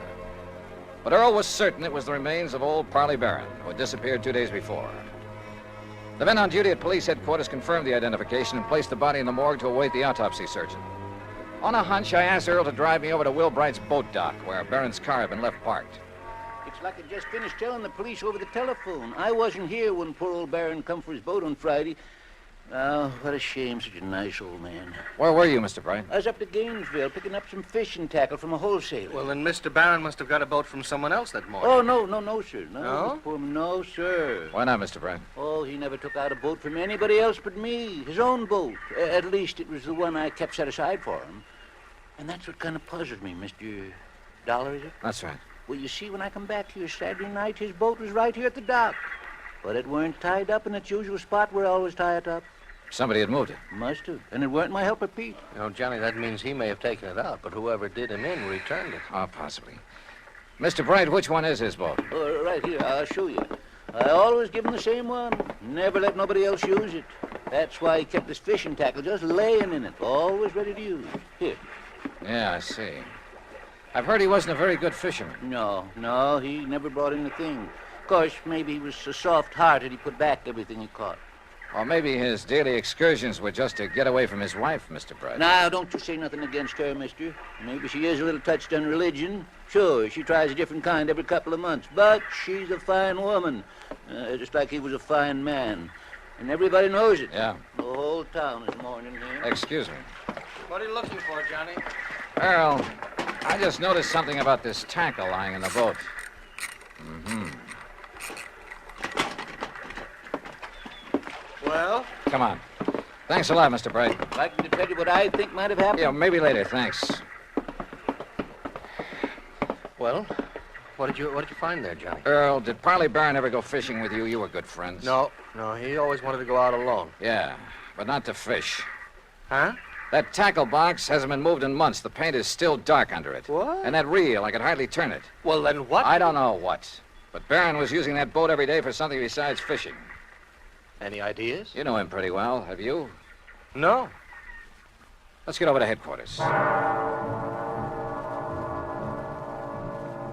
Earl felt he ought to go back to his office where his wife Mike had promised to pick him up, so I borrowed his car again and went over to headquarters alone. Sergeant Harry Brackett, who was assigned to the case, had returned. He was on the phone when I walked in on him. He gets back to town, Mrs. Dana, so please have him call me immediately, will you? Yes, ma'am. Thank you. Yes, sir, what Johnny. Yeah, hi, Harry. Yeah, Johnny, I'm sure glad you're here. I got a real mixed-up case on my hands. The Parley Barron matter, huh? Well, you know about it? That's why I came to Sarasota. Earl Poorman called me. Have you found out anything? Nothing much, have you? Well, only what's here, the autopsy report. What's in it, Harry? Doc Snowden says that Parley Barron was dead before he was put into the water out there in the Gulf. Oh? No water in the lungs, you see what I mean? It probably means murder. Have you told anybody this? No, not yet. Why not? Well, I don't know. Maybe because I just can't figure anybody in the world would want to kill Parley Barron. Did you talk with Will Bright down at the boat dock? Just before you came in. You know, it sounds like somebody went with Barron in his skiff that morning. Killed him, dumped him over the side, and then brought the boat back alone, doesn't it? Yeah, except for one thing. Pete Marino, a little kid who plays around Bright's dock all the time, he's sort of a self-appointed caretaker when Bright isn't there. What about him? Well, Peter saw Mr. Barron take off in his skiff Friday morning, alone. But he didn't see him come back. Pete went home for lunch. When he got back to the dock, the skiff was in. Uh-huh. Then whoever did it met him out on the water somewhere. Maybe several people, so that one of them could return the skiff. Be taking an awful chance, wouldn't it? How do you mean? Yeah, Doc's in a pretty isolated spot, all right, but the killer showing up in Barron's skiff without the old man along, that's too much of a chance. How else could it be returned? Tied. Tied? Little Pete says that when he got back to the dock, the skiff was there, all right, but not in its usual place. So Will Bright mentioned. Also, it wasn't tied up. It was just sitting there. Oh, then you meant untied. No, I meant T-I-D-E. When the tide's rising, it floats everything from the pass between Lido and Longboat Keys right up to Will's dock. You think the boat just floated back by itself? You got a better idea? Harry. Yeah? Are you sure it was Barron's body we picked up out there? After all, the fish and whatnot disfigured it pretty badly. Johnny, I've known him for years, and didn't Earl Pullman recognize him immediately? Yeah. In the clothes he was wearing, his own straw hat? Well, have you checked on his dental work, things like that? I'm waiting now for Dr. Dana. He was his dentist to get back to... You know, that's a funny thing. What? I called Dana the minute that body was brought in. After all, teeth are about as solid identification as you can get. Oh, I thought you were sure anyway. Well, I wanted to be doubly sure. Anyhow, when Dana didn't get here right away, I called him again. I got his wife on the phone, and according to her, he suddenly left for Tampa. Urgent call or something. Where in Tampa? She didn't know. At least she wouldn't say, but it seems kind of fishy to me. Well, it may just be that one of his patients... Dana. That's right. The man who got so much publicity about atomic radiation studies, effects on the teeth and so on. That's the one. What's the matter, Johnny? Well, when you're stumped on a case, says Earl Pullman, go fishing. We did. We found a body. What are you getting at? Me, when I'm stumped, I play my hunches, no matter how crazy they may seem. And the hunch I have right now, man, is the craziest. I'll see you later. I learned a long time ago in this business, when you got a hunch on the line, you play it for all it's worth. Item 3, 10 cents for a phone call from a booth in the drugstore just around the corner. Hello? Hello, Mrs. Dana. Yes, this is Mrs. Dana. My name is Larkin, Mrs. Dana, from the Federal Bureau. The Federal Bureau? That's right, so you can see why it's important you say nothing to anyone about this call. Well, how can I be sure you I'm are? simply checking to make sure your husband has followed instructions. Oh, I see. Has he left for Tampa? Why, yes, the minute he got the phone call. Did he tell you who called? Why, no, but I did hear him mention the name Dufresne. Dufresne. Yes, only he didn't know I heard. And... Oh, maybe I shouldn't have mentioned it. Just be sure you don't mention it to anyone else. Oh, no. Goodbye. Item 4, 390 at the sign of the Flying Red Horse on the way to Tampa. The least I could do for the use of Earl's car was fill the gas tank. On expense account, of course. The FBI gag had worked before, so I used it again to bowl my way through the gate at Dufresne Chemical Corporation and to the office suite of Dufresne himself. I wasn't at all surprised to see activity in the suite despite the late hour. Sir, are you the man the front gate just called about? Yes, that's right, FBI. Which is the door to Mr. Dufresne's office? Well, I'm afraid he has some people with him, sir. What did you say your name is? Never mind. Is this the door? Sir, please, you'll have to wait. Come in, Mr. Dollar. Come in. Oh. I'm Arnold Dufresne. This is Dr. Dana, and this is Mr. McLaughlin of the Federal Bureau. How are you? We've been expecting you. Oh, have you? Sit down, Dollar. I guess this is your show now, McLaughlin. My credentials, Mr. Dollar. First, I suppose I should prefer charges against you for impersonating a member of the Bureau.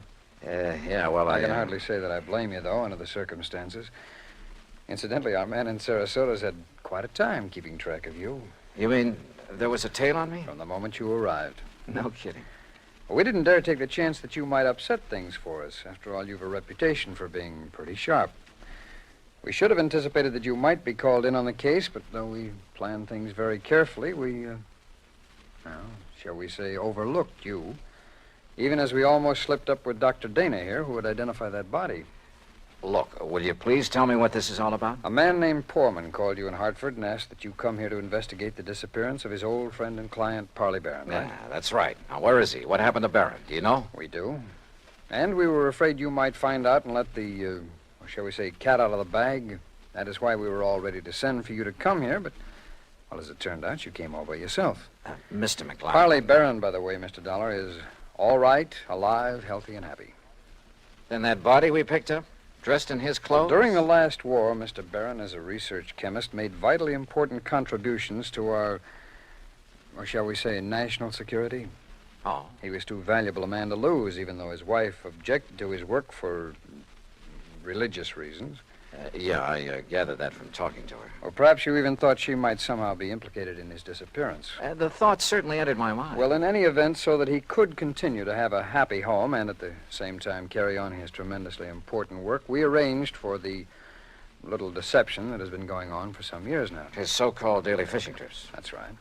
But each morning in a small hidden cove, I needn't tell you where, he was picked up and brought here to Tampa to carry on his work. Well, I'll be darned. No one was the wiser. Even our, shall we say, competitor nations in atomic and missile research, who were bound to keep tabs on such a man, they knew only that he was working for the Dufresne Chemical Corporation. They did know that, huh? Well, we must suppose so. International espionage is pretty well organized these days. Ah. But now this disappearance, Mr. Were changes in plans for nuclear developments had made it mandatory that he spend some time in, elsewhere. Where? Well, shall we say, somewhere in New Mexico, something like that. So to openly send him there would have indicated to our competitors what these new developments could be. That had to be avoided at any cost. Therefore, the plan for his disappearance was carefully worked out and carried out. Then whose body was it we picked up? Well, some poor, unidentified old derelict who was on his way to Potter's Field. I see. Well, believe me, if the Bureau functions this thoroughly in everything it does... Oh, we try. Well, what about Mrs. Barron? Oh, she'll bear up. We, of course, made sure of that in the beginning. And then when her dear husband does return... When will that be? When his work is finished. And, of course, that'll be too late for our friends across the sea to catch up with us, and we've worked out a completely plausible story to cover his absence. Oh, I'm sure you have. Now, Dr. Dana here will return to Sarasota in the morning. He will confirm identification of the body that was fished from the sea with only sufficient reservation to protect his professional reputation when Parley Barron reappears. All right. Now, when an insurance claim is filed on Barron... Well, I'm sure Mrs. Barron won't file for some time, unless urged to by your friend Poorman. Oh, I can prevent that without telling him anything. That's fine. What's more, with the penchant that some companies have for, shall we say, slow action on claims... Well, don't let them hear you say that. Well, Barron will be back before you need to worry about it. Now, is that okay with you, Mr. Dollar? Shall we say, okay. And once more, I tip my hat to the FBI.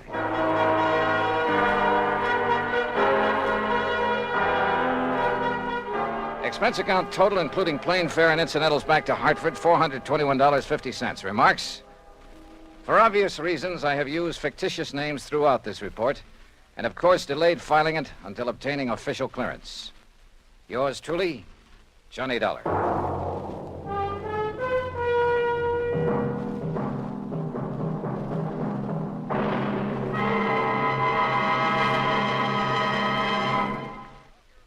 And now here's our star to tell you about next week's story.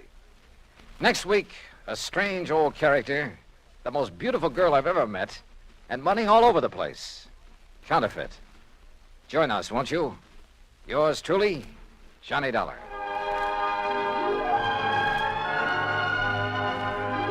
Yours truly, Johnny Dollar, starring Bob Bailey, originates in Hollywood.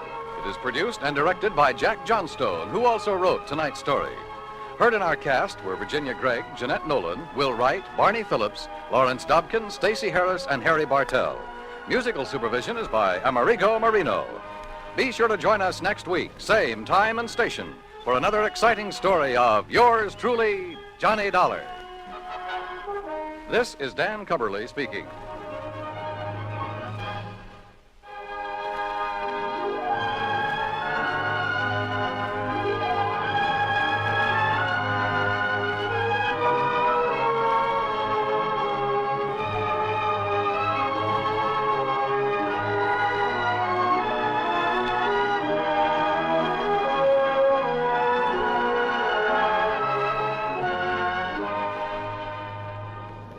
Johnny Dollar has come to you through the worldwide facilities of the United States Armed Forces Radio and Television Service.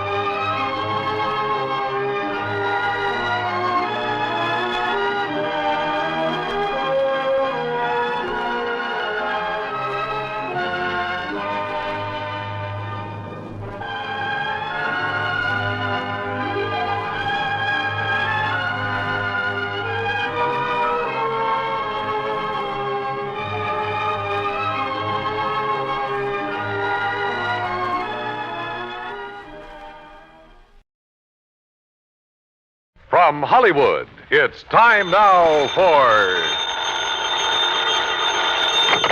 Johnny Dollar. This is Jim Paris at Worldwide Mutual. Don't tell me, Jim. Let me guess. Huh? What are you talking about? The reason you called me, I can smell the smoke all the way over here at my apartment. Oh, well. Also, I heard something about the fire on a news broadcast a few minutes ago. Yes. Somewhere out on Albany Avenue, he said. Yes, it's the cash and save market over the other side of town. And since your company insured it, you want me to go over and take a look. A good look, Johnny. You thinking of possible arson? I am. Okay, why? That store is just one of a chain. Hartford, Boston, Providence, Springfield, Lowell. Yeah, I see. But how does that make it arson? This is the fourth one to go up in as many weeks. Oh. The outfit that owns them having financial troubles? The outfit that owns them is one man. Oh. John Wakefield Carson. Then I repeat my question. Johnny, if he is burning up his own markets, if you can prove it, you can save our company a lot of money. That might cost you a lot of money, Jim. What do you mean? Wait till you see my expense account.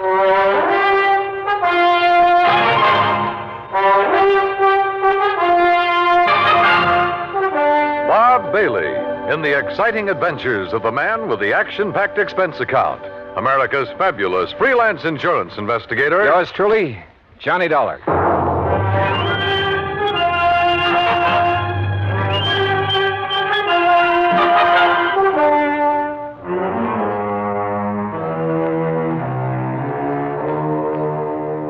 Expense account submitted by Special Investigator Johnny Dollar to the Worldwide Mutual Insurance Company, Home Office, Hartford, Connecticut. Following is an account of expenses incurred during my investigation of the Carson arson matter.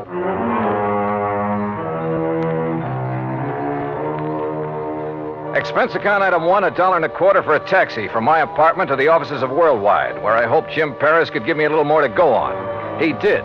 Very little. First loss 4.5 weeks ago was the market up in Thompsonville. How much?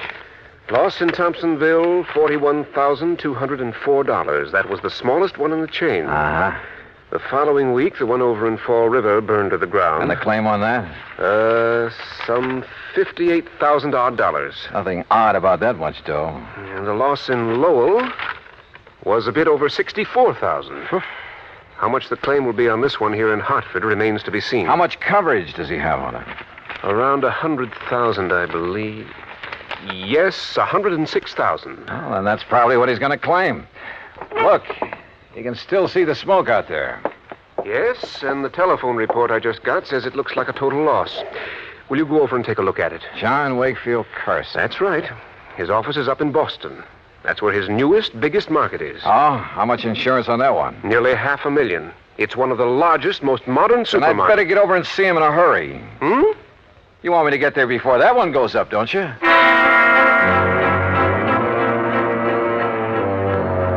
Expense account item 2, $450 for a cab to the scene of the fire way out on Albany Road. 3 or 4 fire companies were hard at it. But it was easy to see there wasn't a chance of saving much. It struck me that this location, part of a brand new residential area, was about as far from an established fire company as it could be. I wondered for a moment if this was deliberate. I finally ran down Hal Gibbons, an old pal, and one of the best men an arson squad ever had. Stick your nose up in the air and take a deep one, Johnny. You smell it? Well, it's not kerosene, Hal. I don't think it's gasoline either. No, but it's something highly inflammable. The boys of that chemical truck could get it out. Might learn something. Of course, these stores always stock a lot of cleaning fluid, stuff like that. Most of them are not inflammable. Well, how about... Johnny, look out!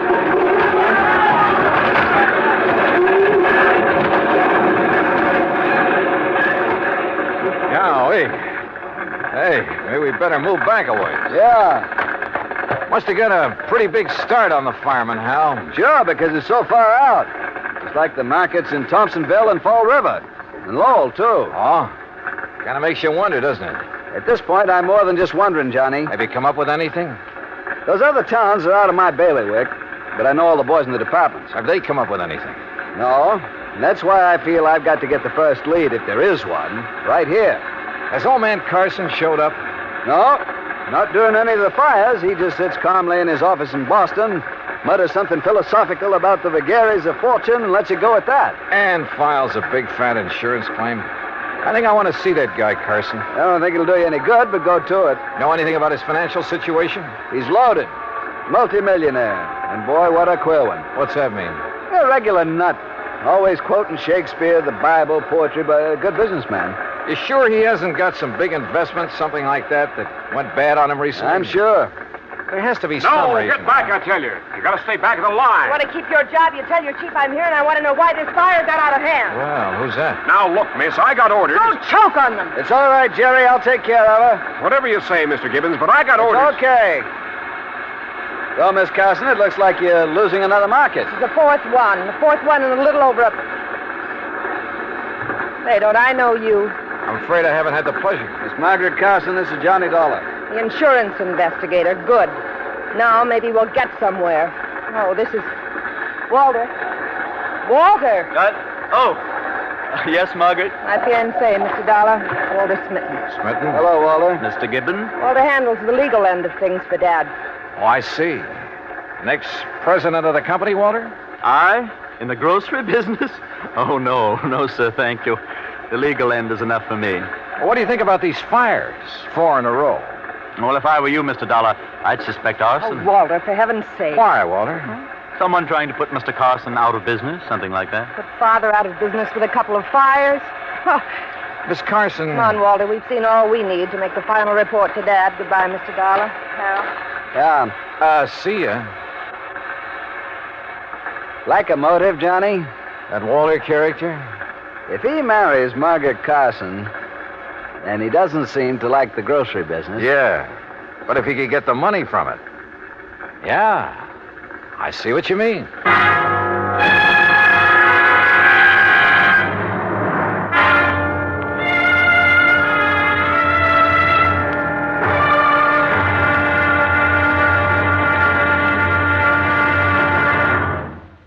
Act two of yours truly, Johnny Dollar, in a moment. Our flag now numbers 50 stars, and behind each star there stands yet another flag representing one of the 50 states. South Dakota's state flag was inspired by a song. South Dakota is the Sunshine State. A stenographer named Ida Anding designed the flag with a sky blue background and a blazing sun in the center, and the words, South Dakota, the Sunshine State, in gold around the sun. Later, the state seal was inserted over the sun, a seal representing mining and agriculture, the prime pursuits of the state. The state's banner also carries the motto, Under God, the people rule. South Dakota's state flag, the flag of the 40th state to enter the Union, was adopted on March 8, 1909. And now, Act Two of yours truly, Johnny Dollar and the Carson Arson Matter.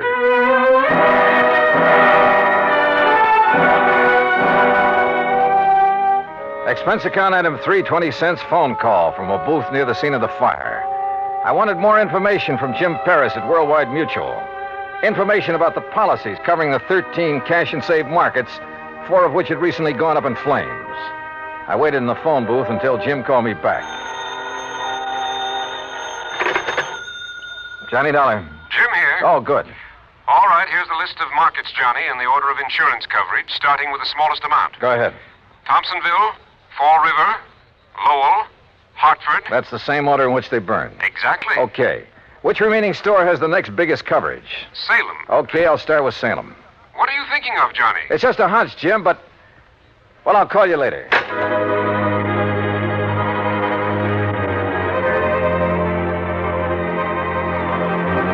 Item 4, $5.25 for a cab back to my apartment. Item 5, $21 even, mileage in my own car, Hartford to Salem, Mass. Despite burning up the highway, it was almost dark when I pulled into Salem. It was well after dark when I finally located the cash and save market. Again, the store was far outside of town, and it was a long way from the nearest firehouse. I don't know exactly why I went there instead of the main office in Boston. After all, it was the same day as the Hartford fire, and the others had all been about a week apart. As I said before, call it a hunch. But as I pulled up in front of the place, I saw the shadow of a man dart furtively around the back of the building. As I reached the far corner of the building, I stopped. But with only the sliver of a crescent moon, I could see no one.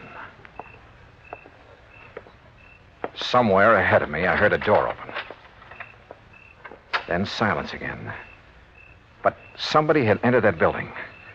Slowly, Cautiously, I felt my way along the wall. And then I came to it. An open door. Storeroom.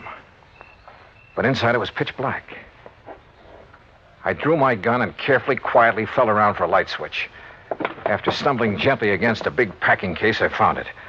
I hunched down behind the case and flicked it on. All right, where are you? I heard you. I saw you come in here. Now, look, I got a gun, so don't try anything funny. You hear me? Where are you? Right over your head!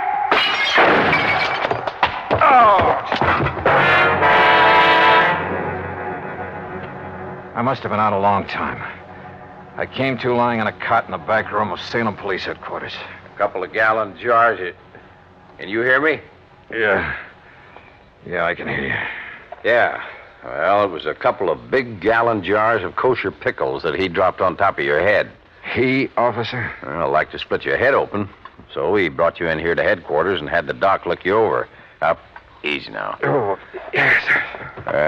Doc says no permanent harm done. He gave you a shot to make you sleep and rest. Now, how about this cup of hot coffee? Yeah, sure. And about a dozen aspirins. My head feels like... There you are. Thanks. But you said he. Well, according to him, you left yourself wide open when you sneaked in there after him. And then to turn on the lights. Son, you've got a lot to learn. Okay, so I pulled a boo-boo. But do you know who it was that slugged me? Of course, son. He brought you here. Who? Owner of the market. What? Mr. John Wakefield Carson. Item 6, $2 more mileage on my car. This time down to Boston and the main office of Cash and Save Markets. To the private office of John Wakefield Carson. Please be calm of mind, all passion spent, Mr. Dollar. What? That's from Milton. Please sit down. Now look, Mr. Carson, about last night. Vadok plays tricks upon us all.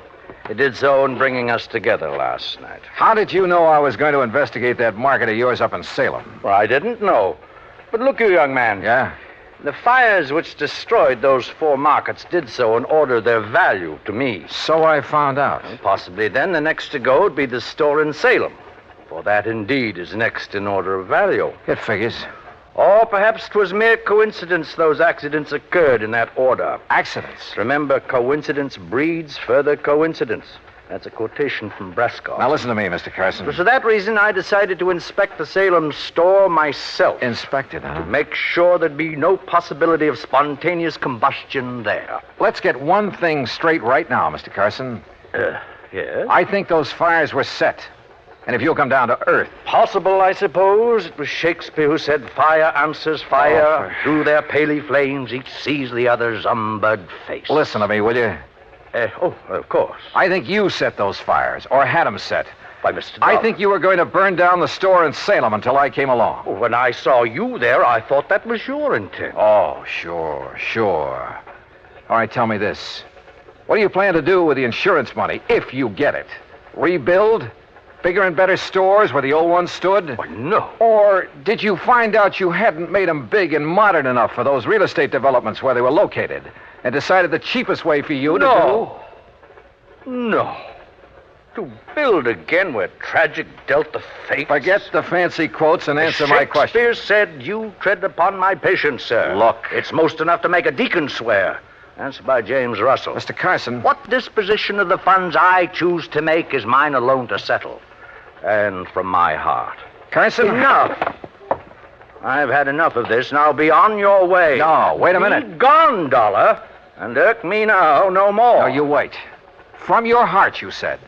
Now I have said enough. Henceforth, my lips are sealed. Okay. But you know something? I think you've told me who might have set those fires. And if you'll answer me just one more question. No? Okay, we'll see.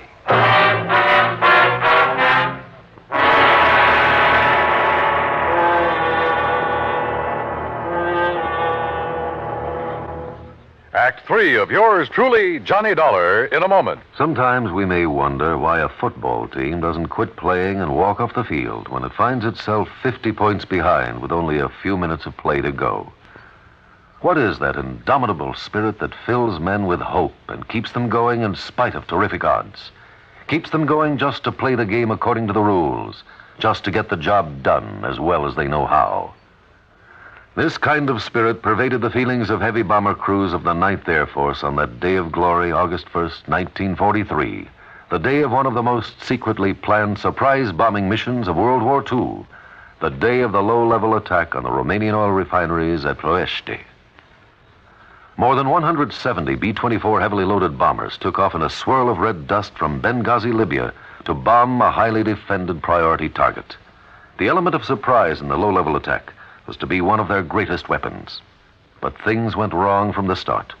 3 planes exploded during takeoff operations. 11 more aborted due to engine trouble. Of those that reached the target area, less than 1/3 returned to home base. The leaders of the mission encountered navigation difficulties and difficulty in identifying the specific targets. And due to the loss of that elemental hope, surprise, they also encountered devastating enemy firepower from flak and fighters. The mission was partially successful, but a horrifying experience. 5 medals of honor were awarded to the heroes of the Ploiești raid for valorous action above and beyond the call of duty. At any time, the men would have been justified in turning back. But they had a code of conduct that made them want to see the unequal game through to the end. It was a job that had to be done. A charge of the Light Brigade in the air as they flew down the Valley of Death to glory. And now, Act 3 of yours truly, Johnny Dollar, and the Carson Arson Matter.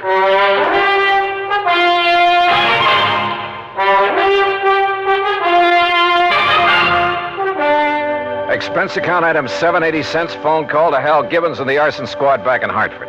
Yeah, Johnny, I finally found plenty in the remains of that fire. Then it was arson. By some rank amateur. That's why it was hard to spot. What do you mean? When a pro sets ablaze, we know what to look for. I see. And what about the other 3 fires? I called the boys in those cities immediately. Heard back from them this morning. Same story. All right. Have you checked on Walter, what's his name, the fiancé of Carson's daughter? You mean stepdaughter? Stepdaughter? I have, and that's what stops me. Alibis, huh? Perfect. Walter Smitten couldn't possibly have started those fires. I didn't think so. Huh? Now, that boy may call himself a lawyer, Hal, but he just hasn't the nerve, the gumption. But who else? He stands to benefit if he marries Margaret Carson. And surely you don't think Carson himself...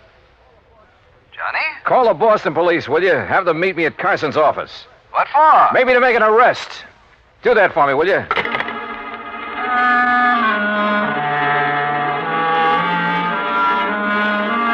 Hunch?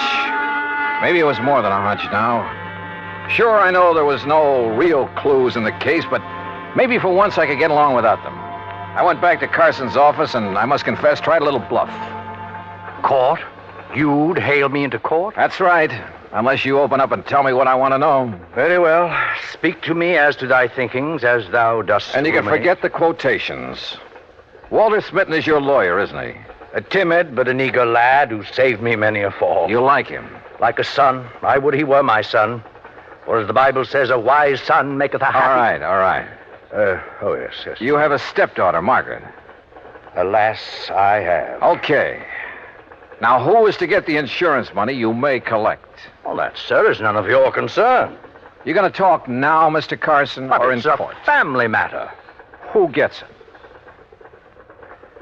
I pledged to my wife before she died that Margaret would have all monies from any profit, any monetary gain of any kind, of any of my ventures. That would include the insurance money. I see. That, Mr. Dollar, was my pledge, and oh, how I have rued it. Why do you say that?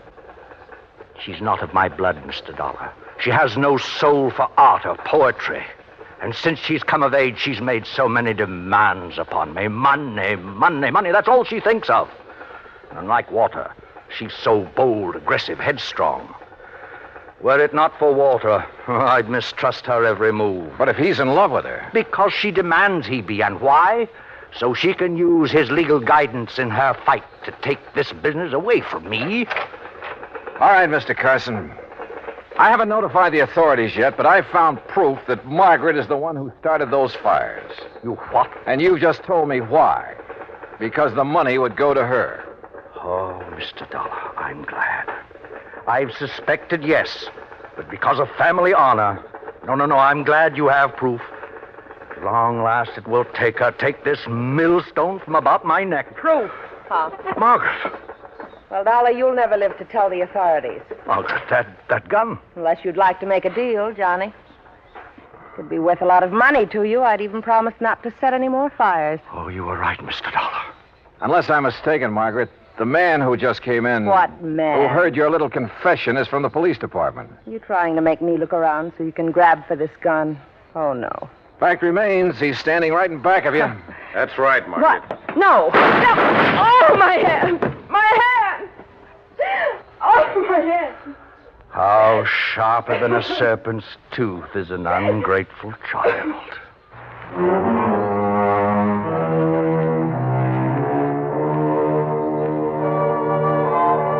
Yeah, the company will have to pay on those 4 markets. And the courts will have to take care of Margaret. I'm sure they will. And next time, well, give me something clean to work on, will you? I hate this kind of stuff. Expense account total, including the trip home, $56.90. Yours truly, Johnny Dollar.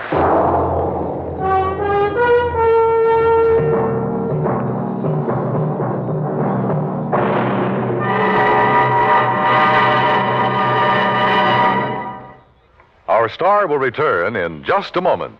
Our flag now numbers 50 stars, and behind each star there stands yet another flag representing one of the 50 states. Oklahoma's state flag depicts an Osage warrior's circular buckskin shield from which hang 7 eagle feathers. Across the shield is the Indian's calumet, or pipe of peace, crossed with the white man's peace symbol, the olive branch. On the shield are small crosses, the Indian's graphic sign for stars, indicating lofty ideals or a purpose for high endeavor. The background of the flag is a field of blue, the blue of the Oklahoma sky, signifying loyalty and devotion. The important symbols, however, are the calumet and the olive branch. These override the shield, the symbol of war, and bespeak a predominant love of peace by a united people. Oklahoma's state flag, the flag of the 46th state to enter the Union, was adopted on April 2nd, 1925. Now, here's our star to tell you about next week's story. Next week, the Rolling Stone matter. Remember that old saying about a rolling stone? Well, it applies here, with a vengeance. Join us, won't you? Yours truly, Johnny Dollar.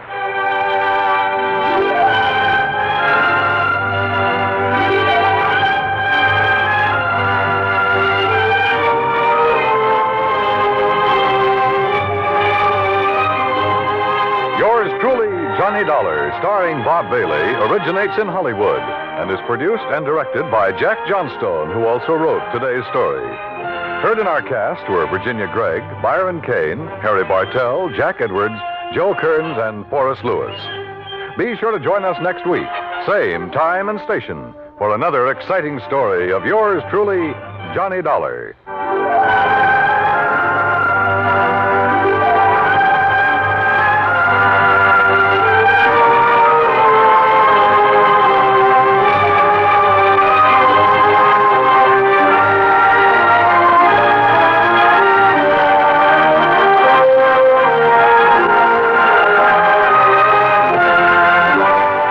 This is the United States Armed Forces Radio and Television Service.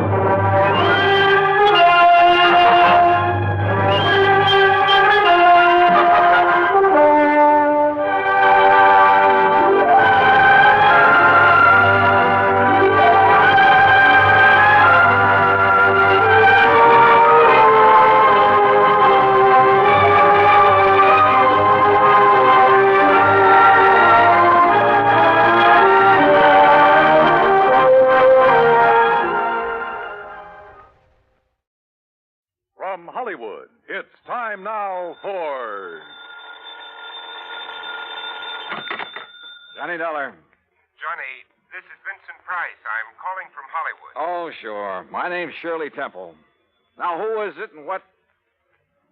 Really Vincent Price? Do I sound like Mickey Rooney? Well, no. But now, tell me, Mr. Price. Now, look, the name is Vincent. Okay, Vincent. What can I do for you? Johnny, I have a little problem in connection with one of my paintings insured for $100,000. $100,000? You call that a little problem? This painting has suddenly disappeared. Oh, I see. What's the insurance company? State Mutual. Oh, well, they have a small branch office right there in Los Angeles. Yeah, I know, but Bert Parker, the man who sold me the policy and should take care of this matter, well, every time I've called him, he's been out. And I learned just this morning that nobody knows where he is. Okay, Vincent, I'll grab the first plane.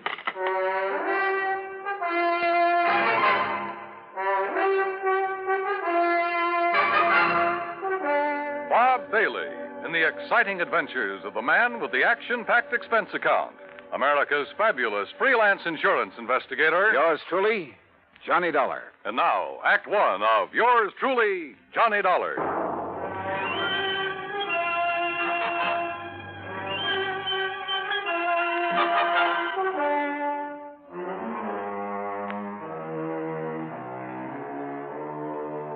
Expense account submitted by Special Investigator Johnny Dollar to the State Mutual Insurance Company, Home Office, Hartford, Connecticut. Following is an account of expenses incurred during my investigation of the Price of Fame matter.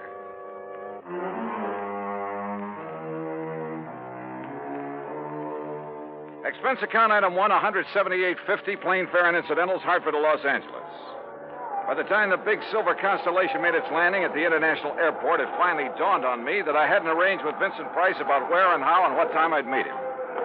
But as I picked up my luggage, I discovered a hungry-looking crowd of autograph hounds milling about the tall, gracious man I was looking for. Oh, sure. I'm glad to. Look, but just one at a time, will you please? I can't very well. All right, there you are. Now I have to meet a friend. Gee, just one more, please. Huh, Mr. Price? All right, if you insist. Here. Best wishes from T. Willie Rocking Horse. Huh? How are you, Johnny? Oh, great, but I didn't expect... Johnny who? You mean to say you folks don't recognize Johnny Dollar? Oh, no, wait a minute. Attaboy, Johnny. Give 'em all. I'll wait for you in my car. It's right over here at the curb. Yeah, but look, will you? Hey. Right here, Mr. No, you don't. I'm nobody. Please. By the time I got away from that mob, I felt as though I'd been run through a ringer. But we finally took off in Vincent's car and drove to his beautiful home up in one of the canyons west of Beverly Hills. Nestled among the trees with spacious lawns and well-kept gardens, it's furnished in the most excellent taste. I'm no expert, but to say that I was impressed by the extraordinary works of art in that home would be the understatement of the week. Engravings, prints, fine sculptures, but most of all, paintings. And even to my unpracticed eye, all of them were, well, magnificent. Here's a little thing I picked up in London, Johnny. It's called The Old Man in Red by Goya. Wow. Yeah, I thought original oils by him were found only in the big museums. Well, I've been pretty lucky in getting hold of some of these. Yeah, you've known what you were doing, too. You like this one? It's called Fright. It was painted by Kenneth McManus. Uh-huh. Beautiful. Beautiful. Like all the rest of them. Thanks. How about this one here at the end? Night Wind by, I'm sorry, Vincent, I can't make out that name. You don't have this one lighted like the rest. No, that's to maintain its somber mood, Johnny. Oh. And that's what made it possible for the substitution of this copy to go undetected. That's a copy? Yeah, and that's my problem. The $100,000 Night Wind by Jean-Baptiste has been stolen. This was left in its place. Oh, I see. It's not a bad copy, probably worth a couple of $100, but it's hardly a genuine Baptiste. Well, when did you discover this substitution, Vincent? When I returned from a lecture tour early last week. Oh, that's right. You've been traveling all over the country lecturing on art, Now, let's you? call it talking about art, huh? Tell me, have you notified the police about this? I suppose I should have. Well, I felt that was Bert Parker's job. And you haven't been able to reach him over at State Mutual? As I told you on the phone, he hasn't been in his office for some time. Vincent, have you any theories about who might have done this? Yes, I'm afraid I have. Why do you say it that way? Very few people knew I'd gotten hold of this Baptiste, only some close friends and a couple of art experts. So? And the place was not broken into during the time I was away. Of that I'm sure. Well, go on. Well, the family and servants kept very close track of anyone who entered the house while I was gone. You have a list? Yes, I do have a list. Here. Good. Alfred R. Hawkinson. That's an electrician who came to do some wiring. He wouldn't know a Rembrandt from a Mickey Mouse. Ann M. Schumann. A music teacher. Loves music, hates paintings. What about delivery boys, people like that? Oh, they never get beyond the back door. Go on, read on. That next one is Ben, the gardener. You can forget about him. And Bert L. Huh? Yeah, Bert Parker. He was here twice. What for? Well, ostensibly to check on some of the paintings he'd insured. The first time, on the 11th, Mrs. Price was with him while he poked around. On the 15th, she had to leave to keep an appointment. And just when he left the house, nobody seems to know. Oh, brother. Are you thinking the same thing I am? Now, look, Johnny, I haven't known Bert very long, and, well, he seemed like such a harmless little old fuddy-duddy. As for his knowledge of art... Yeah, I wondered about that. Well, he was perfectly satisfied to take my evaluation on the 2 or 3 things he'd insured. So, well, Johnny, I may be all wrong. Vincent, a thing like this may only happen once in 1,000 years. In any event, the company will certainly make good your loss. Well, with a work of art, it isn't really the money that counts. And, Johnny, listen. Look, I may have jumped to a completely unjustified conclusion about Bert Parker. Oh, yeah? Sure. Well, let's go down to his office and see. We'll return to Johnny Dollar and the Price of Fame matter. That's Vincent Price in just a moment. And now, Act 2 of yours truly, Johnny Dollar, and the Price of Fame matter. A priceless original oil painting, stolen from the home of Vincent Price, famous radio and picture star. One of the few people who'd had the opportunity was the man who'd sold him the insurance on it, Bert Parker. Together, we went to Parker's office at 4 State Mutual in downtown Los Angeles. It was on the 16th that Mr. Parker phoned in to say he wasn't feeling very good and wouldn't be in for a day or two. Hey, it was on the 15th that he was at your house, Vincent. Yes, that's over 2 weeks ago. And you haven't heard from him since, Miss Pritt? No, Mr. Dollar. We've tried calling his apartment, but since there hasn't been anything really pressing here at the office... What's the address of his apartment, please? Well, it's out in Westwood, 1308 Pandora Avenue. Look, Vincent, I'm going out there. I'll call you if I find... You're going to need transportation, aren't you, Johnny? By the highest price chauffeur in the country? Sure, why not? Oh, before you go, Mr. Price, I wonder if...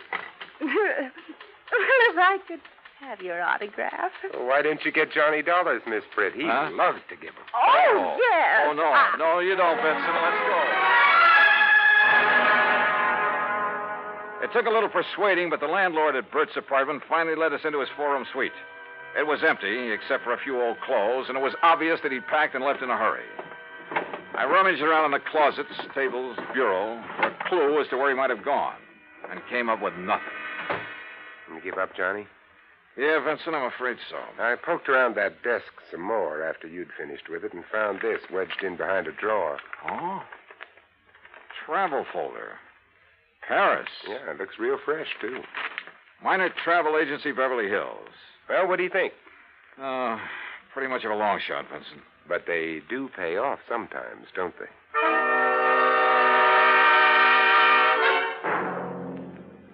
Planned a trip for myself, yes, sir. First class all the way. What was the departure date, Mr. Miner? 16th, first class, straight to Paris. Oh, brother. Paris is a pretty big place. Did you make any arrangements for him for after he got there? Only for when he arrived. Reservation at the Louvois.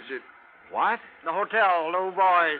The Louvois, perhaps. That's what I said. First class, too. Said he wanted something not too far from the Montmartre. Montmartre, if you don't mind. That's what I said, yes. Now, can I fix you gentlemen up with some plane reservations, too? Well, suppose you give me the same flight he took, and I'll stop at the same hotel when I get there. Hey, wait a minute, Johnny. You're not going to leave me out of this. Well, look, I'm still playing a long shot, Vincent, a very long one. What's the difference? Also, I don't know if my expense account will get by the home office. Expense account, forget it. I'm having a ball. Mr. Miner, start making those reservations. Expense account item 2, $984 for the plane to Paris.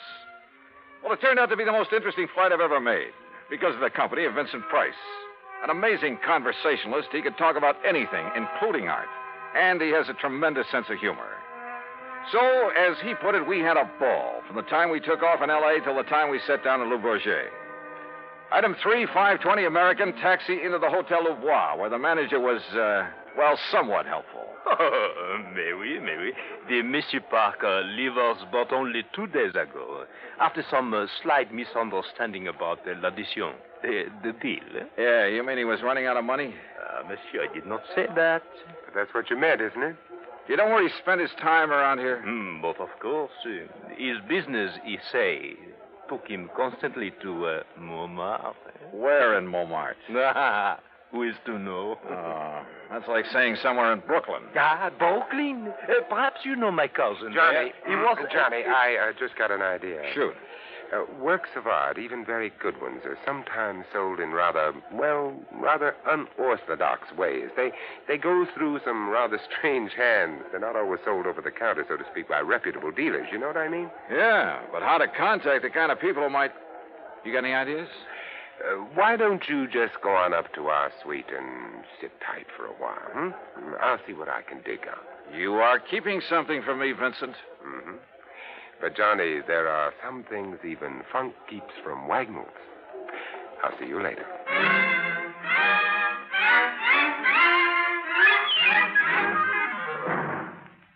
Act 3 of yours truly, Johnny Dollar, in a moment. And now, Act 3 of yours truly, Johnny Dollar, and the price of fame matter. All of gay, romantic Paris just outside the door, and time on my hands. So what did I do? Took Vincent Price's advice, went back to my room at the Hotel Louvois, and waited. 2, 3, 4 hours. Finally, shortly after 8 p.m., Vincent came in bearing a couple of packages. Sorry to have made you wait, Johnny, but I think I'm on the trail of something. Looks to me like you've been on a shopping spree. Props, Johnny, for you. Have you found out where Bert Parker is? No, but I think you will. Here, try this on. Huh? What's this all about? A 10-gallon hat? Yeah, I had to guess at your size. Where in Paris did you find this? Try it on. Oh, what do you... Holy... What am I supposed to be, a refugee from Texas? Exactly. You made it in oil wells. Your name is Matthew. Huh? You're over here to see the sights, all the wild nightlife you've heard about, the Folie Bergère, Rue Blondel, Place Pigalle. Here, try on this shirt. Oh, brother. Look, I don't know what this is all about, but hadn't we better get something to eat? Try it on. If you don't take me to one of the world-famous restaurants in this town... Maybe tomorrow. Huh? Yeah, that's good. That shirt's going to be all right. What do you mean, tomorrow? Here, now, stick this genuine simulated imitation diamond-type stick pin in the front. Wait a minute. I'll do it for you. Yeah, what the Sam... There you are, and with this big hunk of glass on your finger. There, now, look at you. Oh, you look. I'm hungry. Well, maybe you'll even get food where you're going. Now, where do you think I'm going in this rig? To a little joint on the Rue Blondel called the Bal Macabre. Now, what am I supposed to do there, if I go there? Sit around. Look prosperous. And see what happens. Oh, Vincent. Remember, you made it in oil. Millions. Yeah, but Vincent... Also, you're interested in art, and your name is Matthew. Look, will you... On your way, Johnny. The taxi that's waiting for you out front knows exactly where to take you. The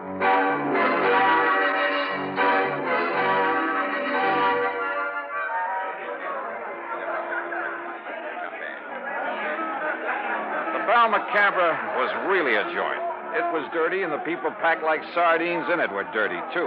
Characters who made a business of being characters. And everybody screamed at everybody else. Except, that is, for the wormy little man who sidled up to the postage stamp-sized table on which my glass and a bottle of wine were balanced. Pardon. You are Mr. Matthews, are you not? That's right. From Texas? No? Oh, yes, sir, partner. The great and glorious state of Texas. Sit down and pour yourself a glass of this here red ale. Who are you? They call me La Chagrin. What's that mean? Well, they're what you call the gray cat. Hey, that's cuter than the name of my old friend Coyote Bill. Well, do you enjoy the Paris nightlife? You know something? I'm getting fed up with it. Yeah, I think I'll just buy me a couple of nice pictures and go on back home. What kind of pictures, monsieur? Well, good ones. Oil pictures. Like that Mona Lisa I've seen at the Louvre. You know, good ones, I mean. Well, like a Jean-Baptiste, perhaps? You mean you know where a man could get a hold of a genuine one of them? Well, for a price, of course. Well, listen, I got money and I'll spend it. Well, I offered them $500,000 for that Mona Lisa, but they turned me down. But if I could get a hold of a genuine Baptiste, well, partner, you just name the price. Oh, well, I'll make no promises, mon ami. But I do have a friend, and for a slight consideration... Name your price and take me to it. I will be waiting for you at the corner with the taxi.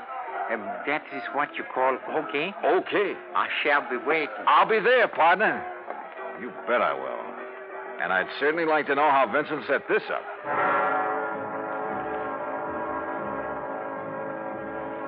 The taxi dropped us off at one of the most disreputable-looking apartments in the whole of Paris.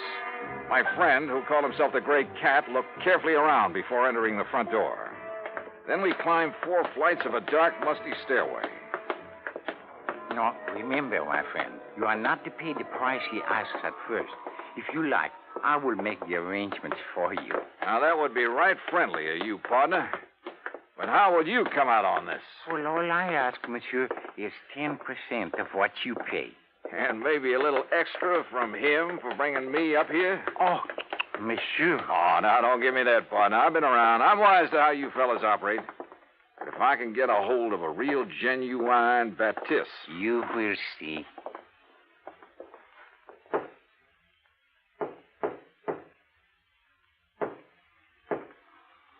Yes? Who is it? I have brought a friend, Monsieur Matthews from Texas. Yes? Yes, he would like to buy The Night Wind by Baptiste. That is, if it's genuine. Genuine? Of course it's genuine. There, on the table. Can't you see for yourself that it's the original? Oh, no. Well, Bert Parker. Johnny Dollar. That's right. Insurance investigator. Investigate you? Oh, I've just remembered somebody is waiting for me. That's right, I am. Mr. Price. Oh, no. Well, pardon, Monsieur Price, but I must go. Without your fee for taking care of Mr. Dollar? Listen, both of you, please. I'll give you back the painting. I'll do anything you ask. Oh, drop dead. Oh, dear. Dear. Well, Vincent, there it is. Yep. And it looks like the company has saved a cool $100,000. I have a confession to make about that, Johnny. Yeah, like how you happen to know the way to the painting through that squirmy little fellow who brought me here? Oh, well, that's how I got hold of the Baptiste in the first place. It's a lovely thing, isn't it? Yeah, it certainly is. And, Johnny, it is worth $100,000. Oh, I'm sure. But the truth of the matter is I paid only $300 for it. You paid? Oh, no. It's a fact. Well, you've got it back, thanks to your own efforts. Thanks to your being the front man. If I'd tried to get it back myself, these people would have run like scared rats. Oh, sure. Just tell me one thing, will you? Why aren't you an insurance investigator? Well, you know, it's every man to his own. Well, after all, why aren't you an actor? Let's get out of here.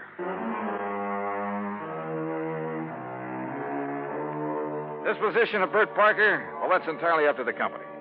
Vincent, now that he has the painting back, doesn't care one way or the other. However, from the company's standpoint, well, it's not the kind of black eye that's good for you. Expense account total, including incidentals and transportation back to the States, $2,341. Remarks? Well, to Vincent Price, my eternal thanks.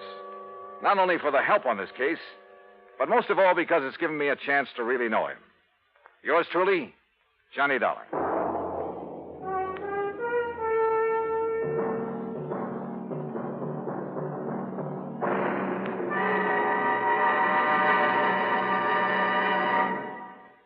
Our star will return in just a moment. Now, here's our star to tell you about next week's story. Next week, the heart of sunny southern Jersey, and a case that took a very sudden, very strange twist. Join us, won't you? Yours truly, Johnny Dollar.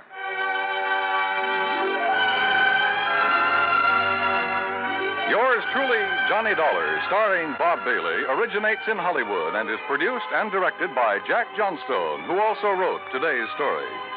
Heard in our cast were Virginia Gregg, Junius Matthews, Tony Barrett, Horace Lewis, Howard McNear, and, of course, our special guest, Vincent Price. Be sure to join us next week, same time and station, for another exciting story of yours truly, Johnny Dollar. This is Dan Cubberly speaking.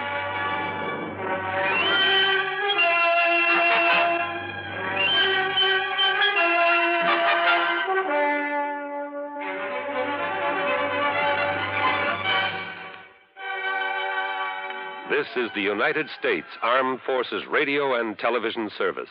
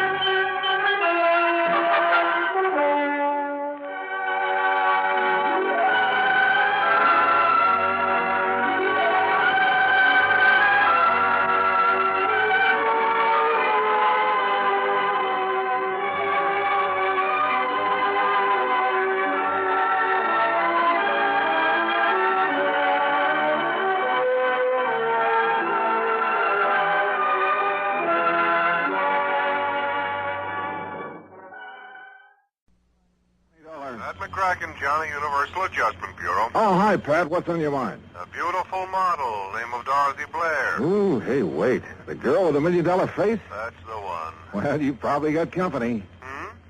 She's on a lot of people's minds. Well, she's no daydream to me. She's a nightmare. Oh, come. Well, that face of hers may not be worth quite $1 million, but it's worth at least $100,000. That's what we've got it insured for. So? So it looks like somebody's trying to tear it up. The policy? No, her face. She got slugged last night. Want to look? At her? Sure, I'll be right over.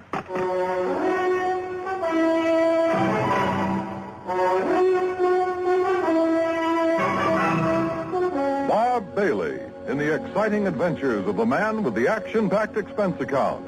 America's fabulous freelance insurance investigator. Yours truly, Johnny Dollar. And now, Act One of yours truly, Johnny Dollar.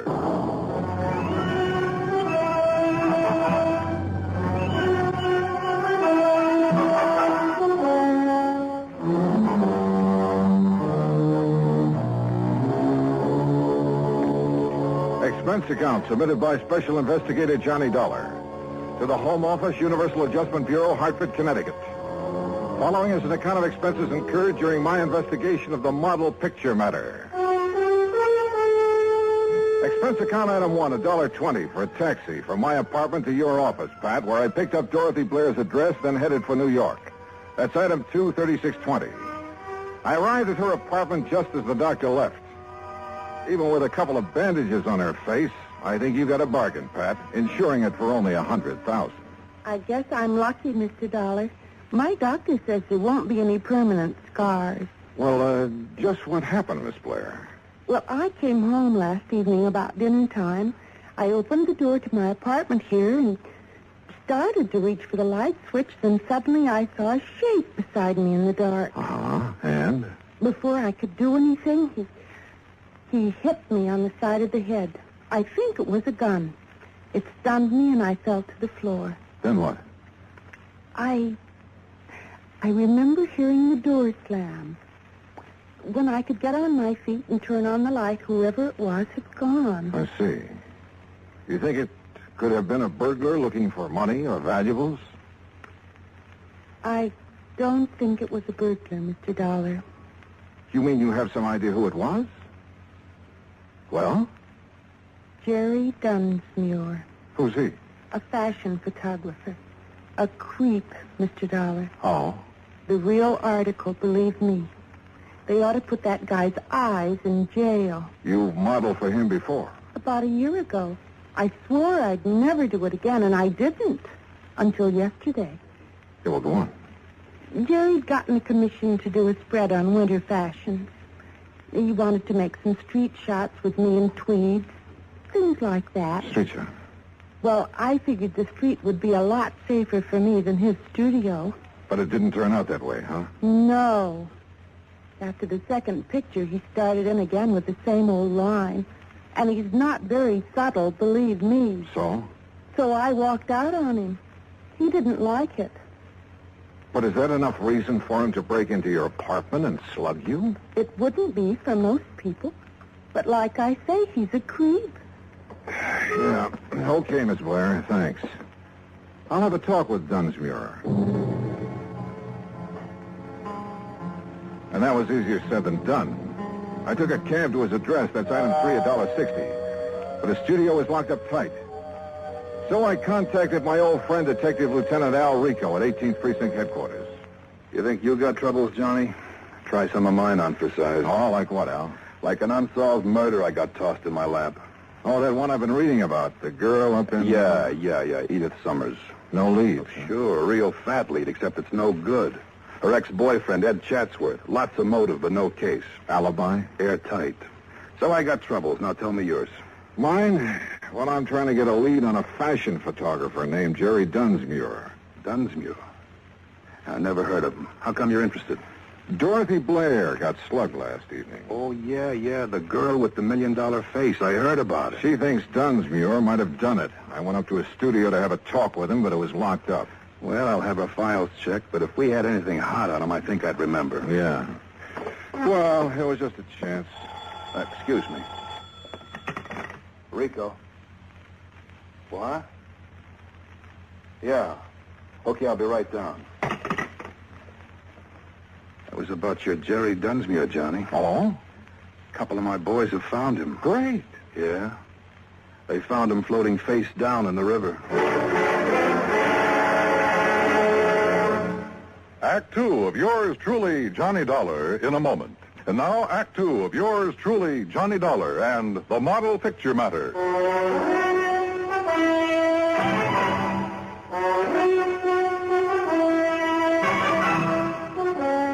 Expense account item 4, $1.80, cab fare back to Dorothy Blair's apartment. She had company. I'd like you to meet Edward Chandler, Johnny. Hi. Glad to meet you, Mr. Dollar.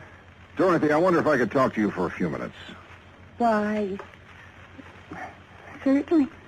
I've got to be running along anyway. Still okay for dinner, honey? Sure. 8 o'clock. I'll pick you up. Bye, Mr. Dollar. Yeah, so long, Chandler. Dorothy. Did you talk to Jerry Dunsmuir? Now, look, you say Dunsmuir tried to get a date with you when he was taking some fashion shots of you on the street yesterday. That's right. He was pretty persistent about it.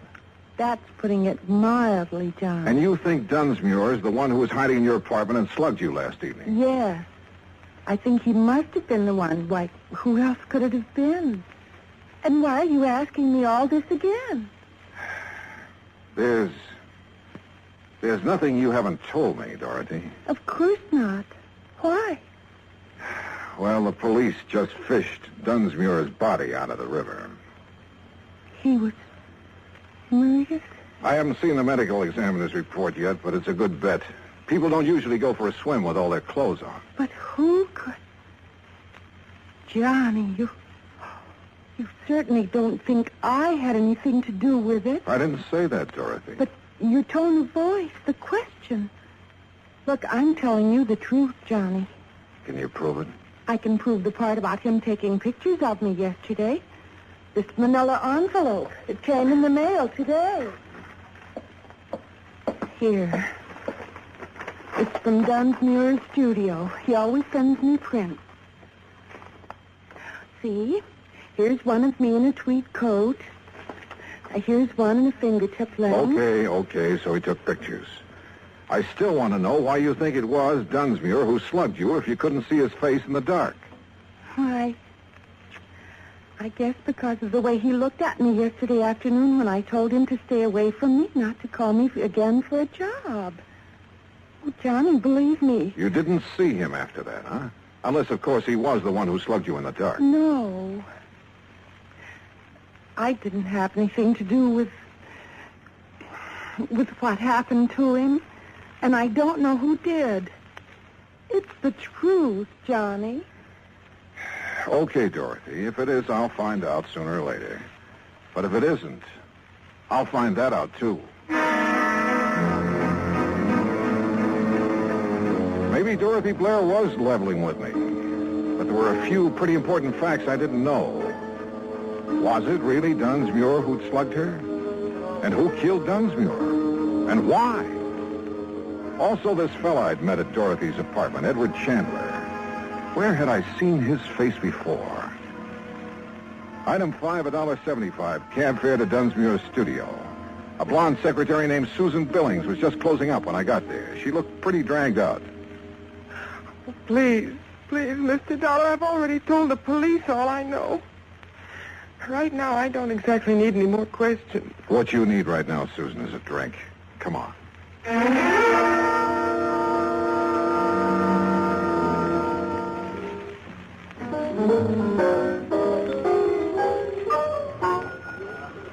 Feeling better, Susan? Oh, yes. Thanks. But I really don't know anything that would help you, Mr. Dollar. How long did you work for Jerry Dunsmuir? About a year. And you can't think of anyone who would have reason to kill him? Nobody. You know he had quite a reputation for being sort of eager with some of the models. That was a long time ago, Mr. Dollar. He changed. Not according to Dorothy Blair. I'm not interested in Dorothy Blair or lies about Jerry. Tell me, do you happen to know a man named Edward Chandler? I met him at her apartment. No. Did Jerry Dunsmuir ever mention him? Not that I remember. So you think Dunsmuir had straightened himself out, had he? I know he had. How can you be sure? He told me. Oh, but You look, see, Mr. Dollar, Jerry and I, we were going to be married.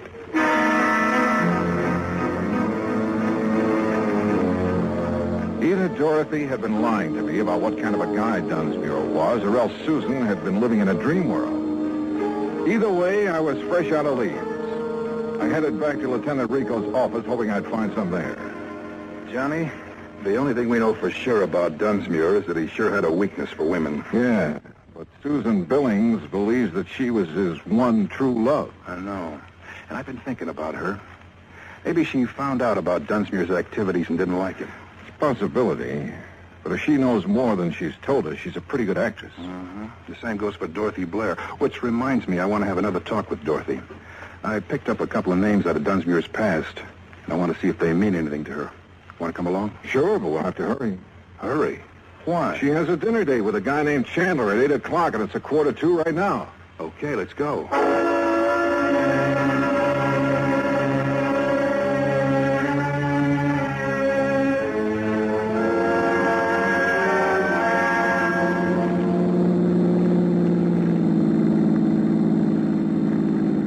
There, that's her apartment house right ahead.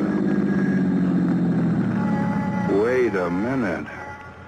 Isn't that Dorothy coming out the front door? Yeah, with Chandler. Come on, we can still catch them. Hold it. What's that? Who'd you say he was? A friend of hers. His name is Chandler. I met him in her apartment this afternoon. Johnny, remember when you came to see me today, I told you I had a murder case in my lap? I mean, before the Dunsmuir murder? Sure, a girl, Edith Summers. I told you her ex-boyfriend was the logical suspect, except that he had an alibi. Ed Chatsworth. Oh, hey, wait a minute. I knew I'd seen that guy's picture somewhere. It was in the paper. Dorothy introduced him as Chandler.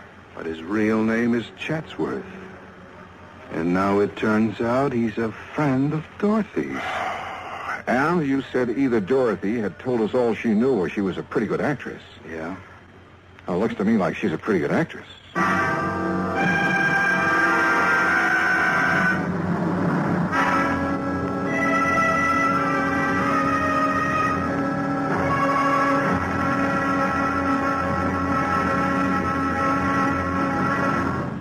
Act 3 of yours truly, Johnny Dollar, in a moment. Act 3 of yours truly, Johnny Dollar, and the Model Picture Matter.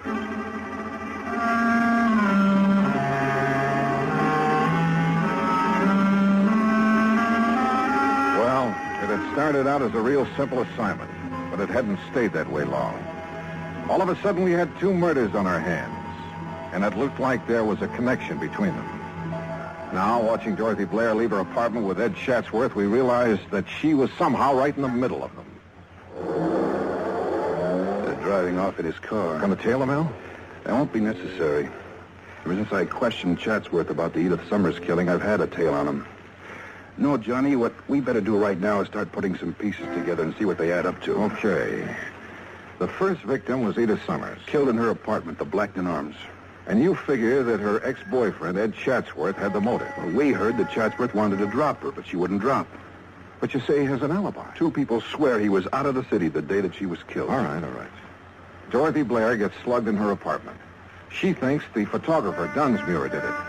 Then Dunsmuir winds up dead that night. Right. And now we find out Dorothy and Chatsworth are friends. Begins to add up, Johnny. You think Chatsworth was trying to drop Edith Summers for Dorothy? If so, maybe they rigged the deal.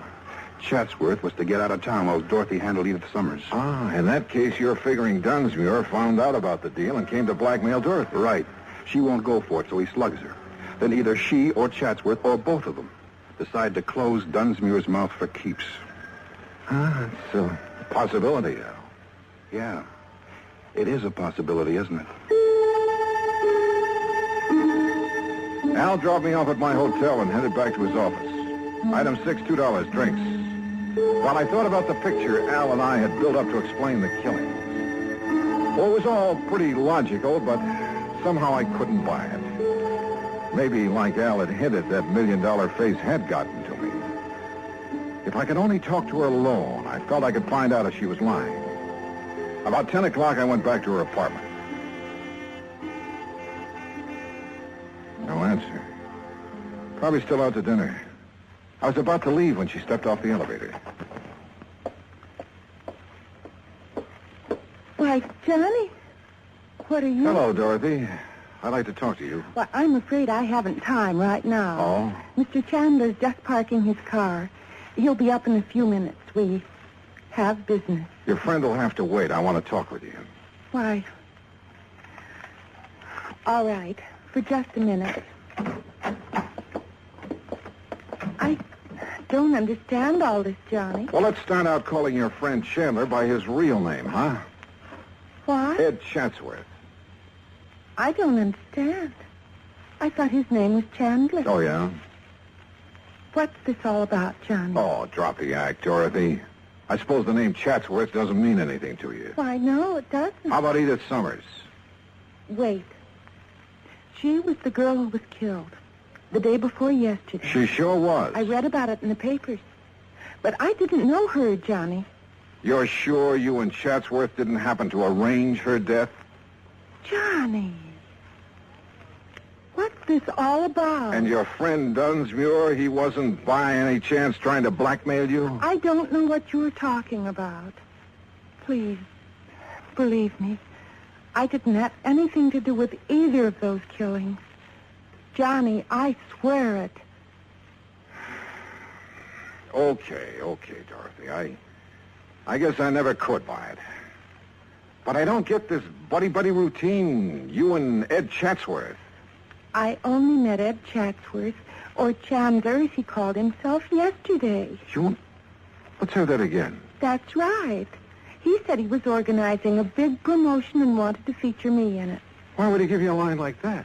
I didn't realize it was a line. He sounded very convincing. He said he wanted to see some of my pictures to see if Pictures? Wait a minute. Those pictures Dunsmuir took of you. Ed's coming up any minute to see them. He wanted to see some outdoor shots, he said. When did Dunsmuir take those shots? The day before yesterday. The day Edith was killed. Where did he take them? We moved around from place to place. You still have the pictures? Right there on the table. Come on, let's take a look. Are these all that he took? As far as I know. Yeah. No, nothing here except you. Why? Here, wait. This shot looks like the front of an apartment house. Part of the name in the picture. Blackton Arms. The apartment where Edith was killed. Johnny, look. In the background. A man stepping out of the apartment house. Yeah, out of focus. Hard to... Hold it. What is it? Is there a service entrance to your apartment? Yes. Somebody just came in. Get down. I shoved her to the floor and hit the light switch. None too soon. I eased out my gun but couldn't see a thing. And I knew I had to locate him before he located us. There was a cigarette lighter on the coffee table. I heaved it toward the kitchen and my aim was pretty good. The flash of his gun pegged him for me. I turned on the lights. It was Chatsworth, all right. I'd hit him in the shoulder, but he'd keep for the state. Johnny. He's the one who killed this Edith Summers. Yeah, sure. He had an alibi rigged, but he spoiled it by walking out of her apartment into the background of that picture Dunsmuir took of you. Then he's also the one who was in my apartment. He probably recognized you by your face. Figured he could find the name of the photographer here. Slugged you when you came in. And I thought it was Jerry Dunsmuir. Poor Jerry. Yeah. Well, I imagine when Chatsworth comes to, we'll find that he killed Dunsmuir to get the negative. He certainly wanted that picture. Yeah. Most pictures don't do people justice. But I guess this one will do him all right.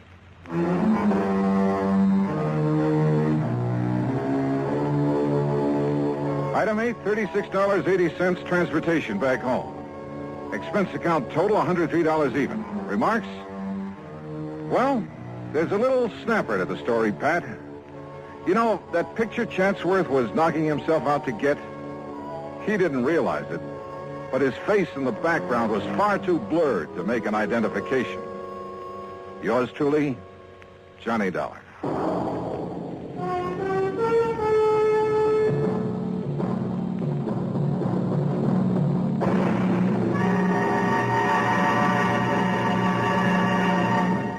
Our star will return in just a moment.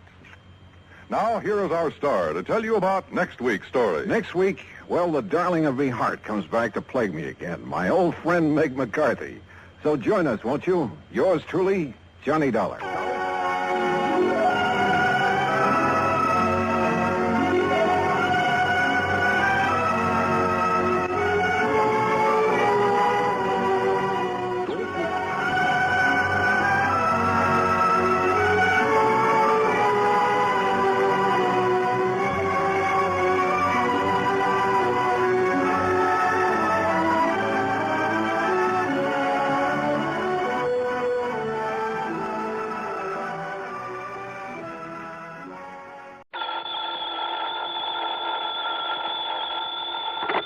Johnny Dollar.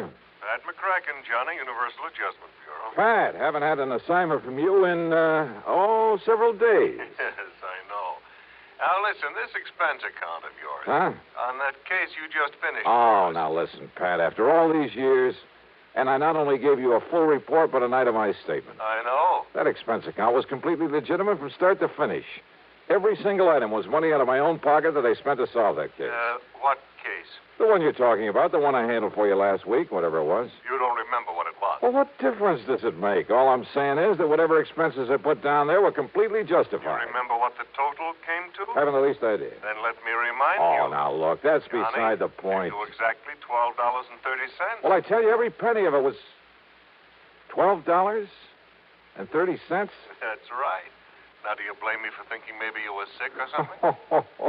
Oh, no. And I thought you were... Okay, Pat, argument's over. Only it isn't, Johnny. Huh? Not by a long shot. You mean you are going to question that expense account? No, I mean we never discussed a fee on that case. Oh, well... And in view of the fact that you had a pretty rough time of it and almost got yourself killed, well, I persuaded the company to slap on an extra fee of $500. Oh, Pat, you are a doll. And I ought to slug you. Instead, how about taking on another one? Fee on this one, too? We'll see. I'll risk it. Then grab a flight to Buffalo. Buffalo. Contact Edward J. McNair at McNair's Emporium. McNair's what? The Emporium. That's one of the big department stores. Somebody lifted a few dollars out of their safe last Saturday. How much? Something over $400,000. Wow, easy. Yeah. Well? Okay, Pat, I'm on my way.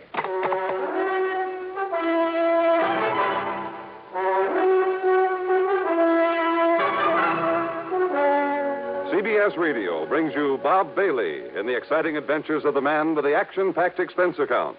America's fabulous freelance insurance investigator. Yours truly, Johnny Dollar.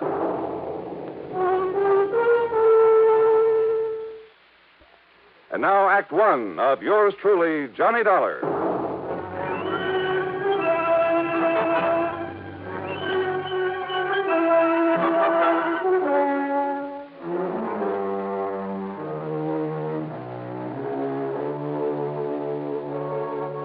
Expense account submitted by Special Investigator Johnny Dollar to the Universal Adjustment Bureau, Home Office, Hartford, Connecticut. Following is an account of expenses incurred during my investigation of the Buffalo matter.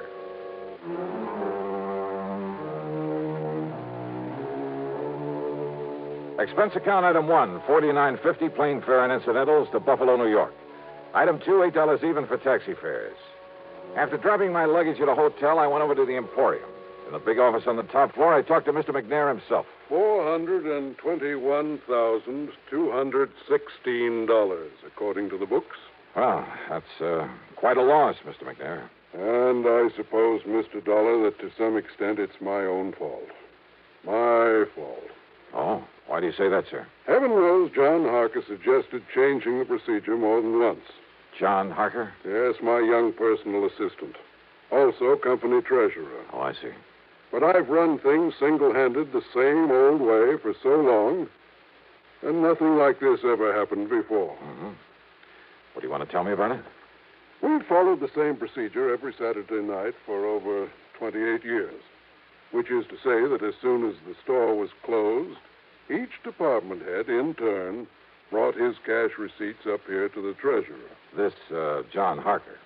Then Harker gave the department head a receipt, put the money in the vault, and that was that. Well, sir, it seems to me it would have been a lot safer to have an armored car deliver that money to the depository of some bank during the day, maybe several times a day. Exactly what John suggested some time ago. I suppose I should have listened to him. Well, go on, sir.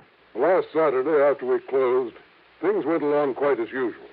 That is, until Mr. Ellery in Sporting Goods, always the last to bring his money to the vault, until he knocked on Harker's door. Well, right on cue. Excuse me. Come in. Mr. McNair, John, come in, please. I want you to meet Mr. Johnny Dollar. This is John Harker. Mr. Dollar? Hiya.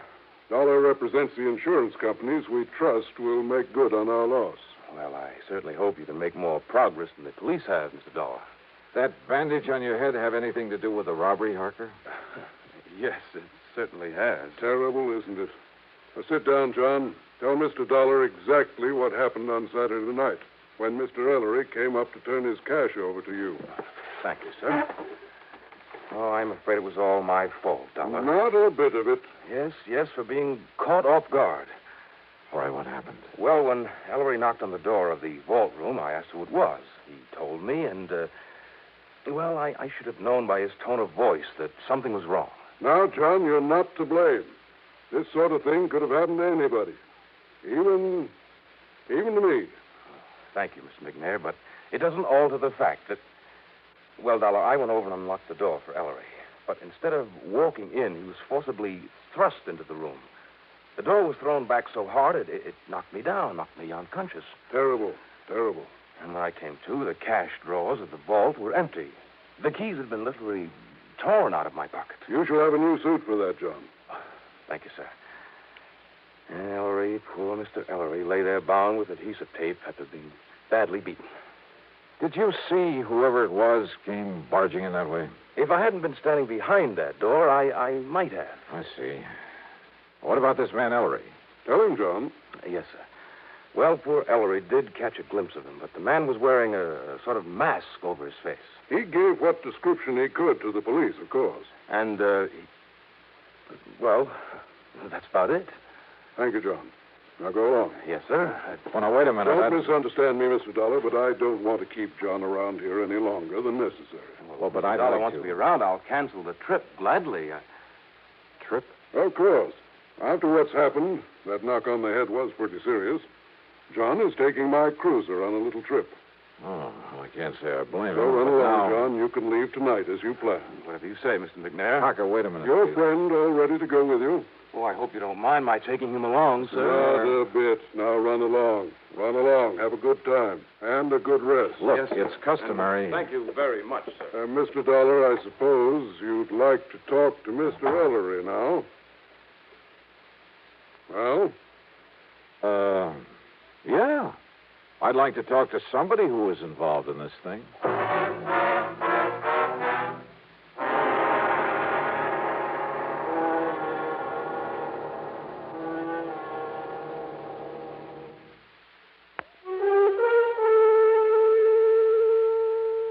David Ellery, the other victim of the robbery, was still out to lunch, so I grabbed a bite myself. That's item 3, $1.75, and checked with the police. Nothing helpful at all. No leads on the man who'd got away with over $400,000 from a store there in Buffalo, New York. Then I went over to the Emporium to the sporting goods department. Ellery was back, and I talked with him in a little office in a corner of the stockroom.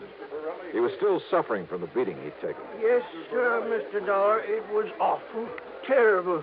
And, yes, sir, it was just like young Mr. Harker told you it was. I understand that you gave the police a description of the man who attacked you. Well, yes, sir, best I could. Had you ever seen him before that you know of? Well, of course, I can't be absolutely sure because of that mask he was wearing, but I don't think so.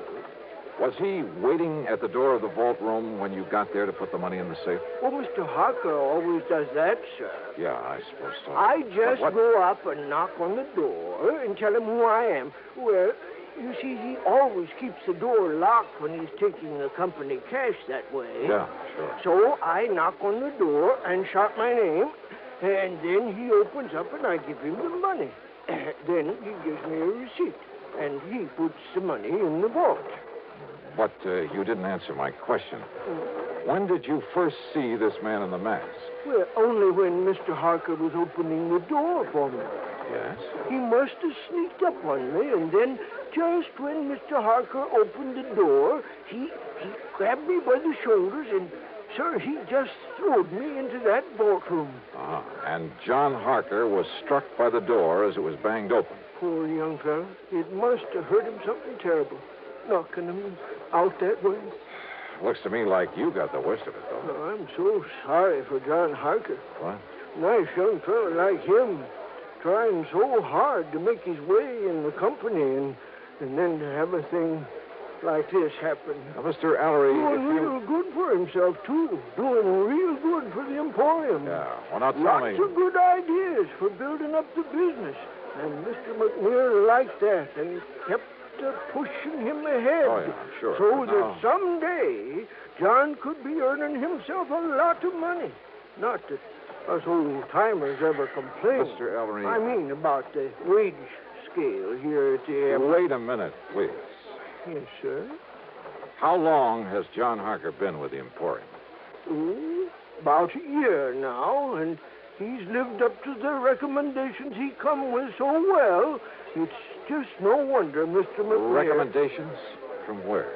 Macy's and Gimbel's in New York, and John Wanamaker in Philadelphia. Oh, from lots of big stores.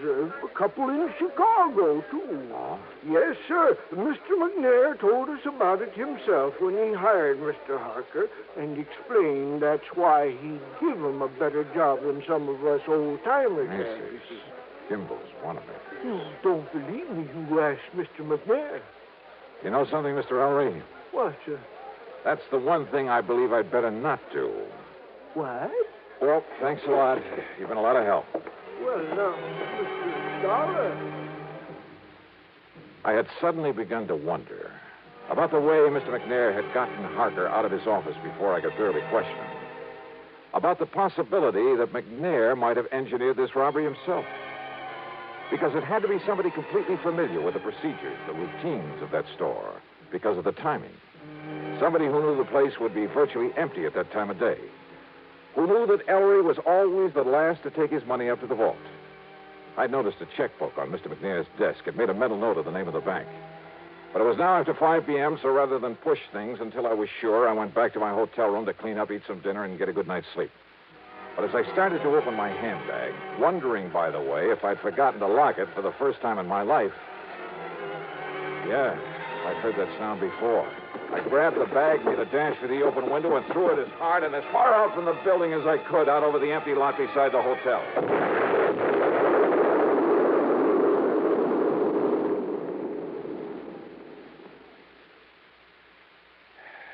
Funny. I got a sneaking suspicion about then that somebody in Buffalo didn't particularly want me around.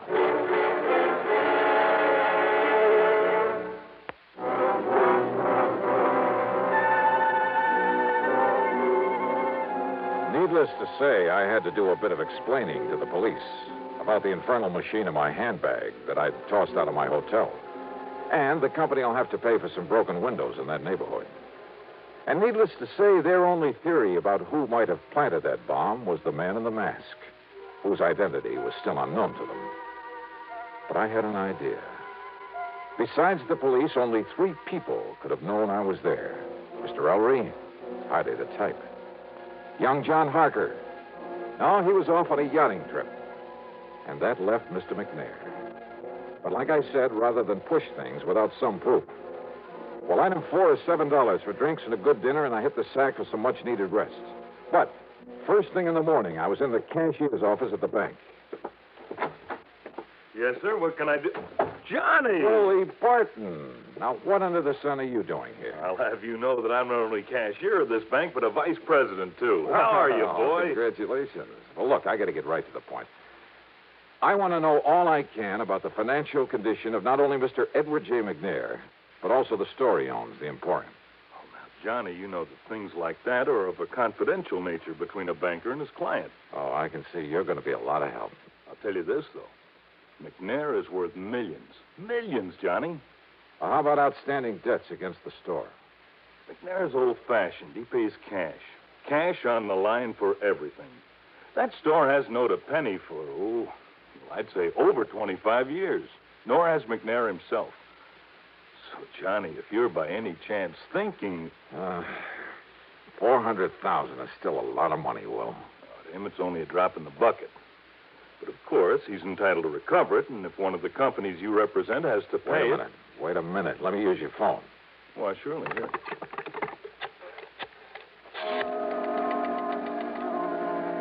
Item 5, 840, long-distance calls to New York and Philadelphia to Macy's, Gimbel's, and John Wanamaker's, to the personnel directors.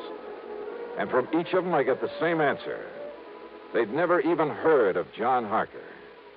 I left the bank and went over to the Emporium to the office of Mr. McNair. I know, Mr. Dollar. I haven't the least idea where John and his friend are going in my cruiser. He simply asked if he might have it for a few days. Asked for it? I thought it was your idea that he take that trip. Well, of course I agreed that he should get away for a few days to rest, recuperate. A few days? Yes. And also get away with your $400,000. What? Played right into his hands. You know anything about this friend he's taking along? Well, I presume, being a young man with lots of lady friends. Well, I presume it's the guy who helped him with that robbery. What are you saying, Mr. Dollar? Oh, brother, how nicely things are beginning to add up around here. To begin with, it had to be somebody here in the store. And listen. I'm listening, sir. Harker told me, right here in your office, he told me that when old man Ellery knocked on the door of the vault room, that Harker should have known something was wrong when Ellery called to him and identified himself. Mr. Dollar. I should have known by the tone of his voice that something was wrong. Now, those were the words that Harker used. You heard him say it, too. But he was lying. Lying? Yeah. Because Ellery didn't know the robber was even there until after John had opened the door for him. You're sure of that? I'm sure. Mr. Dollar, are you trying to say that John Harker, that fine young man... I am trying to tell you that you have made an old fool of yourself, that you made your first mistake when you hired that smart young crook. I'll have you know that John came here with the highest possible recommendation. Yeah, well, Macy's and Gimbel's and the rest never even heard of him.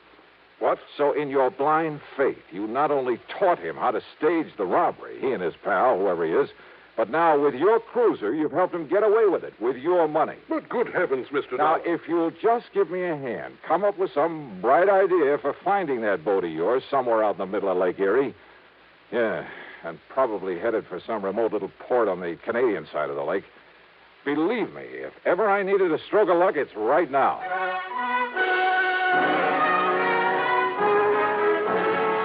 You know something? Well, Lady Luck must have been tagging along right at my heels. And don't ever underestimate the United States Coast Guard.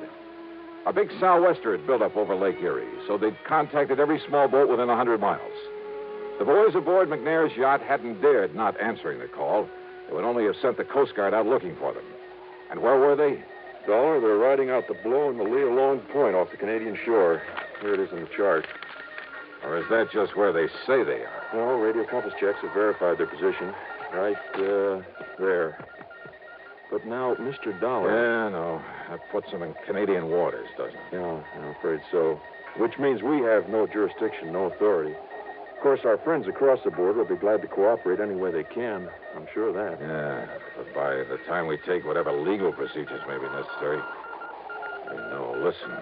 Yes, sir? Now, off the record, unofficially, suppose I were to go out there after them myself. Oh, now, Mr. Dollar... Well, somebody has to nab them. Suppose I could find a boat and a skipper willing to weather this storm. Huh? How about that? Well, I think maybe... Now, I'm not sure, mind you, but I think I've heard of some chap around here that owns a converted subchaser. Weather out any kind of a storm. Yeah? Now, of course, you understand, I'm hardly in a position to recommend that you attempt any such thing. Expense account item 6, $585, rental of the subchaser and the skipper to go with it. And while I'd like to give you a thrilling, dramatic ending for this case, well, the trip across Lake Erie in that storm did have its moments. But from there on in, it was just a matter of running down John Harker and his pal, clapping him into chains and hauling him back to Buffalo with the money. So expense account total, including transportation home.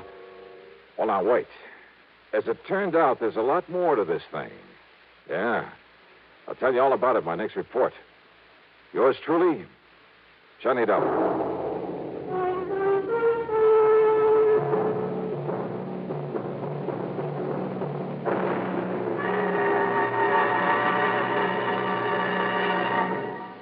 Now, here is our star to tell you about next week's story. Next week, well, as I told you, there's a lot more to this case. As a matter of fact, it turned out to be the most exciting, most dangerous assignment. Well, join us, won't you? Yours truly, Johnny Dollar.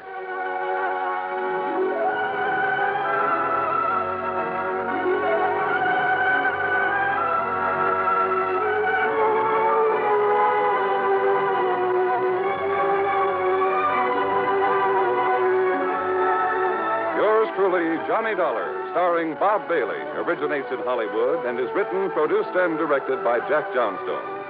Heard in our cast were Lawrence Dobkin, Bartlett Robinson, James McCallion, Dick Crenna, Junius Matthews, and Gil Stratton. From Hollywood, it's time now for... Johnny Dollar. Pat McCracken, Johnny, Universal Adjustment Bureau. Oh, hi, Pat. What's on your mind? At the moment, you. Huh? Johnny, you've been working too hard. Oh, this I've been convinced of for years, Pat, but I've never been able to convince anybody else, especially you. Okay, I'm convinced. What you need is a nice vacation, all expenses paid. Whoa. Southern California's very nice this time of I year. just came back from there. The beaches, the swimming, sun, golf, Look, nightlife. Pat, thanks a lot, but no thanks. Well, now, Johnny. The last time you invited me to take one of your vacations, I got hit over the head, almost run down by a truck, and kicked around by a guy 7 feet tall. Yeah, but this one's different, Johnny. It's a real simple job. Oh, they all are, according to you. All I want you to do is pick up something out on the coast and bring it back here. That's all. Yeah, what? $100,000. Oh. I'll be right over.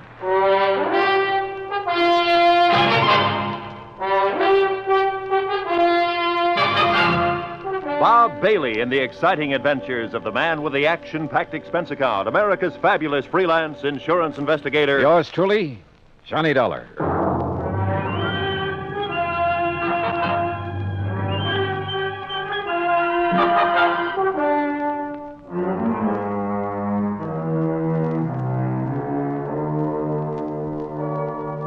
Expense account submitted by Special Investigator Johnny Dollar to the Universal Adjustment Bureau, Hartford, Connecticut.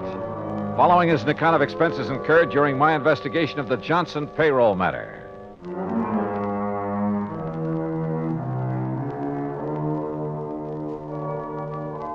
Expense account item 1, $1.25 cab fare from my apartment to the office of Universal Adjustment Bureau and Pat McCracken. Well, $100,000 made you prick up your ears, Johnny. Sit down. Okay, Pat. What's the deal? You hear about the Johnson payroll robbery last week down in New York? I read about it, but there weren't too many details. They got $100,000, and the payroll was insured by one of the companies we represent. How many in on the robbery, do you know? Oh, we're not sure. There were several. One of them was fatally wounded. Was he able to talk before he died? Yeah, just enough to tell us the plan was to split up after the robbery, meet in another city to divvy up the loot. Uh-huh. And you think it's out in California now? We also think one of the crooks may be trying to double-cross the others. Hiding out from them, maybe? That's the general idea. We got a call from Los Angeles this morning. Fellow wouldn't give his name, but he claimed he could give us a lead on the one who has the dough. For a price, of course. Oh. So you're to meet him in L.A. and find out what he knows, if anything.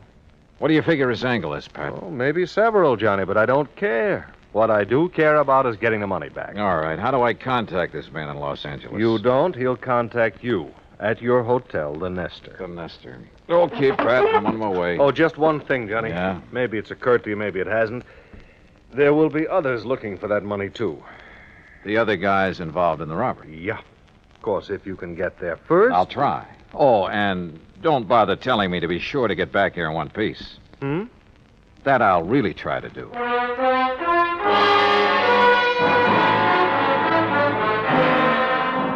Expense account item 2, $187 even, air transportation and incidentals to Los Angeles.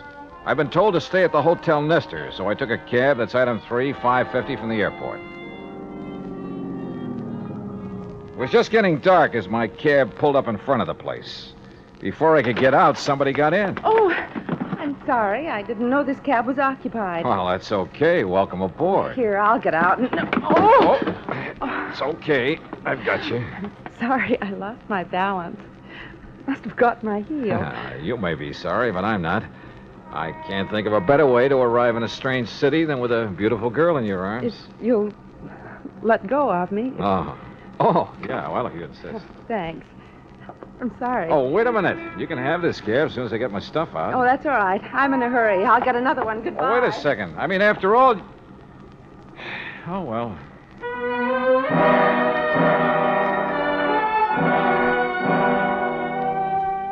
Yeah, that's the story of my life. The best ones always seem to get away. I went into the hotel lobby to register, but found a message waiting for me from the informant who'd phoned to Pat. I was to drive to the little town of Corrado Beach down the coast and meet a man there first thing in the morning. There was a map showing me the way to a small pier where the meeting was to take place. Looked like Los Angeles had suddenly got too hot for him. Expense account item 4, $50 to rent a car. I left word where I'd be, drove to Corrado Beach, and checked in at a motel. Then early next morning, I went out to the little pier. It was a ramshackle affair with a couple of beat-up boats tied to it and an old character fumbling with the door of a little bait shack. I went over to him. Hi. Morning. Having trouble? Yeah, some kid's been monkeying with this lock. You want some bait? No. This is one trip I didn't come to fish. How is it, by the way? Fishing? Yeah. Fine. Oh, just my luck. No, I'm supposed to meet somebody here. Oh, it must be that fellow out there. He was already there when I got here. Oh, where? Well, you see that boat, bottom side up on the pier near the end? You mean the man sitting beside it? Yeah. Got himself a fishing rod, looks like. Could be he wants some bait. I'll walk out with you and see if you don't mind. Oh, not at all. So the fishing's been good, huh? What have they been catching? Oh, quite a few bass last couple of days. Off the pier? Yeah. There's some kelp beds in close, brings them in around here. Funny. Your friend there, you don't seem... Hey. Asleep, I guess. Hey, watch out, he's slipping. Grab him. I got him. But... Hey, mister. Mister, he isn't sleeping. That's right. He's dead.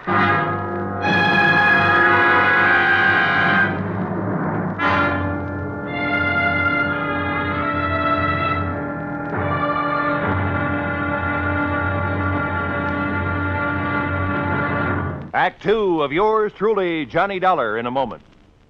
Our flag now numbers 50 stars, and behind each star there stands yet another flag representing one of the 50 states.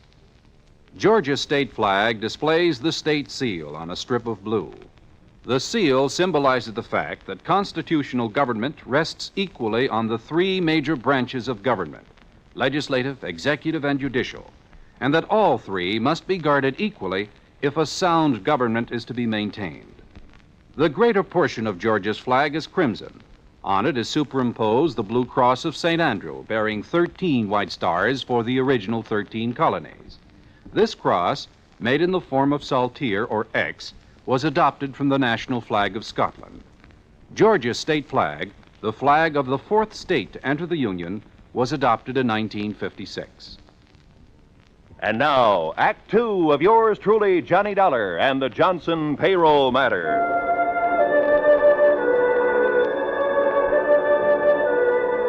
I'd flown 3,000 miles to meet a man, only to find him dead at the end of a rickety little pier at Corrado Beach, a knife between his ribs. I searched him while the old fellow at the bait shack went to call the police, but I didn't find a thing on him to help me. No identification, even. Later, talking to the police, well, they didn't have any line on him either. My only lead on the payroll robbery was dead. I waited around the motel most of the day, hoping the police could turn up something on the dead man, but it was no soap. Item 5, $2 for drinks in the town's only bar while I tried to figure out my next move. And my next move was to the phone booth in the corner to call Pat McCracken back in Hartford. Collect. Oh, tough luck, Johnny. But are you sure the dead man is our informant? There was no identification on him, but he was right where he told me he'd be in the message he left for me in L.A. Probably not much doubt about it, then.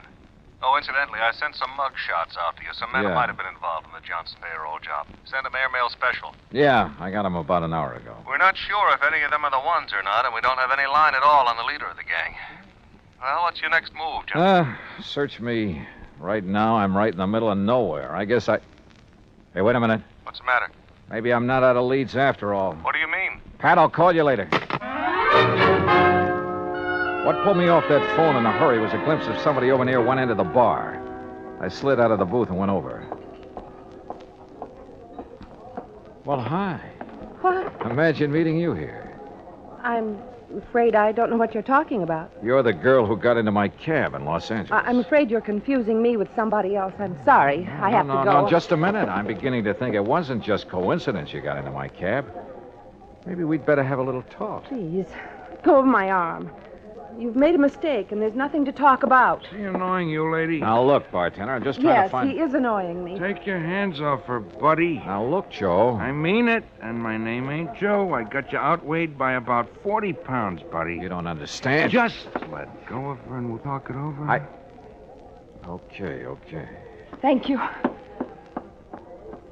Now, just what is it I don't understand, buddy? Skip it, buddy. So she got away from me. I grabbed my top coat off a hook and stepped outside the bar. It was damp and foggy out there. I put on the coat and started looking around for her, but it was too late. She was just plain gone. Then, walking along with my hands in my coat pockets, I realized there was something in one. A key to a motel room, but not mine. Funny. Then I remembered I'd had the coat beside me in the taxi when the girl climbed in back in Los Angeles. Yeah, she could have slipped it in the coat pocket then. But why? Well, that's what I wanted to find out. I looked up the motel. It was about a mile down the highway from mine, room 7.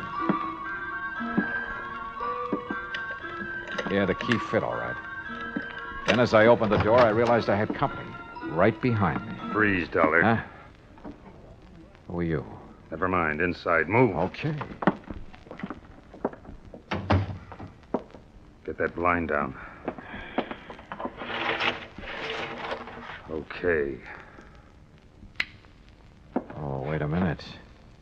Your face looks familiar. Yeah, those mug shots McCracken sent me. You must be Slattery. Right boy. One of the guys they suspect of pulling the Johnson payroll job. Too bright for your own good, Dollar. You must be the one who killed the man out on the pier. The man who was going to tell me where the payroll door is. That's a nice stall, Dollar, but it won't work. What do you mean, Slattery? Blake killed him, and you know it. Yeah? Who is Blake? You want to play it coy, huh, Dollar? Okay, we'll do it your way. Blake's got the payroll door, and you're working with him. Just how do you figure that? Blake's girlfriend climbed in your taxi in Los Angeles. I figure she slipped you the key to this room. Hey, look, you got a few things all twisted. Shut up and stand still. This gun has a habit of going off sometimes. No kidding. So where's the dough? Take it or leave it, Slattery, I don't know. Well, it better be in this room. Yeah? And if it isn't? You guess. I don't think I need more than one. If it isn't here, I'm not leaving. That the idea? Oh, you leave, all right. It's just that you won't be walking out of here. Act 3 of yours truly, Johnny Dollar, in a moment. Over 150 years ago, the Swiss poet Henri Amiel wrote, "Heroism is the brilliant triumph of the soul over fear. Heroism is the dazzling and glorious concentration of courage." During the Korean campaign, Corporal Ronald Rosser was attached to the heavy mortar company of the 38th Infantry, 2nd Division, United States Army. Rosser, a veteran of World War II, rejoined the Army and shipped to Korea when he heard that his brother had fallen in the winter assault of the Chinese Communists. One day, Rosser's company moved into enemy territory. At the time, the corporal was a forward observer and carried a radio. Suddenly, in the midst of an enemy attack, Rosser handed his radio to a buddy, slipped the safety off his carbine, and filled his shirt with hand grenades. He charged at the enemy through fierce mortar and artillery fire, shooting from the hip. Straddling a bunker, he riddled its occupants. Still advancing, he accounted for 2 more of the enemy, shooting one through the head and clubbing another to death. Continuing his one-man charge, he jumped into a trench full of enemy soldiers, opened fire, and forced his way relentlessly down the length of the trench, killing right and left with grenades and carbine fire. Out of ammunition, he returned to his company, where he replenished his supply. Then he charged the enemy again and again.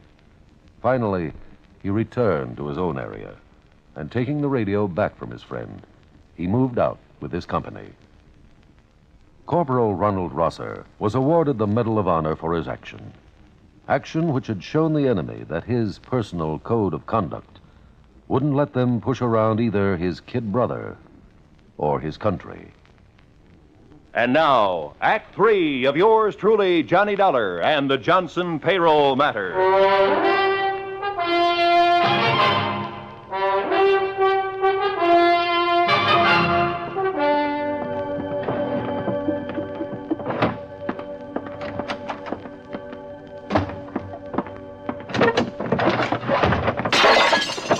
Now, look, Slattery, you've torn this motel room completely apart. Obviously, that payroll money isn't here. That's right, Dollar. So now you're going to tell me where it is. Oh, brother, you take a lot of convincing. I told you I don't know.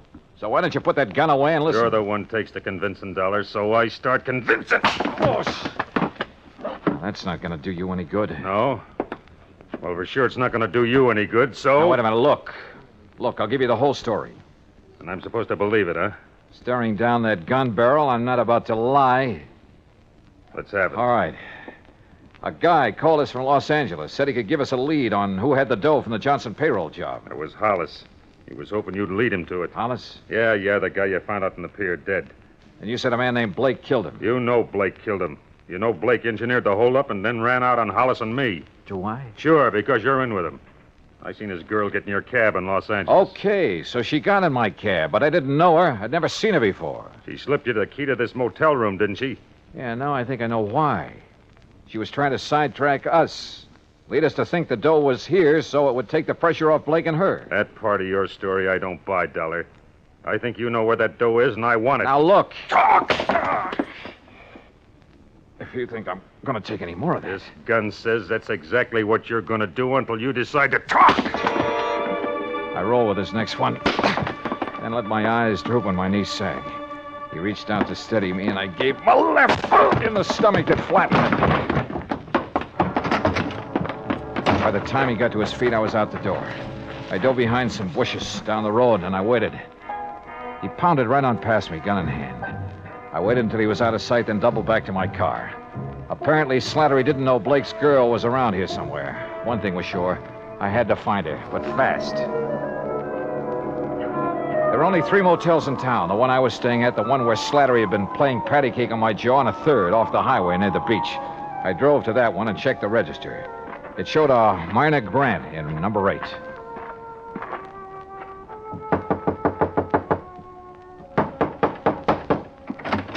Oh, Hello, Myrna. no, please get out. Oh, no, sorry. But we're going to have that talk right now. I tell you, you've made a mistake about me. Oh, come on. Drop the act, Myrna. I know you're Blake's girlfriend, that you slipped that motel key in my coat pocket in L.A. to get me off the trail of the Johnson payroll money. The what? I also know that Blake masterminded the robbery and double-crossed his buddy, held out on him. Oh, I guess I knew it must be something like that. What are you talking about? Mr. Dollar, I haven't known Fred Blake very long. A month, maybe. I didn't know what he did for a living, and I didn't ask him. 2 days ago, he said he was in trouble and needed my help. He wanted me to slip that key into your coat pocket in the taxi in Los Angeles. To take Slattery off his trail. Then he told me to meet him here at the beach. When I saw you in the bar a while ago, I got panicky. I didn't know what to do. But that's all I know about it. Mr. Dollar, I didn't know Blake was a criminal. Honestly, I didn't. Yeah? Now, will you help me find him? Yes.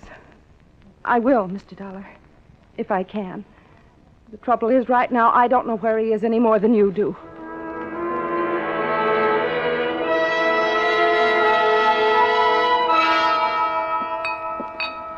What'll it be, folks? Hey, wait a minute, buddy. Ain't you the one that was molesting this young lady an hour ago? Oh, Tarzan, buddy, my molesting days are over. Oh, it's all right, bartender. I'm sorry I caused you the trouble. No trouble, ma'am. Just glad it turned out all right. Things happen fast here at the beach, I guess. I don't suppose you've ever heard of a guy named Fred Blake, have you? Yeah, not that I remember. You looking for him? Yeah. What's he look like? Medium height, dark hair and brown eyes.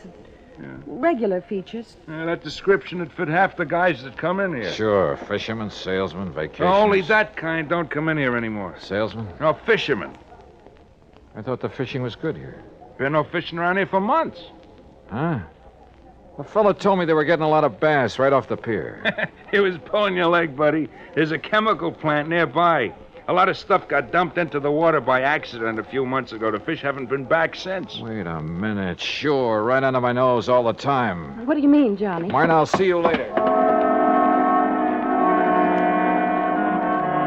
I got in my car and headed for the pier. As I turned off the highway, I could see a car a couple of 100 yards back following me with its lights off. But I couldn't stop now. I parked near the pier and headed for the bait shack. The windows were still boarded over, but I could see a crack of light between the boards. I eased over to the shack.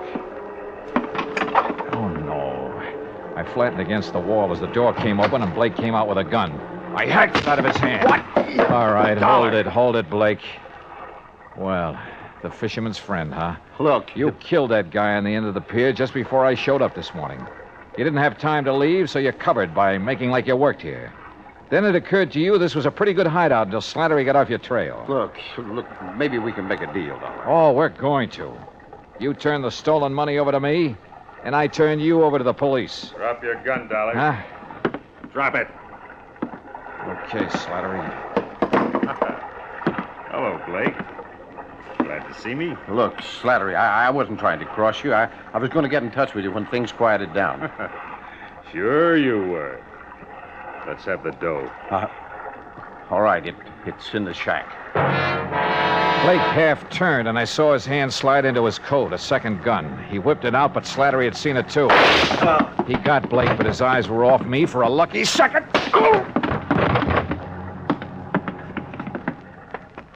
I checked Blake. He was still alive. Yeah, they'd both keep. For a long time.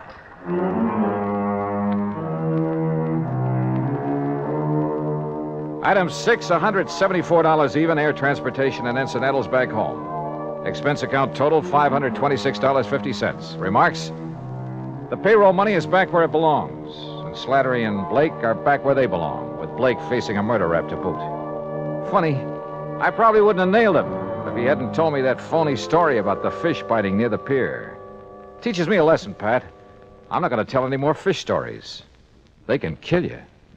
Yours truly, Johnny Dollar.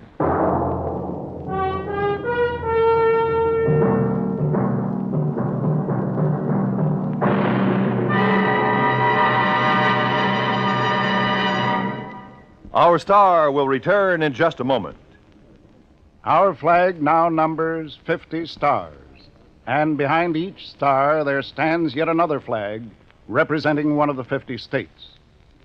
Ohio's state flag is the only pennant-shaped flag, or burgee, as it is correctly called.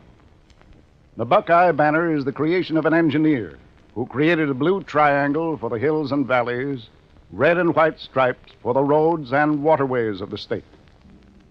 There are 13 stars for the original 13 colonies, and 4 extra stars to indicate that Ohio was the 17th state admitted to the Union.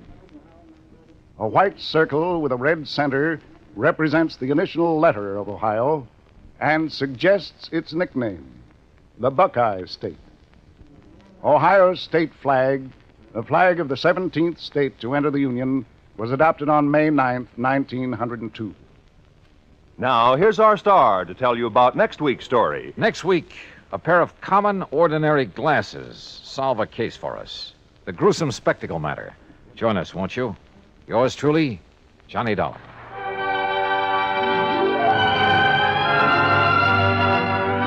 Yours truly, Johnny Dollar, starring Bob Bailey, originates in Hollywood and is produced and directed by Jack Johnstone. Today's story was written by Robert Stanley. Heard in our cast were Virginia Gregg, Lawrence Dobkin, Forrest Lewis, Shepard Menken, and Frank Gerstle. Be sure to join us next week, same time and station, for another exciting story of yours truly, Johnny Dollar. This is Roy Rowan speaking.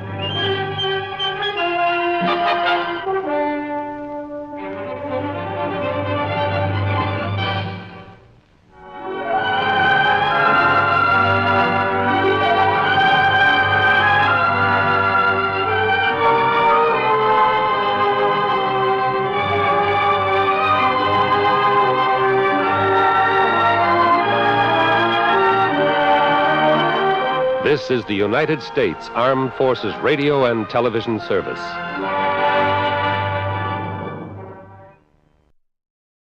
From Hollywood, it's time now for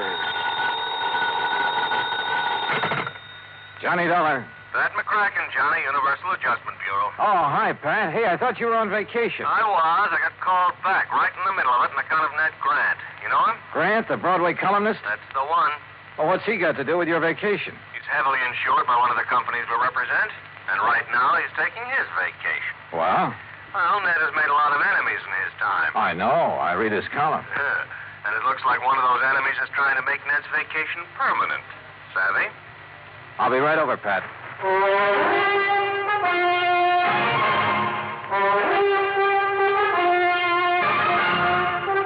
Bob Bailey in the exciting adventures of the man with the action-packed expense account, America's fabulous freelance insurance investigator. Yours truly, Johnny Dollar.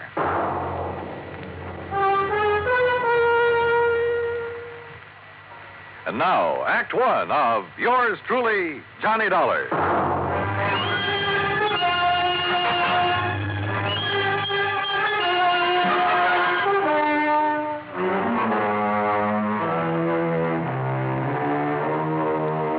Expense account submitted by Special Investigator Johnny Dollar to the Home Office, Universal Adjustment Bureau, Hartford, Connecticut. Following is an account of expenses incurred during my investigation of the ideal vacation matter.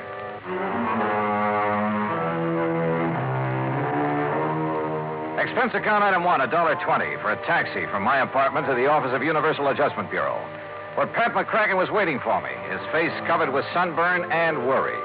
Just when I was beginning to relax and enjoy my vacation. Sit down, Johnny. Thanks.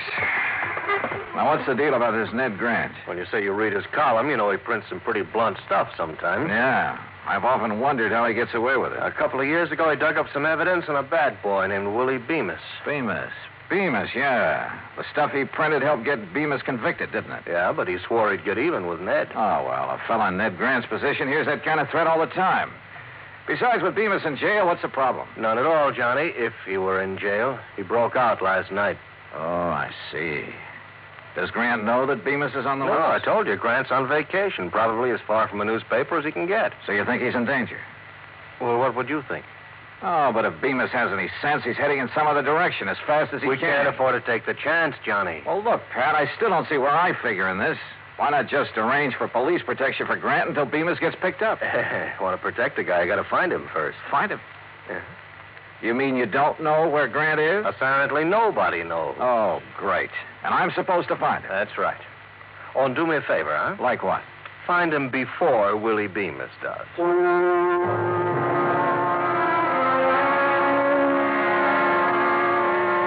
Well, I knew enough about Bemis to realize he wouldn't hesitate to gun down anybody who got in his way, including me. So I headed for New York. That's item 2, $23.40. I located the apartment house where Ned Grant lived and had a talk with the manager in his office at the rear of the first floor. I'm sorry, Mr. Dollar, but I really don't have the slightest idea where Mr. Grant went on his vacation. Well, didn't he leave a forwarding address? No, he just told me to hold all his mail for him here until he got back. And he didn't say anything at all that would give you a clue as to where he might have gone. None at all. Oh, great. I don't know if you know Mr. Grant very Not well, personally. but, well, he's unpredictable, let's put it that way. Of course, the kind of life he leads would make a character out of anyone, I guess. You mean batting out that column every day, huh? Yes, and his phone ringing every 10 minutes and strange people traipsing up to see him at all hours. Really, I can understand his not telling anyone where he went on his vacation. He just wanted to get away from it all. He kept saying that this time he was going to have an ideal vacation. Ideal vacation. That could mean anything from a trip to the moon to, well, Lord knows what. Tell me this. Did he take much luggage? Oh, I don't even know, but he hadn't been gone 10 minutes before my phone started ringing with calls for it. Your phone? Oh, yes, Mr. Grant had his disconnected before he left. Tell me, Mr. Dollar, what's so urgent about finding Mr. Grant?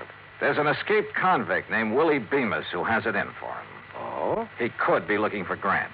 If so, I have to find Grant first. I see. Well, I wish I had more information for you. Oh, I tell you, you might try Miss Anthony. Huh? Possibly she could help you. Well, who's Miss Anthony? Doris Anthony, a close friend of Mr. Grant. Oh?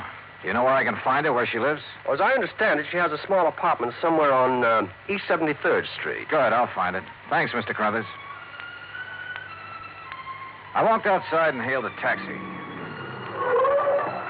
But then, just as I was about to step into it, I froze. Because I caught a glimpse of somebody walking quickly into the service entrance at the side. And there was just enough light to tell me it was none other than Willie Bemis. I headed back in fast and straight to the door of Crothers' little office. The door of it was locked. Crothers, open up. Crothers.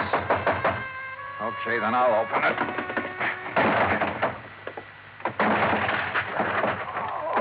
Hey, Crothers, what happened to you? Mr. Dollar. That's right, what happened? This man, right after you left, he came barging in. That was Willie Bemis. What did you tell him, Crothers? Only what I told you. And it looks like he and I are starting out even. Huh? But this is one race I don't want to end up in what you'd call a dead heat.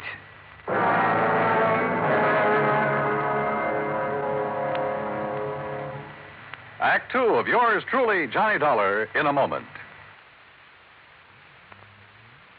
And now, Act 2 of yours truly, Johnny Dollar, and the ideal vacation matter. I looked up Doris Anthony's address on East 73rd and took a cab. That's item 3, $1.75 to her apartment. She was tall, rangy, dark hair. And somewhere along the line, I'd seen her before, but I couldn't remember where. Ned Grant? How would I know where he is? He isn't exactly the sort of guy that lets you in on his plan. Hey, listen, Doris, this may be the oldest line in the book, and I know it, but haven't I seen you somewhere before? Could be. I've been around a while. Like where? Oh, I used to sing in a couple of clubs around town. That's where I met Ned. He liked me, so he helped me. In his column, that what you mean? Yeah, that's what I mean. His apartment manager says you're a very good friend of Ned's. He has a lot of girlfriends. My main claim to fame is I'm always handy. Well, look, Grant told the apartment manager he was going to take an ideal vacation. Any idea what that would mean? Or where? Sure. Wherever there are girls. What do you want him for? Somebody's out to get him. What do you mean? Who? Willie Bemis. That name mean anything to you? Bemis is in prison. He was. He's out now. What? When? You didn't know? I haven't read the papers today. Does that change your mind any about helping me find him? Look, really, I don't know where he is, honest. There is one thing that might help, though. Yeah, what?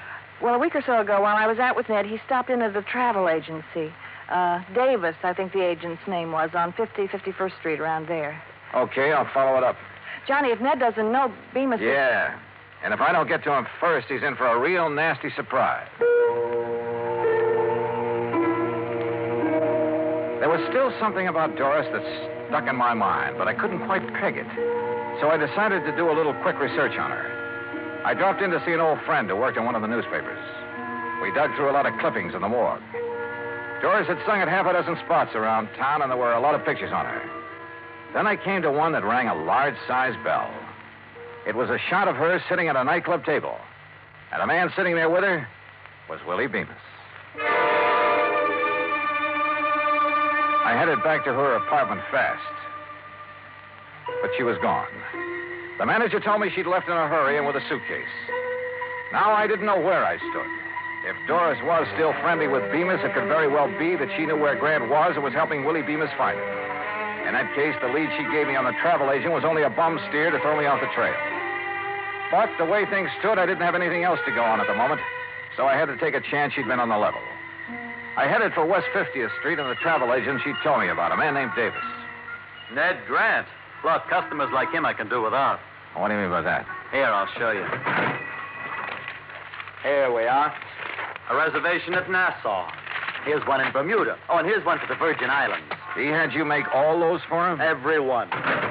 That sort of thing doesn't make me very popular at those resorts, believe me. Well, it's a cinch he can't be at all those places. If you ask me, he's not at any of them. He's always doing that sort of thing. Well, that's a lot of help. Just the same, I'm going to call those places. Where's your phone? Right there on the desk. But I tell you... Excuse me. Hello? Who? Oh, yeah, just a minute. It's for you, Mr. Dollar. Oh, thanks.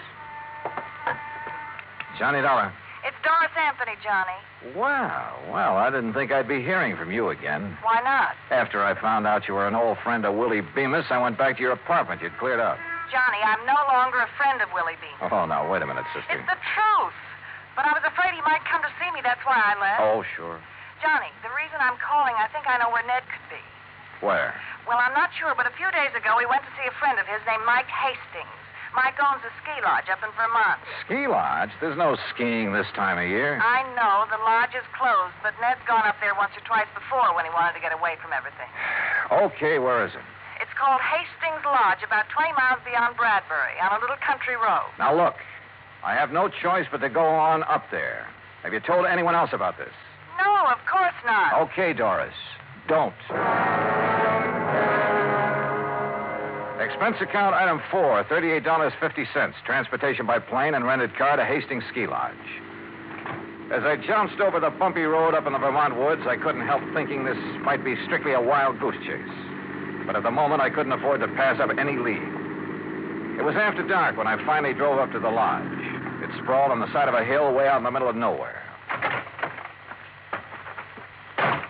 There were no lights on, no sign of life about the place at all.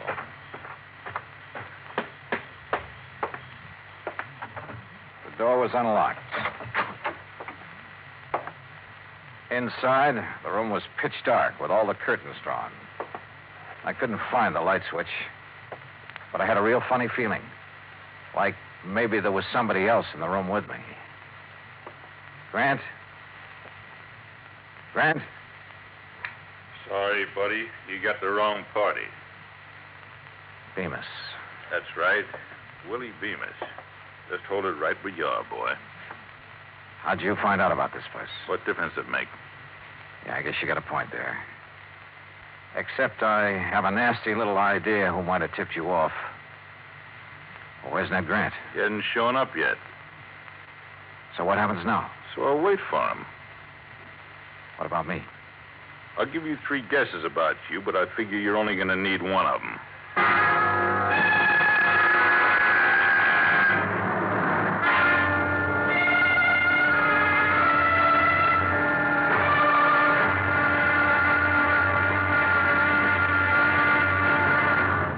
Act 3 of yours truly, Johnny Dollar, in a moment.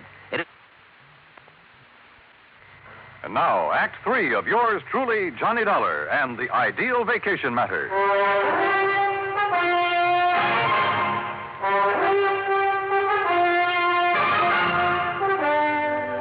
Stand still, Dollar.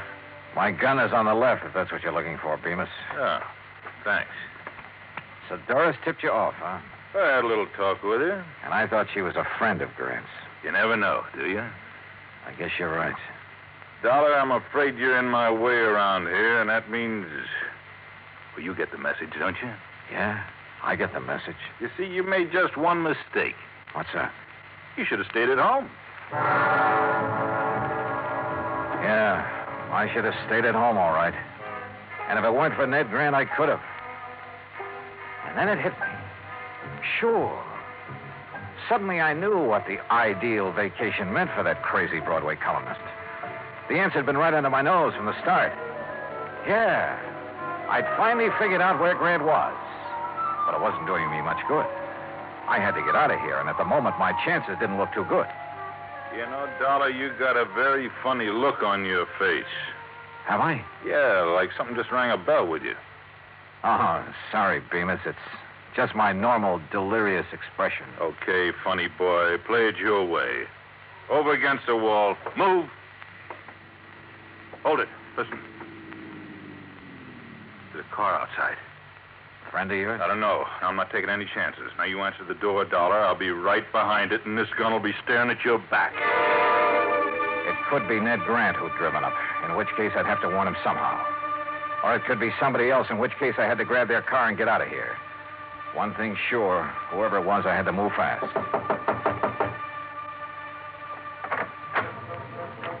Johnny? I pulled the door open wide, then threw my weight against it. It slammed into Bemis and flattened him against the wall. He was off balance, so I couldn't. He rolled and his gun went flying. But I couldn't see where, and I couldn't take time to look. I grabbed Doris. Johnny! Come on, now, into the car. Now, you're going to help me for a change. That was Bemis. Don't tell me you're surprised. You're the one who tipped him off about the ski lodge. But, Johnny, I had no choice. He pushed me around. Yeah, sure. Johnny, where are we going? New York. You think Ned's there? Doris, I think he's been there right from the start.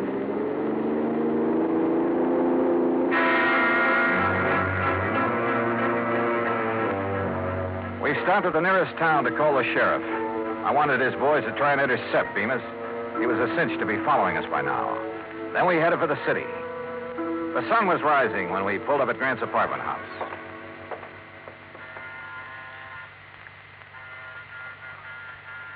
The manager didn't answer. Maybe he's still asleep.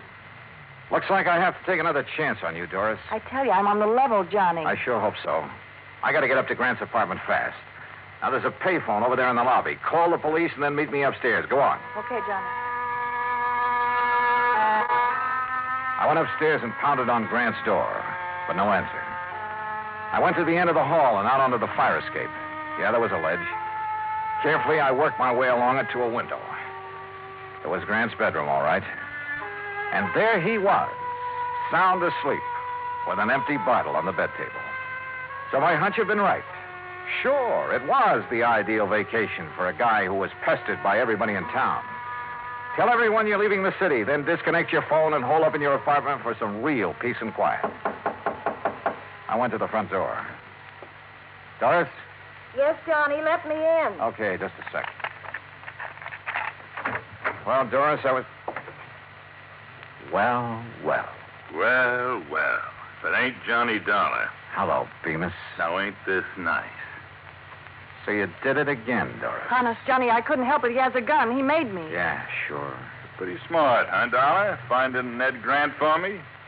You know, I don't think I'd ever thought of looking for him here. But you did, so you're a smart boy. Okay, now look, Bemis. Don't interrupt me while I'm talking. Like I was saying, I'm much obliged to you for helping me find Grant. Now that I got him, okay. So I don't need you around anymore. No, don't! Slowly and with a smirk on his face, Bemis raised his gun until it pointed straight at my head. It flew out of his hand. The shot had come from outside, down the hall. The cops! Suddenly, the corridor was swarming with police. Bemis stole for his gun. Well, you don't get me. Instead, he collected the butt of one over his left ear. Thank goodness they got here. So you did call the police after all? You bet I did. Now, do you believe I'm on the level? Yeah, Doris, I guess I do. And you took a mighty good way to prove it. What's going on here? Ned. So you finally woke up, or sobered up. Hey, that's Willie Bemis they're carting away. It sure is. Well, what's he doing here? What's going on, huh? Hey, look, Bright Eyes, you better go on back to bed. But I don't understand. Just write the whole deal off as a bad dream, huh?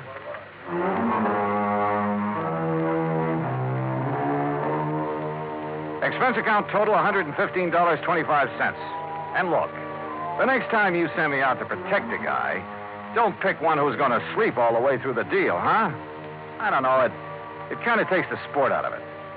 And Pat, since I didn't find a man who ran away for you, on account of he never really ran away, well, how about sending my fee on this one to the community chest? Yours truly, Johnny Dollar.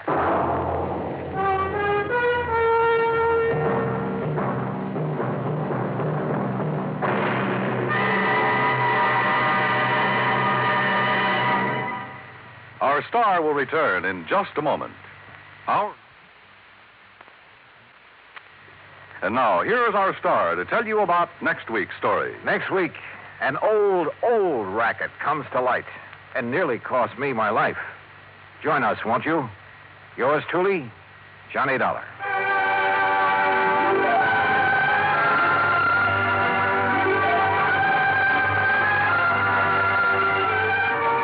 Yours truly, Johnny Dollar, starring Bob Bailey, originates in Hollywood.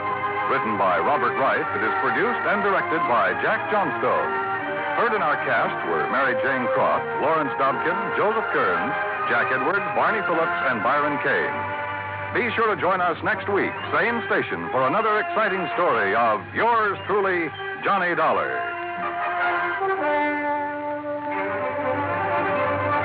This is Dan Cubberly speaking.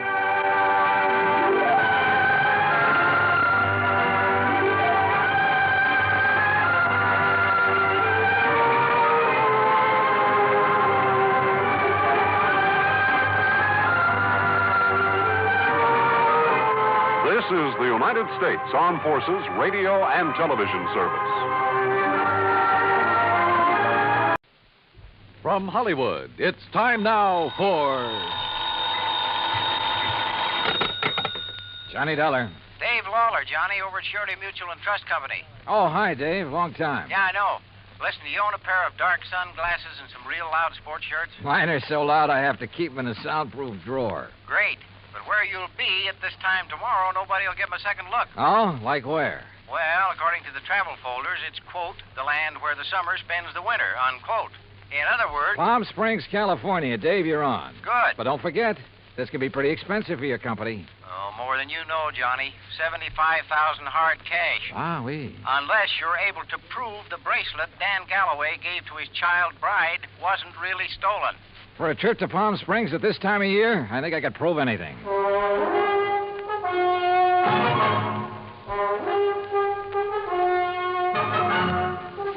Bob Bailey in the exciting adventures of the man with the action-packed expense account. America's fabulous freelance insurance investigator. Yours truly, Johnny Dollar.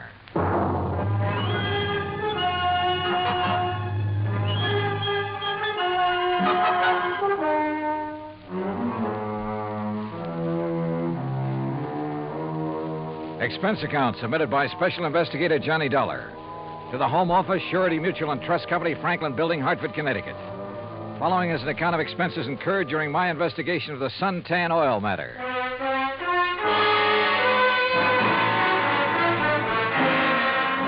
Expense account item 1, $197.40. Airline fare and incidentals, Hartford to Palm Springs, California.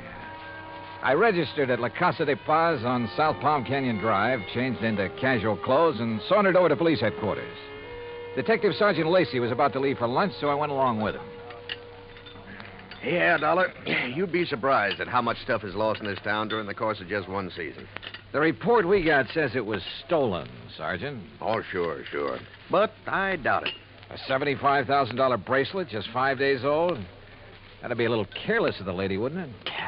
Well, if you were married to one of the biggest wildcatters in the oil business, maybe you could afford to be careless.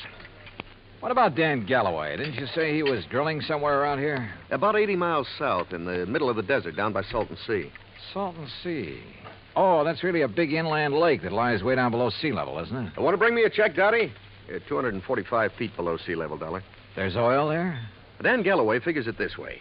One of the most successful new fields that's been worked in years is deep under the Gulf of Mexico off the coast of Louisiana. There are a lot of salt domes down there, and underneath them are big pools of oil, millions of barrels. So, why not under the Salton Sea, which is all salt deposits? Who knows? Maybe he has something. Anybody else drilling down there? Just Galloway.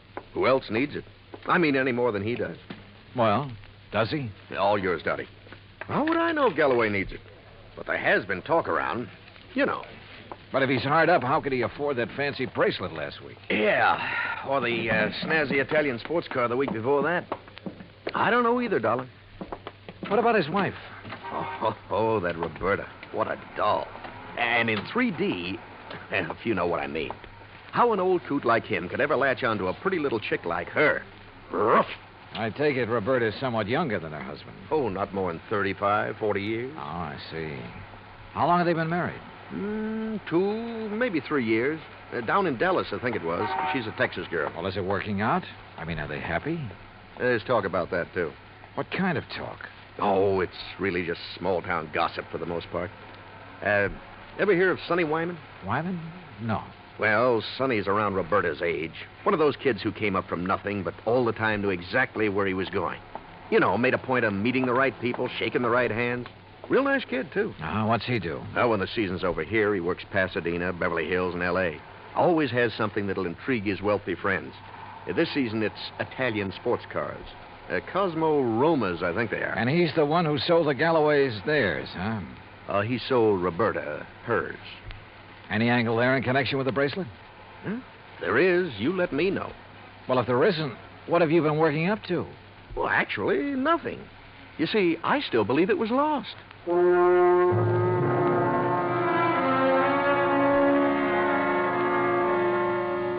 Expense account item 2, $35 for rental of a drive-your-own car. I found the Galloway place about 2 miles out north and east of town. As I parked in the broad U-shaped driveway, I noticed a low, shiny suntan color sports car standing in the shade of a date palm back by the garage. I started over to take a look at it, but the front door of the house opened, a Filipino boy appeared, took my name, and showed me into the living room. Through the solid wall of picture windows, I could see that the whole place was built around a kidney-shaped swimming pool. Mighty inviting. And so was Roberta, Mrs. Galloway, when she stepped into the room a minute or two later. Hi there, Mr. Dollar. My, it's nice of you to come all the way out here. Yeah, Sergeant Lacey was right. Roberta was a living doll. 22 or 3, trim, petite, and with a figure that... Well, let's not go into that. She said it would be more comfortable out on the lanai beside the pool. I just wish there was something I could tell you about that bracelet that'd help you find it, Mr. Dollar, but... Well, just must have been stolen. Well, it makes no difference insofar as your claim is concerned, Mrs. Galloway. The company will still have to pay up, you know, unless, of course, it's found. Oh, I know that. How do you go about your investigation? I mean, do you offer a reward or something? Usually, yes. Of course, it depends on... How much have they offered for my bracelet? Well, frankly, I haven't checked on that yet. But now, Mrs. How Galloway... much would you guess, Johnny?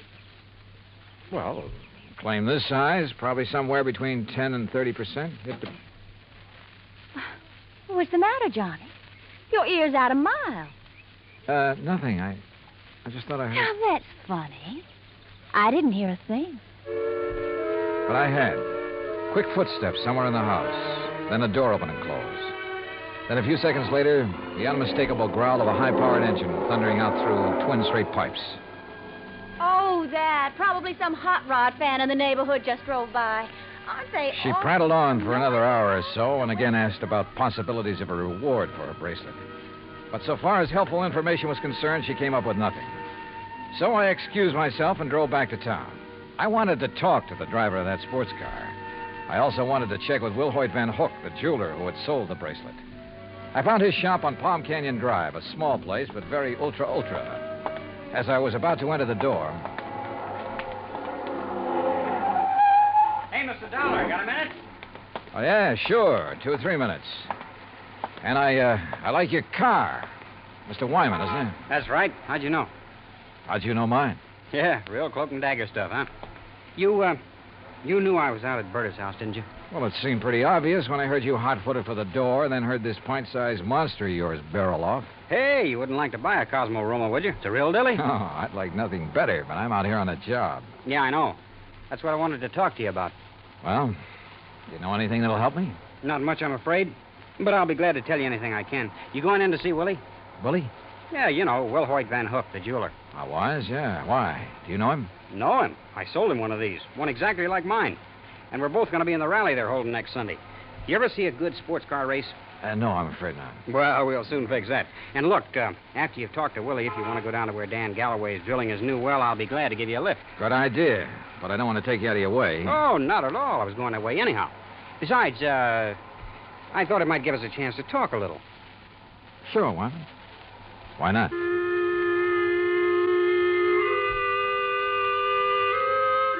With a name like Will Hoyt Van Hook, I expected... Well, I don't know what I expected. As it turned out, he was a smartly dressed chap of about 40, tall and slim, blonde hair and quick blue eyes, an alert mind. I told him why I was in Palm Springs, showed him my credentials, and he immediately offered full cooperation. Now, here we are, Mr. Dollar. Here's a copy of the appraisal. A duplicate of the statement I sent Dan Galloway. And here, yes, here's a sketch of the bracelet. Ah, very good. Diamonds here, emeralds, and the mounting is yellow gold. Hand-worked, all of it. Mm-hmm. One thing I can't help wondering about, Mr. Van Hook. Yes? Isn't a $75,000 bracelet a bit unusual for a shop in a resort town? As a matter of fact, it is. As you can see, I specialize in rare and exclusive sort of things. But very little over, say, $10,000 or $12,000. Then the Galloway bracelet was an exception. Yes. After Dan told me what he had in mind to give to his wife, I had some sent over from Pasadena and Los Angeles by wholesalers with whom I do business. You know, had them shipped down on consignment. He liked one, and that was that. I see. Mr. Dollar, I wouldn't want this to go any farther, of course. But after all, jewelers and insurance companies are... Well, our businesses are pretty well tied together, at least on occasion. Yes, unfortunately. But what are you getting at? I'll tell you.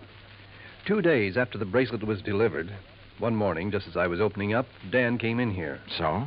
He was ill at ease, looked worried. He said he had to have some cash quickly. He asked if I could possibly refund his money. Oh? Did you? No, because I couldn't. Things have been rather slow for me this season. Quite frankly, I'd used all I'd made on the bracelet to pay up some old bills. I told him as much and that I was sorry, but I just couldn't help him. Did Galloway say why he had to have that much cash right away? Yes. Well? I don't know much about oil drilling, but as I understand it, his test well is down some 400 feet further than he'd planned on going. And the day before he came in here, something on his rig had broken loose and left him with a highly expensive repair job before he could proceed any further. Apparently, it was all very serious and very expensive. Strange his wife didn't seem to be bothered. I just talked to her. Berta? Believe me, Mr. Dollar, she wouldn't be. In fact, I doubt if she even knows. Oh? Figure it out for yourself. A man of nearly 60 who has to give bracelets and fancy cars to his wife to keep up her interest. Well, you'd hardly expect him to tell her that kind of news, now would you? No, I suppose not. Especially if he's worried about the competition. And if you ask me, he has competition. If only he could see it.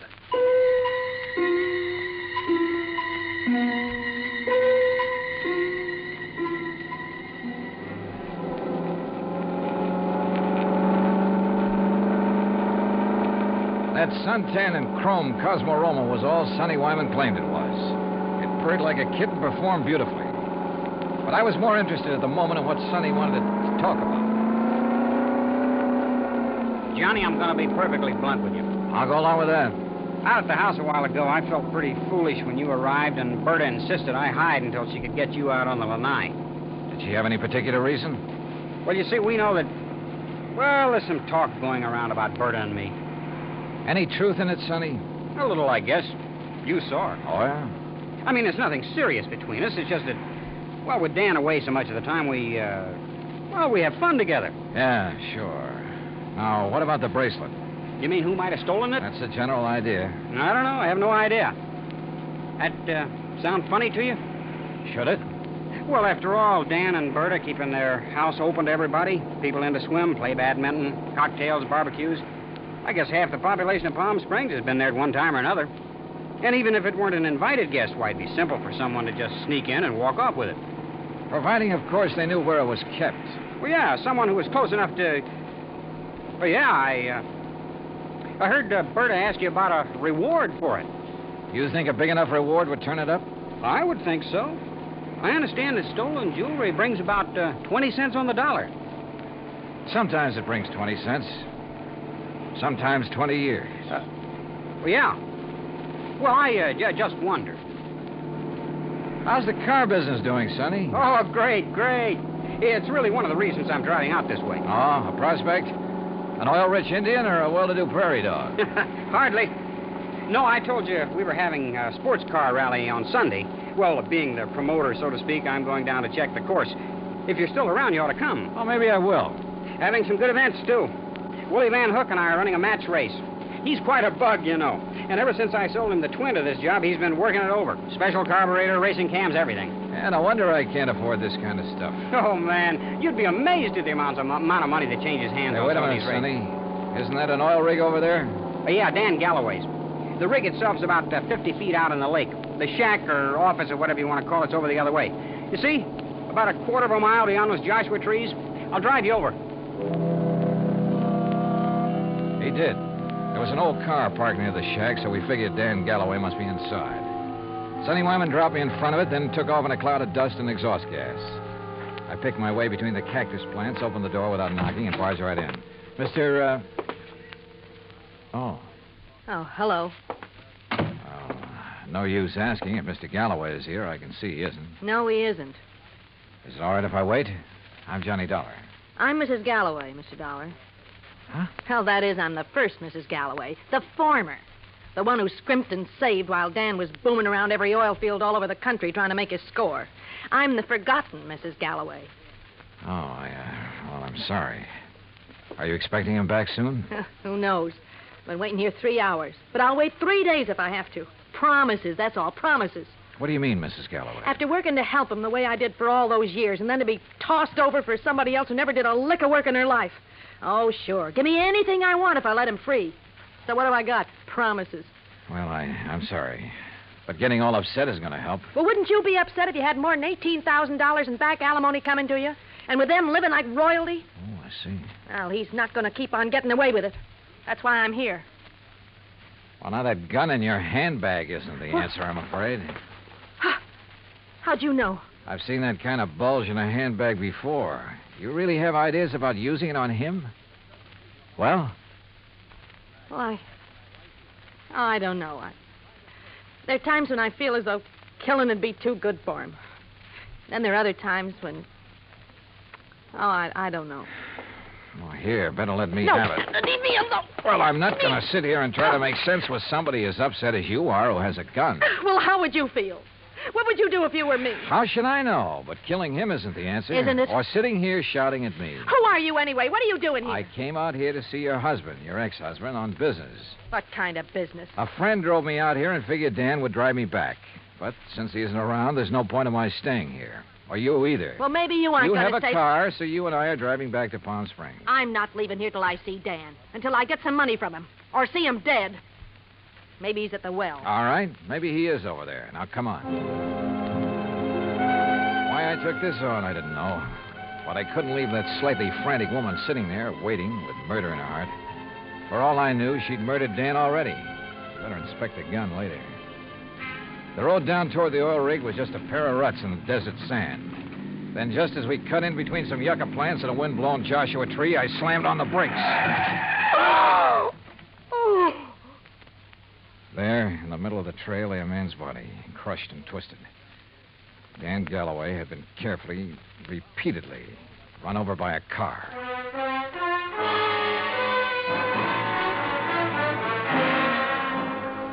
Expense account item 3, $1.19 for a quick phone call to Sergeant Lacey in Palm Springs and smelling salts and a bromide for Florida, the ex-Mrs. Galloway. Then I dropped her off at the Galloway house. She and Roberta ended up consoling each other while I huddled with Lacey in his office at headquarters. Some of the boys are still out there, Dollar, checking tire prints, taking pictures, and so on. No clue as to who ran Galloway down? Not yet. Looked to me as though Galloway stepped out of his own car to see whoever had pulled up in the other and was run down for his trouble. The car that did it ran around in a circle over and over him. Any suspects, Sergeant? You found his ex-wife, Flora, waiting for him in the field office, you said. That's right. And she was pretty nervous, on edge, you said. So? Also, she was carrying a gun. Whoa, now, wait a minute. Now, any reason why she couldn't have run him down earlier, then gone back and just waited for somebody like you to come along? Somebody with whom she could then discover the body? Only one hitch. You told me yourself, Dollar, that she was pretty insistent about your going over there to look for Galloway. Yeah, I know. But, Sergeant, you're off on the wrong foot. Why? Because of the tracks left by the killer's car. They didn't match the tires on Flora's car. You checked? I checked. And if I were you, I'd have your boys find out whose car did make those tracks. I'm way ahead of you. Well, if you know, then what do you... Hey, wait a second. Yeah? Levine, Sergeant. I got news for you. Hey, listen to this, Dollar.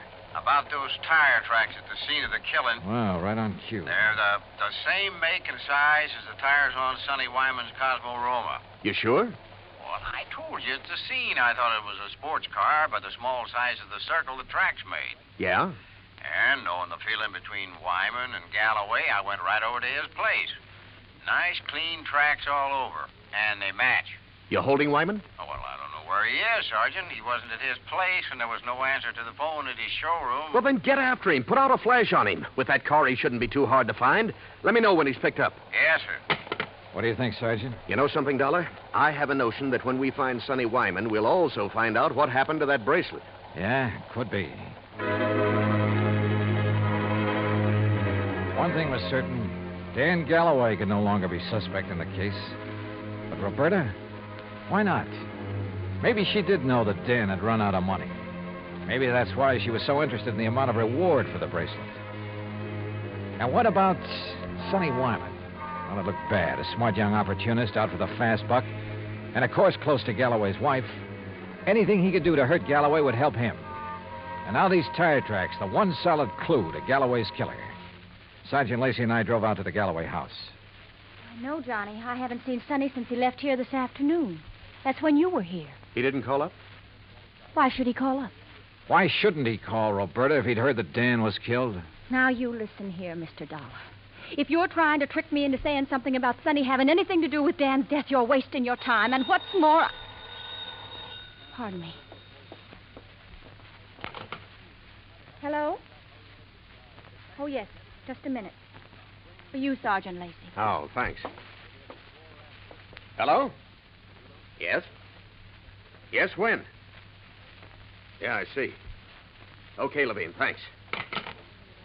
Has he found Sonny Wyman? He sure has. And if you want to see him, you'll have to go to the coroner's office. What? Oh, no. Yeah, that souped-up car of his. A couple of miles out of town. Ran off a curve and over a 100-foot bank. Within minutes, Lacey and I were at the scene of the accident, looking things over with the help of flashlights. Yeah, he must have been really burning up the road to spin and roll this far off the highway. But surely he must have been familiar with that curve. Oh, sure. He knew these roads around here as well as anybody in the county. Tires still in one piece, too. And these sport cars usually corner pretty well. Well, this one didn't. Hey, Lacey, look here. Yeah? This left rear fender. Looks to me like this car was sideswiped. Hey, you're right. Rolling over would never make a long crease like that. Uh-huh. And no, wait. If another car sideswiped him, there'd be paint on this fender. Paint from the other car. Sergeant, you're absolutely right. And since there's none here... Sergeant, you're absolutely wrong. How far to the nearest filling station? What? I want to make a couple of calls to some wholesale jewelers in Pasadena and Los Angeles. Right now, in the middle of the night? Right now. Wholesale jewelers?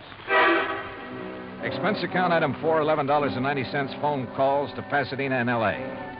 The third call yielded Mr. Alfred Mencken of Mencken Imports Incorporated, who was pretty cheerful about having been gotten out of bed. It's quite all right, Mr. Dollar. Now that I'm up, I'm wide awake almost. Well, I hate to throw something like this at you in the middle of the night, Mr. Mencken, but tell me, please, did you ship a diamond and emerald bracelet to Will Hoyt Van Hook in Palm Springs within the past few weeks? Why, yes, Mr. Dollar. Oh? As a matter of fact, I sent him 3. That was 2 weeks ago, and he returned them all. Returned them? When? Well, 2 of them the day after he got them. Yeah, but the third one he kept for a while. I got it back just last Thursday. Now, I don't know if that means anything to you. You bet it does. Thanks very much. Lacey and I piled into one squad car, 4 patrolmen in another. It was several miles out to the little ranch where Van Hook lived, and Lacey and I chewed it over as we drove along. Don't hold out on me, Johnny. Whatever made you think a Willie Van Hook is the one who drove Sonny Wyman off the road? Well, apparently there was no paint on that fender from the car that sideswiped him. Actually, there was. Holy... Of course. Van Hook's car is exactly the same color as Sonny's. Another thing. The car that ran down Galloway, like the one Sonny drove, even down to the tires, but not necessarily the same car. Plus the fact I couldn't help wondering about Van Hook all along. Yeah, but why? In a job like mine, you have to wonder about everybody connected with a case. Anything particular about Van Hook? Well, he told me that he'd used the money he got from Galloway to pay off some overdue bills. And yet, a few weeks ago, he was able to buy an $8,000 sports car. It ties up, Dollar. It all ties up. But how did Sonny Wyman figure in it? Oh, Sonny was a fellow who lived by his wits. He may have reached the same conclusion about Van Hook that I did. May have had an idea for latching onto the reward money. He mentioned the matter of reward to me a couple of times. Or he may have had ideas for blackmailing Van Hook. Another thing. Van Hook saw me drive away from his shop in Sonny's car. That meant he had to act fast, get rid of Galloway, who'd given him back the bracelet, and, of course, take Sonny out of the picture, too. Yeah, it all seems to add up very nicely. And when we face Van Hook, well, there's his place now. Here's his driveway. Well, either he's skipped out or he's asleep. No lights on in the place. Well, if you ask me, he's far... No, wait. Yeah? That third window on the right. The blind was pulled away for a second or two. Well, then let's get out of this car. We're sitting ducks in here. Well, how about it, Sergeant? What do we do? You boys split up. Cover the back and sides of the house. He's in there? Yeah. Okay, boys. Come on. Johnny, maybe you better keep out of this. Are you kidding? Hey, listen. A car door, I'm sure of it. Yeah, I know. Holy... What's he up to? Gonna lock himself in and take the monoxide route? Come on. Are there back doors in that garage? Not that I know of. Here, wait a minute. Van Hook! This is the police. We've got men all around this place. Turn off that engine and come out of there with your hands over your head. Don't be a fool, Van Hook. You haven't got a chance. Come out of that garage. Hey, did you see that? He drove right through the door of his garage. Come on, Lacey, the car. Get after him, you guys. Get moving. Yeah, come on, boys.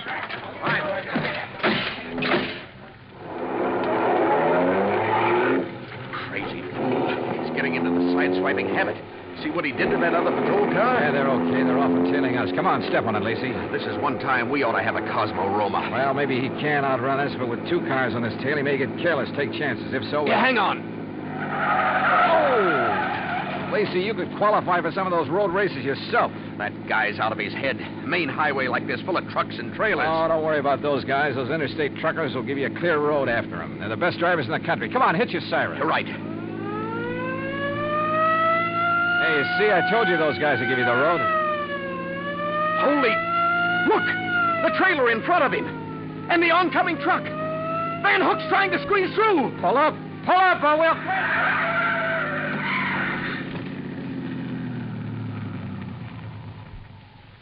Well, he squeezed through all right. Squeezed right through the pearly gates.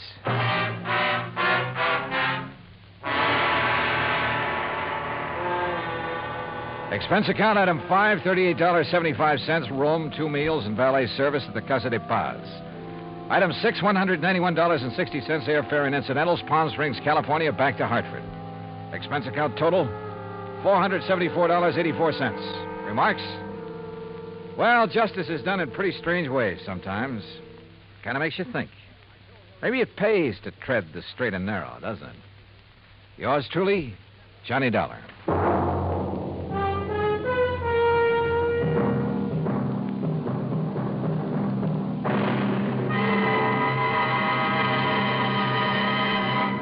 Now, here is our star to tell you about next week's story. Next week, international intrigue. A beautiful girl and a very clever chemist. Join us, won't you? Yours truly, Johnny Dollar.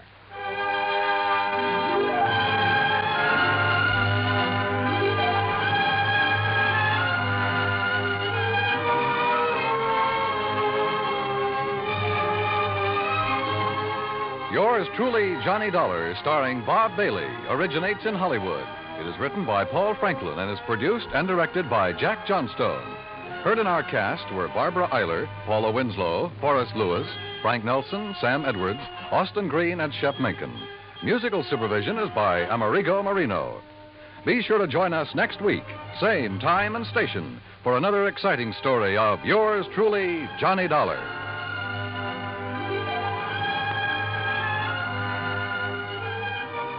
This is Dan Cubberly speaking.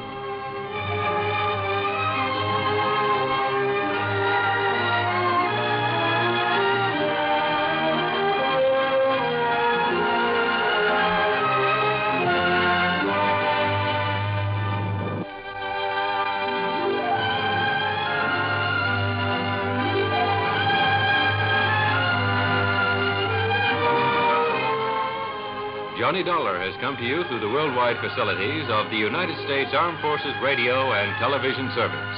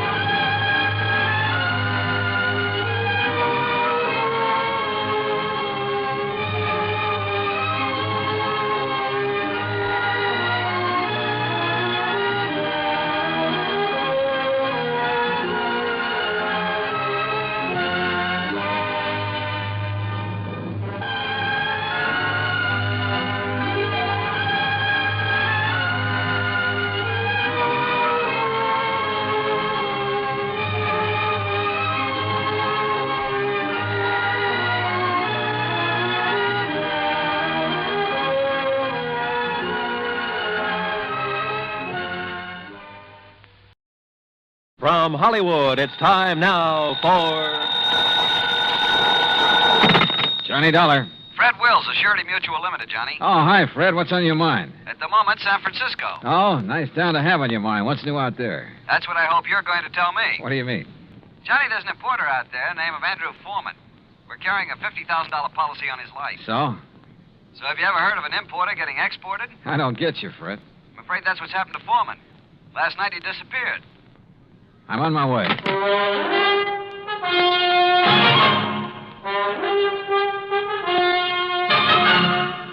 Bob Bailey in the exciting adventures of the man with the action-packed expense account, America's fabulous freelance insurance investigator. Yours truly, Johnny Dollar. And now, Act One of yours truly, Johnny Dollar.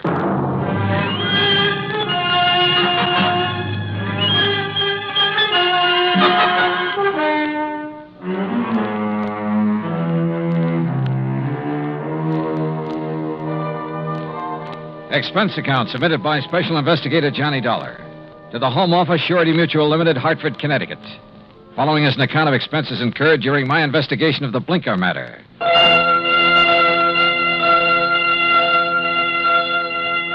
Expense account item 1, $178.50, transportation and incidentals to San Francisco. On the flight out, I studied the dope Fred Wills had sent me. Andrew Foreman, age 51. Occupation, importer. Health, good. Judging from the hefty premium he had to pay, his importing business must be okay. Wife, Marcia Foreman, age 35. 16 years younger than her husband. And Marcia was the sole beneficiary. My plane landed about 8 in the morning. An hour later, I was at the foreman's apartment. It was spacious, modern, with a lot of glass and the kind of view of the bay that you had to pay plenty for. Yeah, there was money written all over the place, and Marcia Foreman looked right at home. I'm just having coffee on the terrace, Mr. Dollar. Won't you join me? Oh, thanks. I could use some. Out here. Oh, you sure got a beautiful view here. Yes. I never get tired of watching the bay, the ships. There's always something going on. Oh, here you are. Thanks. What is it, Mr. Dollar? Oh, I'm just looking up the bay. Alcatraz? Yeah. Such a grim-looking place. Yeah, it's a real exclusive club. But I managed to get a couple of new members into it. I don't think I care for the kind of job you have, Mr. Dollar. Trouble wherever you go. Suppose we talk about your troubles. All right. I told the police all I know when I filled out the missing persons report. But I'll go over it again for you. If you don't mind. Your husband disappeared the night before last. Yes, that's right. What time? I'm not sure. Oh? Around 9 o'clock that night, somebody came to see him. A strange sort of man. How do you mean strange? Well, he was dressed in rough clothes, a seaman's jacket. He said he was an old friend of my husband's. Did he give you his name, Mrs. Foreman? Only Blinker. Blinker? Yes, he said that's what everybody called him. I guess because he kept blinking his eyes very rapidly. I see. Well, I showed this Blinker person into the den where my husband was and left the two of them together. Uh-huh. A few minutes later, my husband came out and told me he was going to drive Blinker downtown and find him a hotel room. So I went to bed. I was tired and went right to sleep. And? Well, my husband and I have adjoining bedrooms. When I went in to call him yesterday morning, he was gone. The bed, it hadn't been slept in. I called his office thinking he might have decided to work late, but they hadn't seen him. Then you called the police. Yes. Mrs. Foreman, had your husband ever mentioned this man Blinker before? No, I'm quite certain he hadn't. Can you describe him? Well, he wasn't above medium height. Age, maybe in the 40s. A scar on his right cheek, a thin nose, and dark, rather beady eyes. I'm afraid that's the best I can do. Well, considering that you only got a brief look at him, I'd say that was a pretty complete description. Mr. Dollar, do you think this person Blinker could have done anything to my husband? I don't know, but I'm sure the police are looking for him. Just one more question, Mrs. Foreman. Suppose Blinker had nothing to do with your husband's disappearance. I'm afraid I don't follow you. Oh, well, what I mean is, can you think of any reason at all, why your husband might want to disappear? No, Mr. Dollar. Absolutely not.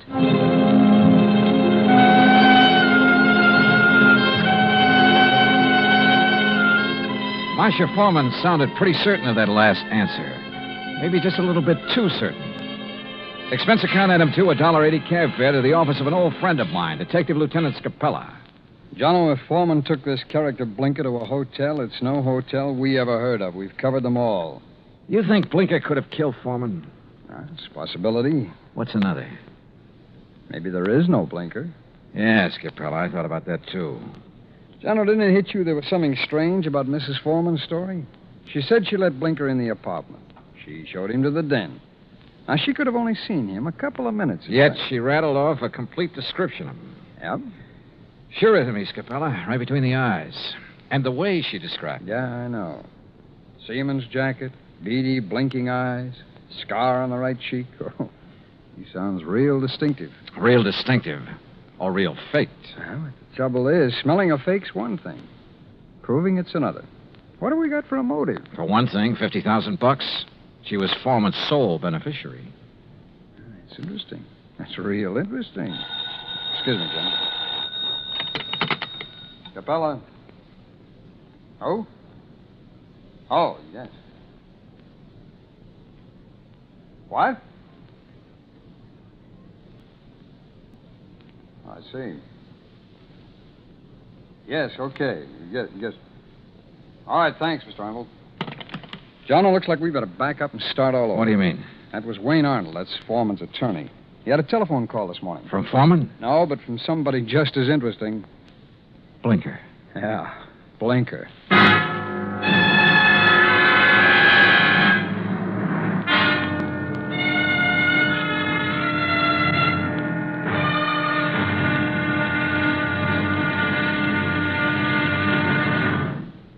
Act 2 of yours truly, Johnny Dollar, in a moment. And now, Act 2 of yours truly, Johnny Dollar, and the Blinker matter. Like Scapella said, we had to back up and start all over again. Just when we talked ourselves into thinking Marcia Foreman's story about Blinker was phony, her missing husband's lawyer phoned and told us he'd just heard from Blinker. Item 3, $1.70, cab fare to the office of Wayne Arnold, Foreman's attorney. I met him just coming out his door. Did you wish to see me? Mr. Arnold? Yes. I'm Johnny Dollar. Oh, yes, the insurance investigator. Mrs. Foreman told me you'd been questioning her. Look, I'm sorry, but I'm in rather a hurry. I have an appointment, and I'm late for it. Sorry, but this will only take a minute or two. I was in Lieutenant Scapella's office when you phoned a while ago about this man Blinker, Mr. Arnold. Oh, yes. When did you hear from him? Just a little while ago. I called Marcia Foreman right away, and she thought I ought to call Scapella. What did Blinker say on the phone? It was a strange conversation. He sounded nervous, excited, almost out of breath. Said he wanted money, $10,000. If he didn't get it, he'd... And that's as far as he got. He stopped suddenly, said he'd contact me later, then hung up. What do you make of it, Mr. Dollar? I don't know. Could be he's holding Foreman for ransom. That's what it sounded like to me. I take it you don't know this Blinker. I never heard of him until Marcia told me about him showing up night before last. Okay. Just one more thing, Mr. Arnold. How long have you been Foreman's attorney? 3, 4 years. Why? Any reason you know of why he might want to disappear? None that I can think of. Another woman, maybe? I doubt it very much. How about his importing business? As far as I know, it's in excellent shape. Okay. Thanks, Mr. Arnold. Mr. Dollar. Yeah? This man Blinker, why would he have it in for Andrew Foreman? Good question, Arnold. Sorry I don't have an answer to it. I went down the elevator and outside. I stopped at the corner to get some cigarettes, and that was my first lucky break. Because just as I was leaving the counter, I saw Arnold come outside. And the way he looked up and down the street made it plain he wanted to see if anybody was watching him. He got into his car and drove off. I grabbed a taxi, that's item 4, and trailed him. He drove into Golden Gate Park and stopped. I got out down the road and worked my way toward him behind some bushes. Pretty soon, a woman came over and got into his car. I couldn't hear what they were saying, but I didn't need to. Because when I saw the kiss, I got the message. The woman was Marcia Foreman. I went back into town and waited for Marcia outside her apartment door. She showed up about half an hour later. Why, Mr. Dollar. What is it? Is something wrong? Yeah, something's real wrong, Mrs. Foreman. I want to talk to you. All right. Come in. But I've already told you all I know. The story you told me about this man, Blinker. There's no such person, is there? What? You and Arnold made it up. No, that's not true. What about you and Arnold, Mrs. Foreman?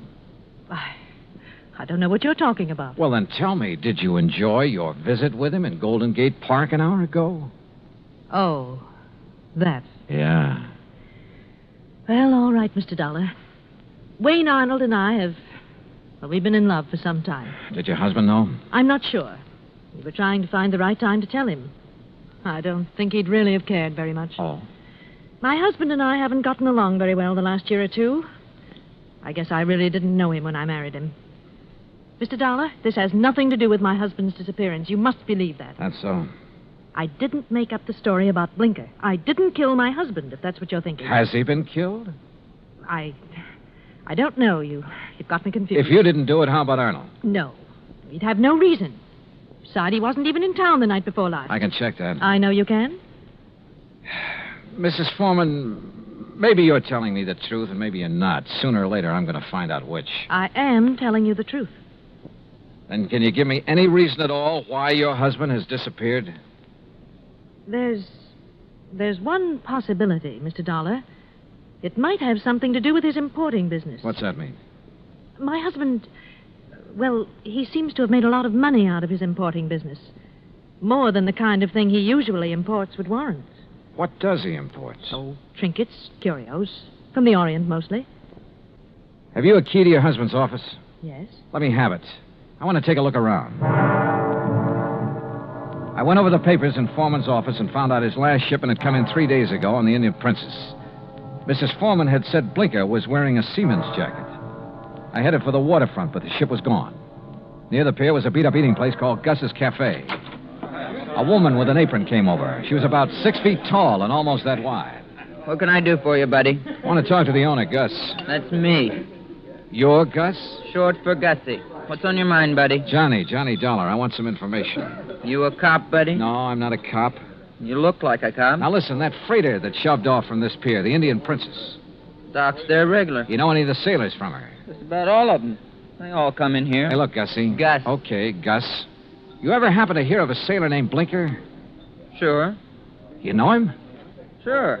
About medium height, scar on the right cheek, blinks his eyes all the time? I said I know him. What do you want, an affidavit? Oh, Gussie, you're the most beautiful thing that's happened to me all day. That's what they all tell me, buddy. But flattery don't get him a thing. Might help you, though. You're kind of cute. Yeah. Look, did Blinker sail on the Indian Princess? Nope. Then where is he? Fact is, I don't know.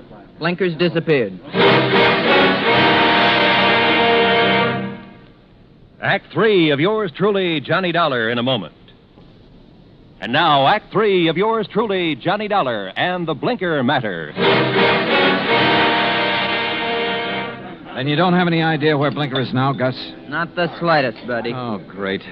Then I'm right back where I started from. Blinker was mixed up in something, all right. What do you mean? The Indian Princess docked the other night. Blinker come in here for a cup of coffee. That's one thing the sailors around here all miss when they're out to sea. My coffee. There's no one makes coffee like me. Why, there's nobody on the whole coast. Yeah, I know. About Blinker now. Well, he seemed pretty pleased with himself. Said he was onto something good. Did he say what he meant by that? No. Just sat there looking pleased with himself.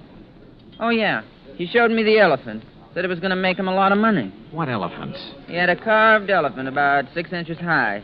Must have picked it up somewhere. Maybe he was going to sell it. I don't know. Foreman imported curios from the Orient. His last shipment came in on the Indian Princess. That elephant could have been part of it. Foreman? Who's he? Never mind. Well, I wonder where I go from here. I wonder what I'm going to do with all Blinker's stuff if he don't show up for it. Maybe I'm... What did you say about Blinker's stuff? What stuff? I got a back room where I let the boys keep their gear when they're ashore. You've got Blinker's things there now? Sure have. Why didn't you tell me? You never asked me. In the back room, I went through Blinker's sea bag. Near the bottom, I found the carved elephant. An ordinary-looking elephant, until I twisted one of the legs loose. It was hollow, and inside a little paper packet full of white powder. Suddenly, the whole deal slid into place, and just as suddenly, the whole deal made me slightly sick. Now I wanted to see the rest of those elephants real bad.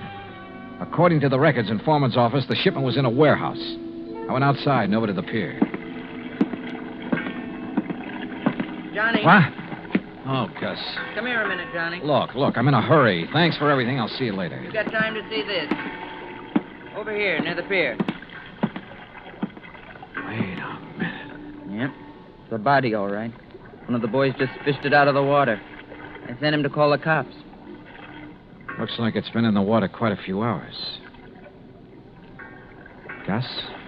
Yep. It's Blinker, all right. I knew I had to work fast now. I headed out on the pier for the warehouse. Once I thought I heard footsteps somewhere behind me. I stopped and listened. There was no sound.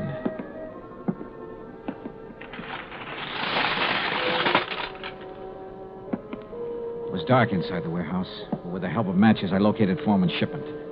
I took a crowbar and opened one of the crates. It was full of carved elephants. I picked up one of them. Yeah, it had a hollow leg. And the hollow leg was full of the same white powder. I hit the floor fast. The shot had come from over near the door. I eased my gun out and waited. 5, 10 minutes went by. I kept quiet. Then suddenly a shadow loomed up near the crates. We saw each other at the same time.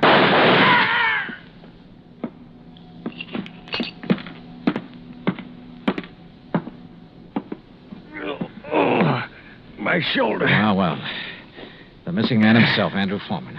Look, Blinker found out what you were importing in those carved elephants. He tried to blackmail you. I don't know what you're talking about. Oh, sure.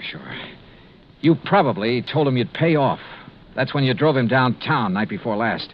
Then you tried to kill him, but he must have got away. I tell you... You called your lawyer, tried to put the squeeze on through him. But he had to hang up in a hurry. You were probably getting close.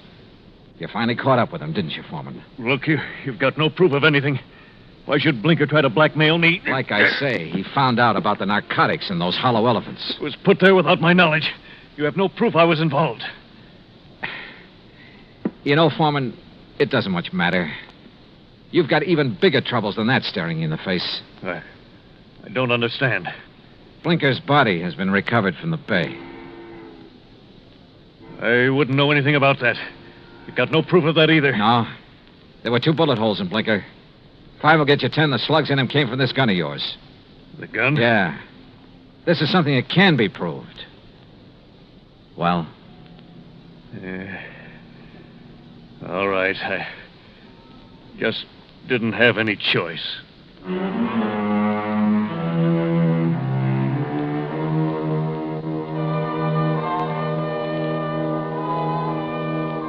Item 5, $183 even, transportation and incidentals home. Expense account total, $434.50. Remarks? Andrew Foreman made a complete statement to the police. The murder case against him is open and shut. So, it looks like he's going to beat the narcotics rap after all. The hard way. Yours truly, Johnny Dollar.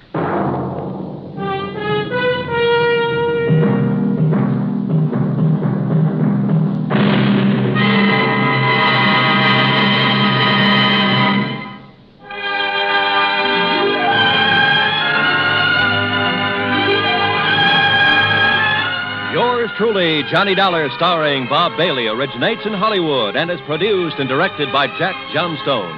Today's story was written by Robert Stanley. Heard in our cast were Paula Winslow, D.J. Thompson, Harry Bartell, Stacey Harris, Vic Perrin, and Bob Bruce. Be sure to join us next week, same time and station, for another exciting story of yours truly, Johnny Dollar. This is Roy Rowan speaking.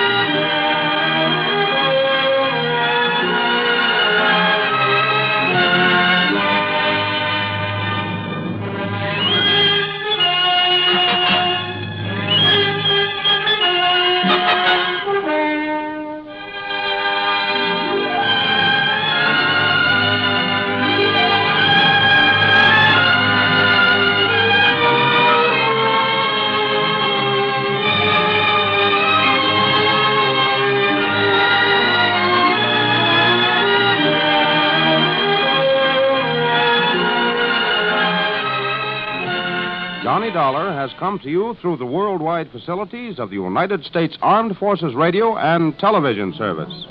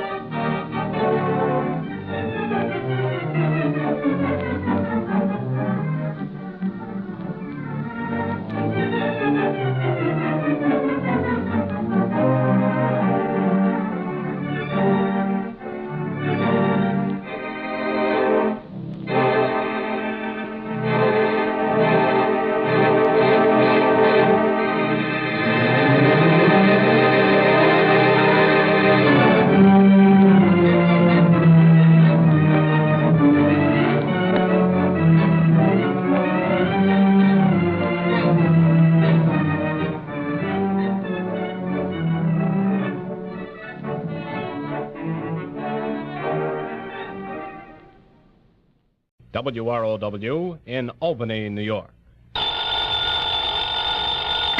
Johnny Dollar. Well, it looks like one of our important clients is in pretty serious trouble. Oh, who? I don't know. You what? Nope, haven't the least idea. Well, what kind of trouble? I don't know.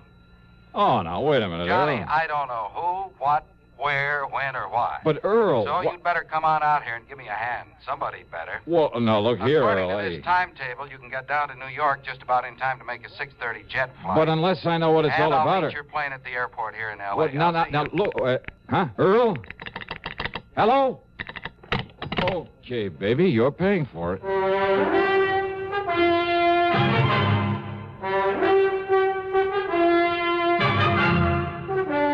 CBS Radio brings you Bob Bailey in the exciting adventures of the man with the action-packed expense account, America's fabulous freelance insurance investigator. Yours truly, Johnny Dollar.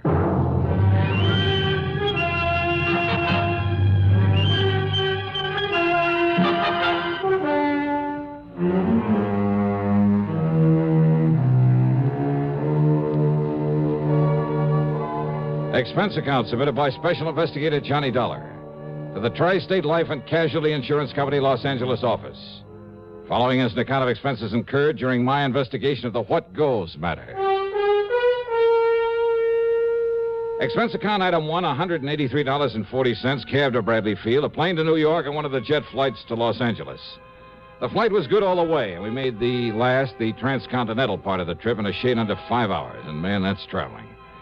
At L.A. International, as I climbed down the steps out of the plane, I could see Earl Pullman waiting for me, over behind the steel fence that separates the main building from the field itself. And then, walking up the long covered ramp along with the other passengers, but I didn't remember having seen this particular man on board.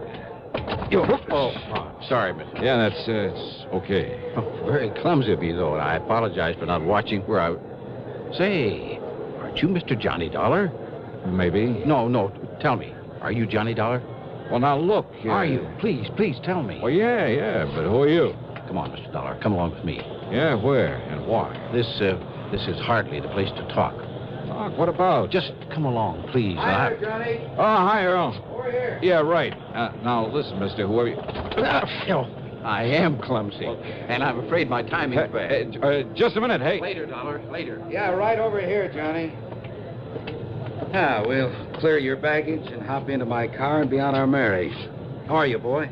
Well, all right, I guess. Yeah, fine, Earl, fine. Well, you don't look it. What's the matter, Johnny? Well, I just want to be sure I still have my wallet. I don't get it. Well, I'm sure I don't. Coming up the ramp, Earl, the well-known jostle. Jostle? Yeah, the old pickpocket's trick. Bump into you so as to divert your attention while he or somebody else lifts your wallet. Oh? Nothing's missing, I guess. Well, maybe whoever it was did just accidentally bump into. Well, I might believe that if he didn't stop and... If he didn't what, Johnny? Now, what's all the big mystery? Well, Earl, I wish I knew. But now, what's this big mysterious trouble of yours? Well, this is hardly the place to talk. That's what he said. What? Nothing. Don't worry about it. Okay. Anyhow, we'll pick up your luggage, and I'll tell you what I know, or rather, what I don't know on the way in.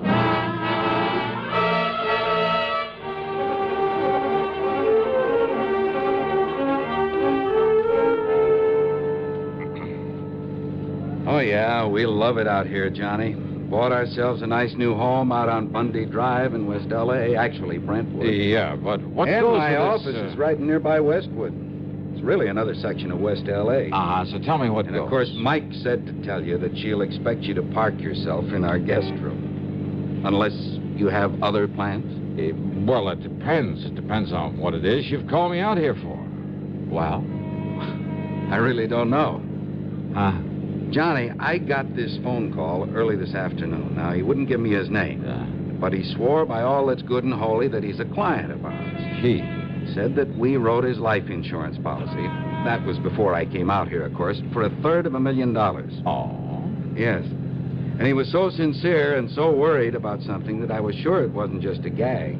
Well, I guess that's pretty obvious since I wasted no time in calling you and asking you to come all the way out here. Yeah, well, what else did he tell you?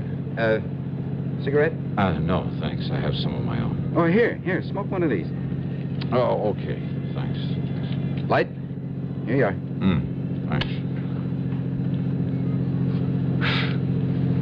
But now, what else did he say? Only that if I didn't send for you immediately, have you come out here and see him, we might very shortly lose him. You mean he expects to die? I mean, be killed by somebody? Well, what do you think? and that's all he'd say. And he wouldn't tell you who he was? No.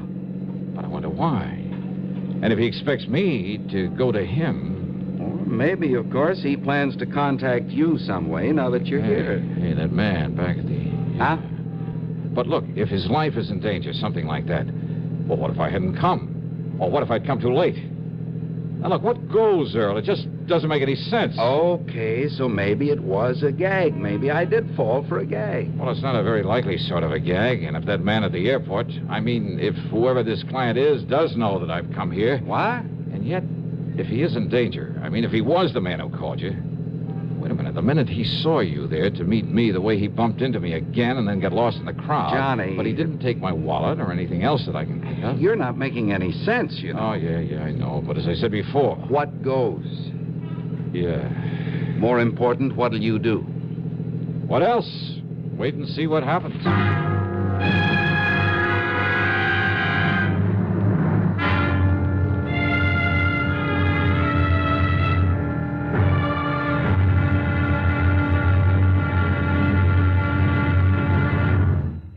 How are your children going to dress up this Halloween? As clowns, ballet dancers, skeletons, hobos, cowboys? Whatever their costumes may be sure you snap their picture before they go out as well as when they're making their rounds through the neighborhood. But be sure you have lots of Sylvania Blue Dot flashbulbs on hand, because only with Flash can you catch all the fun, color, and excitement of Halloween. Only with Flash, both inside and outdoors, even after dark, can you get all the sharp, clear details. Then, too, flash bulbs work with any film, any time, anywhere, with any camera. Pick up several packs of Sylvania Blue Dot flash bulbs, the world's largest selling brand today. Also, ask your dealer for Sylvania's lavishly illustrated 32-page flash guide book that's yours free with the purchase of just one pack of Blue Dots. But hurry, the big night to howl is next Monday. Have your camera and Sylvania Blue Dot flash bulbs ready and waiting. Now, Act Two of yours truly, Johnny Dollar.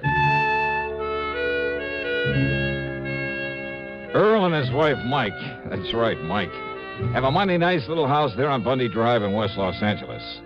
As usual with the Pormans, I felt completely at home, especially after cocktails, conversation, and a late but very good dinner. But I still wondered if I'd come out here on a wild goose chase. What goes? Yeah. Well, now, wait a minute, Johnny. You mean that you think I made all this up just to get you out here to see us? Well, I wouldn't put it beyond you, either of you. Well, if he did, he certainly didn't tell me. Yeah, but if he did, Mike, so help me, I'll hand him an expense account that'll stagger him. No, really, Johnny, I swear to you. And listen. Yeah? If this unknown client of ours actually is in some kind of trouble... Yeah, well, why didn't he tell you on the phone? And why didn't he give you his name? Why insist that only I get on the job? I don't know, but now listen. Oh, I'm listening. If somebody is out to kill him, well, maybe that man who bumped you out at the airport, who tried to get you to go along with him... Until he spotted you in the crowd when you called to me. But if he's one of your own clients... Look, I haven't met 1/10 of our clients since I took over the office out here. And besides, what I'm trying to say is that maybe the man you saw out there isn't. Huh? Isn't what, dear? Isn't the one who called me on the phone. Oh? What if he's the one who's out to get our client, who somehow knows you've come here to protect him, whose first job, then, will be to get you out of his way? Oh, Johnny, if that's true... Brother, what an imagination. But, Johnny, it is a possibility. You too, Mike. Well, all I have to say is I hope you got a good look at that man out there. Well, I did. Because if he is gunning for you, Johnny... Oh, I'll get it. Excuse me. I'm perfectly serious, Johnny. Well, don't be. Hello? What? Who is it? What? Huh? Well, yes. I said yes. Yes, he is on... Is that for me? Just hold on a minute. Well, who is it, Mike? Well, it's for you, Johnny. Okay. But it's the funniest... Like he's trying to disguise his voice. Johnny Dollar. You're sure? What? That you're really Johnny Dollar? You swear it? Well, sure, of course I'm sure. All right. I'll have to chance it. What? And listen, please. Well, now, let's get one thing straight, mister. Are you the man yes, at the... the man who bumped you at the airport. And I'm the one who called Poorman and begged him to have you come out here. Who are you? You must promise me that you won't tell him. Why? Because he doesn't know me. He doesn't know about me. And if he calls the police... Well, now, why would he do that? Because of my connection with the... No, listen, there isn't time. Oh, wait, look, listen. I thought that you'd be over here to see me before now. Yeah? Yes. Well, you mind telling me how when I haven't the least idea who you are or where you are? But when I bumped into you out there, well, you see, I had anticipated that you might be met by someone, that I wouldn't have time to tell you why you... Well, when I bumped you that second time just before leaving you... You mean you haven't looked? What? You haven't looked in your... Hello? Hello? What is it, Johnny? Yeah, what Well, goes? this just doesn't make any sense at all. Or maybe it does. Huh? He didn't hang up that phone. It didn't sound like an ordinary disconnect. If those wires were cut... Yeah. And you thought I was kidding you. Well, and did he tell you who he is? Same one who phoned you. Same one I met there at the airport. I mean his name. No, he didn't. Johnny, don't you think we ought to call the police? That's the one thing he doesn't want. He doesn't want the police in on this whatever it is. Any ideas, Johnny? I mean, about where to go from here? Well, how can I when I don't even... give me a cigarette, huh? Yeah, sure. No, wait. I have some in the pocket of my top coat. Oh, here. Smoke these. Okay, thanks. Hey, Earl. Yeah? There's something very wrong here. Because if that phone line was cut, well, I have a hunch that mysterious client of yours, unless we can somehow get to him first, isn't going to be long for this world. But how to find out who he is? Well, look, let's go on down to your office, go through your files on people who carry a lot of life insurance. There may be hundreds of them, Johnny. Well, if you do, wear your top coat, Johnny. I'll get it for you. Yeah, Enjoy sure. out there tonight. Thanks. You said $250,000, Earl? Well, that's what he told me. Also, in spite of the fact you didn't write the policy, he was apparently afraid you might know him, or at least his name, who he is. So? So he was afraid you might call the police. But if he is in danger now... Well, come on, let's get to your office. So we went, and I poured through the files. Finally finished up about 2 in the morning. And there was nearly a dozen of Earl's clients in the $250,000 policy class. And the only way to find out which of them was in danger, needed protection, was to call them up, rouse them out of bed if they were at home, and talk to them. You know something? We could have saved a lot of time, maybe kept a killer from doing his work. If only I'd realized I'd been carrying the clue to our man's identity all the way from the airport. And if only I'd stopped bumming cigarettes from Earl Pullman. Yeah. Figure that one out.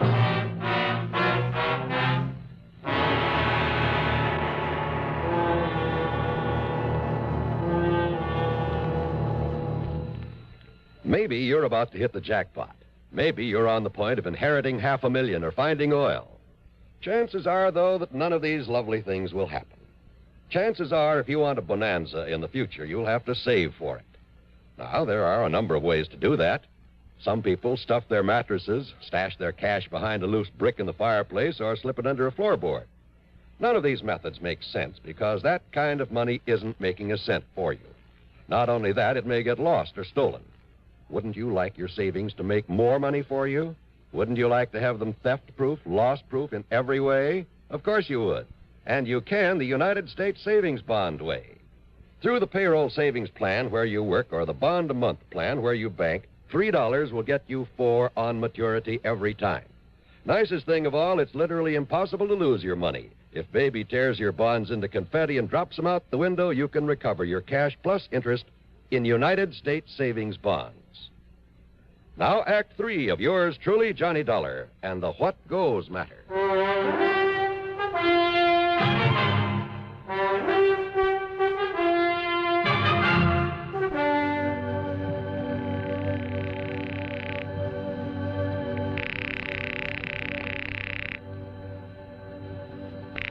No answer, Johnny? No, I guess not, Earl.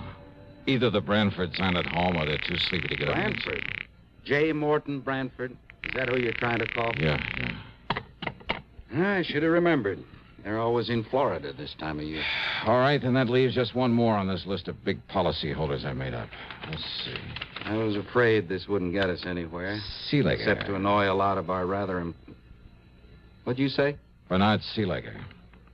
Barney Seelegger? Barney the Bum? Barney the who? Alias Barney the Butcher, alias Sea Legs Brown, alias half a dozen other things. Let me see that. You know him, who he is? That's the one, all right. Johnny, the cops have been trying for months to locate this man. No kidding. Yes, in connection with a lot of narcotics running over the Mexican border. Uh-huh. So if he's our man wanting protection, just forget him. If somebody's out to knock him off, it'll be the greatest public service. What? Yeah. Yeah, it looks as though your predecessor handed him insurance for $320,000. Why, he must have been crazy, insuring a man like that, and for that amount. And look, only about 6 months ago. Yeah? You'd rather see him dead and let the company pay off? Well, you're darned right. Well, no, of course not. We've got to find him, Johnny, and somehow we've got to... But how and where? Wait. Yeah, Lieutenant Spaulding, Jim Spaulding. What? He's an old pal of mine, narcotics squad. Here, let me have that phone. By the time they got Jim Spaulding out of bed and put him on through the switchboard, a lot of precious time had been wasted. But that just couldn't be helped. You're right, Johnny. And listen, Barney Seeliger tried to call me earlier in the day, only I was down near the border. He tried calling you?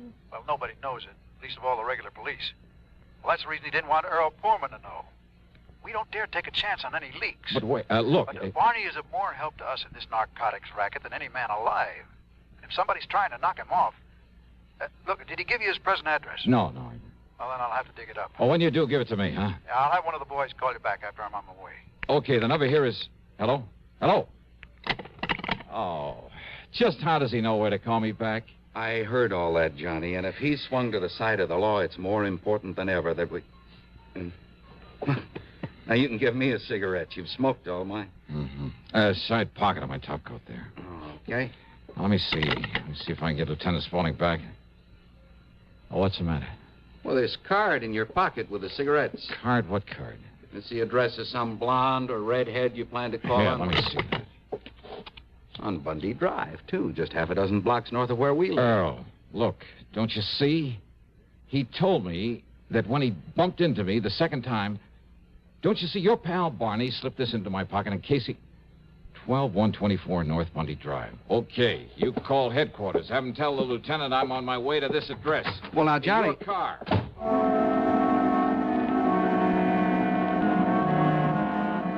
12124 North Bundy was a small, solid-looking house almost hidden by the remains of a neglected orange grove. There were no lights on, but I went up to the front door and knocked.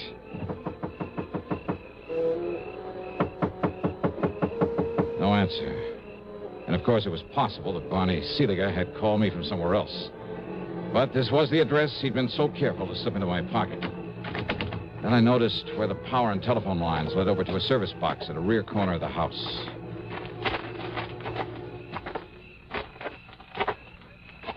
Yeah, that's right. No, don't move. So who's moving? So I cut the phone line so he couldn't call for help in case he seen what I was... A gun, huh? Thanks. Maybe I can use an extra one. Maybe on you. So, who are you? Oh, I'm just out for a moonlight stroll. You care to join me? Wise guy. Keep them hands up over your head. Oh, sure. You a copper? No. Huh? I asked you. Oh, maybe you are. Maybe I'll give you the same treatment that Stooley's getting inside there. You want to see? You want to see what you got coming after I'm sure he's dead? And just walk. In front of me. Yeah. To the corner window there. And he showed me one of the most ingenious and diabolical instruments of murder I've ever seen. In the window was a small, compact air conditioner. But instead of pumping air in through it, he blocked it off, except for a small aperture. And leading to this was a piece of pipe, a pipe connected to a gas line. So instead of taking in air, it was pumping raw gas into that room. That's right. He's sound asleep. The other window, I seen him take a couple of sleeping pills like he always does when he's scared. When he's dead. I disconnect this line and nobody knows the difference. No. The air conditioner cleans out the air, and by the time they find that Stooley's dead body, nobody knows how it happened to him. Locked up there inside his own... Oh, no, you don't. I can try, maybe. I'll kill you.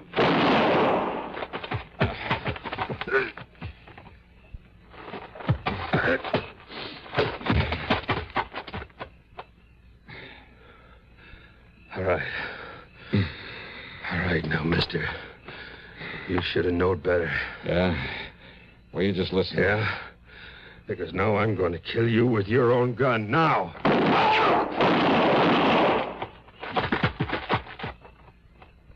Dollar! Johnny Dollar! It's okay, Lieutenant. Oh, what goes, Johnny? You knew I was coming up here. Why didn't you... Hey, what's this? Yeah, you better shut off that gas. And hope that your pal Barney in there is still with us.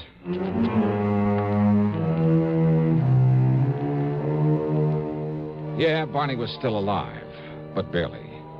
Which is more than you can say for his would-be assassin. One of the lieutenant's bullets had caught him square in the head. So, that is that. Expense account total, including incidentals, and the trip home to Hartford, $368.50. Yours truly, Johnny Dollar.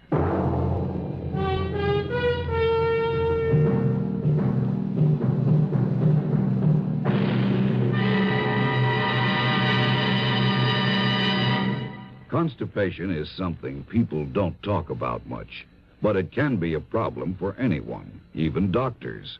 And when constipation occurs, it's interesting to see just what doctors consider important about a laxative they might use or recommend. Well, a majority of the doctors we heard from had this to say. A laxative should be effective, gentle, close to natural acting. A medicine that can be used with complete confidence. Now, X-Lax has been popular with many doctors and millions of people over the years because pleasant-tasting chocolated X-Lax is effective. Overnight, it helps you toward your normal regularity. X-Lax is so gentle, so close to natural acting, there's no upset. That's why many doctors and millions of people use X-Lax with complete confidence. X-Lax, the laxative that helps you toward your normal regularity gently, overnight. Now, here is our star to tell you about next week's story. Next week, a super salesman selling death. But he's not the only one doing a selling job. You've heard the expression, it takes a crook to catch a crook. Well, I'm afraid that's exactly what gets me into trouble on this one. I mean, on account of in order to catch him, I try a little selling myself. I mean, after all, when the potential customer is a beautiful blonde, who wouldn't? That is, until a killer comes in. Then trouble and nothing else but. So join us, won't you? Yours truly, Johnny Dollar.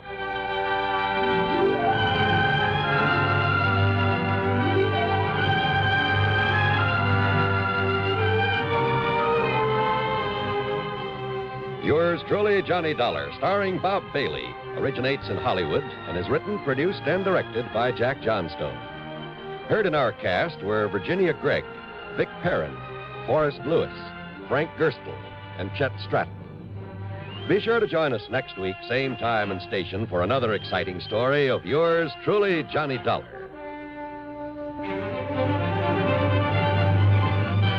This is John Wall speaking. Next, a taut drama of Hollywood homicide as suspense follows on the CBS Radio Network. WROW in Albany, New York.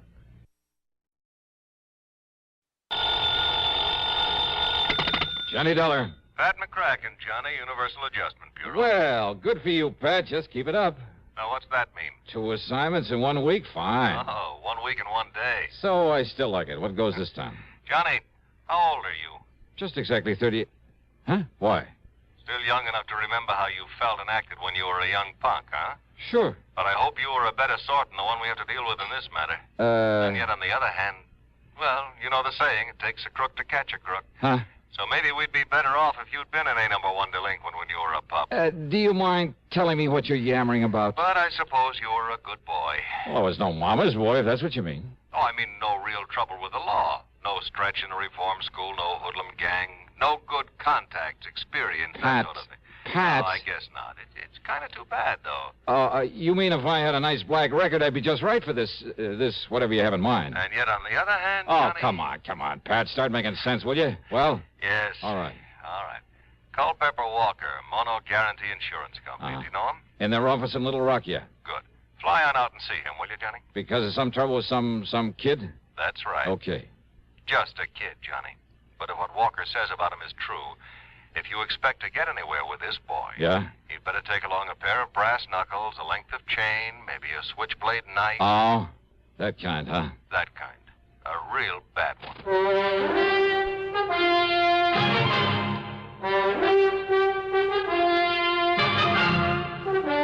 CBS Radio brings you Bob Bailey in the exciting adventures of the man with the action-packed expense account, America's fabulous freelance insurance investigator. Yours truly, Johnny Dollar.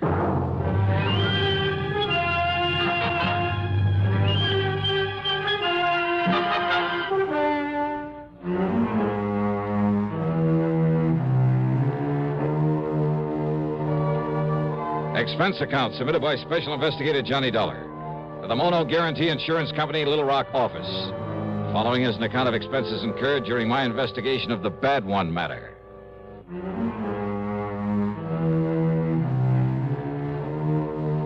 Expense account item 1, $2 for a cab to Bradley Field. Item 2, $81.10 airfare to New York to Little Rock, Arkansas. The plane had left New York at 6 p.m. At 8:50 Central Time, we set down at Little Rock Municipal Airport.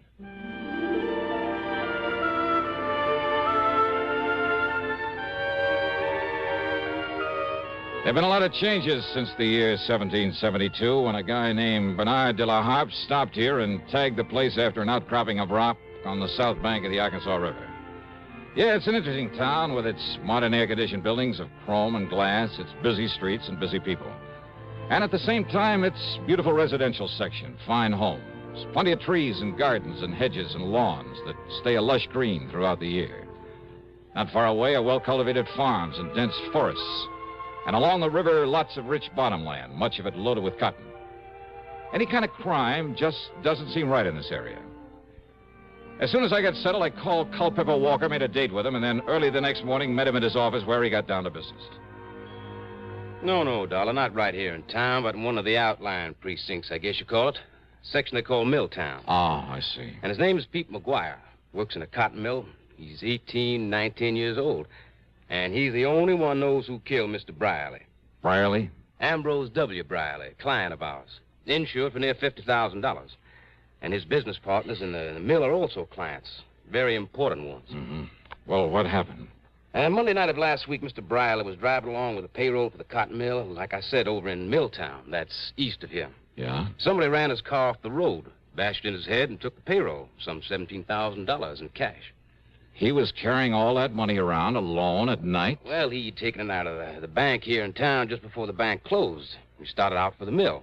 But he'd had some trouble with his car, with one of the front wheels, and he had to stop and have it fixed. By the time he got on the road again, it was nearly dark. Well, tell me, you sure he didn't just swerve off the road by himself? No, he was shoved off by another car. Tire marks, the skid marks, showed just how it happened. Chief Andy Fisher of the Milltown Police Department checked that out. I see. Well, could the police identify the killer's car by those tire marks? No, sir. And that's where the McGuire boy comes in. How do you mean? I mean, he was caught running away from the scene. Not more than, well, couldn't have been more than 1 or 2 minutes after it happened. Caught by whom? Well, police car. Chief himself was in it. Just checking the beat out there. He chased the kid down and brought him in for questioning. Well? Nothing. Nothing? What do you mean, nothing? All they could get out of that tough young punk was absolutely nothing. Well, then, what am I supposed to do if the police haven't been able to get anything out of him? Well, you could try, can't you? But it's a matter for the police. If it wasn't for Mr. Brierly's partners. Now, what do they got to do with it? Their insurance. Insurance on the cotton mill. Thousands of dollars in premiums every year. So? Well, I can't afford to lose it, Dollar. Well, so why and should they're the ones, his partners, who insisted that I get you out here to investigate. Oh. Yes, sir. Mr. Dollar? Johnny? Okay, Culpepper. I'll see what I can do. Item 3, $50 deposit on a rental car, and I drove over to Milltown, to the one-room police headquarters in the city hall. Yes, sir, Miss Johnny. I was right there at the scene of the murder in my prowl car, right after it happened. Oh? How come, Chief? Man at the bank had told me about Mr. Brierly's car trouble. Getting dark, light rain falling, and Mr. Brierly toting all that money. Well, I thought I'd better make sure he'd gotten to the mill all right, so I started out that way. But what happens? All right, what happens? I got there to Spring Road crossing, and there's his car in the ditch, and another car tarring away up the road. Oh? and this young Pete McGuire trying to get his motorcycle started and get away from there. Kind of seen me arriving on the scene. So when I found Mr. Brierly's dying there in his car, I grabbed the kid. Yeah, if only I'd have had sense enough to follow up that other car. Now, you're sure this Pete McGuire didn't do it? Well, of course, he said he didn't, and that was before he clammed up like now when he won't say anything. And he also asked me, didn't I see that other car that left a couple of minutes before I arrived? Well, Chief, that doesn't prove... And there was another thing, Mr. Johnny. You could still see by the tracks how that other car had shoved old Mr. Brierly's car off the road. Doc Hamper come along about that time. Could you read those tire marks? No, sir. But Doc and I could still read the tracks from that Pete McGuire cycle. Uh-huh. So he come along after the other car left. All right, I see. But he must have seen who was in that other car, so he knows who did it. Oh, well, now, wait. I'm sure of it, Mr. Johnny, because of what Mr. Brierly said. What he said? When? Well, laying there in his car, dying, thinking the Doc was Pete standing there. And he kept saying over and over. And Peter, you saw it. You tell him, boy. You tell him who did it. You saw it, boys. You tell him.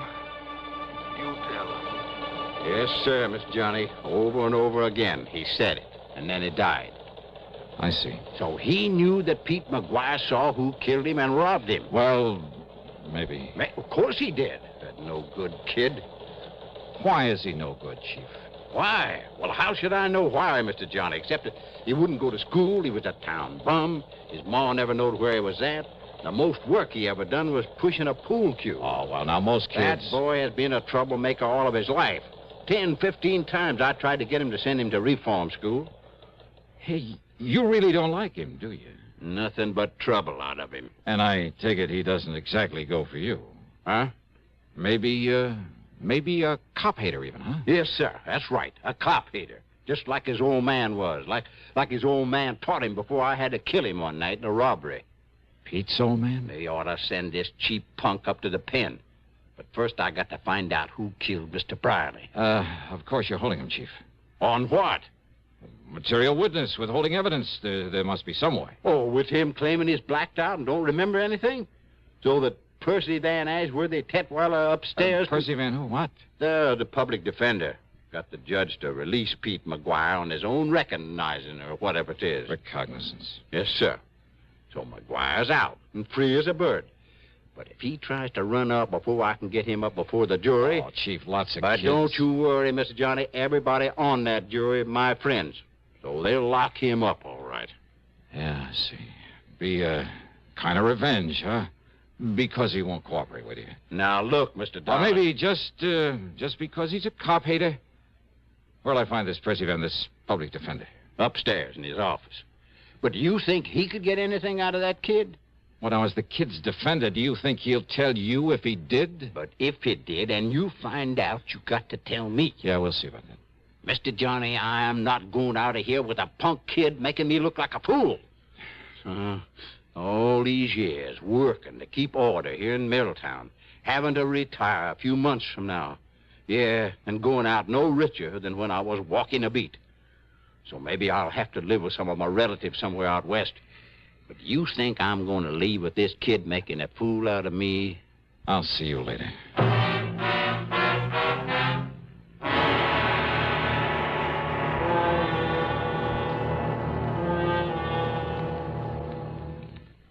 To paraphrase Gilbert and Sullivan, an announcer's lot is not a happy one. Well, not always. Want to know why? Tell you why. Take this safe driving business. Do you have any idea how many times my confreres and I have begged on bended microphone to have begged people not to kill themselves on the highways? Now, once and for all, let's get together on this. Let's understand one another. Unless you want a pack of frustrated announcers on your conscience, slow down and curb highway carnage. If you don't care about yourself, at least have a little consideration for us. And now, Act Two of yours truly, Johnny Dollar, and the Bad One Matter.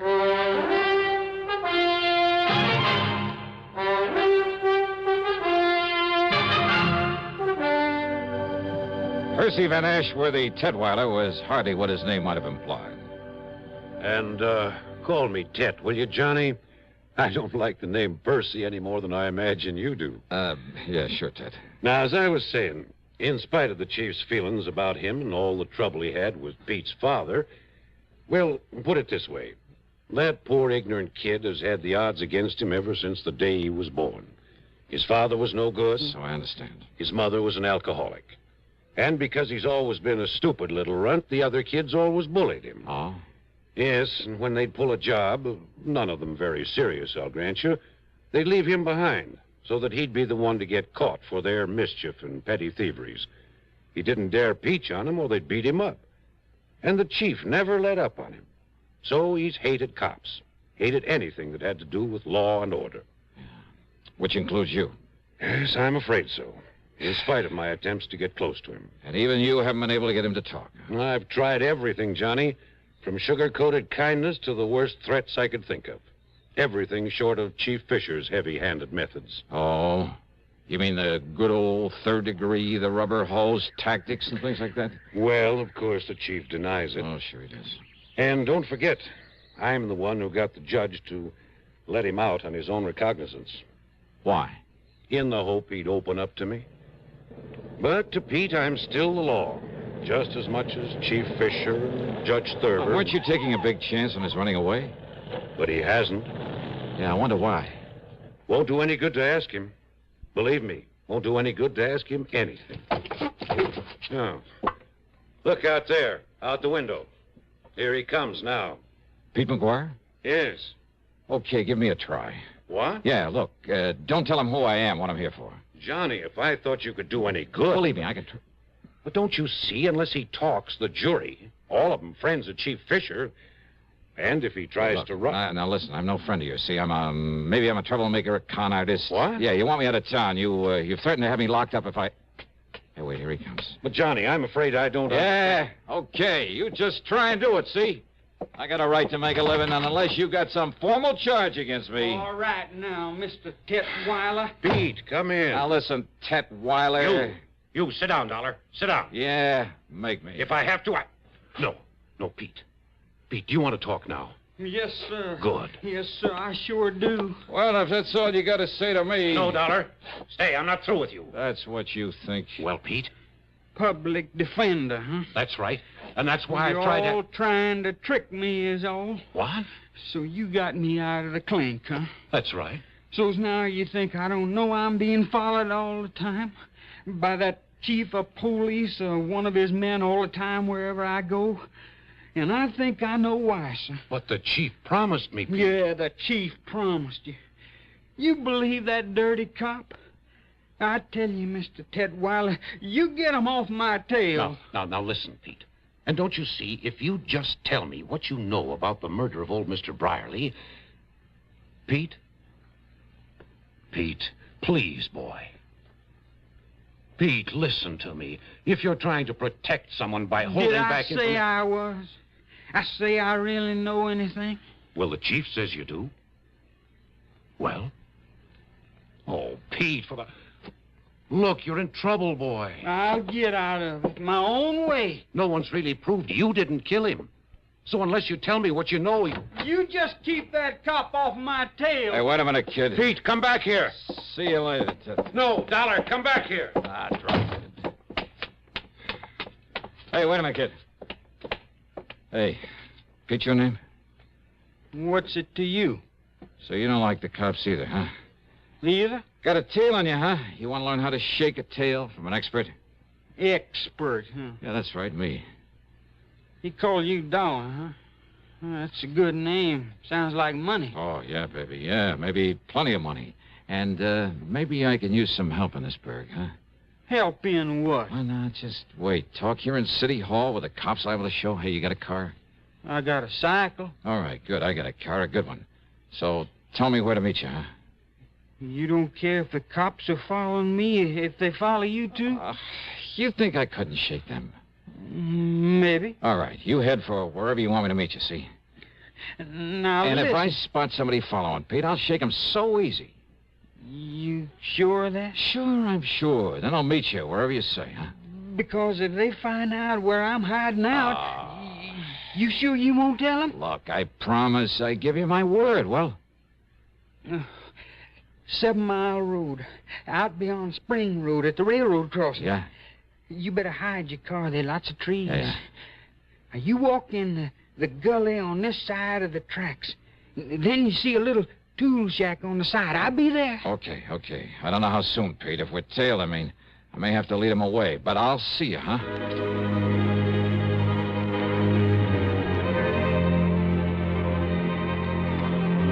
We were tailed, all right. And I could see by whom. And I wondered. To keep him from following Pete, I had to let the boy go on ahead. It was nearly an hour later then by the time I got to the tool shack. And I thought I'd lost the man who was tailing me. There was no padlock and a heavy hasp on the door of the tool shack. So y'all come on in, Mr. Johnny. Johnny? That's right, Johnny Dollar, the big eye. Oh, I see. So they brung you here to try to make me talk, huh? The insurance company, Pete, not the law, not the police. No? No. I know all about you, Mr. Johnny. I long admired you for a long time. I hear that you was coming here. Oh, I hear lots of things, Mr. Johnny. And I hear you coming here. I figure maybe you can...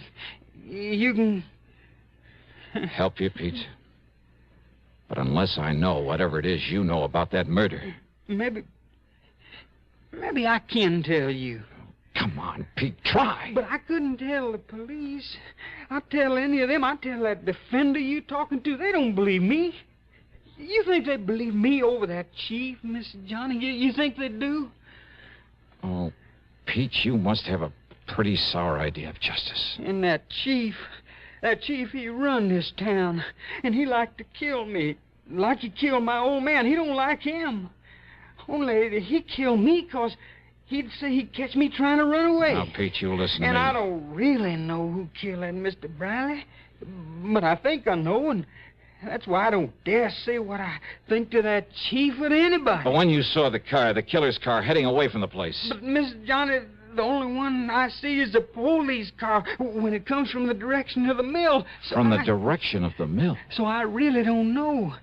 But that chief say I do, and if I try and answer the questions... Oh, wait, Pete. Trick questions, like that chief trying to make me answer when he come there and see me there. Pete, listen. And I tell you, they only let me loose so they can make me try and run away.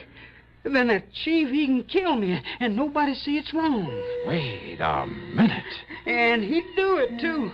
And that's Chetweiler. why I gotta hide He away himself from said anybody. that. Yes, Dollar. The chief had me let him go in the hopes he'd have confidence in me. Talk to me. The chief had let him go. Sure. Maybe it was to get an excuse to kill him if he ran. And another car? Pete saw no other car. So how would the chief know one had left the scene a couple of minutes before he got there? And there were other things. You think I'm going to retire with this kid making a fool out of me? Pride of an old man who's been running the town. Yeah, and going away no richer than when I was walking a beat. Oh, but he'd be rich enough with that 17,000 payroll. Sure. And meantime, he knew that Pete McGuire, in his ignorance of justice and his fear, didn't dare to say what he suspected, didn't dare accuse this man he thought would kill him with impunity. Yeah. And that everyone connected with the law was against him. They're all against me. And so I want to live, Mr. Johnny. I can't tell nobody, not even you. Yeah. Maybe you don't need to, Pete. And besides, I only think I know who killed Mr. Briley. Yeah. Well, I'm sure. As sure as I... Huh? Hey, Pete, that smell. Coal oil. Yeah, kerosene. Hey, look. Soaking in around this door. It's locked. Somebody's jammed something into that hasp out there. Mr. Johnny, fire! Now they're smoking this fire. You're right. Winds is locked in here. We'll be burned alive. Keep talking, Pete. He forgot the hinges are inside this door. What's it? Keep talking while I pull the pins out of those things. We're dying here. We're going to be cooked alive in here, Mr. Johnny. Here's one. We're going to burn up in here, Here's the Mr. other. Johnny. We're going to be cooked alive. Now, come on, Pete. Come on. Mr. Johnny, we're going to die. All right, Chief. Mr. Dollar? Yeah, that's right. I see this shack on fire. Yeah, well, you set this fire. As further cover-up for having killed Mr. Brierly. This boy told you that. I'll kill him, too. Oh, no, you won't, Chief. Put away that gun. I'll kill you, too. Oh, no. Chief! You miss you, Pete? I'm all right, sir. Oh. So you killed old man Brierly. Mr. Dollar. And if this boy did know. But until you were sure he did, and you kept him too scared to talk. All right, Chief, you want to write and sign a confession? But if my people found out I Or did shall I use this gun of yours on you? No, please. Be justice, though, wouldn't it? Well? No. Oh, yes, sir. I'll sign the confession. Okay, then. Up on your feet. Up on your feet.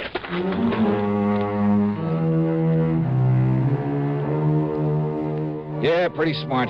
Using that poor, ignorant kid as a means to keep any suspicion away from himself. But believe me, not smart enough. Expense account total, including hotel expenses, the rental car, and the trip back to Hartford, $231.20. Yours truly, Johnny Dollar.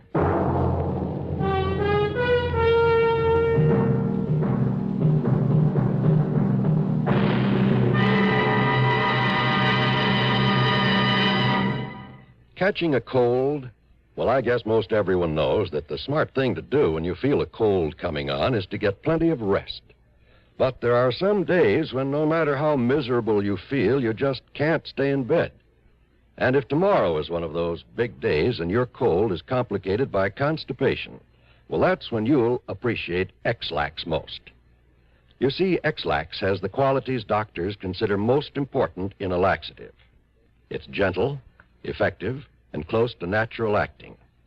Taken at bedtime, X-Lax won't disturb sleep. It works effectively, overnight, to help you toward your normal regularity. And X-Lax is so close to natural acting, there's no upset or discomfort. So gentle, it's even recommended for children.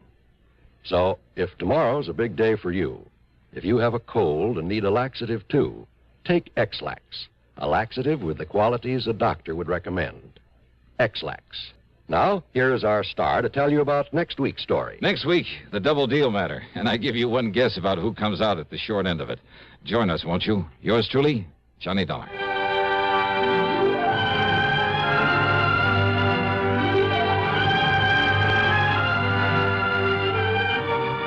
Yours truly, Johnny Dollar, starring Bob Bailey, originates in Hollywood and is written, produced, and directed by Jack Johnstone.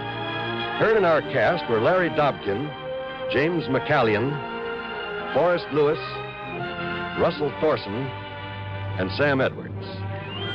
Be sure to join us next week, same time and station, for another exciting story of yours truly, Johnny Dollar.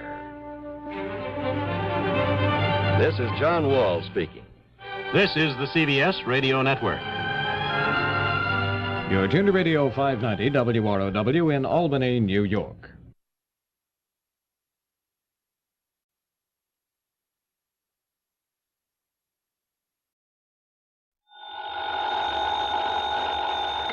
Johnny Dollar. Johnny, this is Jake Kessler. You know, Greater Southwest Insurance Company.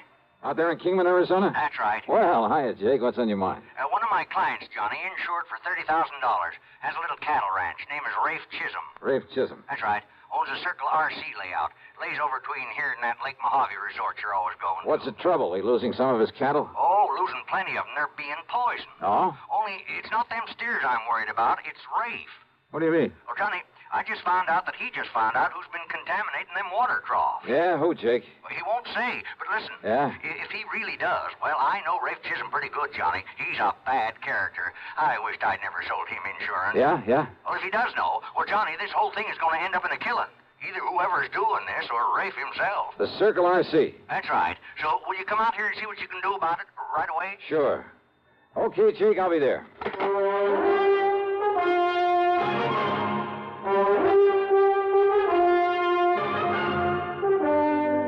CBS Radio brings you Bob Bailey in the exciting adventures of the man with the action-packed expense account, America's fabulous freelance insurance investigator. Yours truly, Johnny Dollar. Thirsty people everywhere prefer ice-cold Pepsi-Cola. And because it's light, it refreshes without filling. Charlie, be sociable. I am, Kay. Pepsi is a favorite of thirsty people from Maine to Hawaii, from Alaska to Florida. Charlie. It's perfect for parties or picnics, so serve Pepsi to your guests. That's helpful, but... This is the sociable part. Keep plenty of Pepsi ice cold and ready. Remember, it goes fast because everybody likes Pepsi. Singing still sounds more inviting. May I? Be sociable, look smart, keep up to date with Pepsi. Drink light, refreshing Pepsi. Stay young and fair, debonair, be sociable, have a Pepsi.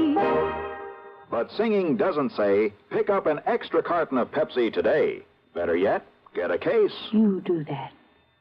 And now, Act One of yours truly, Johnny Dollar.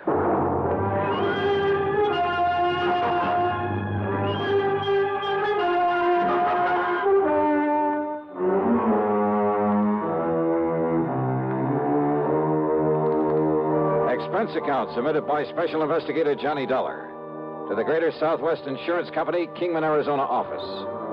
The following is an account of expenses incurred during my investigation of the Sidewinder matter. Jake Kessler hadn't given me very much to go on. But if my old friend Buster Favor, if Buster knew about the Circle RC and its troubles, well, expense account item 1 is $350 for a phone call to Davis Dam 72, the Lake Mojave Resort. I sure do know about that water poisoning over at the Circle RC, Johnny. After all, it's only 50 or 60 miles from here. Good. Then Buster... I only hope you can get on out here before somebody gets killed over it. Yeah, that's about the way Jake Kessler put it to me. So how'd you like to meet me at the airport over in Vegas? Be glad to. All right. Now, Buster, the best connection I can make will get me in there at 6 o'clock in the morning, okay? I'll be waiting for you, Johnny. Good. Item 2, 16390, plane fare to Las Vegas, Nevada. True to his word, Buster Favor was there waiting for me. In his car, we headed east on Route 95 to Boulder City, then turned south toward Kingman. And I wondered just how much food there was for a herd of beef cattle out here in this seemingly bare desert country. Well, sure, it's a problem, Johnny, but a much bigger one is keeping them supplied with enough water. See those windmills here and there? Yeah, I've noticed them. Well, every one of them has a big water tank and a watering trough at the base of it. Without them, those Herefords all die off. We turn here. All right. Jake Kessler said this Rafe Chisholm is a pretty bad character. You ask me, Johnny, Rafe just soon kill a man as he would talk to him. The Sidewinder, they call him. And good reason, too. He's just as mean as a Sidewinder. Ah? That's why nobody was very happy to see him politic himself into a lease on that good ranch land with all the water it's got on it. Doubt if a single one of his pumps ever goes dry, which is more than you can say for most of the wells out here, believe me. But now somebody's poisoning the water for him. That's right. Any idea who? No doubt about it. Who, Buster? His ex-partner in a gold mine. Another bad character. Name is Jerry McCoy. It was by cheating Mac out of his share of the mine that Chisholm got the money to lease the ranch. I see. And Mac swore if he ever caught up with Chisholm, he'd get even with him. Ask me, Johnny, Mac has caught up with him.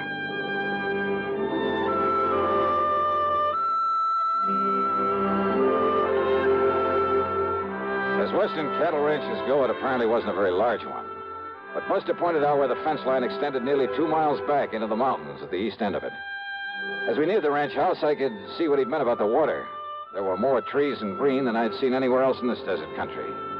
The ranch house itself was a sprawling, unpainted affair, but there was a flower garden at the side that appeared to be doing quite well. A dozen or so chickens pecking away at the dirt. As we stopped, a woman came running out of the door, came over to meet us. Oh, it's you, Mr. Favor. Howdy, Miss Chisholm. I'd like you to meet Mr. Johnny Dollar. Howdy, Mr. Dollar. Hi. Listen, Johnny's now, a special investigator for your husband's insurance company. Oh, then you got to do something, Mr. Dollar. Do something about my husband, about Ray. Well, he's the one I came to see. Is he here? No, that's the reason you got to do something about him. You've got to stop him. From what? Oh, it was about an hour ago that my son come in from out on the range. My son, Wayne. Yeah? Wayne had been over along the east fence fixing to repair a broken post, but instead he come on back here and told his pa, told Ray. Told him what, Mrs. Chisholm? Jerry McCoy. Wayne had saw McCoy out there fooling around the trough at the windmill, fixing to poison it, he must have been. And it is McCoy. Oh, what did your husband do about it? Oh, he grabbed his pistol, that old .45, and that knapsack of his'n, and he rode out there after him. Rafe will kill him, Mr. Dollar. Oh, he'll get killed himself, Mr. Dollar. Yeah, knapsack, did you say? Oh, yes, sir, that knapsack. Oh, why do you say it that way? What's in it? I don't rightly know, Mr. Dollar. Last few days, ever since he heard that McCoy was in these parts, he wouldn't let anybody touch it. He's kept it hid away. Funny. Miss Chisholm, you think Wayne could show us where it was he saw Jerry McCoy? I don't know where he is. Wayne has gone out somewheres, too, and I'm so worried about him. Why do you say that, Mrs. Chisholm? With Rafe and the kind of temper he's in, anybody got in his way or tried to stop him? Rafe's a dangerous man, Mr. Dollar, and he's got that gun with him. What, his own son? You don't know that Rafe, mister. And we better find him quick. We'll have to track him, Johnny. Miss Chisholm, are there a couple of extra horses we can use? Oh, yes. Help A yourself. lot better than a car out there in that mesquite and sage. Come on. And maybe we'll find Wayne for you, too. Oh, I hope so, Mr. Tabor. I hope he's all right. Yes, sir. I hope so, too. But with that crazy man out there with a gun. Yeah, come on, Buster. It looks like we've got our work cut out for us.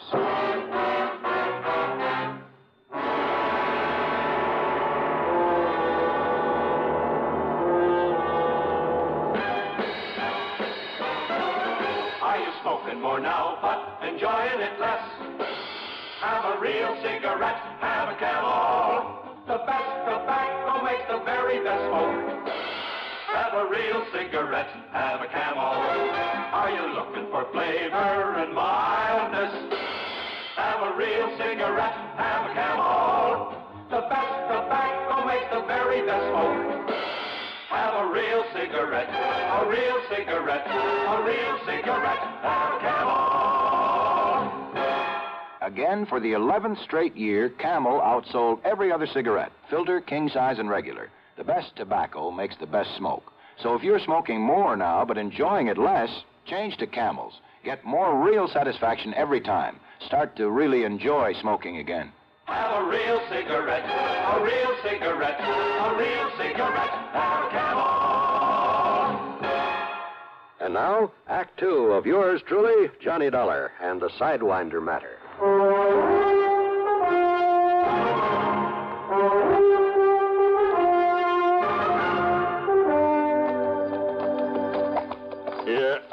Yeah, Johnny, I was afraid of this. Afraid of what?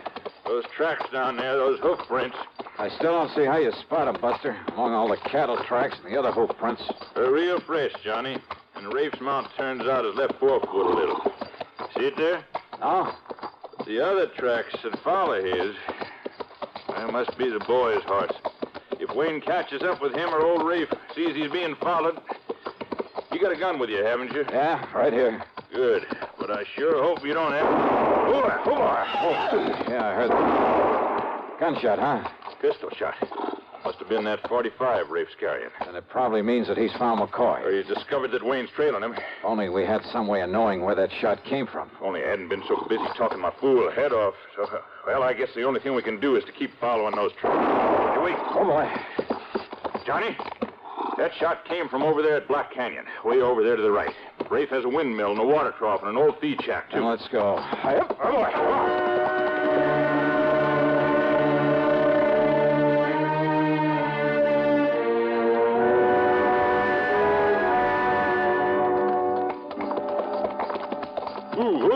on.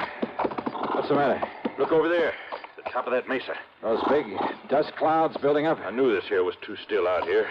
Johnny, that dust over the mesa coming this way means that inside of 5, maybe 10 minutes, we're going to be in the middle of the worst sandstorm you ever heard of. We better get on back to the ranch. We'd never make it. We got to find cover. Come on, boy. Oh, boy.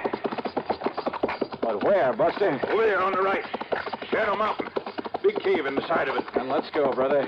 Come on, boy. Up, up. Just pray we can make it, Johnny. And believe me, I mean pray. Get out.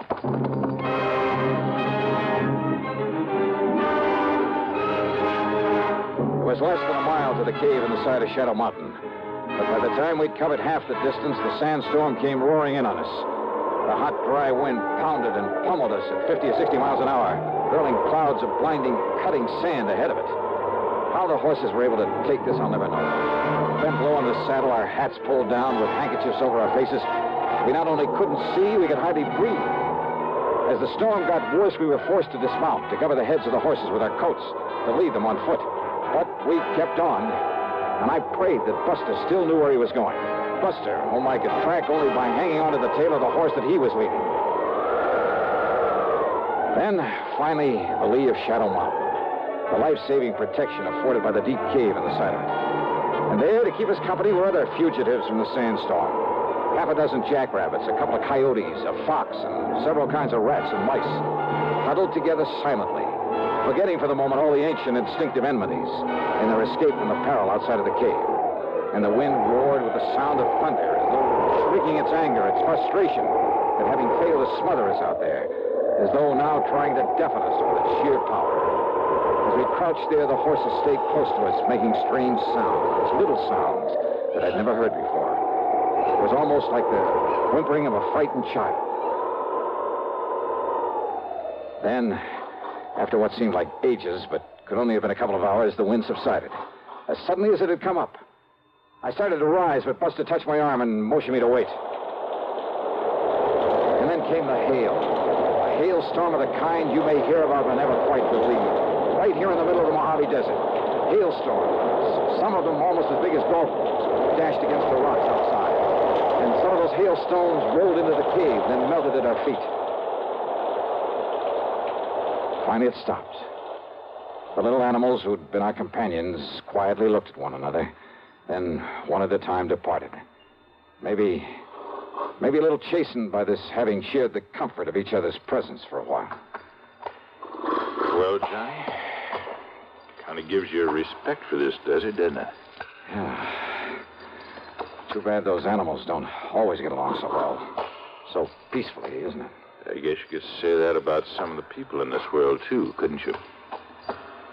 Well, we lost our trail, but we know where those shots came. Johnny. Now, what? Half under that rock, the one that blocks the entrance to this. Somebody lying there, Buster. Must have come in during the storm. Wayne. Johnny, it's young Wayne Chisholm. Wayne. Are you all right, boy? Hello, Mr. Favor. You're hurt, Wayne. You've been shot. Who did this? My pa. Your pa? Rafe Chisholm? I'll be all right. What happened? It was terrible. Tell us, boy. Tell us. Terrible. Terrible. Act 3 of yours truly, Johnny Dollar, in a moment. Meet star Stuart Irwin. Nothing's worse for an actor than a nasty cold. To feel better quickly, I take wonderful 4-way cold tablets, the fast way to relieve cold distress. Right. Tests of all the leading cold tablets proved 4-way fastest acting. 4-way starts in minutes to relieve muscular pains, headache, reduce fever, calm upset stomach, also overcomes irregularity. Take my advice. For your next cold, take 4-way cold tablets, the fast way to relieve those cold miseries. 4-way, only 29 cents. And now here's a word about another fine product of Grove Laboratories. To get rid of embarrassing dandruff in 3 minutes, change to Fitch Dandruff Remover Shampoo. 3 minutes with Fitch regularly is guaranteed to keep unsightly dandruff away forever. Apply Fitch before wetting hair. Rub in 1 minute. Add water, lather 1 minute. Then rinse 1 minute. Every trace of dandruff goes down the drain. 3 minutes with Fitch and embarrassing dandruff's gone. At the same time, Fitch can brighten hair up to 35%. Get Fitch Dandruff Remover Shampoo today. And now, Act 3 of yours truly, Johnny Dollar.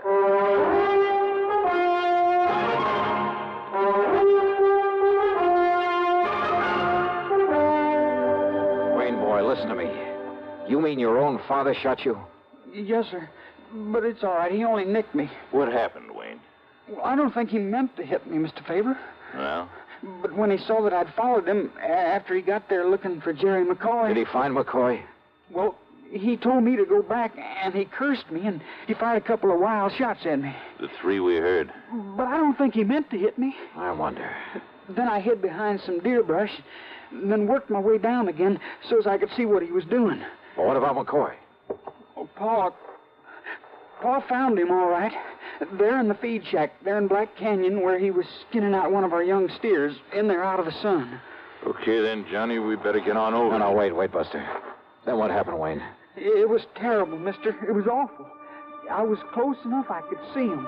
I could hear him through the open window of the feed shack. You think I didn't know all the time it was you, McCoy, that was poisoning the water for my cattle? Yeah? Well, I told you I'd get even for what you'd done to me over in that gold mine, Rafe, and now I've got you just... No, put down that gun. Don't kill me, Rafe. Kill you? And get myself in real trouble? Then put it down, put it away. See, I got no gun on me. I ought to kill you, Mac. I've been thinking about this a long time, about what I'd do when I caught you. But what's the use? What's the use of killing you? Now, listen, Rafe, I'll make it up to you for the cattle I poisoned. Make it up? Yeah. The insurance takes care of that. So, Mac, I'm going to let you go. Yeah. Mean you ain't gonna turn me over to the police? Only if you do exactly what I tell you to do. Yeah, Rafe, I'll do anything. Sure you will, because I got this gun on you. Now start cutting a lot of strips, a lot of thongs off of that steer hide. Yeah. You're gonna tie me up? You're gonna leave me out here to die? Do like I tell you. Go ahead, or maybe I will pull this trigger. But you said you'd let me go, Rafe. Hurry up. You're gonna need a lot of them. Me? Why, I don't understand you. You think I'd want anybody to know I let you go? The man that was poisoning my cattle? Keep cutting them strips. I am, Rafe, I am. No, it's got to look like you got the best of me. Tied me up and left. What? You're gonna tie me up to this post in here. Tie you up? Go ahead, do like I tell you. Go ahead, Mac. Unless you want a bullet in your head. Go ahead.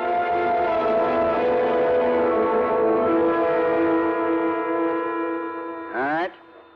Pull them strips around my ankle tighter. Yeah, Rafe, short. Put another one around my neck, around the post. Yeah.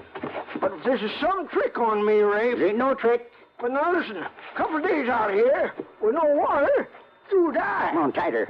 I still got this gun on you. But I'm no killer, Rafe. You won't be. Because a couple of hours and that boy of mine will be back here with help. I don't trust They see me tied up this way, they'll never know I got soft and let you get away. I still don't trust you, that's all. Yeah. You got no choice. Now, here you are. You'll never get loose. Unless they come out and cut you loose. You think I'd take this chance if I didn't know they would? Now, you get out of here. The wind's coming up, and there's going to be a sandstorm. All right, I will. And, here. Your gun? That's right. Take it. Because I know you ain't got the guts to use it on me. And it's better if they think you took it off me. I don't get it, Rafe. But I better get out of here before they come for you. That's right. You can take my horse, too. Your horse, too, huh? Well, sure I will. Don't touch that knapsack out there on the ground. Knapsack? Well, Rafe, that's the one you carried when we was prospecting. You mean... No. Any nuggets in that are mine, Mac. Nuggets? Gold? Ah, yeah, some of the gold you cheated me out of, huh? I'll see for myself. No. Mac, you open that knapsack and you'll be sorry. Eh? Will I? Well, you can't stop me. Tied up that way, you can't stop me. Now, because now, open it up. what's in here rightly belongs to me.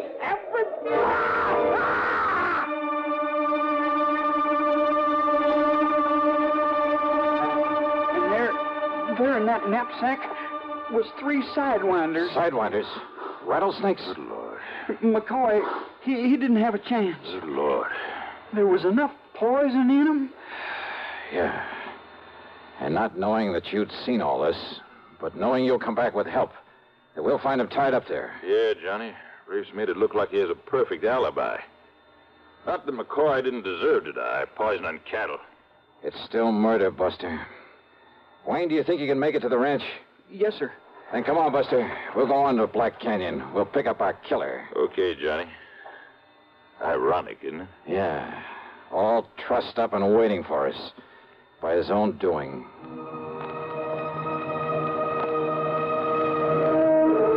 It was late in the afternoon by the time we reached the watering trough in the old feed shack. And the body of Jerry McCoy, already half buried by the sandstorm.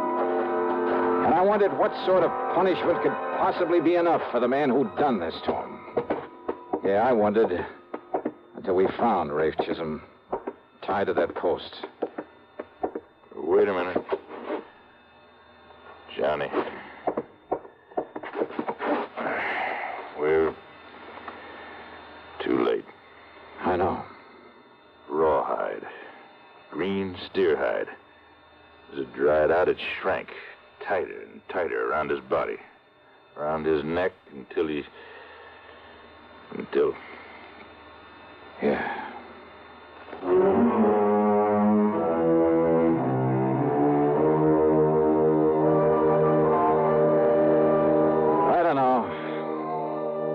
I don't know. And who's to question the ways of justice? Expense account total, including a couple of drinks for Buster and myself and the trip back to Hartford, $345.40. Yours truly, Johnny Dollar.